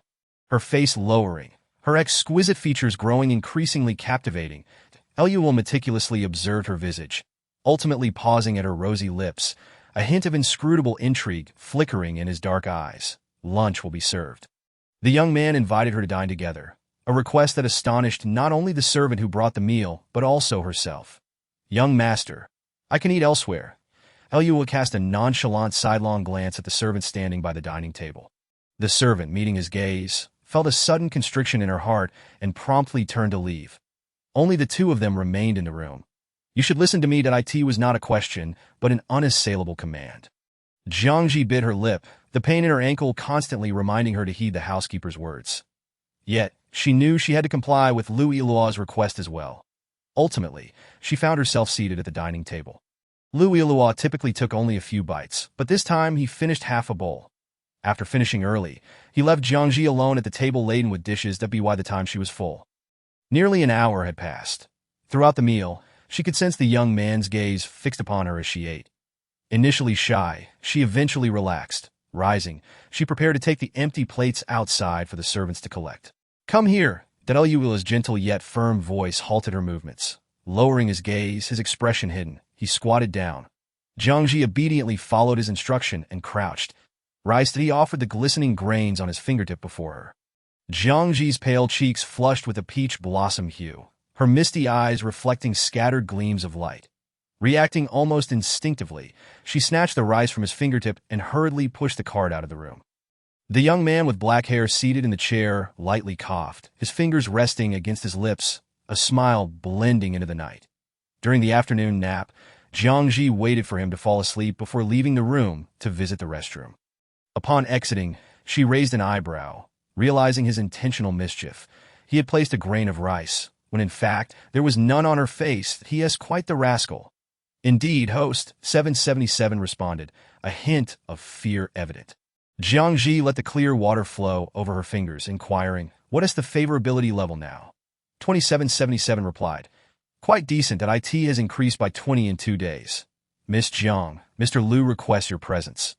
Jiang Zhi was momentarily taken aback before following the butler downstairs to the study on the second floor. The corridor was brightly lit, a stark contrast to the third floor, resembling a descent into paradise. The elusive butler had vanished, and she approached the door, knocking softly that a voice, cold as ice, resonated from within. "Enter." Jiang Zhi involuntarily shivered. Pushing the door open and stepping inside, 18 noon. The study was well lit, adorned in a black and white style, much like the man standing by the window, holding a cigarette, devoid of any vitality one might expect from an ordinary person. She suddenly felt that the male lead, Lu Zheng, bore a striking resemblance to the antagonist, Lu Ilu, both exuding an air of profound darkness that was inscrutable and challenging to decipher. The air in the study was stale, thick with the pungent smoke that enveloped her like a fog. Jiang Zhi took a step back, yet could not escape the haze that infiltrated her lungs. That Mr. Lu. She tried to control her breathing, her fingers nervously gripping the hem of her clothing. When her gaze fell upon the man, an abnormal flutter surged within her heart. Liu Zheng stood with his back to her, the sunlight streaming through the window, casting shifting shadows across his austere profile, exuding an enigmatic aura. That I heard that you dined together. Liu Zheng extinguished his cigarette, strolling leisurely towards her. Your parents are still lying in the hospital, correct? The collected data indicated that Jiang Yu's parents had been involved in a severe multi-car accident 6 years ago, remaining in a comatose state ever since, relying on her precarious salary to cover their hospital and medical expenses, including caregiver fees. Hearing him mention her parents, Jiang Zhi's face paled. The wound on her ankle throbbed with pain, and her legs felt weak, almost causing her to collapse. She struggled to maintain her composure, her voice trembling uncontrollably. Mr. Lu, why do you inquire about this? Moreover, in just a few days, the original parents of the comatose patient would soon pass away in the hospital. Jiang Zhi had experienced this scenario in every world. Either the parents were deceased or gravely ill. Yet, what was Liu Zheng's intent in asking? She could vaguely guess his purpose, and indeed, before her thoughts could fully form, his voice drifted to her ears. That I can cover all your parents' hospital expenses and even hire a renowned doctor for their treatment. However, she bit her dry lips, staring blankly at him. However, you must agree to one condition. Jiang Zhi let out a cold laugh in her heart. A weasel wishing a chicken a happy new year surely harbored ill intentions. Wait, she was a chicken. Her face displayed a flurry of emotions, a mix of anxiety and anticipation as she retorted, "What is it?" Liu Zheng's expression was inscrutable, his tall figure leaning slightly forward as he whispered into her ear like a demon. "Make Lula fall in love with you, to the point of obsession." Jiang Zhi, no wait, how could a male protagonist be involved in matchmaking? No, that's impossible. She hastily waved her hands, her pale face revealing a difficulty in articulating her thoughts. I am 8 years older than him. How can that be? Liu Zheng's brows, frosted like winter ice, lifted as his deep, narrow eyes regarded her with a leisurely intensity. You have a choice. As for the range of choices, it is limited to mere acceptance. Otherwise, Jiang Zhi could trust that she would find it impossible to survive in this country. The male protagonist in this world resembled more of a villain, devoid of the justice and kindness typically associated with a hero. Having risen from the scorned status of an illegitimate child to his current standing, his cunning was unmatched. Those who had offended him in the past had received their just deserts. An aura of terrifying malice emanated from him. Jiang Zhi reluctantly acquiesced, her form swayed, her legs weakening as she began to fall. The man in front of her swiftly grasped her wrist. Steadying her, his cold, rough hand enveloped her wrist, causing her skin to burn with heat, akin to a feather brushing against her or countless ants crawling over her, igniting a tingling sensation that left her breathless. Thank you. Seizing the moment before desire consumed her, she quickly withdrew her wrist from his grasp. Retreating several steps, she pressed against the wall, widening the distance between them. Liu Zheng, she appeared as if fleeing from a ferocious tiger or a venomous snake, unwilling to draw near him even by a fraction. Prior to entering the Liu household, no one had ever treated him this way. The normally taciturn Liu Zheng suddenly had more to say. Was he similarly loquacious with Liu? Jiang Zhi clutched her heated arms, her gaze lowered, remaining silent. The woman leaning against the wall was slender and frail, as if enveloped in sharp thorns, refusing anyone's approach. Liu Zheng shot her a cold glance, his peripheral vision catching the medical bandage wrapped around her ankle.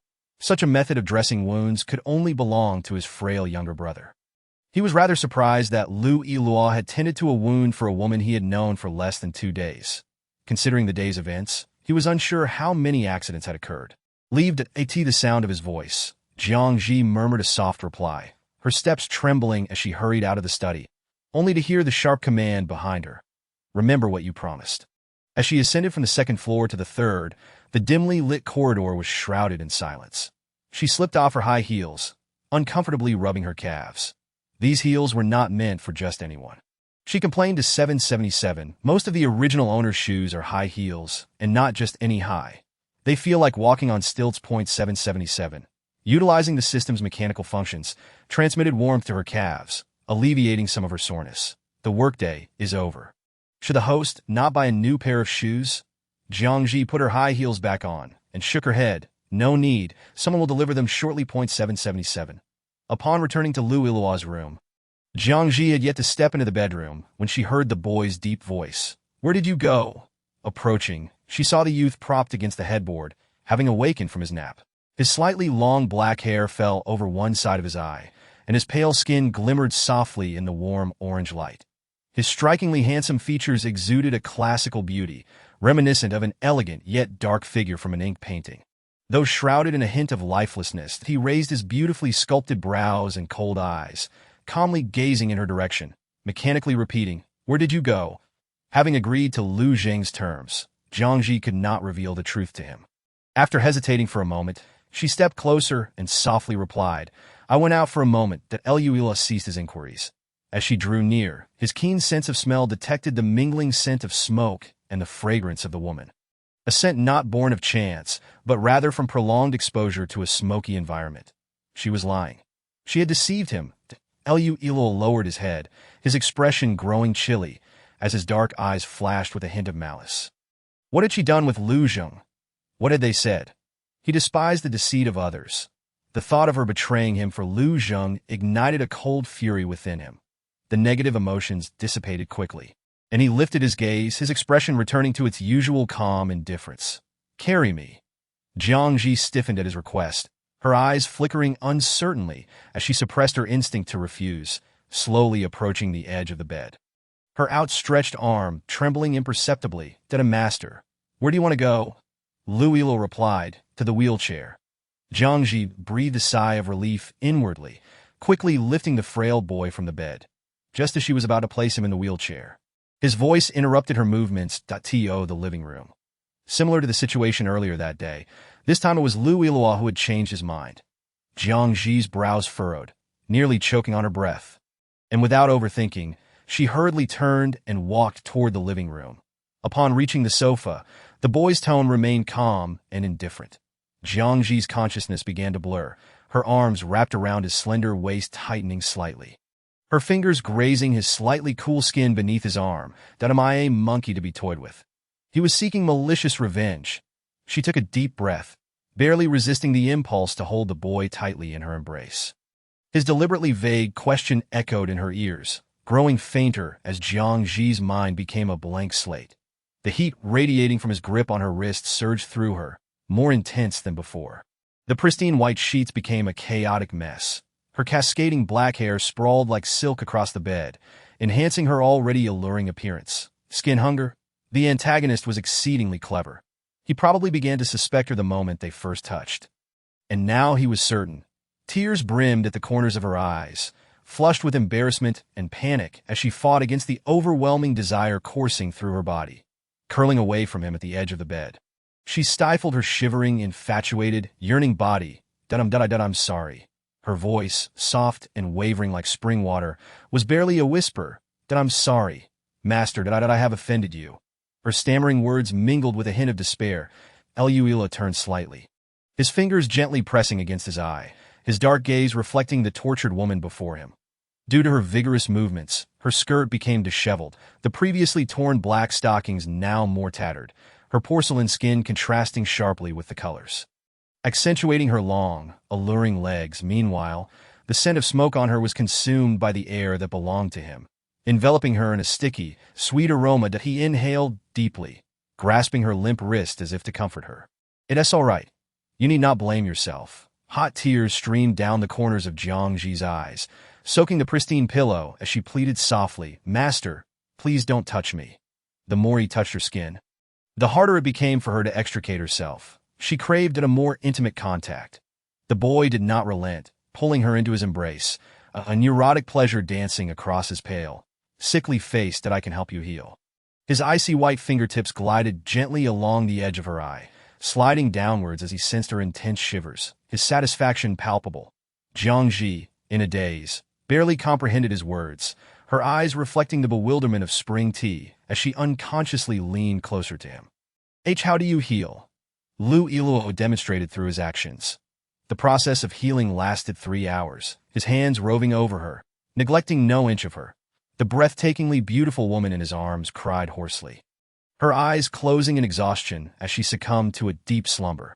Her flushed cheeks bore the marks of their intimacy, and her gaze drifted down to the various traces scattered across her body. Her delicate skin bore the marks of any slight touch, appearing as though she had been severely mistreated. Elias, usually indifferent demeanor, was now overtaken by desire, his eyes tinged with crimson. Radiating utmost excitement, he extended his fingers to her lips, where a faint pink hue bore the imprint of her bite. He leaned in slowly. Before their lips could meet, the woman let out a few soft whimpers and buried her face in his embrace. Overwhelmed with drowsiness, Luo adjusted her position for her comfort, his dark eyes fixated on her face, his fingers entwining with her silky hair, moving rhythmically. Jiang Zhi awoke in the deep hours of the night, her eyes fluttering open to find herself alone on the large bed. Host, the antagonist Lu Iluo's favorability rating has reached 55 with a shift in tone. She smiled softly. However, his treatment was rather pleasant. I hope there is a next time. 777 cautiously interjected. Host, your current body is 26 years old, while the antagonist is 18, making you 8 years a senior. Jiang Zhi scoffed lightly. So what? Age is but a number. I can still make him suffer. With a nod of agreement, 777 expressed its disdain. How infuriating! That despicable villain! Jiang Zhi tossed aside the covers, descended from her bed, and surveyed her surroundings. The boy's wheelchair was conspicuously absent, and he himself was nowhere to be found. However, based on her analysis of the plot, the only places Lu Iluo could have gone, apart from here, were his clandestine laboratory. She tugged at her crumpled clothing. The afternoon's treatment had left her drenched in sweat, making her feel sticky and uncomfortable. The clock indicated it was 3 in the morning, and the living room was engulfed in darkness, so thick that she could not see her own hand in front of her face. Jiang Zhi flicked on the light and began to search, eventually discovering the villain's secret laboratory that a dim glow spilled from within, casting reflections on the smooth floor, while the bookcase obscured the entrance, appearing as if it were embedded in the wall and utterly immovable. Chapter 84. Skin Thirst X Evil Spirit X Obsession. 8. She needed to find a way inside. Yet before she could thoroughly examine the situation, a familiar voice sounded from behind her. What are you searching for? Jiang Zhi quickly turned around to find the boy pushing his wheelchair toward her. He was not in the laboratory. Did that mean he had gone outside? Jiang Zhi lied without a hint of embarrassment, her eyes betraying her confusion as she pointed toward the bookcase, murmuring, I saw a light inside and thought it was rather strange. Luo maneuvered his wheelchair to block her view of the bookcase and nonchalantly replied, It is merely your imagination. After saying this, she took a step, preparing to depart. It's late. Lu Iluo called out to her, gazing at her intently. Stay here and sleep tonight. Jiang Zhi's eyes widened in astonishment. Her heart racing as she stood there hesitating, blurted out, This is not appropriate.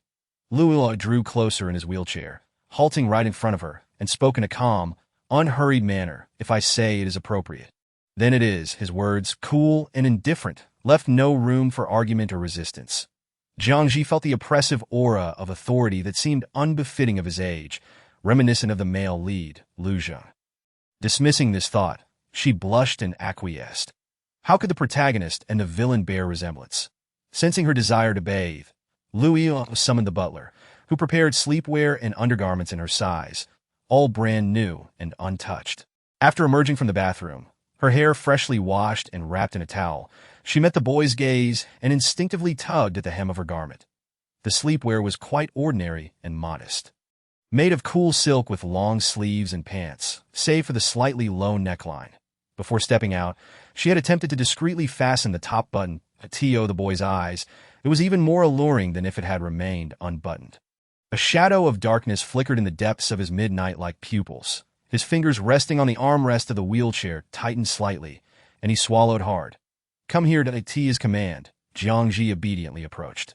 Upon realizing he intended to dry her hair, she was taken aback and shook her head vigorously to no, it's unnecessary, young master.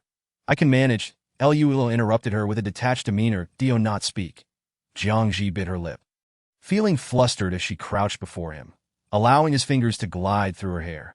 Several times, Whether by intention or coincidence, his touch grazed her scalp, earlobes, or cheeks, igniting a blush that spread rapidly across her face. Reminiscent of blooming rose petals, that Lu feigned indifference. Yet his fingers grew increasingly daring. The woman who had been crouching could no longer support herself. Her body, fragrant and inviting, leaned against his legs, her breathing turning soft and shallow. As the hairdryer fell silent, Jiang Zhi hastily retreated from his legs, collapsing onto the ground to steady her breath. This time, Lu Yilao did not press her further, allowing her to rest on the sofa in the living room while he wheeled himself into the bathroom. Jiang Zhi lay on the sofa, her eyes shut, tossing and turning, unable to sleep, and found herself conversing with 777. Do you think the villain's abilities are still intact? 777 replied, yes, and the villain is about to die. After becoming an evil spirit, he will regain full mobility. Jiang Zhi sighed, idly staring at the ceiling and counting. Over an hour had passed, yet sleep eluded her, having previously rested too long. The sound of the wheelchair gliding across the floor reached her ears, and she peered cautiously in that direction, astonished as she remarked to the system, how can he take so long to wash up? She had taken a bath and washed her hair, yet none of it had taken that long. Before 777 could respond, Jiang Zhi continued, is he perhaps engaged in some clandestine activity in the bathroom? 777 suddenly wished for a system crash. Jiang Zhi chuckled. The little one seems to have quite the appetite. After spending 2 months at the Lu residence, her body turned to jelly at his mere touch. That as time went on, Lu Yilao's condition worsened, with several doctors visiting his room in succession. All to no avail.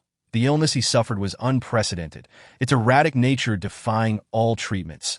For the past few days, Jiang Zhi had been in the garden with the butler planting flowers, unable to enter Lu Yilao's room. The garden boasted several flower beds, with the butler tending to rare flowers that required careful attention. Jiang Zhi rather enjoyed the flowers and found it not tiring at all. On the contrary, it was a pleasure. For instance, in the flower bed before her, the blossoms were on the verge of blooming. Called blood stamen, they required animal blood for nourishment. Legend had it that someone had once used human blood, resulting in petals that bloomed as vividly red as human blood. Unparalleled in beauty, do you fancy them? A voice came from behind her. Jiang Zhi turned to see a man approaching her. His expensive, tailored suit accentuated his broad shoulders and narrow waist. His neatly groomed hair swept back, and his features were strikingly handsome, imbued with an air of icy elegance akin to snow-capped mountains. His long, dark eyes were deep and somber, as if ink had been spilled over them, blocking even the faintest glimmer of light. Jiang Zhi bowed respectfully, addressing him, Mr. Lu. Her demeanor was distinctly distant that in recent days, the male lead had been appearing before her at intervals, seemingly without purpose, as though he casually strolled by to greet her. Jiang Zhi held little faith in his lack of intent. She had completed most of the tasks he had set for her. The villain, Lu Yilao, had developed an affection for her, reaching a level of 86. Lu Jing approached her, casting a glance at the flower bed beside her, and raised an eyebrow. I can have them sent to you. Jiang Zhi dared not meet his gaze, fearing she might uncontrollably leap toward him. She attempted to avoid any contact, and no need, Mr. Lu. I merely admire them, not desiring them. She declined politely, expressing gratitude for his kindness. I have matters to attend to, so I shall take my leave. As she turned to depart, the man positioned himself in her path like an immovable wall. Jiang Zhi had no time to evade, colliding directly into him. In an instant of skin hunger awakening, she hastily retreated a few steps, forgetting the flower bed behind her, and stumbled backward, teetering dangerously. Lu Jing extended his long arm, akin to iron, and encircled her waist, drawing her into his embrace. As she found herself nestled in the arms of the tall man. Jiang Zhi appeared petite and vulnerable, her features a blend of innocence and allure, her alabaster cheeks tinged with a rosy hue, her eyes glistening with unshed tears. This scene unfolded before the gaze of the boy in the wheelchair, stationed by the large window on the 3rd floor. Villain Lu Yilao's hatred value. 20 Chapter 85-9. Hearing the notification of the hatred value, Jiang Zhi's struggles grew increasingly feeble, inhaling the crisp scent of tobacco from the man before her. Her mind becoming hazy, she instinctively clung to his shoulder for support. Lu Jing, firmly holding her, felt her soft, warm body inching closer, and upon lowering his gaze, he noticed the unusual flush on her face. His pupils momentarily lost. Eventually, Jiang Zhi regained her senses, hurriedly extricating herself from his grasp, her body unsteady as she fell into the flower bed. The vibrant blossoms enveloped her, their colors merging with her porcelain skin. The sunlight drenching her in a radiant golden hue. She appeared as a breathtaking flower fairy, enchanting and ethereal. Liu Zheng's gaze darkened, deeply entranced by the sight of her among the flowers, a strange fluttering sensation surging within him. As if time itself had frozen, leaving only the woman before him, that a familiar voice rang from behind. His ailing brother sat in the wheelchair, cloaked in a thick cashmere blanket, his pallid visage devoid of emotion. In his eyes, partially concealed by long black hair, emanated a chill that contrasted sharply with the warm daylight. "Oh, come here," he repeated the words, his voice gravelly and weak. As Jiang Zhi emerged from the flower bed, petals and sap clinging to her, her skin, as white as jade, was stained with a hint of color. Just as she was about to pass by Lu Zheng, he seized her wrist with a grip like iron, rendering her immobile. "That I did not permit you to leave," he enunciated each word with a frigid tone. Jiang Zhi found herself ensnared once more, the warmth radiating from her wrist coursing through her entire being. Her steps faltering as she stood before him, breath quickening. Liu tightened his hold on the blanket, veins bulging on his temples, his brow darkened, fixating on the hand gripping Jiang Zhi's wrist. Too weak. He is still too weak. She must be concealed from everyone, belonging solely to him. The torment of his illness intensified, akin to the crushing of bones, leaving him gasping for breath. The sunlight falling nearby only exacerbated his suffering. He was, after all, a monster unable to exist beneath the sun. The moment he came into contact with ultraviolet rays, his skin would burn and rot, as if to incinerate his bones and internal organs entirely. "Lu Zheng, release her." The youth bit down hard on his teeth, the metallic taste of blood filling his mouth, his clenched fingers embedding into the flesh of his palm. This was the first time Lu Zheng witnessed such an expression on the boy's face. He had always been indifferent and unfeeling, showing no trace of concern or interest in anything or anyone. The boy resembled an empty shell, devoid of a soul, merely a body eroded by the thick darkness of night. "What a pity! What a pity!" Liu Zheng raised an eyebrow slightly, releasing the woman's wrist beside him, casting a faint glance in her direction as he spoke softly. "Come to my room tonight." With those words, he turned and left. His voice was barely a whisper, audible only to the two of them, while Lu Il, sheltered beneath the eaves, remained oblivious. Jiang Zhi, perplexed by his intentions, gently pinched her wrist. His brief grip had already left red marks on her fair skin, stark and evident. She approached the youth, stopping before his wheelchair, only to discover the back of his hand covered in blisters, as if it had come into contact with scalding water or fire. "Young master, you are injured?" She leaned forward, wishing to examine the condition of his hand. However, Lu Ilaw evaded her gaze, concealing his hand beneath the blanket, exuding an unshakable aura of chilling silence, as if he were on the verge of becoming a corpse. Upon reaching the room on the third floor, the air was thick with the scent of medicine, not unpleasantly sharp. She wheeled him to the bedside, bending down to lift the boy from the wheelchair. But as soon as she set him down, her neck was seized by a firm grip, compelling her to bow her head, her lips pressed against something icy. The boy, with an unexpected surge of strength, pulled her into his embrace, pinning her onto the bed, his long fingers gripping her chin as he kissed her. Their lips and tongues intertwined. His tongue, mirroring his entire being, was cold, entwining with hers as he drew her in. The skin's yearning, coupled with the overwhelming intensity, gradually shattered her consciousness. She was forced to endure the boy's fervent, fierce kiss, the powerful stimulation driving tears from her eyes, soaking the pillow and sheets beneath her. The mingling sense of medicine and sweet stickiness filled the entire bedroom. From noon until nightfall, the sky outside gradually darkened, and Jiang Zhi cried herself into a deep slumber. The bed was in disarray. The handsome youth half-seated beside her. It wasn't until the middle of the night that Jiang Zhi awoke to find the boy's absence. She sat up, feeling a wave of discomfort wash over her, involuntarily gasping. Who was stronger, the protagonist or the antagonist? For him, being paralyzed was nothing. 777. That after a moment of silence, it finally spoke, The antagonist's affection level has reached 96. Jiang Zhi stretched her body and got out of bed to pour herself a glass of water. Got it. Compared to before, this world seemed to be progressing rather smoothly. The plot of the antagonist's demise was approaching. After that, the world would face a terrifying curse, and Jiang Zhi would also need to resign from this job to accumulate the antagonist's hatred points. The male lead wants you to come to his room tonight. Point 777 recalled the male lead's earlier words. Jiang Zhi set the glass down, shrugged. So what? Am I supposed to boost the male lead's favorability too?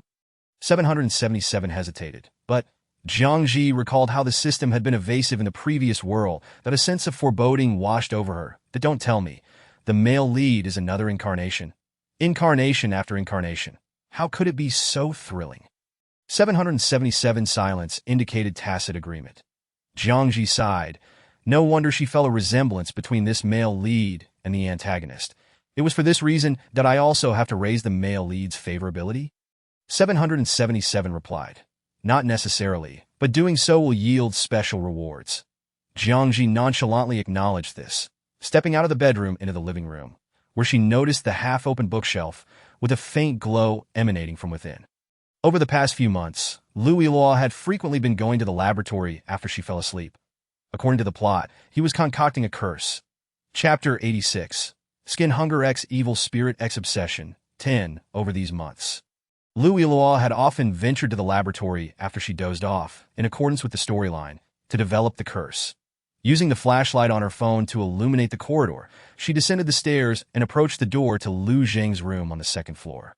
Knocking lightly. After a lengthy pause, just as she was about to conclude that Lu Zheng was not inside, the door swung open, dressed in a black nightgown that melded with the darkness of the room. Lu Zheng's tousled dark hair indicated he had just risen from bed. You were told to come tonight. What time is it now? It was already 2 in the morning.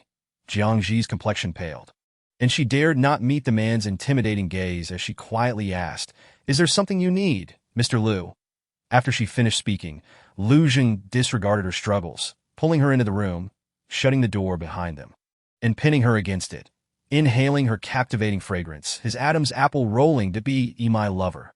For some inexplicable reason, he found himself irresistibly drawn to her. Despite their limited encounters over the past few months, he still yearned to be near her, to gaze upon her. All right. Jiang Zhi had not even fully processed her response before she realized she had agreed. The original owner's emotions had overtaken her. Lu Zheng was somewhat taken aback, not expecting her to acquiesce so quickly that a flicker of joy illuminated his typically stern features as he gazed at her through the dim light, his thin lips curling slightly. Have you liked me all along? Otherwise, she wouldn't have responded so readily. Jiang Zhi found herself enveloped in his embrace, the faint scent of tobacco enveloping her, the sensation of their skin meeting causing her legs to weaken. And she instinctively began to sink to him. The cards were on the table. She desired the special rewards as well. Lu Zheng leaned down, cradling the back of her head, capturing her lips with his.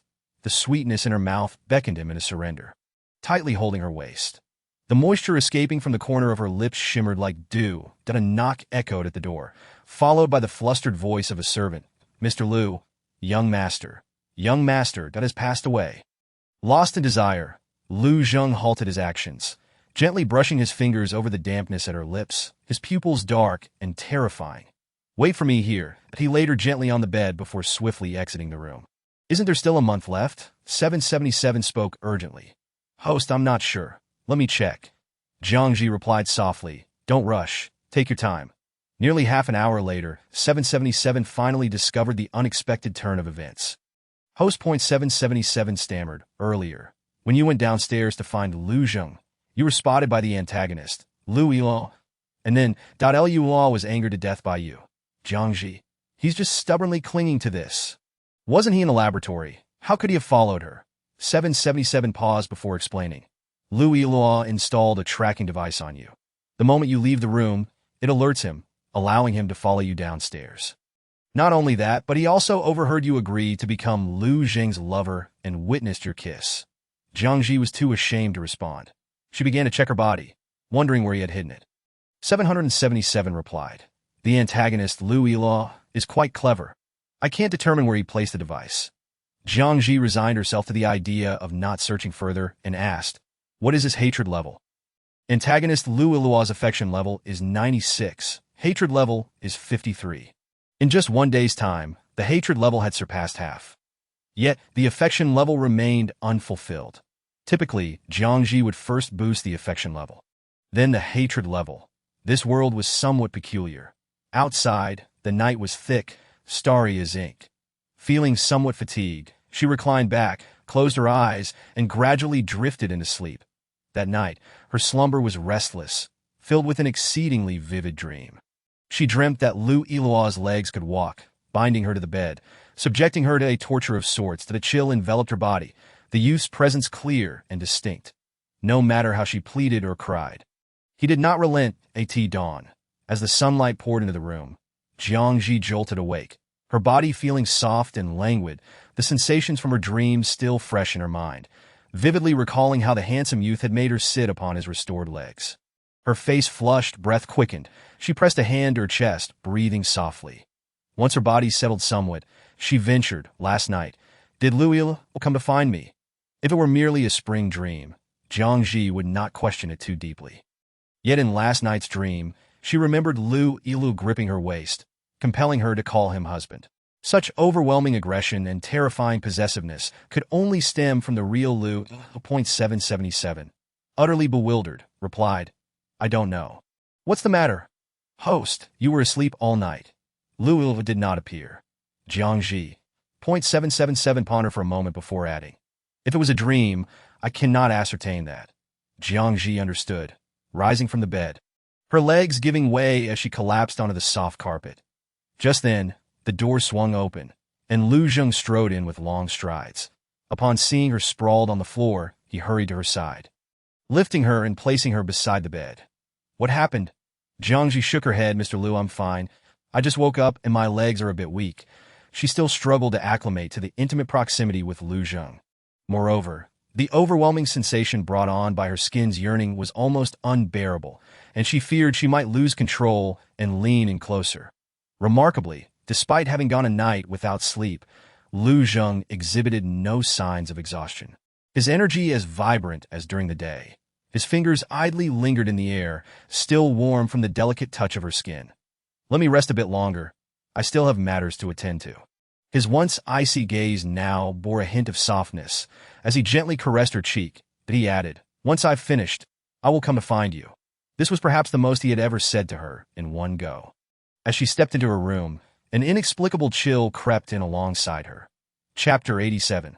Skin Hunger x Evil Spirit x Obsession. 11. Rubbing her exposed arms, she felt the cold seep into her pores, raising goosebumps across her skin. She surveyed her surroundings before moving to the window, pulling the curtains apart to allow the sunlight to flood in, banishing the chill that had settled within. The countdown for the impending plot loomed before her. With less than 8 hours remaining until the curse would manifest, heralding an unrelenting and bloody slaughter. Seizing the fleeting hours, Jiang Zhi ordered a considerable amount of food, mineral water, and supplies for delivery via her phone. The rented apartment was located on the 6th floor of a dilapidated building in an old part of town. While the security measures downstairs were inadequate, the windows were fortified with bars, and the entrance was protected by 2 layers of doors, only breachable with a chainsaw or forceful tools. This was sufficient for surviving her first night. After a 2-hour wait, the boxes of food from the supermarket finally arrived. As she tidied up, the clock on the wall struck 5:40 p.m. The sunset bathed the windowsill in a warm glow, signaling the end of the day. She felt reassured that Lu Ilu, who had recently transformed into an evil spirit, had not yet fully regained his powers. Even if he wished to pursue her, it was impossible for him to do so tonight. Jiang Zhi selected a set of pajamas from her wardrobe and headed to the bathroom to take a shower. The bathroom, aged and worn, bore yellow stains on the once white tiles, and the space was cramped, barely accommodating 2 people. Warm water cascaded from the showerhead, drenching her hair as she closed her eyes and massaged shampoo into her scalp. The fresh, fruity fragrance of the shampoo enveloped the room, mingling with the rising steam that in the dimness. A vague shadow flickered behind her, emanating an eerie chill. Unbeknownst to Jiang Zhi, as she meticulously washed her hair, she suddenly felt a cold touch at the base of her spine. Her movements froze, gripping the showerhead tightly, her heart racing. 7th brother, I asked someone behind me. Jiang Zhi feared nothing but ghosts, particularly those that could appear and vanish at will. 777 hesitated, responding, there should be. Perhaps. Upon hearing this, Jiang Zhi quickly reached for the towel on the shelf. Her fingertips brushed against something wet and cold, as if that someone was sucking on her fingers with an unsettling intimacy. Who is there? After a long moment of hesitation, she opened her eyes, only to find emptiness surrounding her. Everything seemed to be a figment of her imagination. Hurriedly finishing her shower, she donned her pajamas and dashed to her bedroom. Pulling the covers over herself, seeking a semblance of safety, 777 reassured her, do not fear. He has already left. Just as she surmised, Lu Yilaw, in his newly cursed form, found it challenging to move freely outside. Jiang Zhi exhaled in relief. Lying on her bed, gradually succumbing to drowsiness, the clock struck 9 in the evening. Suddenly, the shrill wail of sirens echoed throughout the city, waking Jiang Zhi from her slumber. She rose from her bed and approached the window for a better view. The street next door, usually bustling with pedestrians and vibrant aromas of street food at night, now appeared dim and bleak. Sharp screams pierced the air as several police cars surrounded the area, their lights flashing in red and blue. Through the faint glow of streetlights, she glimpsed the lifeless bodies strewn across the road. Blood splattered, painting a horrifying scene reminiscent of hell. Despite traversing countless worlds, Jiang Zhi had never witnessed such a gruesome sight, clutching her chest as she rushed to the toilet to vomit. Her stomach churned violently. Expelling the food she had consumed earlier, as she stood, her legs trembled, and she steadied herself against the sink, slowly cleaning up. The cacophony of sirens and screams continued, interspersed with gunfire. Jiang Zhi made her way to the living room and turned on the television. The screens flickered with static, save for the urgent broadcast from Huawei News, warning citizens to secure their doors and windows and to refrain from venturing outside, that a catastrophic disaster was unfolding.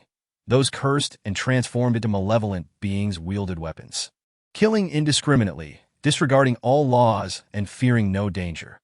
Jiang Zhi's complexion paled as her phone suddenly rang. Recognizing the caller ID, she hurriedly answered. "Where are you?" It was Lu Zheng's voice. Listening to him brought a flicker of safety to her heart. And she replied, trembling, "I'm at my place that Lu Zheng instructed. Lock your doors and windows. Do not open for anyone.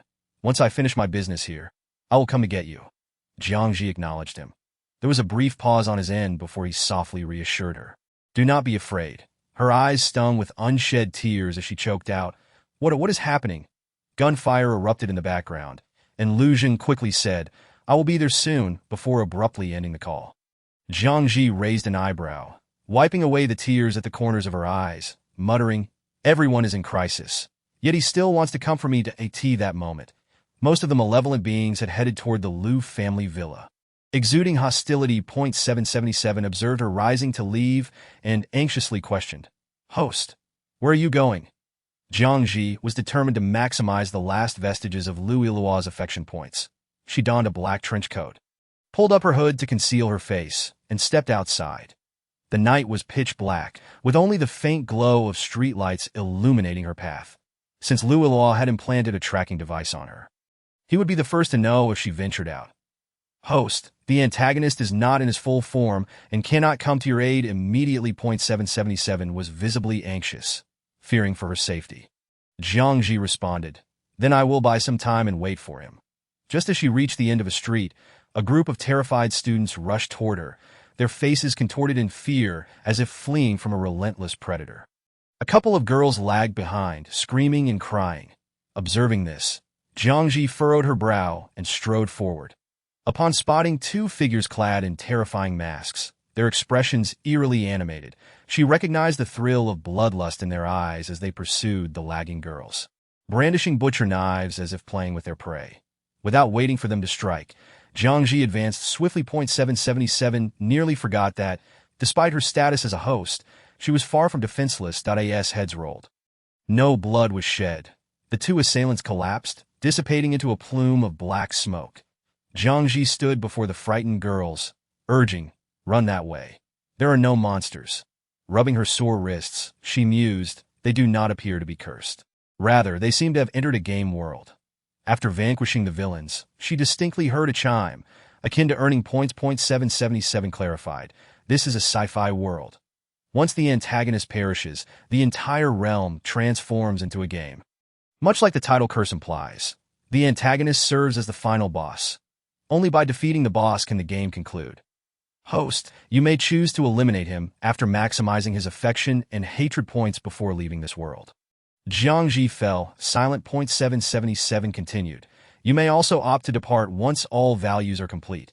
Either choice benefits you without harm. This is the assurance provided by the 777 system. Jiang Zhi acknowledged her understanding. As she prepared to move forward, a sudden chill enveloped her, swiftly penetrating her skin, and her vision darkened as she was drawn into a shadowy corner that a familiar voice whispered in her ear, causing Jiang Zhi to freeze, her dark eyes shimmering with a glimmer of light. Young master? She could just make out a dim figure cloaked in an icy aura, enveloping her. Her body instinctively gravitated toward him, and with reddened eyes, she reached out to embrace his waist. Luilo gazed at the compliant woman in his arms, recalling her earlier conversation with Lu Zheng and their intimate exchanges. His fingers, which had been gently caressing her chin, suddenly tightened, eliciting a wince of pain from her as she attempted to pull away. Why did you agree to be with Lu Zheng? The hazy, cold shadow enveloped her entirely. Jiang Zhi's eyes brimmed with tears as she stammered. He kept pursuing me. I was afraid he would kill you if I refused, and I'm sorry. Young Master. 777 was left questioning everything. Meanwhile, Luila felt the chill surrounding him lessen considerably as his handsome, deep-set features emerged from the shadow. His obsidian eyes, solely fixated on her, he found himself unable to discern whether her words were woven from truth or deception, yet he was irresistibly drawn into the depths of her voice. It was evident that the woman harbored no fear of him. Rather, she leaned on him with the same trust as she did in the villa. Luilol lowered his head, planting lingering kisses upon her, his dark eyes brimming with profound affection, tinged with a morbid possessiveness that he watched her succumb to desire. Her skin flushed with a delicate hue, his fingers stirred within her lips, coaxing forth her rapid breaths. The sound of inappropriate footsteps intruded upon the moment. Casting a sidelong glance, Luil beheld the villain standing nearby, who abruptly dissipated into a cloud of black smoke. That I love you, Yao, he murmured hoarsely, before vanishing from the room. Jiang Zhi awoke to a world where the slaughter outside had long ceased, the distant wail of ambulances piercing the air. The poorly soundproofed floors echoed with heart-wrenching sobs. That night, nearly a fifth of the global population had perished, a grim statistic that prompted the government and military to mobilize, yet with little success. Following the events of the previous night, Lu Ilua's fondness for her had reached its zenith. Only his capacity for hatred remained, that a series of knocks resounded at the door, prompting Jiang Zhi to rise and approach. Through the peephole, she caught sight of Lu Zheng's face and hurriedly opened the door, only to be enveloped in a tight embrace. Fear and unease radiated from him, as if he sought to meld her into his very being. Jiang Zhi paused, allowing him to hold her, her body pressed against his, her skin craving the warmth. After a significant interval, Lu Zheng finally released her, only to notice her peculiar state. She leaned against him like a limp doll, her cheeks aflame, her eyes misty, reminiscent of obsidian submerged in a crystalline spring. Jiang Yao, he called softly. Jiang Zhi, flustered, buried her face in his chest, her voice muffled and gentle. I've never been close to anyone. Her confession hung in the air, because I suffer from skin deprivation syndrome. Skin deprivation syndrome? Lu Zheng's brow furrowed slightly. He was vaguely aware of this ailment. Upon contact, the afflicted felt an uncontrollable urge to draw near, even craving more of others' touches. That no wonder she instinctively recoiled during their encounters. The thought of Lu Ilua's hands on her ignited a burning jealousy within Lu Zheng. Fortuitously, Luo was no more, never to reappear before her again. She was now solely his, oblivious to his inner turmoil. Jiang Zhi eagerly inquired about the events of the previous night. That Mr. Lu, what happened last night? Why did, before she could finish, Lu Zheng interjected, do you still refer to me as Mr. Lu? She had already agreed to be his lover. He lifted a finger to caress the corner of her eye, matter-of-factly stating, call me Lu Zheng. Jiang Zhi's cheeks flushed, her gaze dropping, unable to utter a word. After a prolonged silence, she shifted the topic. Last night, so many police cars and ambulances. That Lu Zheng, sensing her unease, did not press her further, but he felt her body tremble beneath his touch and leaned down to kiss the corner of her eye. Whispering, "It's nothing to fear," Jiang Zhi offered a soft acknowledgement, her apprehension slowly dissipating that Liu Zheng held the breakfast he had brought for her. After she finished her meal, he drew her onto the bed beside him. Observing the fatigue etched on his face, the shadows beneath his eyes. The previous night, he had tirelessly dealt with the relentless onslaught of deranged criminals, sacrificing sleep and energy, his body begging for rest. As he closed his eyes, he quickly succumbed to slumber. Awakening at midday, Jiang Zhi found herself gazing into his deep, penetrating eyes, which harbored inscrutable emotions. Chapter 89. Skin Deprivation Syndrome, X-Evil Ghost X-Obsession 13. Jiang Zhi averted her gaze. Rising from the bed, her long hair cascading over her shoulders, accentuating her pale, luminous complexion, "That I need to go out for a while." Thanks to Liu Zheng's intervention, her parents remain alive, albeit in a comatose state. Languishing in their hospital beds, she felt an urgent need to fully exhaust Liu Yilaw's hatred value. "To the hospital?" Liu Zheng inquired, to which Jiang Zhi nodded. "That I'll accompany you." His fingers found her nape, squeezing gently, a gesture that enveloped her in his embrace, brimming with possessiveness.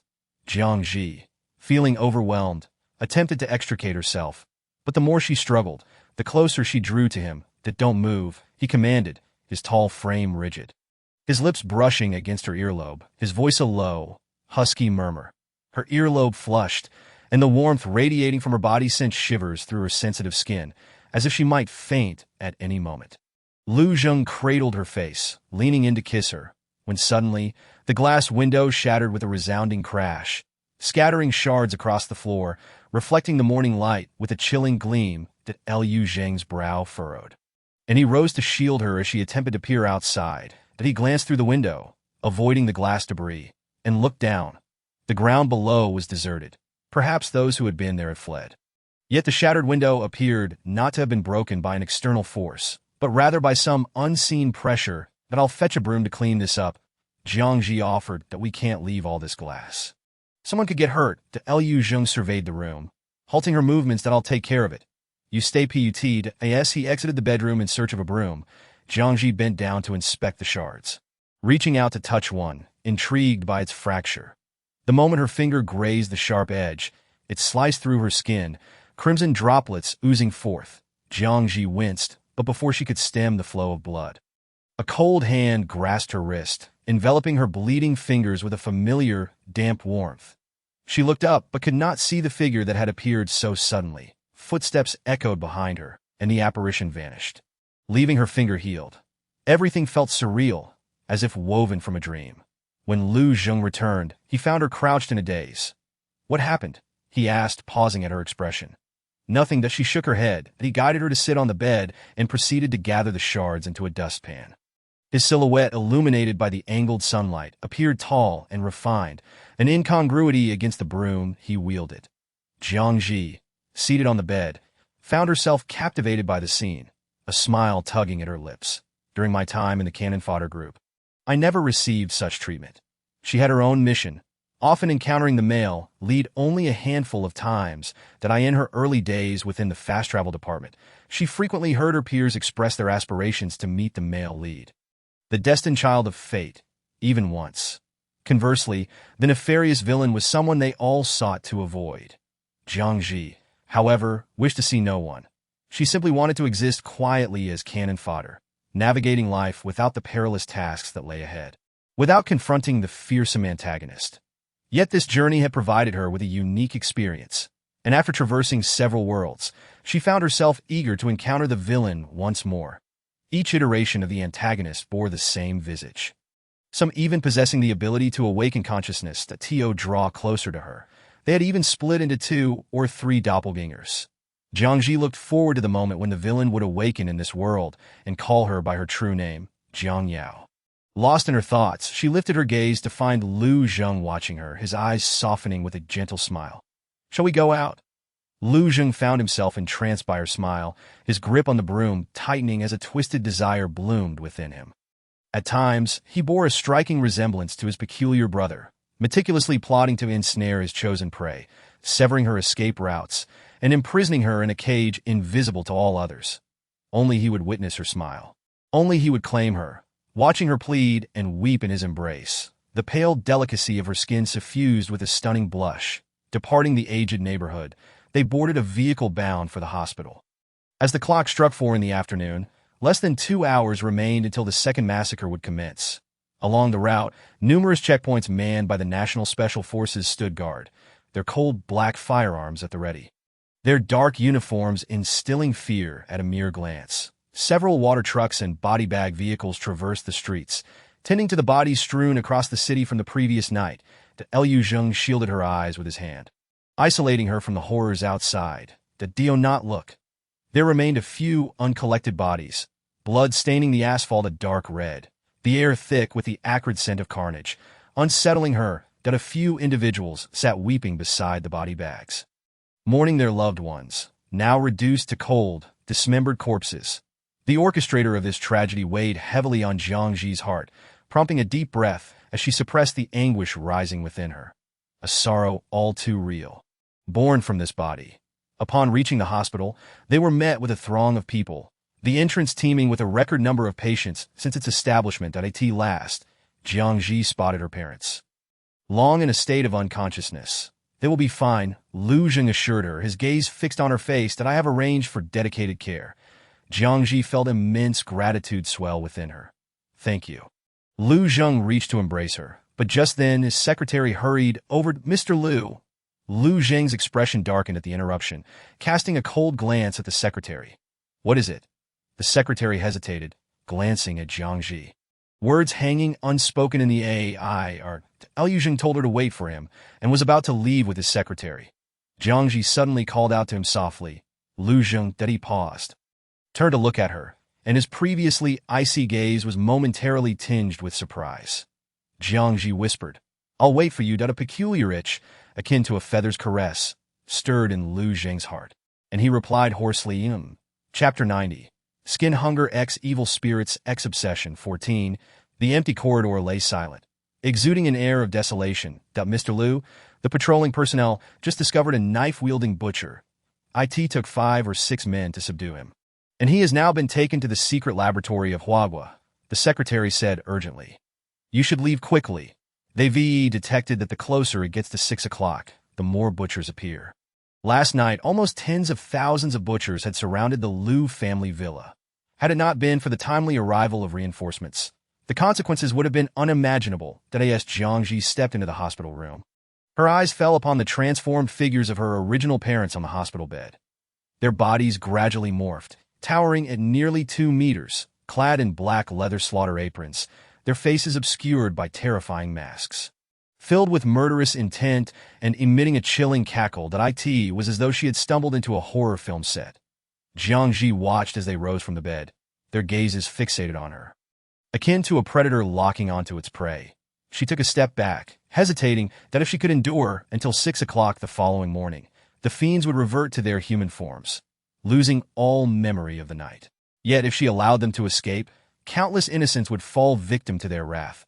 Just as Jiang Zhi resolved to act, a figure appeared before her, clearer than before, revealing Liu Yiluo's facial contours and his inhuman crimson eyes. In an instant, the two transformed beings, once her parents, dissipated into a black mist, vanishing from sight. The multifunctional monitor in the room emitted a series of beeping sounds, and a faint red light danced upon the walls as the sky outside dimmed. The clock hanging on the wall reading 5:52. Jiang Zhi. The silhouette of the young man gradually approached her, a chilling aura enveloping her. She felt a bone-deep coldness seep into her being, causing her to tremble uncontrollably. Liu embraced her, and in the blink of an eye, they vanished from the hospital room. When Jiang Zhi finally grasped her surroundings, she was momentarily stunned. They were in the Liu family villa. In Liu Yiluo's bedroom, he held her tightly, his warm skin contrasting with the coldness that enveloped her, yet the heat remained undiminished. The interplay of hot and cold heightened her sensitivity, igniting a feverish intensity within her. She did not forget to feign sorrow over the sudden loss of her parents, tears streaming from her eyes as she buried her face in his embrace, her fingers clutching his clothing tightly. You killed them. Liu Yiluo laid her upon the bed, his fingertips brushing against the tears at the corners of her eyes, his voice low and hoarse. They were in pain. Jiang Zhi suddenly bit down on his arm. The pressure seemed insignificant to Liu Yiluo, yet the icy touch against her soft, rosy lips sent warmth seeping into his flesh, penetrating to his very marrow. His long fingers caressed her slender waist, teasingly exploring, and as she stilled, he followed her lips with his own, invading her mouth, entwining with her tongue. Jiang Zhi parted her lips, her beautiful eyes gradually clouding with desire, her body already accustomed to his touch. Even his kiss made her feel overwhelmingly sensitive, tears welling at the corners of her reddened eyes as she arched her back, her fingers slowly releasing their grip on his clothing. This kiss was fiercer than any prior, as if he intended to swallow her tongue whole. That sense of danger was entirely uncharacteristic of an 18-year-old boy.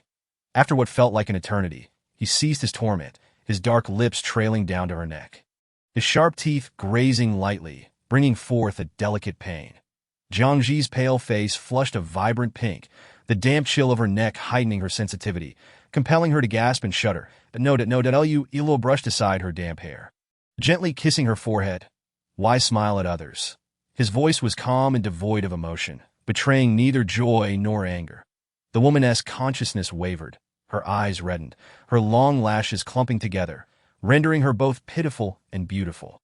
Her body curled slightly against him, her long dress riding up to reveal her slender, fair legs, curving perfectly along her delicate waist. Mesmerizing to behold, Liu Yiluo refrained from touching her any further. His fingers, laced with malice, caressed her cheek, drawing her irresistibly closer. "Do be good." He evaded her proximity, softly coaxing, "Why not call me husband?"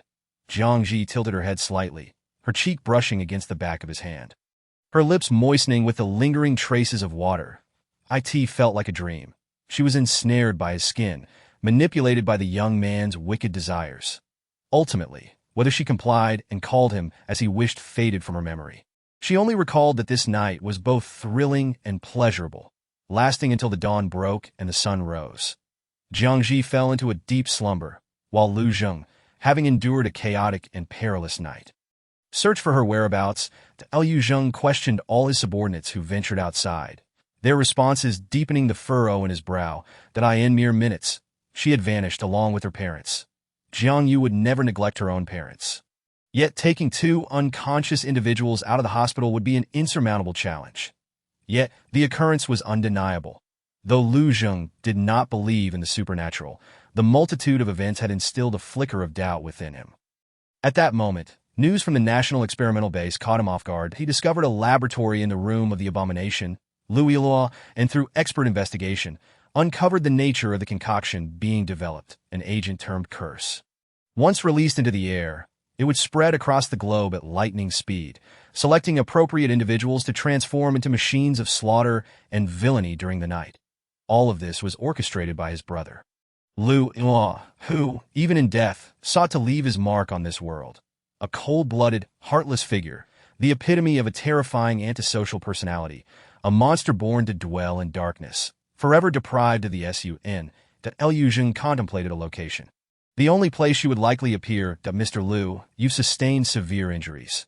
The doctor advised against moving. The secretary stammered, the man having been deeply wounded in the back by the butcher's blade, nearly exposing bone. Liu Zheng, gritting his teeth against the pain, took slow steps out of the hospital room, his voice icy as he commanded, "I instructed you to prepare the car." The secretary, trembling, made a phone call and hurriedly urged, "Mr. Liu, please take care." Meanwhile, in the villa, as Jiang Zhi prepared to escape while the young man was absent, she unexpectedly found herself face-to-face with Liu Yiluo. The golden sunlight streaming through the window illuminated him, his form restored to its normal state, devoid of any lingering haze. His extraordinarily handsome face appeared pale and sinister as he gazed at her. "Where are you going?" Chapter 91. Skin Hunger X Evil Spirits X Obsession. 15. Unlike his previous frail and critically ill condition, his body now stood strong, no longer weak or gasping for breath. Those legs, which should have been confined to a wheelchair, moved and stood like any normal person. Jiang Zhi, unable to comprehend, asked, "Young master, that you're not dead?" Liu Yiluo approached her, his tone steady and unhurried. "That don't you wish for me to be alive?" "Alive?" Jiang Zhi could not sense a living presence emanating from him. There was no shadow beneath his feet, and his chest bore no rise or fall. It was all eerily unnatural. Realizing this, she averted her gaze, her voice tinged with anxiety. Elua's dark eyes clouded over, seemingly able to penetrate her very soul as he regarded her. "Are you afraid of me?" he asked, his tone resolute. Jiang Zhi instinctively clenched her fingers, the sunlight outside casting an icy chill upon her, causing her to shiver involuntarily, no, not at all. She felt cornered, her unease impossible to conceal. Lacking even the courage to meet his gaze, Elua sighed softly, then enveloped her in his embrace, exerting a grip that left no room for resistance, asserting his terrifying dominance. "Don't leave me," he murmured, his cold, pale chin resting against her shoulder, speaking deliberately, "or I cannot predict what I might do." What a perverse opening line. Jiang Zhi, hidden from his view, delightedly squinted her eyes, pressing her body closer to his in search of more contact. Yet, the figure before her gradually became translucent, that he could not remain under the sun for long. "Wait for me." Elua's feather-like kiss brushed against her brow before he vanished from her sight. Jiang Zhi felt a pang of disappointment. She had barely begun to relish his presence before he disappeared. Suddenly, the system chimed, revealing that the villain Lu Elua's hatred value stood at 62.777, that just as the system's voice faded. Hurried footsteps echoed from outside, and the door swung open forcefully, that Liu Zheng, unsteady on his feet, stumbled into the room. Upon seeing her, he disregarded his injuries and rushed forward to embrace her tightly. "Jiang Yu." His voice trembled, hoarse with a mix of fear and unspoken panic. Jiang Zhi had never witnessed such an expression on his face. She froze momentarily, suppressing the peculiar sensation within her, and reached to pat his back, only to hear him inhale sharply. She quickly pulled away, glancing behind him, her pupils narrowing. The man's back was entirely stained with a dark crimson hue, and beneath the slightly open collar, pristine white bandages clung to his shoulder like tendrils. The severity of his injuries was undoubtedly far worse than what appeared on the surface. Otherwise, given his physical prowess and character, he would not have exposed his frailty before others. "How could you sustain such grave injuries?" she exclaimed, panic-stricken, her gaze fixed upon his wounds. That Liu Zheng faced her, denying her the chance for further observation. Shaking his head, "I am fine." Yet before he could finish his sentence, he suddenly collapsed before her eyes. In the luxurious hospital ward, after settling the fees, the secretary entered, momentarily taken aback upon seeing the woman seated beside the bed. Clad in ordinary casual attire, her beauty could not be concealed. She possessed an extraordinarily stunning visage, flawless to the point of overshadowing even the most celebrated starlets of the entertainment industry, radiating an irresistible charm that made it impossible to look away. Even Liu Zheng, who had remained indifferent to women for over a decade, found himself ensnared by her allure, and it was not entirely unfounded. Yet in this catastrophic world, even the most exquisite beauty struggled to survive. "Miss Jiang," the secretary said softly, placing the lunch she carried on the bedside table. "Please eat something." Jiang Zhi, lost in thought, gazed at the man on the hospital bed, and after a moment turned to inquire, why did he sustain such severe injuries? Given Liu Zheng's power and wealth, it was implausible for him to find himself in peril, let alone suffer such grievous wounds. The secretary hesitated, words caught in her throat. Jiang Zhi stood up and exited the ward, with the secretary following closely behind her into a secluded corridor. "Speak," she urged. After a lengthy pause, the secretary recounted the events to her in detail. Yesterday, during her disappearance, Liu Zheng had personally sought her out. However, for reasons unknown, the brutal assailants, armed with blades, seemed to sense his presence and surged forth, intent on killing him. There were many of them. In his desperation to find her, Liu Zheng had momentarily let his guard down, falling victim to one of the assailants' knives, sustaining a severe wound to his back. Had he not reacted swiftly to evade subsequent attacks, the blade would have surely severed his spine, tearing his body apart. The secretary had wished to dissuade Liu Zheng, arguing that it was not worth risking everything for a woman, especially when searching aimlessly felt like looking for a needle in a haystack, a sheer waste of effort. Upon hearing this, Jiang Zhi's pallor deepened, her raven hair casting shadows over her brows, merging with the dim light. "I understand, thank you." The secretary, recognizing that now was not the time to disturb her, turned quietly and left her alone. Once he was gone, Jiang Zhi lifted her face and found a corner chair to sit in. Nearly an hour later, the secretary hurried back to inform her that Lu Zheng had regained consciousness. Jiang Zhi rubbed her eyes. To the secretary, it appeared as though she was wiping away tears.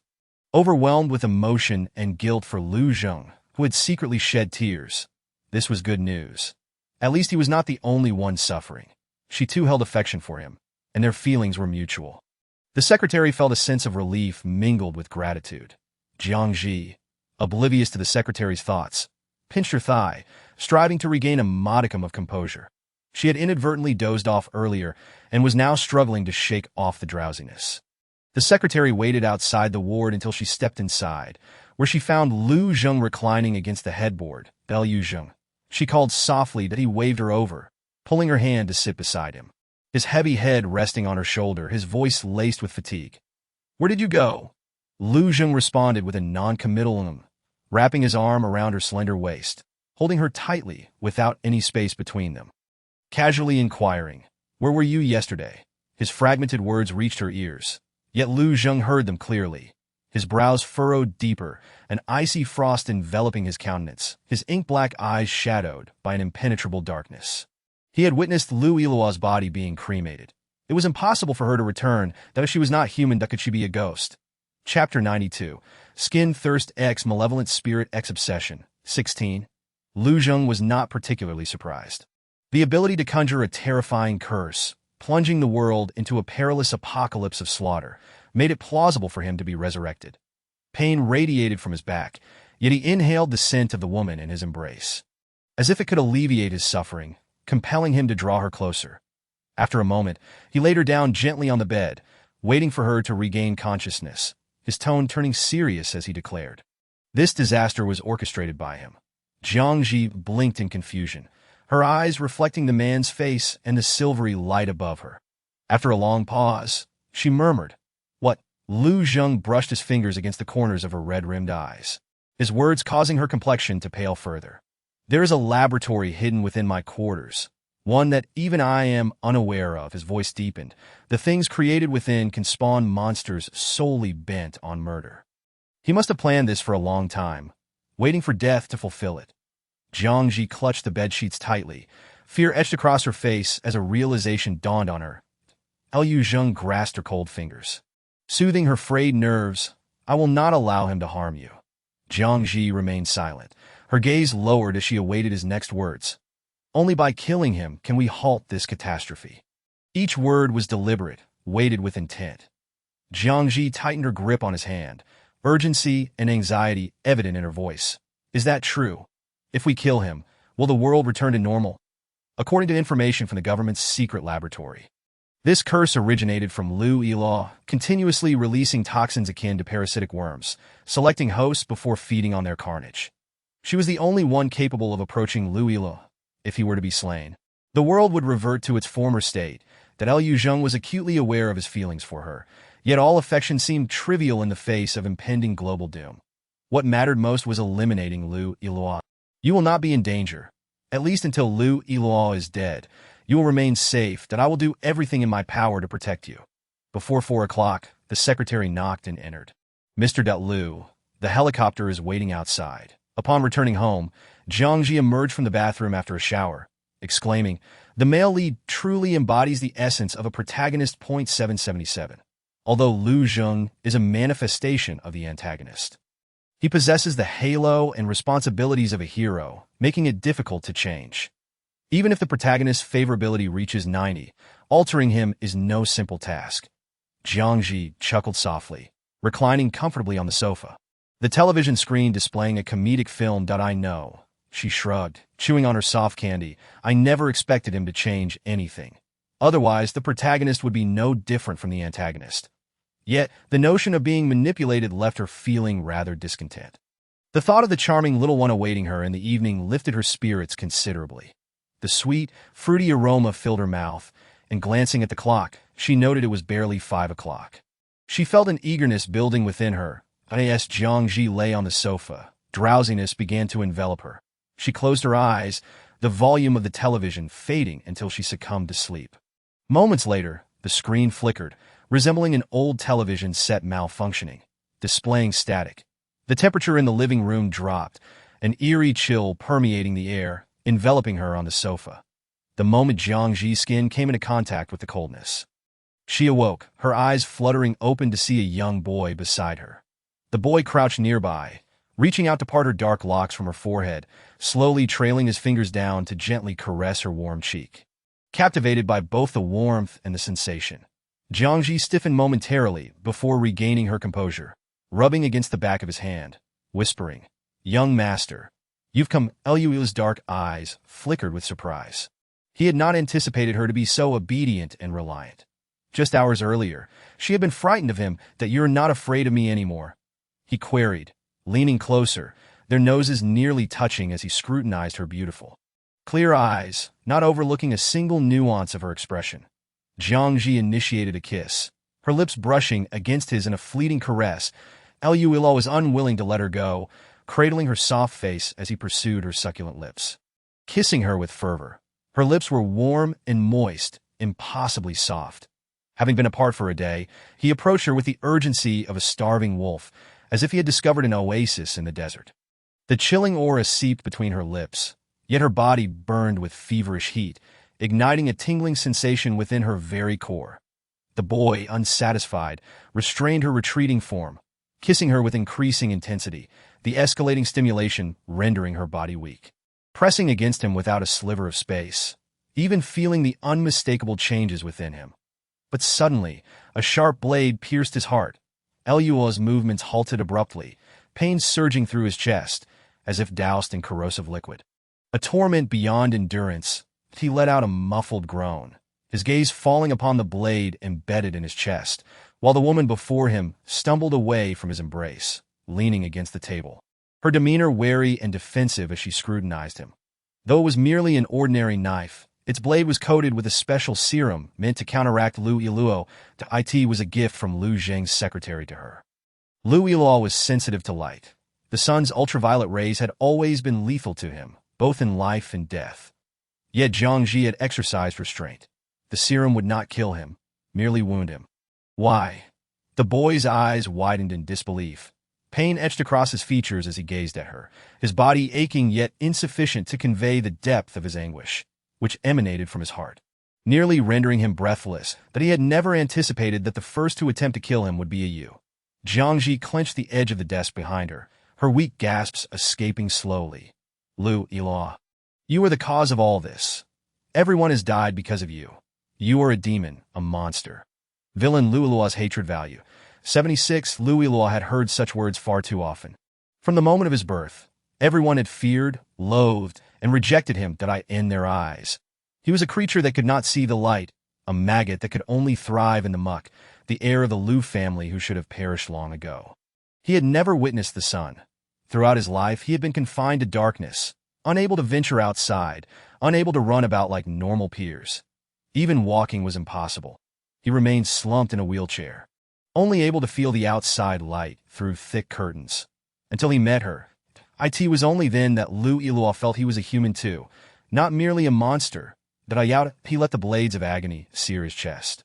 Yet he recklessly approached her, the corners of his pale, elongated eyes drooping. He wrapped his arms around her waist and buried his face in her neck, calling her name like a man entranced. His deep voice choked and hoarse. "Will you kiss me? What just happened? I forgive you. I do not blame you. I beg you." Like a humble, homeless dog, he implored her. Jiang Zhi, held in his embrace, watched as his body gradually transformed into black smoke, preparing to vanish before her eyes. In the final moment, she let out a soft sigh, her eyes devoid of all pretense. Rising on her toes, she kissed his cheek. It was the first time she had not played a role, but rather heeded her own heart's desires. Chapter 93. Skin Hunger X Demon X Obsession. 17. The figure of the young man seemed to dissolve into the night, disappearing entirely. The small knife that had pierced his chest clattered to the floor, and the television returned to normal, replaying the comedy film she had watched before bed. Jiang Zhi stumbled slightly as she walked toward the sofa, quickly regaining her balance before sitting down, pressing her hand against her chest and taking a deep breath. After a moment of hesitation, 777 finally spoke. Host, you need not feel guilty. The villain has committed numerous atrocities and is no longer considered human. What you have done is entirely justified, that if the villain were allowed to wreak havoc across countless worlds, the pillars sustaining the real world would collapse as well. At that point, the villain would enter the true world, and it would be too late. Jiang Zhi was not its first host, but she was its favorite, possessing her own perspectives and thoughts. Even knowing the dangers present in each world, she diligently completed her tasks, never retreating or giving up. She had never once asked for special privileges, relying solely on her own strength. Watching the comedy on the television, Jiang Zhi smiled and said, "No, I was just wondering why I kissed him earlier." This was not her nature. Upon reflection, she realized she had simply wanted to kiss him and had done so without any reason. 777 paused, observing her expression cautiously, and upon finding no other abnormalities, tentatively suggested, perhaps it was out of sympathy. Jiang Zhi was reluctant to ponder further, turning off the television and yawning, her eyes heavy with fatigue. "I don't want to think about unnecessary matters anymore. I'm going to sleep. Tomorrow brings another fierce battle." The following afternoon, Jiang Zhi was awakened by the sound of knocking at her door, each knock echoing against her eardrums. Upon opening her eyes, she was filled with murderous intent. "It's the male lead, Lu Zheng," 777 exclaimed anxiously. The host had not been sleeping well these past few days. All night long, the wailing of police sirens and distant screams had disturbed her rest, waking her multiple times. Now, just as she had finally found the opportunity to nap in the afternoon, she was disturbed again. With Lu Zheng knocking at her door, 777 feared the host might burst out and kill him. Jiang Zhi adjusted herself, shedding the facade. Her eyes were heavy with weariness, her forehead slightly drooping, and her lips pale, as if she had suffered a severe blow. This was the first impression Lu Zheng had upon seeing her. His sharp brows furrowed slightly as his gaze swept across the room, searching for something. Jiang Zhi met his gaze, leaning weakly against the doorframe, her voice barely above a whisper. He came. Her complexion was somewhat pale. "Young master, did I stab the small knife you gave me into his chest, just as you said?" And he disappeared. At a flicker of light passed through Lu Zheng's inscrutable eyes, his breath deepening, revealing undeniable excitement. Really, his unusual reaction did not escape Jiang Zhi's notice. She lowered her gaze, softly stating, "Mr. Lu, our relationship should come to an end." Liu Zheng's expression froze momentarily as he stepped forward, attempting to grasp her hand. But she evaded him. Jiang Zhi raised her eyes, her expression serious, devoid of any hint of jest. "I have thought long and hard that I previously mistook my admiration for you as affection, that I have now come to clarity. I am sorry, Mr. Lu, but I do not like you." Liu Zheng's eyes widened in rage, his emotions surging violently as he questioned in a low voice, "Then who do you like?" Jiang Zhi felt as though her innermost thoughts had been laid bare, her black and white eyes suddenly widening, a hint of sorrow flickering within. Her fingers clutched the hem of her clothing, pale and powerless. Her reaction only fueled Lu Zheng's fury. He stepped closer, gripping her arms, his dark eyes reflecting a chilling glint. "Lu Yilao is merely a monster. Besides, he is already dead. Jiang Yao, isn't it better to stay by my side?" Jiang Zhi's expression remained unyielding despite his touch. She lifted her pale face to meet his gaze directly, her words resolute and merciless. "No, Mr. Lu, please maintain your dignity." "Maintain my dignity? Maintain my dignity?" No one had ever spoken to him in such a manner. Liu Zheng's voice was icy, suppressing his fury. "Jiang Yao, I do not agree with that." He hoisted her over his shoulder, disregarding her struggles, and strode away. Downstairs, the secretary, witnessing this scene from afar, was both shocked and confused. "Open the door." Lu Zheng's tone was laced with ferocity, and the glare he cast sent chills down the secretary's spine. The secretary hurriedly opened the car door, and once they were inside, rushed to the driver's seat to start the car. Liu Zheng, "What on earth are you doing? Let me go." Jiang Zhi found herself completely confined in the man's embrace, unable to move an inch. Liu Zheng smiled coldly, leaning down to whisper in her ear, his words chilling as though from the depths of despair. "You are mine for life." Jiang Zhi froze momentarily, her body forgetting to struggle, her eyes filled with fear. "You are breaking the law," she murmured softly to Liu Zheng.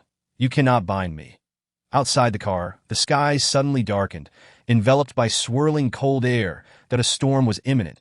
As Jiang Zhi lay in his arms, she began to transform, before Lu Zheng's very eyes, into a terrifying killer. Just as he had witnessed in others, the transformation was swift, occurring in the blink of an eye. The car abruptly halted on the market street, near a patrolling military unit. The transformed Jiang Zhi burst through the car door. Lu Zheng's pupils constricted in disbelief as countless thoughts raced through his mind. Lu Ilua had not vanished. He still existed somewhere in this world. And Jiang Yao was transforming before him, becoming a monster that could only kill. The nearby soldiers, attracted by the commotion, quickly drew their weapons, aiming at Jiang Zhi. No, Lu Zheng shouted frantically, stepping in front of Jiang Zhi. Do not shoot. Do not shoot. The captain of the SWAT team immediately recognized Lu Zheng, who was an important figure in the upper echelons of the state and wielded considerable power. To Mr. Lu, she is transformed. If we do not kill her, this city will be in danger, and you may be killed by her as well. The transformed killer displayed no trace of emotion, regardless of who it was. Even a close kin, they would be slain without mercy. Standing behind him, Jiang Zhi was unlike any other transformed villain. She stood motionless, as if she had yet to register what was happening, resembling a statue. Lu Zheng inhaled deeply, his narrowed eyes focusing on the captain as he calmly stated, "She is my fiancée, and I recall the state recently issued a regulation concerning high-ranking officials." Chapter 94, Skin Hunger X Demon X Obsession 18. The captain had been informed early on. Regarding high-ranking government officials, particularly those of Lu Zheng's stature, family members who had transformed could not be executed. This was due to the fact that transformed individuals would return to normal by the following morning, which led to this regulation. Very well, the captain pondered for a moment. I will personally escort MRS.LU to the underground prison. The underground prison was specifically designed to detain transformed individuals until they reverted to normal the next morning. Agreed, Lu Zheng replied. Thus, Jiang Zhi was tightly bound and transported to a dimly lit cell. This prison was constructed of special materials, impervious to even explosives, let alone a transformed individual. The secretary whispered, "Mr. Lu, let me stay and guard." The place was cold and damp. A normal person would surely fall ill after spending a night there, let alone with Mr. Lu's injuries. The secretary dared not defy his orders, retreating in defeat that he did not understand what had transpired between Miss Jiang and Mr.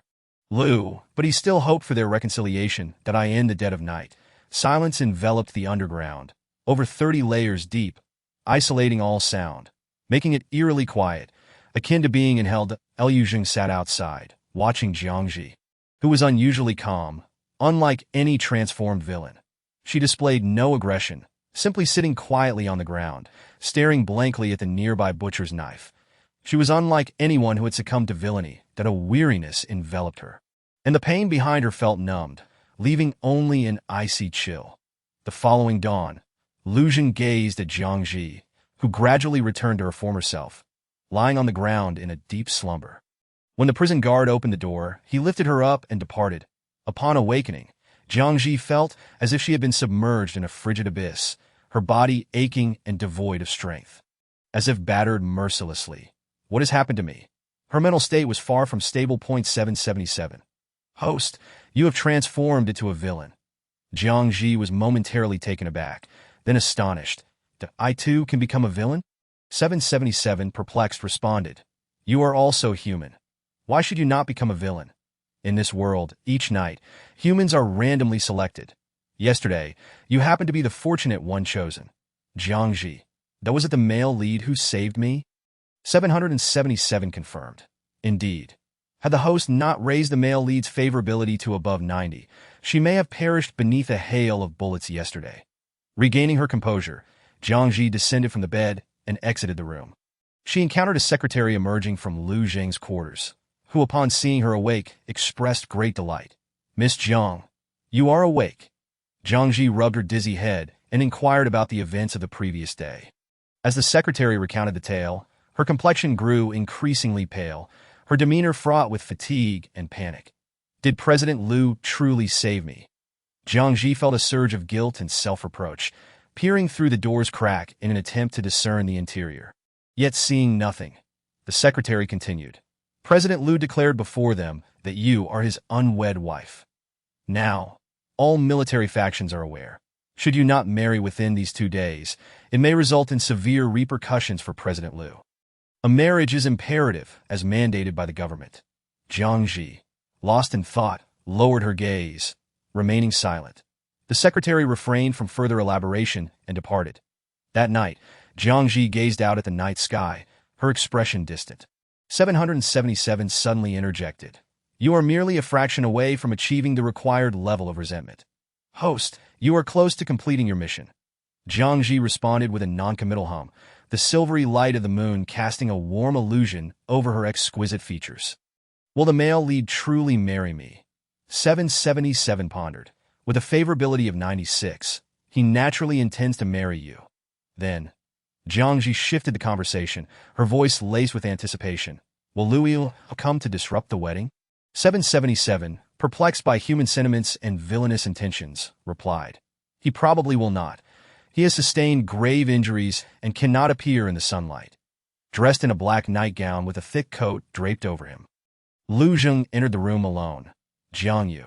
His complexion bore the flush of an unrelenting fever, his steps slightly unsteady until he stood before her. Jiang Zhi harbored feelings of guilt and gratitude towards him, yet lacked the liking he desired. Lowering her gaze, she hesitated to speak, but he inquired first, Are you willing to marry me? His form, once robust and upright, now appeared weakened and frail, as though he might collapse at any moment. Jiang Zhi remained silent for a long while, struggling to find her voice. Liu Zheng's expression was devoid of anger, yet his eyes revealed a flicker of tension as he cleared his throat. I will not force you, Jiang Yu. With that, he turned to leave. Jiang Zhi, in a flurry of anxiety, called out to him, nervously licking her lips, and earnestly declared, I am willing to. Liu Zheng's steps abruptly halted, and he turned to face her, asking in disbelief, Really, really? The following morning, Jiang Zhi was pulled from her bed by a maid. Made up, dressed in a wedding gown, and adorned with a veil, she was transported to the grandest cathedral in the city center. Lavishly decorated as if for a dream wedding, resplendent with floral arrangements, and attended by influential figures from across the globe, with a 1,000-meter red carpet leading to the church. The veil obscured her vision, and through the haze, she felt her finger grasped by someone, and could vaguely see the tall, upright figure of a man beside her. Follow me. His deep, sensual voice resonated in her ear, sending shivers down her spine. Jiang Zhi walked forward, her crystal-embellished heels gliding over the crimson carpet, soft as if treading on clouds of cotton. Upon reaching the altar, the officiating priest began to ask questions. Finally came the pivotal inquiry. Do you take Mr. Liu Zheng to be your lawfully wedded husband? The church fell silent, as if everyone awaited her affirmation. Even Liu Zheng, ever composed, felt beads of sweat forming in his palms. After a brief pause, which felt like an eternity to him, Jiang Zhi inhaled deeply, raising her gaze. But suddenly, a tempest roared through the church, dark clouds obscuring the once bright sunlight. The fierce wind tousled her gown and even dislodged her veil. The bride, clad in a snow-white wedding gown, possessed skin as porcelain-like as the finest china, her elegantly arched neck and raven-black hair framing her like a blossoming peach flower, exquisite in every detail, that a shadowy figure appeared before her, claiming the kiss that rightfully belonged to the groom. Chapter 95, Skin Hunger x Demon x Obsession. End. The shadow gradually morphed into a human form, with long hair cascading down his back, an extraordinarily handsome visage, and a possessive grip that held the woman tightly in his embrace. Shielding her from prying eyes, that a dense, dark mist enveloped the surroundings, exuding a chilling aura that Liu Zheng, pushed back by the black fog, witnessed this scene, his cold, narrowed eyes glinting with icy resolve as he raised a finger, signaling outside that in an instant, the majestic cathedral was surrounded by military forces. Liu Zheng appeared to have anticipated this, having laid a trap here, waiting for him. Monster, this time, I will ensure your complete disappearance, after a frenzied, possessive kiss. Jiang Zhi leaned against the young man's body for support, his long fingers brushing aside the veil that had fallen in the wind, caressing her profile with tenderness that brooked no evasion. Zhi, the sound of her name. Jiang Zhi's body stiffened slightly, that he nibbled her delicate earlobe. the sight of her beautifully flushed skin rapidly spreading to her neck and down to her flawless collarbone. All of it enticingly alluring to "Am I merely your mission?" The villain, having regained all memories and possessing a high intellect, could deduce much. Yet the deeper he delved, the more resentment surged within him. All along, her proximity, her flattery, and the love she displayed had been mere facades. Had they not? Being astute individuals, there was no need for pretense at this juncture. Jiang Zhi raised her eyes, the veil at her ear slightly falling. Her alabaster cheeks blushing like petals in full bloom, and her ebony eyes sparkling with vivid colors, she asked, "Do you not like it?" Her fingertips, painted with a soft pink polish, grazed his jawline, teasingly lifting it. What Lu Yiluo perceived as warmth was but a facade she had donned. He ought to eliminate her. If it were anyone else deceiving him thus, he would ensure they suffered a fate worse than death. Yet, gazing at the person before him, Lu Yiluo, despite his deep-seated hatred, willingly stepped into her tender trap. Knowing full well the nature of her deception, he still found himself entranced, even a single strand of her hair evoking fondness within him. Villain's resentment value, 100. Love value, 100. Congratulations, host, for completing the mission in this world. Will you come seeking me again? Lu Yiluo leaned in, licking her fingertip, the depths of his dark eyes brimming with sticky affection.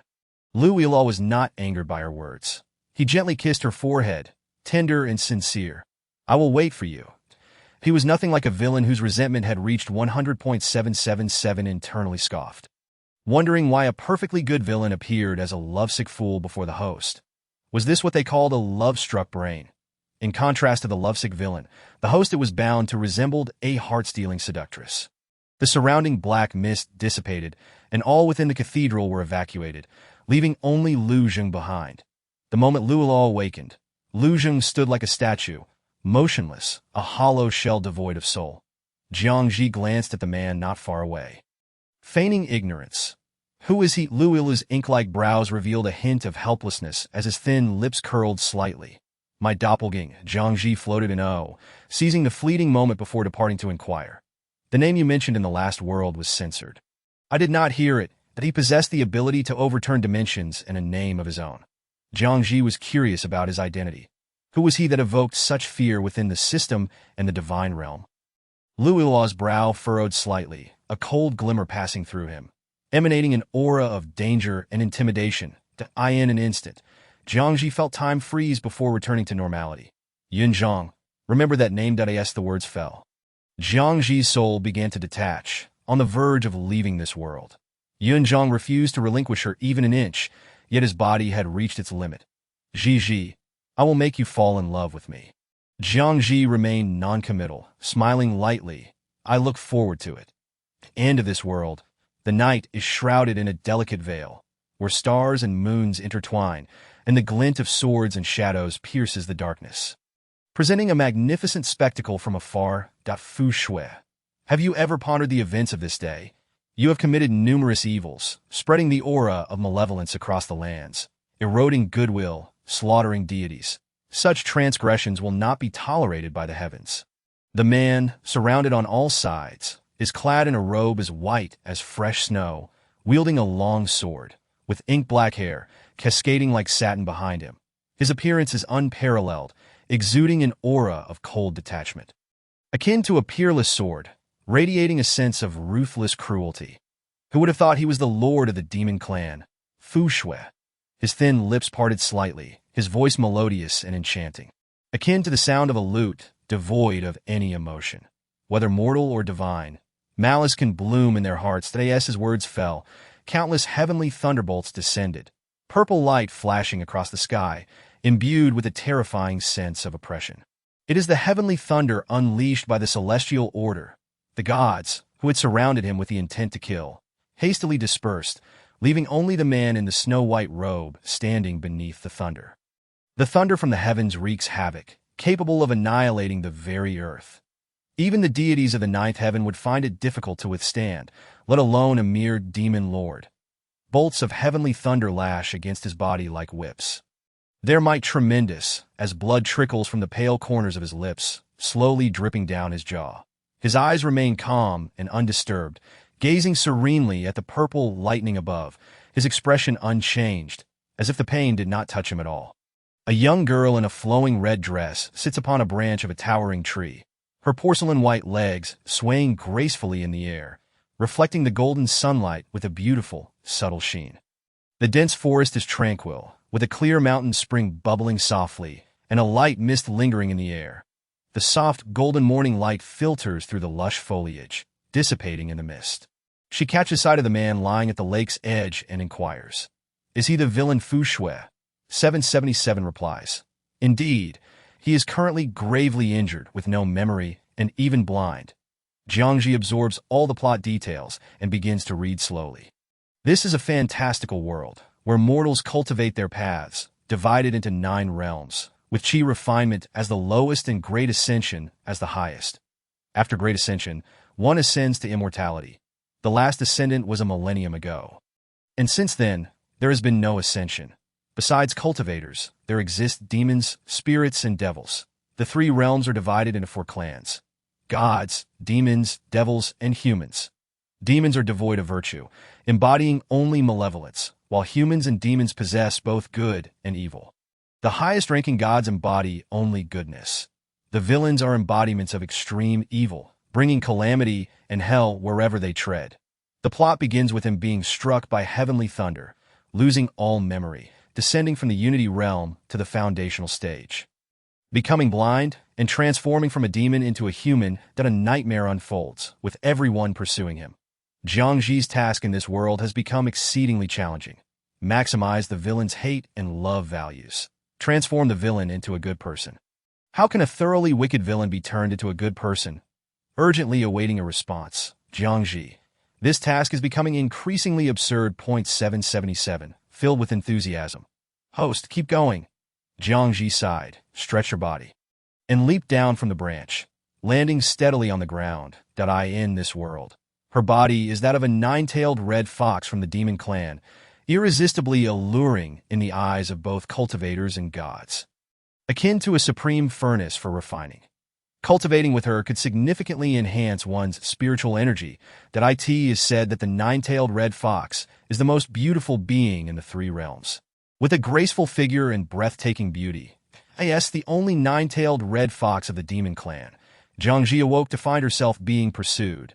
But fortunately, she is swift, or else she would have been captured and sold at the largest auction as the grand finale. The crimson gauze of her dress swayed in the wind, its hem fluttering like butterfly wings, while a jade pendant entwined with a red tail hung at her waist. Her bare feet tread upon the leaf-strewn ground, white and lustrous, akin to exquisite pieces of art.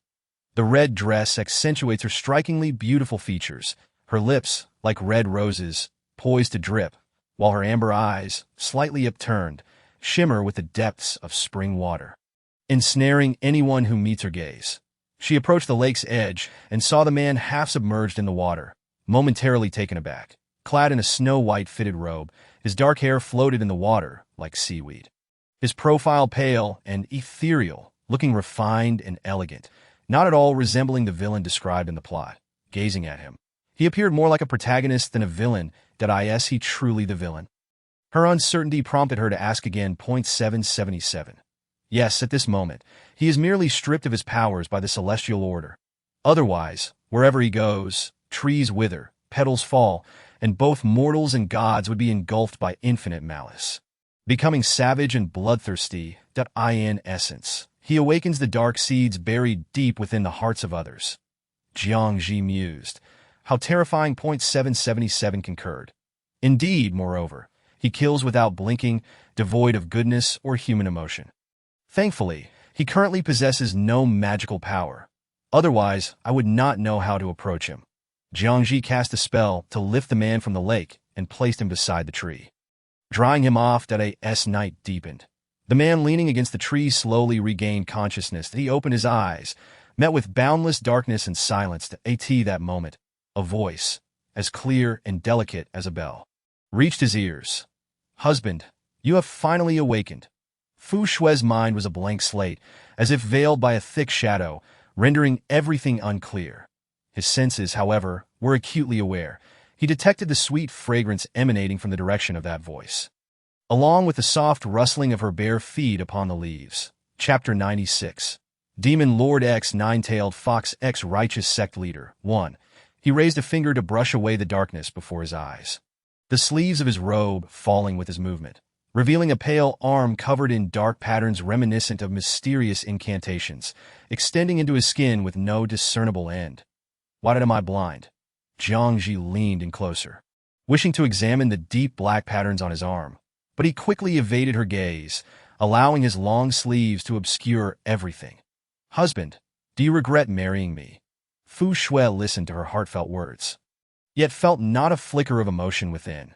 It seemed somewhat foreign to him, perhaps due to their recent marriage. He sighed lightly, leaning against the tree trunk to stand, his palm touching the rough, mottled bark. Feeling a momentary disorientation, I apologize that I have lost all my memories, even my name that I has forgotten.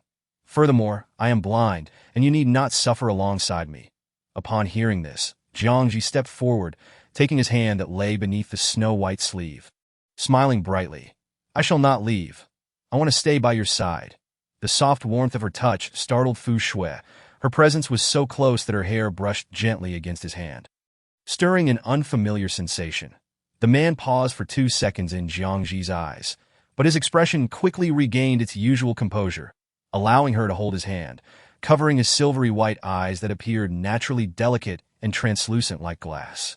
Very well, that a faint smile danced on his thin lips, warm as a gentle breeze. Jiang Zhi withdrew her fingers, glancing at the affection value. That it remained at 0. What a man whose exterior and interior do not match. As night fell, Jiang Zhi gathered a considerable amount of dry branches to build a fire, taking advantage of the fact that the man could not see. She deftly performed a fire spell, pretending to light the wood pile with a fire starter. The flames instantly dispelled the surrounding darkness, illuminating Fu Shui's face as he sat beside the fire, his eyes glimmering. Zhi, that he softly called, unsteadily rising from beside the stone, saying, I will help you. Jiang Zhi was skewering the fresh fish she had caught by the fire when she heard him and raised an eyebrow in dissatisfaction. Walking over to pull him down to sit. Why did you not call me my lady? As she spoke, she tugged at his long sleeves, eagerly adding, I called you husband, so you should call me my lady too. Fu Shui was unaccustomed to her closeness and touch, yet he did not reject it. Her voice was soft and sweet, evoking a pleasant sensation, making him want to yield to her my lady. Jiang Zhi smiled in satisfaction, propping her arms behind her on the stone slab, tilting her face up to gaze at the round and bright moon above, her legs swaying contentedly as she said, Husband, are you not curious how I came to know you? Aren't you afraid I might deceive you? Fu Shui replied, Why would you wish to deceive me? I have nothing of value. He was aware that he held no worth to others. That I asked for her question of curiosity. He was not particularly interested. Jiang Zhi casually replied, shifting the topic.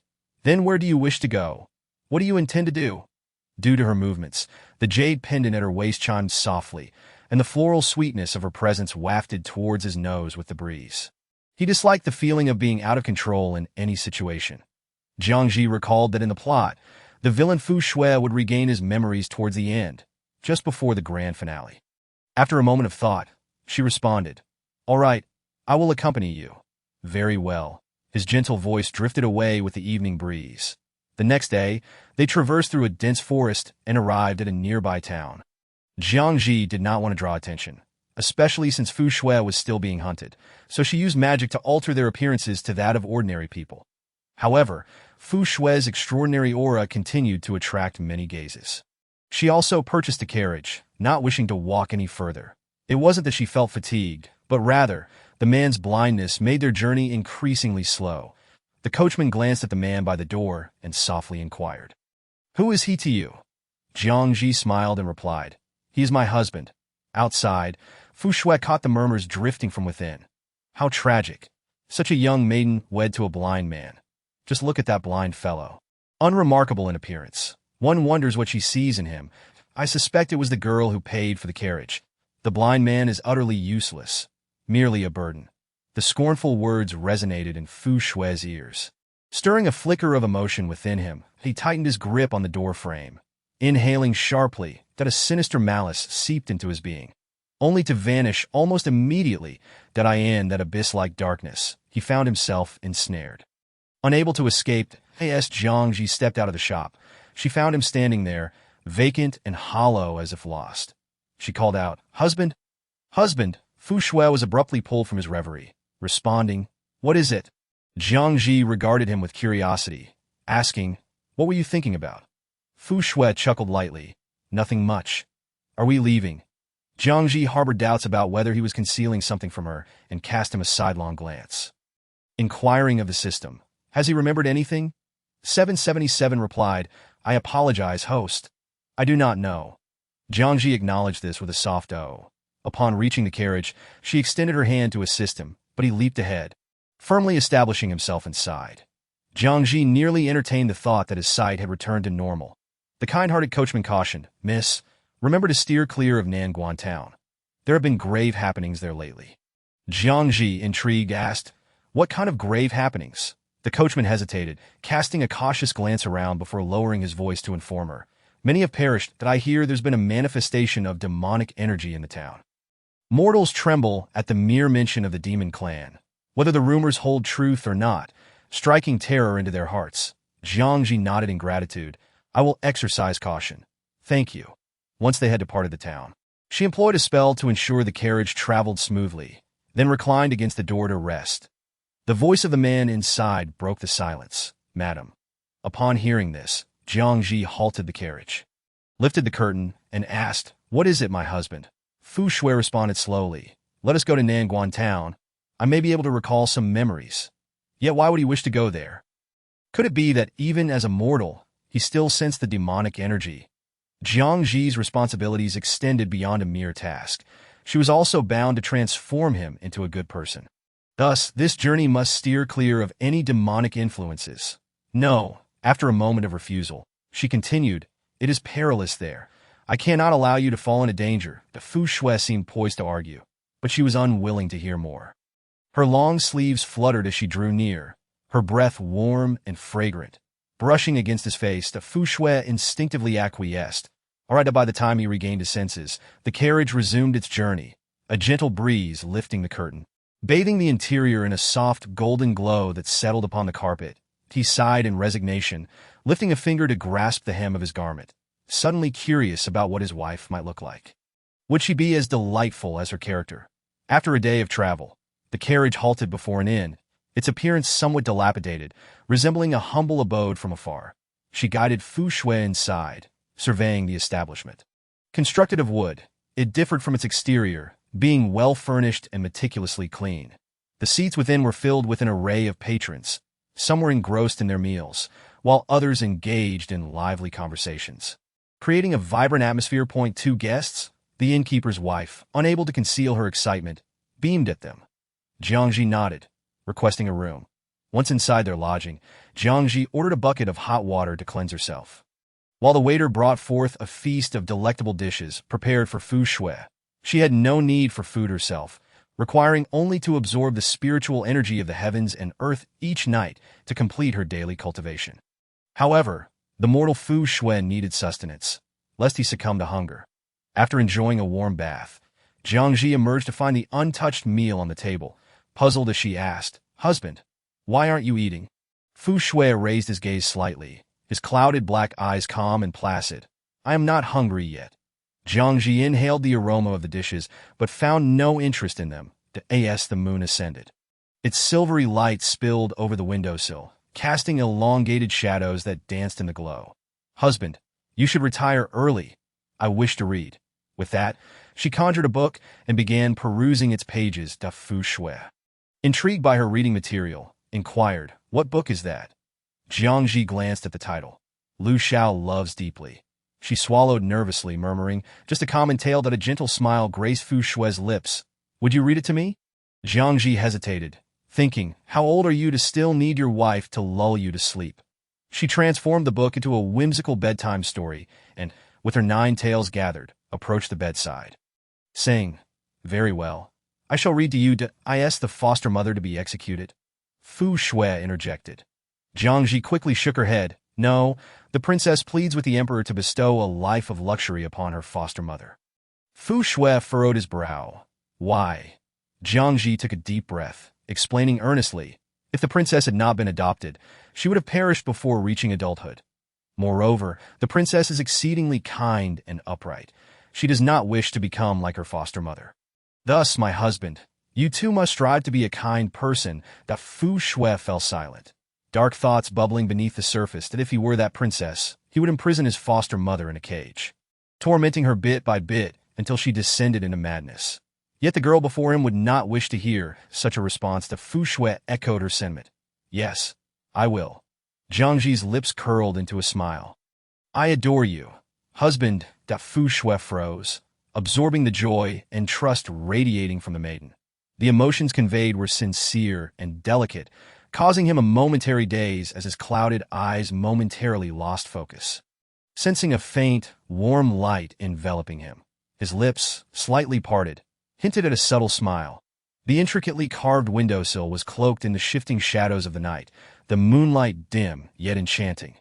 The following morning, as Jiang Zhi descended the stairs, she noticed an increase in the number of cultivators within the inn, each belonging to different sects, exuding an ethereal quality distinct from ordinary mortals, both aloof and deserving of respect. The world of cultivation was divided into 4 sects and 5 schools, with the Chengjian sect at the forefront, known for its abundant spiritual energy. The disciples donned striking blue robes adorned with sword motifs, their sharp blades exuding an air of intimidation that deterred others from approaching. Did I end this secluded inn?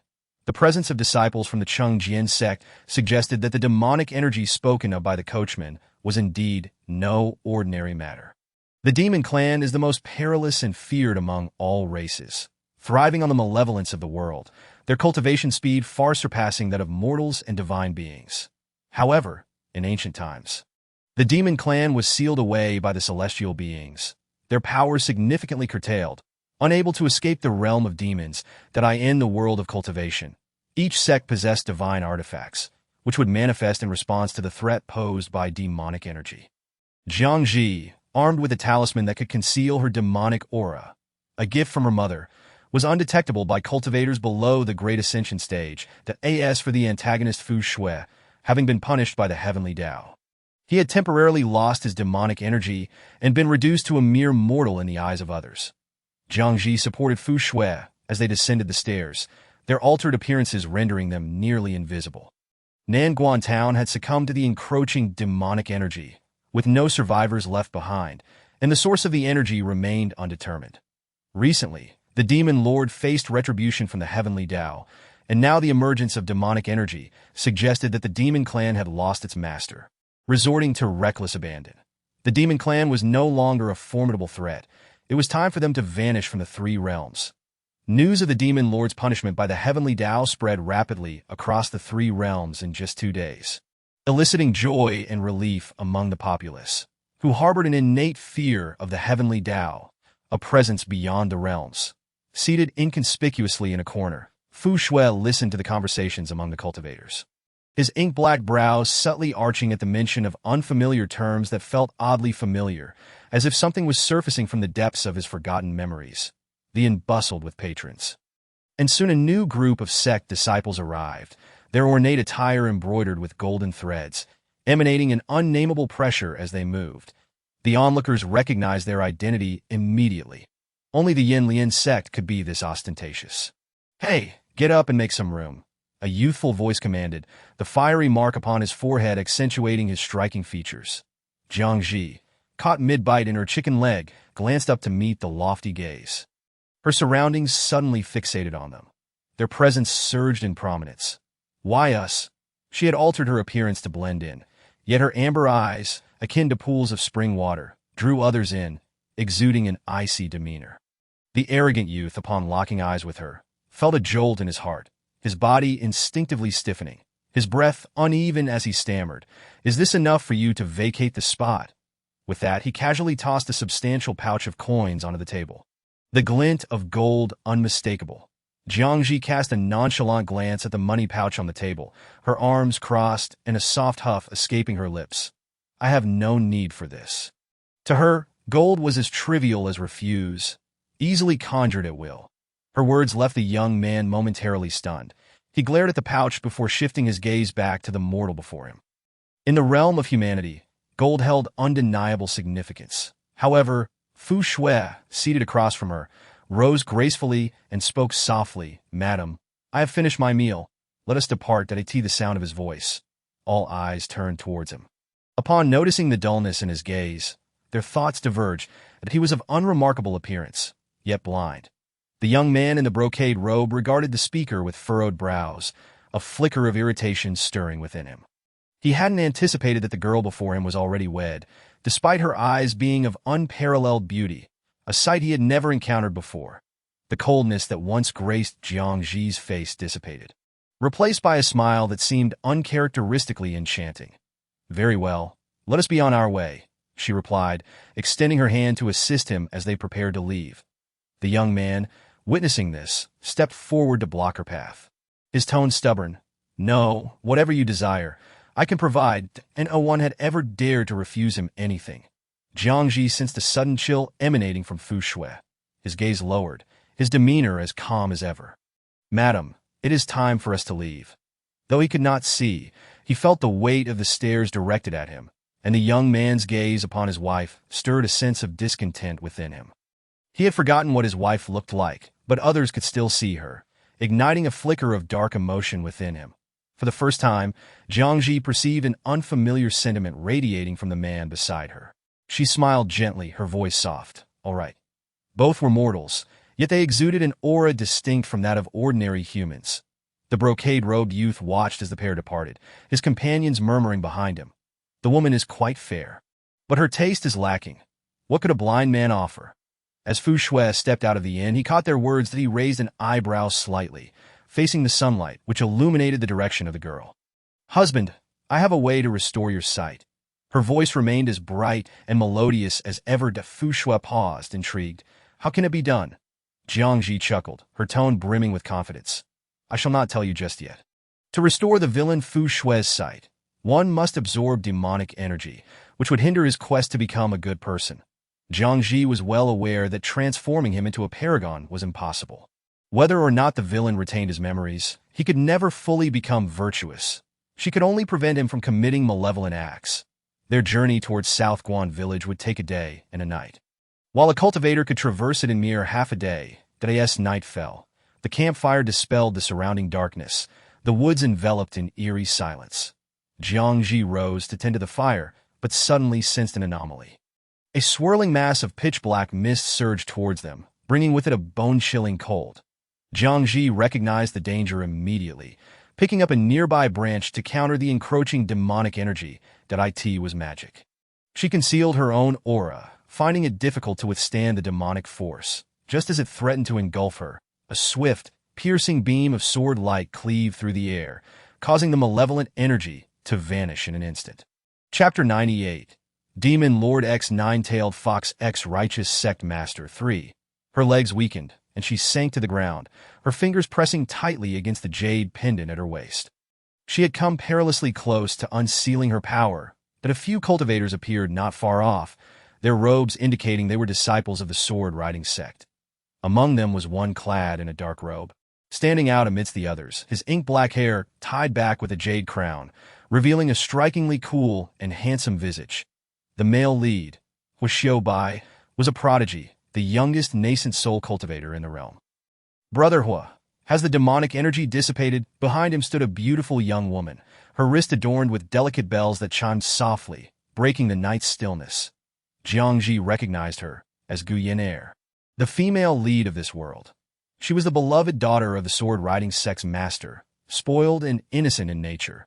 Meanwhile, the male lead Xiao Bai bore a profound vendetta, having risen from an outer disciple to the favored disciple of the sect's leader.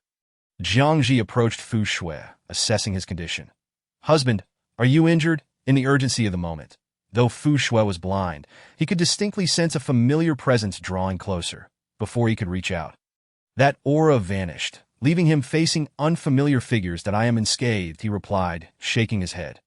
Xiao Bai paused before them, scanning the surroundings, eventually fixing his gaze upon the man. They had followed the trail of demonic energy, which seemed intentionally drawn to this direction, leading him to believe there was more demonic presence nearby. However, the two before him revealed no trace of demonic aura, nor any hint of spiritual power. They were merely mortals. "Have you seen anyone else?" Xiao Bai's voice was devoid of warmth, his brows shadowed with a hint of gloom that made him seem unapproachable. Jiang Zhi glanced at the group, positioning Fu Shui protectively behind her. None. You are mortals.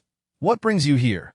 It was Gu Yan'er who spoke, regarding them with a mix of curiosity and suspicion. This area is near South Guan Village, where all mortals have relocated out of fear. Yet these two remain here. Jiang Zhi stood firm before the imposing cultivators, fearlessly asserting, "We are merely passing through. Is that truly the case?" The disciples of the sword-riding sect regarded them with skepticism. They deemed it essential to eliminate any potential threat. Brother, we should eliminate these two mortals. If they have been tainted by demonic energy, they may pose a danger to the world. The demonic energy could evade spiritual detection, infiltrating the bodies of mortals. Without carrying instruments to probe for demonic energy, allowing them to leave could spell disaster. One disciple transmitted his thoughts through spiritual energy. Indeed, brother, they were in close proximity to the demonic energy. It is highly likely they have been corrupted. Jiang Zhi sensed the undercurrents of hostility emanating from the disciples directed at them. Had it not been for Xiao Bai's presence, they would likely have acted already. Jiang Zhi was unfazed by their threats, even regarding the male lead with indifference that he had just entered the nascent soul stage. Once she unsealed her powers, dealing with him would be trivial. However, she did not wish for Fu Shui to discover her true identity. She intended to leverage her status as his wife to cultivate his affection. Fu Shui, standing behind her, was acutely sensitive to external hostility, especially the intent to kill. The malice hung thick in the air, invading his being in ways unseen. Memories began to surface before him, in a dark abyss. He occupied an exalted position, feeling only boredom and ennui. The warmth of tightly clasped fingers seeped through his skin, permeating his very core. The corners of his eyes curled slightly, his fingers absent-mindedly tracing beneath his snow-white sleeves. He believed he had stumbled upon something that brought him joy. "Thank you," Xiao Bai said, disregarding the disciples' silent communication, turning to leave on his sword. Once they departed, Jiang Zhi exhaled in relief. "Who were they?" Fu Shui inquired suddenly. "Insignificant individuals," Jiang Zhi replied, preparing to lead him away. Fu Shui hesitated, a look of confusion crossing his face. "Why are we going there again? You disagreed earlier, yet now you consent." Jiang Zhi leaned closer, her breath brushing against his earlobe as she spoke mysteriously. "I overheard those cultivators mention that South Guan Village possesses herbs capable of restoring your sight." The warmth of her breath left Fu Shui momentarily dazed, and he barely caught her words. As he recoiled slightly, she stepped back, guiding the cart forward. In the early hours of dawn, they finally arrived at South Guan Village. She beheld the swirling demonic energy enveloping the village, ominous and perilous. Although the demon race possessed innate advantages over humanity in cultivation, they were still inferior to the demon clan.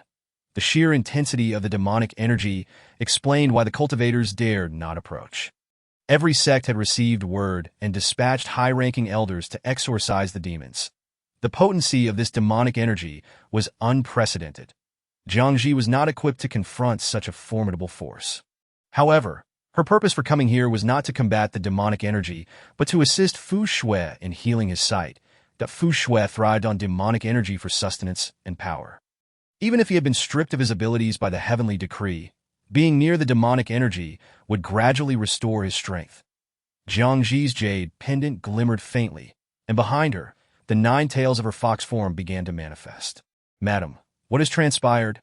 Fu Shui could not see, but sensed the girl's unusual demeanor. Jiang Zhi shook her head. "I am fine." She took his hand, leading him forward, but before he could comprehend the situation, they both plunged into darkness. Upon awakening, she found herself enveloped in complete darkness, devoid of any light.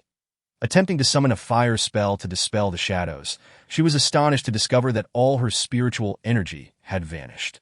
"Seventh brother, are you there?" 777 responded. "We are in an illusion, a mirage created by demonic energy. Anyone within it will revert to a mere mortal."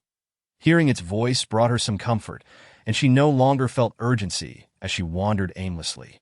It wasn't until she spotted the peculiar fungi growing from the stone walls, emitting a bioluminescent glow, that she began to discern her surroundings. Jiang Zhi raised an eyebrow. "He is the villain, after traversing so many worlds." She had grown quite adept at recognizing patterns. Memories from millennia ago resurfaced. Chapter 99. Demon Lord X Nine-Tailed Fox X Righteous Sect Master. For a millennium ago, the divine race perished in a cataclysm with the demon lord. And the villain Fu Shui, as the offspring of the demon clan, was sealed beneath the abyss at that time. Fu Shui was still young, his power far surpassing that of the previous demon lord, rendering him incapable of annihilating souls. The divine beings could only seal him away. Unceasing torment, both day and night, gradually transformed the boy Fu Shui into a heartless demon that I end the narrative. This sealing persisted for a millennium, until the seal weakened slightly, allowing Fu Shui to break free and escape from the abyss. The heavy, cold iron hung in midair, drawing ever closer, and Jiang Zhi beheld his frost-covered form, cruel and difficult to behold. She halted before him, and before she could utter a word, the boy, kneeling on the ground, perhaps having heard her voice, slowly lifted his head. What met her gaze was a face unblemished, pure, and innocent like an ancient elf. Exquisitely beautiful as if crafted from porcelain, with ebony hair cascading down his waist, accentuating his skin as white as jade. Most striking were his eyes, gouged out and replaced by hollow darkness. The boy wore a look of confusion, and after a moment he softly inquired, "Who dared you?" Jiang Zhi paused, her gaze sweeping her surroundings, a fleeting sense of illusion flickering in her mind. Everything before her felt strikingly real, entirely unlike the illusory realm described by the system.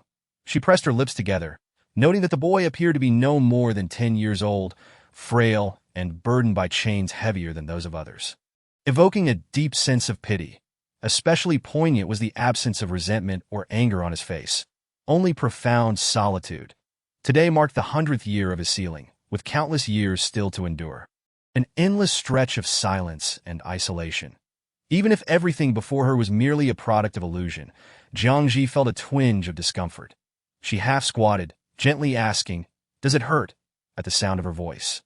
The boy abruptly lifted his head, his brows curving. No, it hurts." His excitement and prolonged silence rendered his words hesitant and halting. Before she could speak again, the boy leaned forward, his hollow eyes slightly raised. A faint glow of phosphorescence casting light upon his face as he timidly asked, "Are you to hear that to accompany to me?" Jiang Zhi, somewhat unaccustomed to his deliberate pace, managed to understand his words, observing the boy's expectant and earnest expression. She found her own words caught in her throat and slowly nodded in affirmation. "Yes, I am here to accompany you."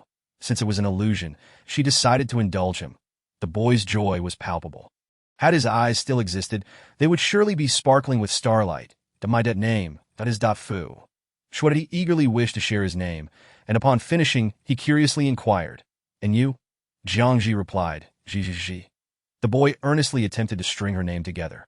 But despite repeated efforts, he still pronounced it syllable by syllable. Yet he did not grow disheartened. He was determined to get it right next time. The boy seemed entirely oblivious to everything, even the reason for his sealing. He merely thought he had erred in some way, that he greatly enjoyed Jiang Zhi's storytelling, wanting to hear every tale, as if he possessed boundless energy. Zhi. What is that star? Zhi. I thought also that mortal. After each story she told, he had countless questions to ask her. Jiang Zhi felt an inexplicable maternal instinct arising within her. She had no need for sustenance. Yet as the time approached, she began to feel drowsy.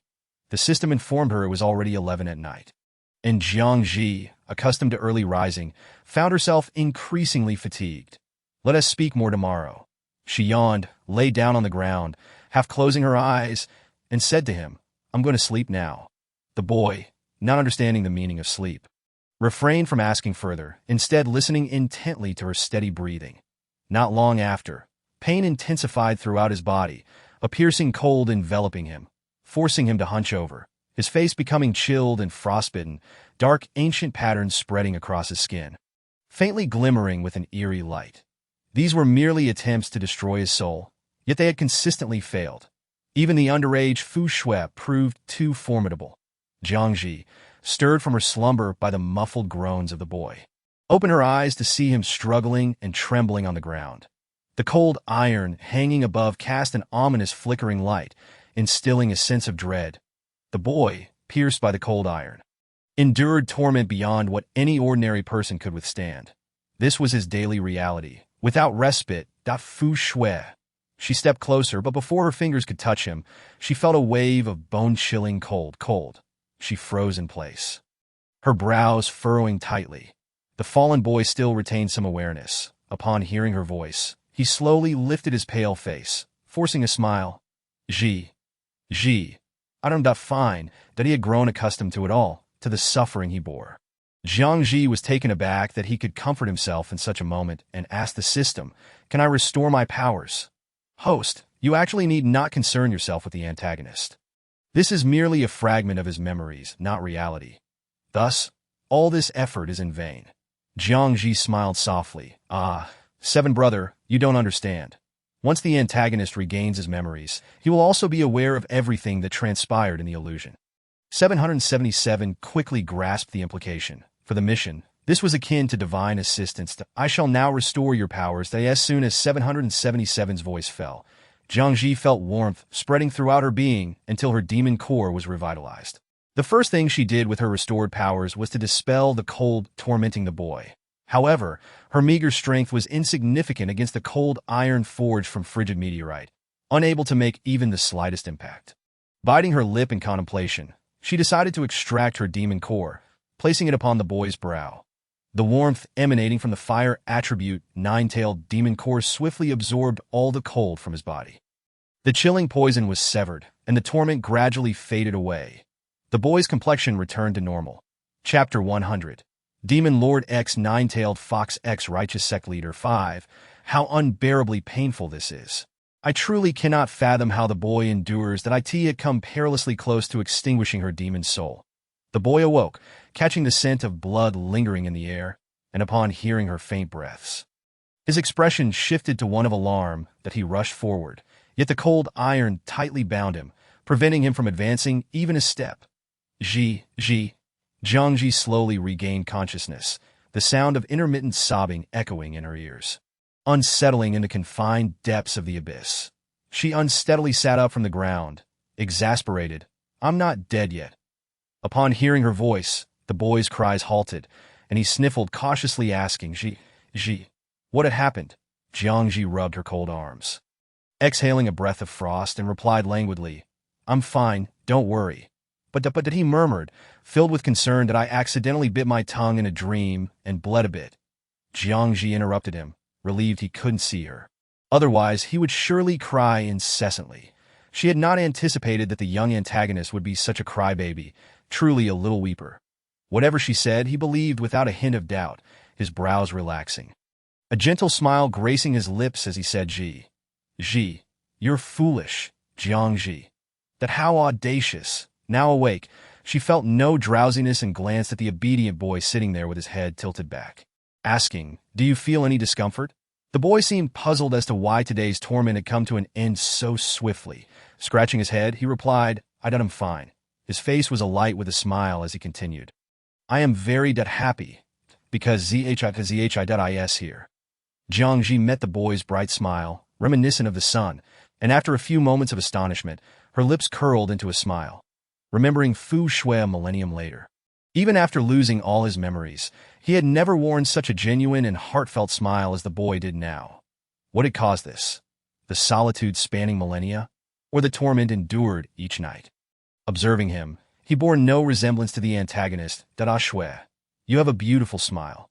Jiang Zhi couldn't help but reach out her finger, pinching his cheek gently. You must smile more often. The softness of her fingers against his skin was a warmth he had never experienced. He stared blankly, allowing her to caress him, and after a while, obediently nodded. Since Ji liked it, he would always smile for her. Within the illusion, she practiced her cultivation while telling stories to the boy, using her demon core to alleviate the cold that plagued him each night. Gradually, she became accustomed to the torment of the cold poison, her body remaining untouched by its chill. The boy remained unaware of this. Ji, I don't really want to see you over these days. His speech became increasingly fluent. He reached out his pale, slender fingers into the air, attempting to sketch her face. Jiang Zhi placed her hand over his hollow eyes, channeling her spirit energy to create a pair of ethereal, translucent eyes. Can you see? She could temporarily grant him sight through her magic, but it would remain unclear, much like those with severe myopia. Her fingers soon retreated, and the boy felt a sense of reluctance, quickly drawn to the faint light before him, vaguely perceiving a face within his blurred vision that he yearned to lean closer to see clearly. But the cold iron behind him restrained him, forcing him to strain his eyes, yet he still could not discern her features. Zhi is that very beautiful. His delight was evident, the curve of his smiling eyes resembling a crescent moon. Jiang Zhi leaned slightly forward, drawing closer to him, her face alight with a smile that is only natural. The title of the exquisite fox spirit was not unfounded. The boy gazed for a moment, and the spell swiftly dissipated, plunging him back into darkness. His fingers involuntarily tightened, desperately suppressing the surging desires within. How I longed to gaze upon this forever. Zhi. The divine punishment roused the slumbering Jiang Zhi. As bolts of purple lightning illuminated the entire abyss in an instant, above the chasm, the deity descended with divine retribution, the lightning brimming with murderous intent, attempting to annihilate the demon clan's son. Fu Shui. The three realms regarded him as the greatest threat, unwilling to permit his existence in this world. The thunder struck against the frigid iron chains, and the boy's body could scarcely endure it. Collapsing to the ground, gasping for breath. Although Jiang Zhi knew the lightning could not kill the boy, she still felt a pang of fear, wanting to shield him, with the last vestiges of consciousness. The boy urged her, Zhi, to hurry and flee. He did not wish for her to perish because of him. Jiang Zhi cast a deep glance at him, then turned to gaze upwards. She could vaguely discern the indifferent and unapproachable visage of the deity. She furrowed her brows. This was all Fu Shui's memory, not reality. Yet, Jiang Zhi sensed that she was on the verge of escaping the illusion as her surroundings began to shift gradually. The boy, lying on the ground, seemed to sense something as he tilted his head in her direction. Zhi, what you're searching for? I asked the grown-up me. Jiang Zhi abruptly turned to him, her expression momentarily frozen. The boy offered a weak smile and whispered, I'd actually have always known. Zhi, how am I 1,000 years from now? Jiang Zhi paused. The scenes around her began to transform, and the boy's body gradually became transparent, that if only we had met earlier. Zhi. It would have been wonderful. His words grew fainter, fading from her ears. Jiang Zhi pulled herself out of the illusion, her body reverting to its original form, succumbing to slumber once more. 10 years later, Jiang Zhi awoke from her slumber. As she opened her eyes, a sharp voice pierced her ears. Hurry and prepare, the auction is about to commence. Master, this fox is yet to awaken. Might it affect the price? One man spat disdainfully. Nonsense. This is a top-grade furnace cauldron. A 9-tailed fox. Even in slumber, it can fetch tens of millions of 9th-grade spirit stones. That 9th-grade spirit stones, the highest tier of spirit stones, that is so expensive. The sycophantic voice quivered with excitement. I've never seen such an exorbitant item at an auction. Keep a close watch that if she awakens, inform me at once. Understood, Master. She never anticipated that the slumber the system spoke of would last a full decade. In these 10 years, much had transpired. The male lead was Xiu Bai, had ascended to the position of sect leader of the sword-riding sect, while the antagonist, Fu Shui, had regained all his memories, now stronger than he was a decade ago when punished by the heavens. Dealing with the male lead was as effortless as crushing an ant. However, her 7th brother brought her good news. After regaining his memories, Fu Shui had secluded himself in the demon realm, committing no wrongdoing. All memories of his life as a human 10 years ago had been completely forgotten. Chapter 101. Demon Lord X 9-tailed Fox X Righteous Sect Leader 6 during her slumber. This body had once again been captured by the auction house. Facing the most grandiose auction of the night, IT gathered prominent figures from various sects, with some demon tribes hidden among them, all eager to catch a glimpse of the legendary top-grade furnace cauldron, the 9-tailed red fox. Jiang Zhi helplessly closed her eyes. When she first arrived in this world, she had nearly been captured by the auction house. The golden core cultivator guarding her squatted nearby, curiously observing her, his gaze drifting from her flame-like glowing tails to her face. Unlike other fox demons, the 9-tailed fox in her original form was simply mesmerizing. So beautiful, as the cultivator's words fell, he met the gaze of the 9-tailed fox as her eyes slowly opened. Those alluring fox eyes, slightly slanted, exuded an irresistible charm, the ruby-like pupils seemingly steeped in a hell drenched in blood, radiating a captivating allure. She cast a languid glance at him, her form shifting as she transformed into her human guise, her delicate figure enveloped in a golden-red gauze dress, her skin fairer than snow. Enchanting like a siren, drawing all into her depths, the cultivator stood frozen, entranced, as if his soul had left his body to so beautiful. Jiang Zhi's crimson lips curved upward as she raised her slender fingers, beckoning him closer. "Come here." The cultivator obediently approached the cage, softly calling, "Master."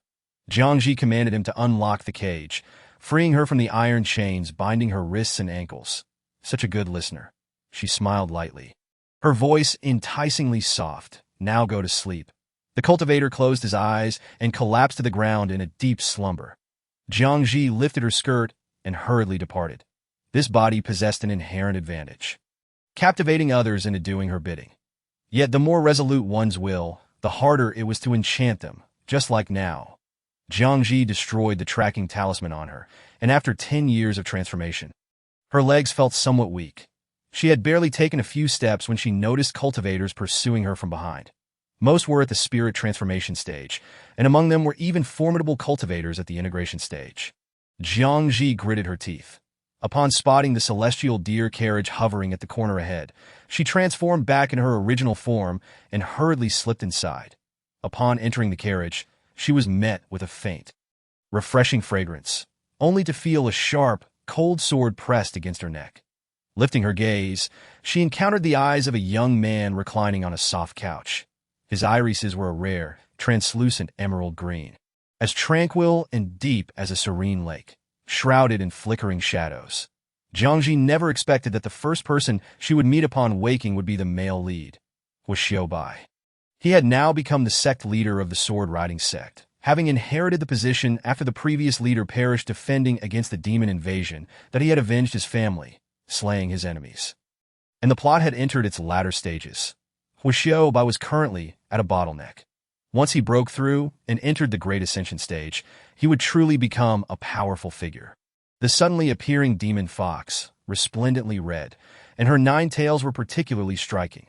Bai spoke slowly. "Who are you?" Without hesitation, Jiang Zhi unleashed her charm upon him that a waft of sweet, alluring fragrance instantly enveloped the carriage. As if countless hooks burrowed into Bai's body. Bai momentarily froze, but almost instantly regained his senses, tilting his sword, which sliced into the flesh at the side of the demon fox's neck. Drops of blood oozed forth, staining the sword. Jiang Zhi's body stiffened,